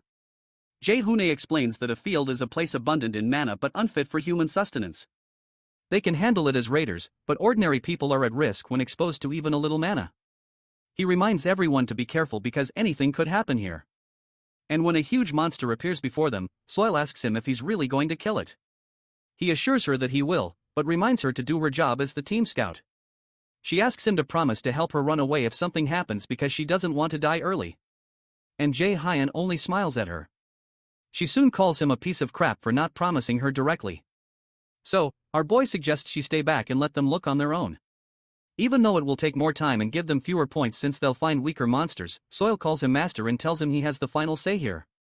While they're looking through the area, Jung finds it amazing that so much of this sealed-off area has been reclaimed, and she guesses it's thanks to a well-known person. Aina doesn't know who the person is, SeonYul teases her for also not listening in class, and then proposes they become friends. Hon points out that Jung was referring to the first awakened Won, and Jung mentions that even his father said Won is someone he wouldn't be able to defeat. Do is where the first gate opened and monsters spread. While endless screams of agony echoed through the air and humans were crushed like ants, a human with special powers appeared. Won, the first awakened of Korea. As June takes out the formidable monster SeonYul was scared of, he thinks about how Won became famous worldwide and how no one like him has appeared since. But he suddenly disappeared shortly after. When he takes out the monster, Jung tells JaeHyun she knows he chose this path because of Jewon. Jewon's disappearance was so abrupt that people assumed he died to monsters, and he was also the first person to use the power of the Asur system. Our boy wonders what kind of person Jan was and how he was able to use this power before everybody else. Shortly after, Jang, SeonYul, and Hon set up a tent for them to stay in. Aina soon returns and our boy informs her that there are harpies, worms, and goblins as SeonYul had said. He says she's really good and SeonYul points out that she has to be because he would have abandoned her here if she was wrong. Our boy asks her how she knew he would have abandoned her. And when she attempts to insult him, he reminds her of her payment, so she reverts to calling him master again. While Hyoun and Jasang talk about SeonYul's impressive skills, Jasang says something and SeonYul intimidates him again, reminding them not to talk about her because only JaeHyun is paying her. JaeHyun asks where Jung is, so Hon replies that she said she was going to prepare something. When she shows up, June asks her where she's been, and he's surprised to see an eerie-looking pot in her hands. Their faces immediately turn pale as June praises herself for the pain she went through to prepare this. When they bring out the ominous-looking substance in the pot, our boy asks if this is supposed to be food, so June proudly says she added a special sauce to the worm they caught. Our boy can't believe she wants them to eat this, but she insists because she put so much effort into it. The only idea JaeHyun has about how to handle this is probably to feed Heimdall this to kill him easily. Meanwhile, June meets up with Jewon somehow, and she asks him when he plans to act again. He tells her he doesn't know, but he guesses it's about time because the great adversary is already on the move. Jonah replies that the great adversary is still very young, but he's proving more and more that the prophecy isn't false. So, she tells JaeHyun that they need his help. He replies that Heimdall is already on the move, so he doesn't see the need to do anything, but he states that he'll take action if necessary. It occurs to JaeHyun that things are about to get interesting. At the field event, JaeHyun laments that this food could kill them, but Jung insists the food isn't that bad. She turns to Jae-sung to get support, but he agrees with JaeHyun, and Hon also says he isn't hungry. Yoojun laments that they're all so mean, so she turns to SeonYul to get comfort and hopes she'll eat her food, but SeonYul looks over Yoojun Unk's shoulders and notices the other guys furiously signaling to her not to. Although she is grossed out, she can't fight back Yoojun Unk's puppy face, so she agrees to eat the food since it's made out of edible things. SeonYul scoops some of it in a spoon and says it's not a big deal, but she soon ends up puking her guts on a nearby fence. Some of the others tease her that she sounds like a monster in pain, and JaeHyun reminds her that she should have listened to them. Annoyed, Soy protests that there was no way for her to say no when Yoojun seems so hurt. So, JaeHyun gives her something to help with the pain and points out that she's softer than she looks. After that, SeonYul asks if something happened between him and Aina, which surprises JaeHyun. She clarifies that it's clear that something is off, and she asks him not to be too hard on Aina as well as everyone else. So, JaeHyun agrees. Eventually, our boy points out that he wouldn't expect someone like her to say that, which annoys her further, and then he reminds her that they promised to take some person down. SeonYul remembers, but asks for some time to let her stomach feel a bit better. JaeHyun asks her if they should try to see if Yoojun Unk's food can poison the monsters. But when she starts vomiting again, our boy realizes it might take a while for her to feel better. He suddenly hears a loud cry, and he tells SeonYul to follow him inside because those they're expecting are here already. They run towards the others and JaeHyun tells them to form the A formation because B-rank monster harpies are approaching. He asks Sung to prepare the light-up paralysis traps. Put Hon on forward, Young on support, and Aina on attack. After their fight to protect their base, they head back and Hon laments that he didn't expect there to be dozens of harpies. He hadn't expected them to go around in such large groups, and Yoojun agrees that they're mostly in groups of 4 at most, which means this was a special case.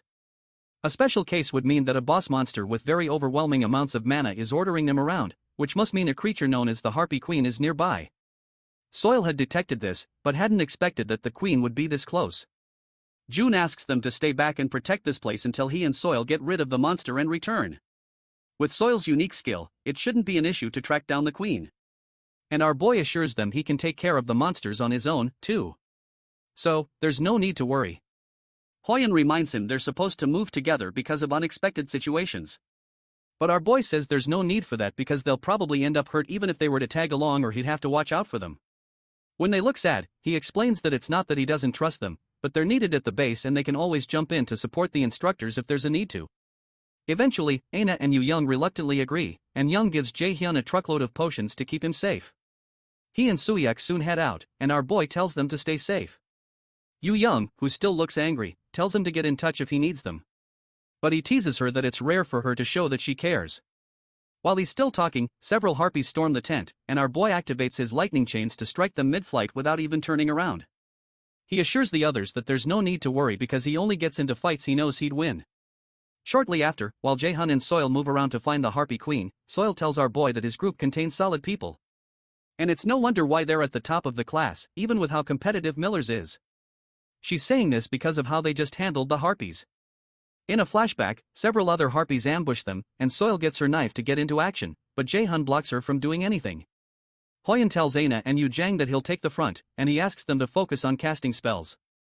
As some of the harpies attack from the front, Hon blocks with the shield and cuts them in half. With the level of skill Hon displayed, SeonYul is certain that he's reached a rank at this point. And the same goes for the other guys. In the flashback, Yoojun activates a skill called Overflow, which increases the attack power of the party members by 1.3 times. As one of the harpies targets her, she uses a skill called Wind Edge to cover up the monster, as well as 2 others. JaeHyun realizes that Young is able to cast spells faster now, and he also notices Aina pierce almost a dozen harpies around the same time, which really pleases him. Back in the present, JaeHyun gloats that he's still the strongest, and SeonYul tells him he's annoying when SeonYul calls him a genius. Our boy reasons that he never expected that word to be used for him, especially when he recalls his past life where his other teammates had used him as a meat shield on the front lines. Jun congratulates SeonYul for a good job of finding her path and not passing out from Yoojun's food. As they move closer, Jun warns her to be careful not to get killed in this mission, and she starts to lament that she's too young to die.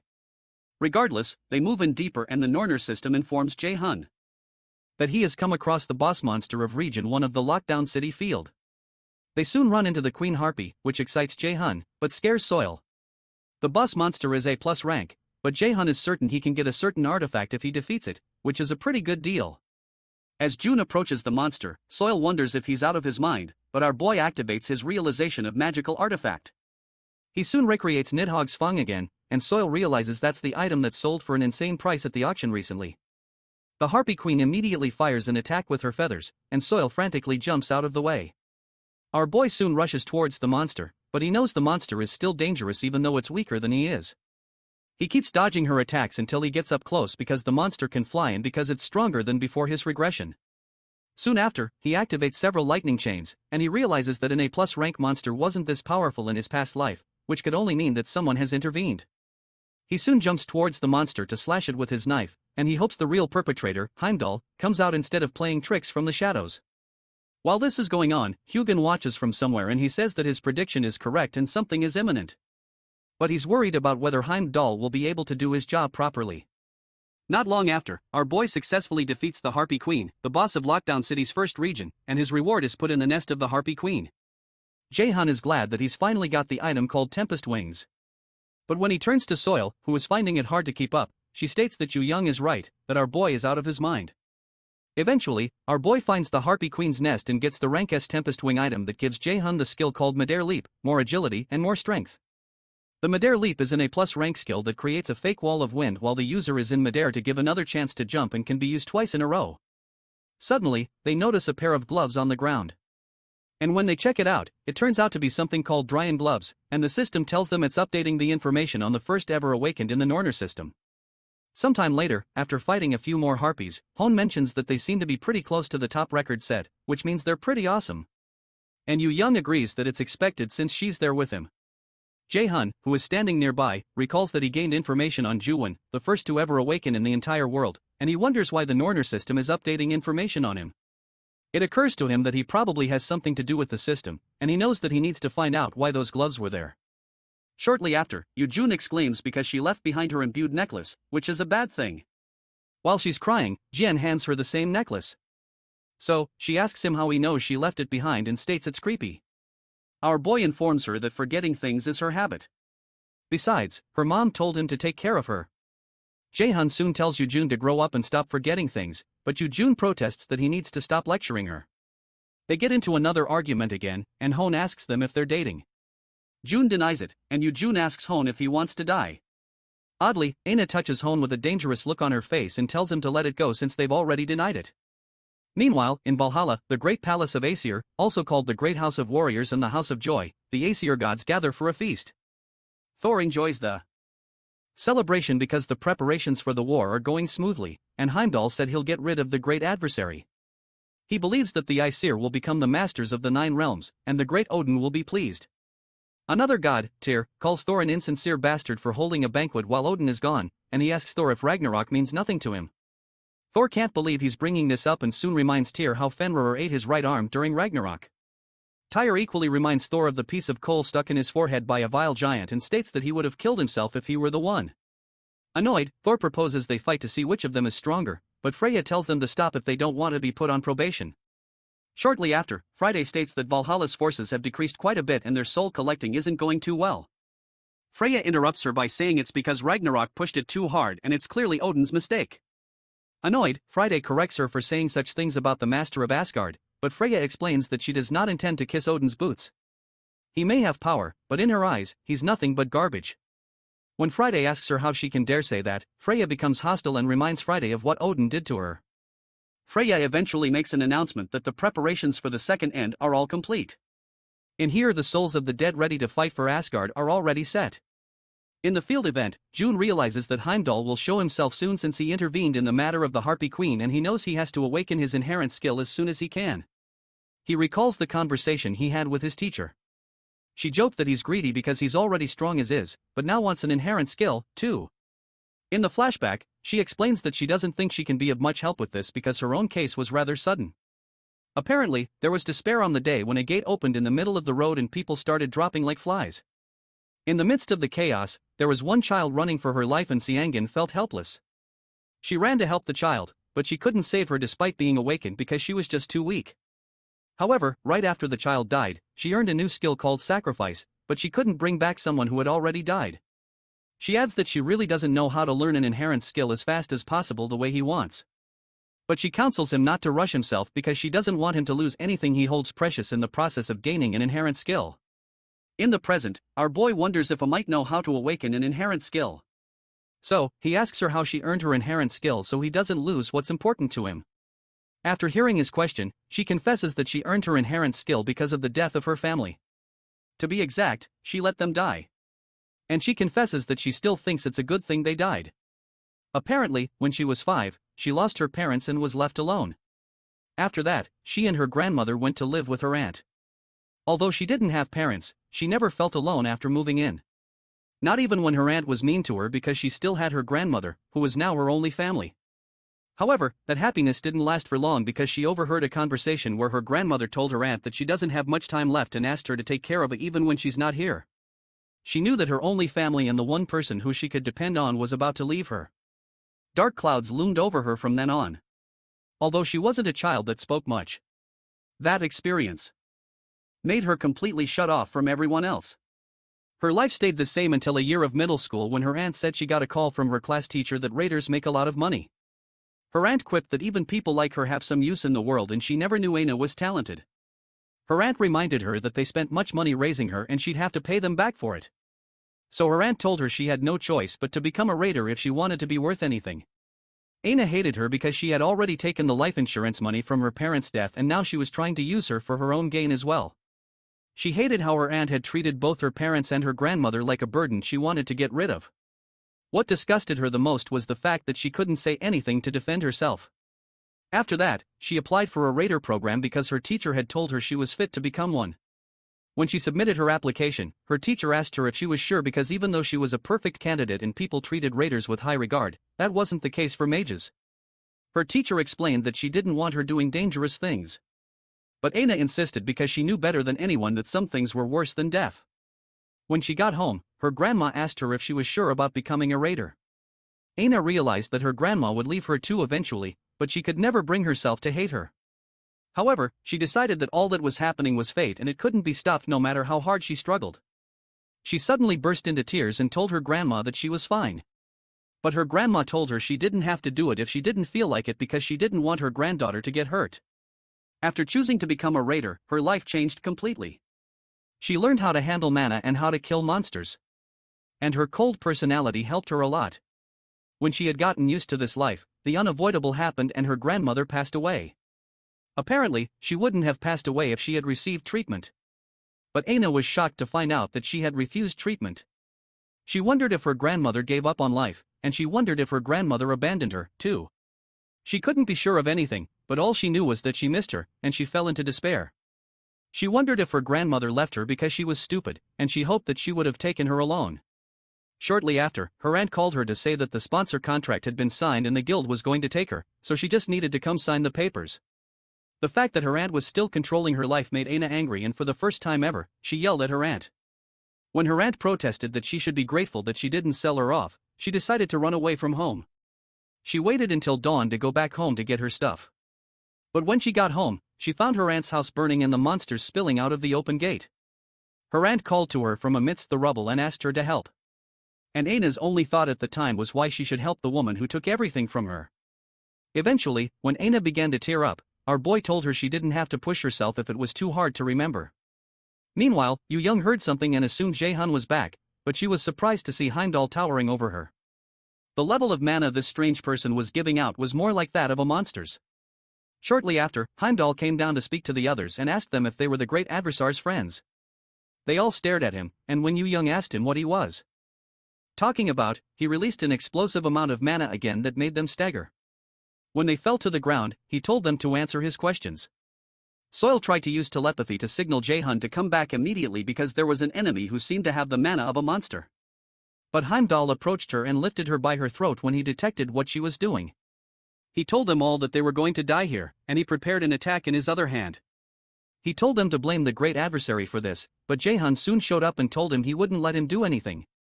Our boy activated his absolute calculation skill and deactivated Heimdall's attack. Meanwhile, while one instructor was lamenting to his counterpart about having to babysit the students after already clearing the monsters in the event area, they noticed a huge purple monocloud that startled them.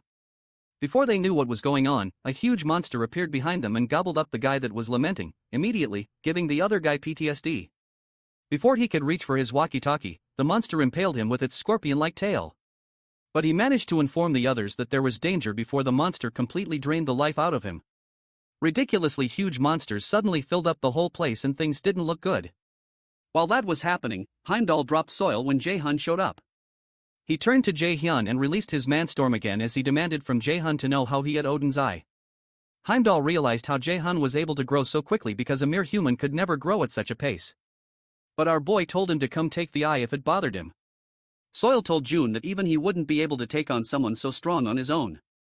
But JaeHyun told them to run away because this was his problem. Jung refused because they were a team, but JaeHyun bluntly told them to run away. Heimdall, who was now armed with his sword, asked him if he really planned to protect his friends when he was there. With one swing of his knife, Heimdall shattered the ground in front of them, but our boy activated his windstorm skill to blow away his friends so they could get out of harm's way. Eugene called out to JaeHyun to ask what he was doing, but he told her they would all end up dying if he did otherwise. However, she still refused. But Aina stopped her and told her JaeHyun was right because they didn't stand a chance against someone that strong. Jung insisted that this was why they should help out. But Aina told her she was sure JaeHyun could do it. So she proposed they go to the entrance and inform the instructors about the situation. Young still didn't seem convinced, but she told JaeHyun to stay alive before leaving. When his friends finally run away, JaeHyun activates his frozen earth skill to freeze the entire area. The skill intrigues Heimdall, but he reminds JaeHyun that it's a skill that takes dozens of seconds to fully activate and asks him if he really thinks he'll be able to hold him off for that long. JaeHyun replies that there's no reason he can't, especially because he had thought of this plan for when he'd have to fight Heimdall. Heimdall jumps towards him to land an attack and tells our boy to go ahead with his tricks. JaeHyun realizes Heimdall's attack could hit his friends if he fails to block it. So, he activates his realization of the magical artifact and brings out his Balmung sword to block it. Along with that, he activates his lightning chains and uses them to anchor himself to the ground as he prepares for Heimdall's thunderous strike. The impact of Heimdall's attack soon clashes with our boy's blade and knocks him back, but he manages to keep his balance with the chains. After Heimdall notices that June was able to stop his attack from going any further, it annoys him that a mere human would be able to do that. Before he can react, our boy leaps towards him and activates his mid-air leap skill with his Balmung sword in his hand. Meanwhile, the instructors on the other side of the field signal for a rescue team because many instructors and students have already been hurt. They run into a mass migration of monsters that has never happened before. The lead instructor named Ms. Lee tries to think of something, but the circle leaders soon approach her and offer to help. However, she tries to make them avoid fighting as much as possible since they're still students, but the students insist. Eventually, Ms. Lee accepts their offer and decides to leave the support roles to the students so she can get the instructors to the front lines to fight the monsters. When she tries to activate her power, she's surprised to find out that she's unable to concentrate her mana. She's soon notified that the ACR system is down and her connection has been temporarily cut. It's more shocking when the other instructors tell her that they're experiencing the same thing. The system has never been down and Lee can't understand why this is happening now of all times. When she turns back to ask if there's anyone who can use their skills, the top circle leaders say they can use theirs. Ms. Lee realizes that it seems only students can use their mana. So, she decides to change plans to let the students fight the monsters while the instructors support the students as best as they can. She directs them to the 3rd district because that's where help is most needed and the top students hurry. While they hurry, Hun tells Ju-hub to take the right side, but Ju-hub protests that he doesn't boss him around.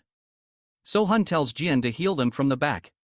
While they're running towards the district, they turn back and see a huge skeletal monster that brings a sense of overwhelming dread over them, and they can't believe they're supposed to fight that. The Easter system informs them that they've come across the 3rd district's boss monster, Bone Dragon. And Hun realizes this is going to be hard. While JaeHyun's friends make a run for it, a scheduled message enters the ring assigned to the team. JaeHyun left a message to inform them that there's no need to worry about him, but he needs them to do something. He informs them that the entrance of the city is being attacked by a field boss monster, and he asks them to help the people there before he comes to join them soon. After hearing the message, Yoojun is fairly certain that JaeHyun will be okay. So, they decide to go help out the others. Meanwhile, Jun uses his mid-air leap skill to jump towards Heimdall. Heimdall realizes there's a reason JaeHyun is called the Great Adversary, but he tells our boy he'll still lose. The god lifts his sword and releases an attack wave to test Jun's strength. Using his mid-air leap, our boy is able to jump out of the way in mid-air and still goes ahead to land his attack, which Heimdall blocks with his sword. Heimdall knocks him backwards, but our boy tells him he's going to regret this, then jumps right back to close the distance. He tells Heimdall that he scored pretty well on his recent exams. Then he activates his passive skill called Intermediate Great Sword Arts and an active skill called Spinning Strike. As both of their swords clash, Heimdall tells JaeHyun his skills are not bad for a human, but he immediately tries to impale him with a frontal strike. JaeHyun blocks the hit and suddenly disintegrates his sword, much to Heimdall's surprise. The sword's disappearance causes Heimdall to fall forward momentarily, and our boy uses his realization of magical artifact to create his Nidhogg's Fong. Then he activates an active skill called Dagger Rampage. With that skill, he cuts Heimdall dozens of times in a few seconds and runs past him. The passive skill of the Nidhogg's Fong is activated, and Heimdall is poisoned several times over, and the poisons form layers over one another. Regardless, Heimdall accuses JaeHyun of resorting to petty tricks, but our boy tells him to take a good look at himself before speaking. There are several wounds on Heimdall's body, and the god realizes that a dose like this would usually be nothing. He expects the wound to have healed by now, but even when it doesn't, he decides not to regard it since all he has to do is kill this boy. Heimdall had gotten the power to temporarily interfere with the EIR system. However, there's a limit to how much he can restrict the powers of the instructors and students using the authority granted to him by Odin. He had thought that restricting the ACR system for the instructors would be enough to deal with these humans. But he realizes that he has to admit that JaeHyun is too powerful for him to take on when he only has a third of his power restored. Meanwhile, our boy recalls a spar he recently had with Hyun, where he was able to learn some swordsmanship skills that included Dagger Rampage and the Spinning Strike skills. He's certain that if he uses those skills with Nidhogg's Fong, even Heimdall won't be able to withstand it for long. Eventually, Heimdall admits to JaeHyun that he's amusing. Although he doesn't know why Asgard is so wary of just one boy, he admits that he's strong enough for him to use his horn. The god brings out the horn and JaeHyun soon becomes worried because he has no idea what it is. But he doesn't have a good feeling. Before Heimdall can use the horn, our boy rushes towards him with his knife in hand. So he doesn't give him a chance to attack. But Heimdall tells him to consider it an honor that he gets to hear the sound of the Galar horn. Before Jung can reach him, Heimdall blows the horn, which releases a wave of energy that knocks JaeHyun back. Just the sound of the horn paralyzes him and the Nohrer system informs him that his physical stats will be decreased by 50%. Moreover, the nearby monsters start reacting to the power of the artifact and gather around Heimdall. Jun is shocked. So, Heimdall tells him he doesn't know how to control monsters like Tyr, but he's good at magic. When Heimdall creates a ball of lightning in his hands, our boy tries to cancel it with his absolute calculation skill. But the system notifies him that his level is too low and it has failed to resist the artifact's effects. The monsters soon gather around him and Heimdall strikes JaeHyun with the lightning attack, causing him to scream in pain. That attack is Heimdall's specialty and it's called Flow Reversal Spell, and it causes immense pain even though it won't kill.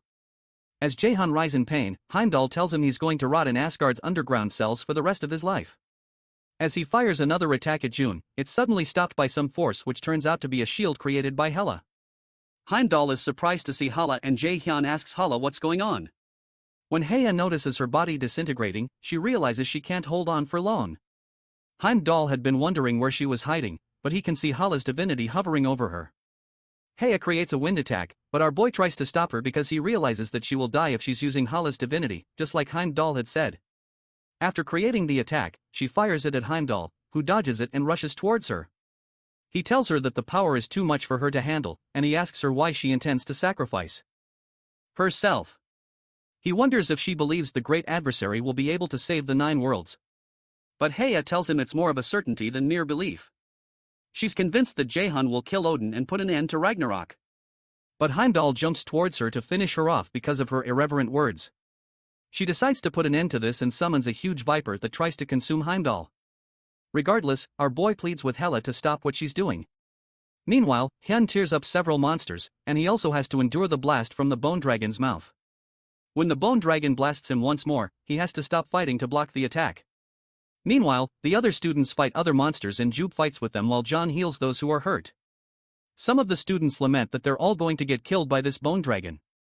John tells the others that they can't hold on for much longer, but Hun insists they keep fighting since they can't get a connection to the outside world. Eventually, Jube runs out of mana and he starts to curse as usual. Hun hopes they could get a few more people who could fight. And as if on cue, JaeHyun Unk's friends show up to lend a hand. However, Hyun protests that this is too dangerous for first years, and he adds that an A+ rank bone dragon is too difficult. While he's talking, he's ambushed by a wolf-like monster from behind. But Hon activates his 100 Azure Splendor Sword and cuts the monsters into small pieces. The others soon join the action, and they collectively declare that they're here to keep the promise they made to JaeHyun to help the others. Hun is surprised to see them facing the bone dragon and the other monsters head-on. Hyun rushes towards them and signals Jung for support. She activates her overflow skill and another skill called Mana Field to create support while Aina activates her Sword of Alzheimer.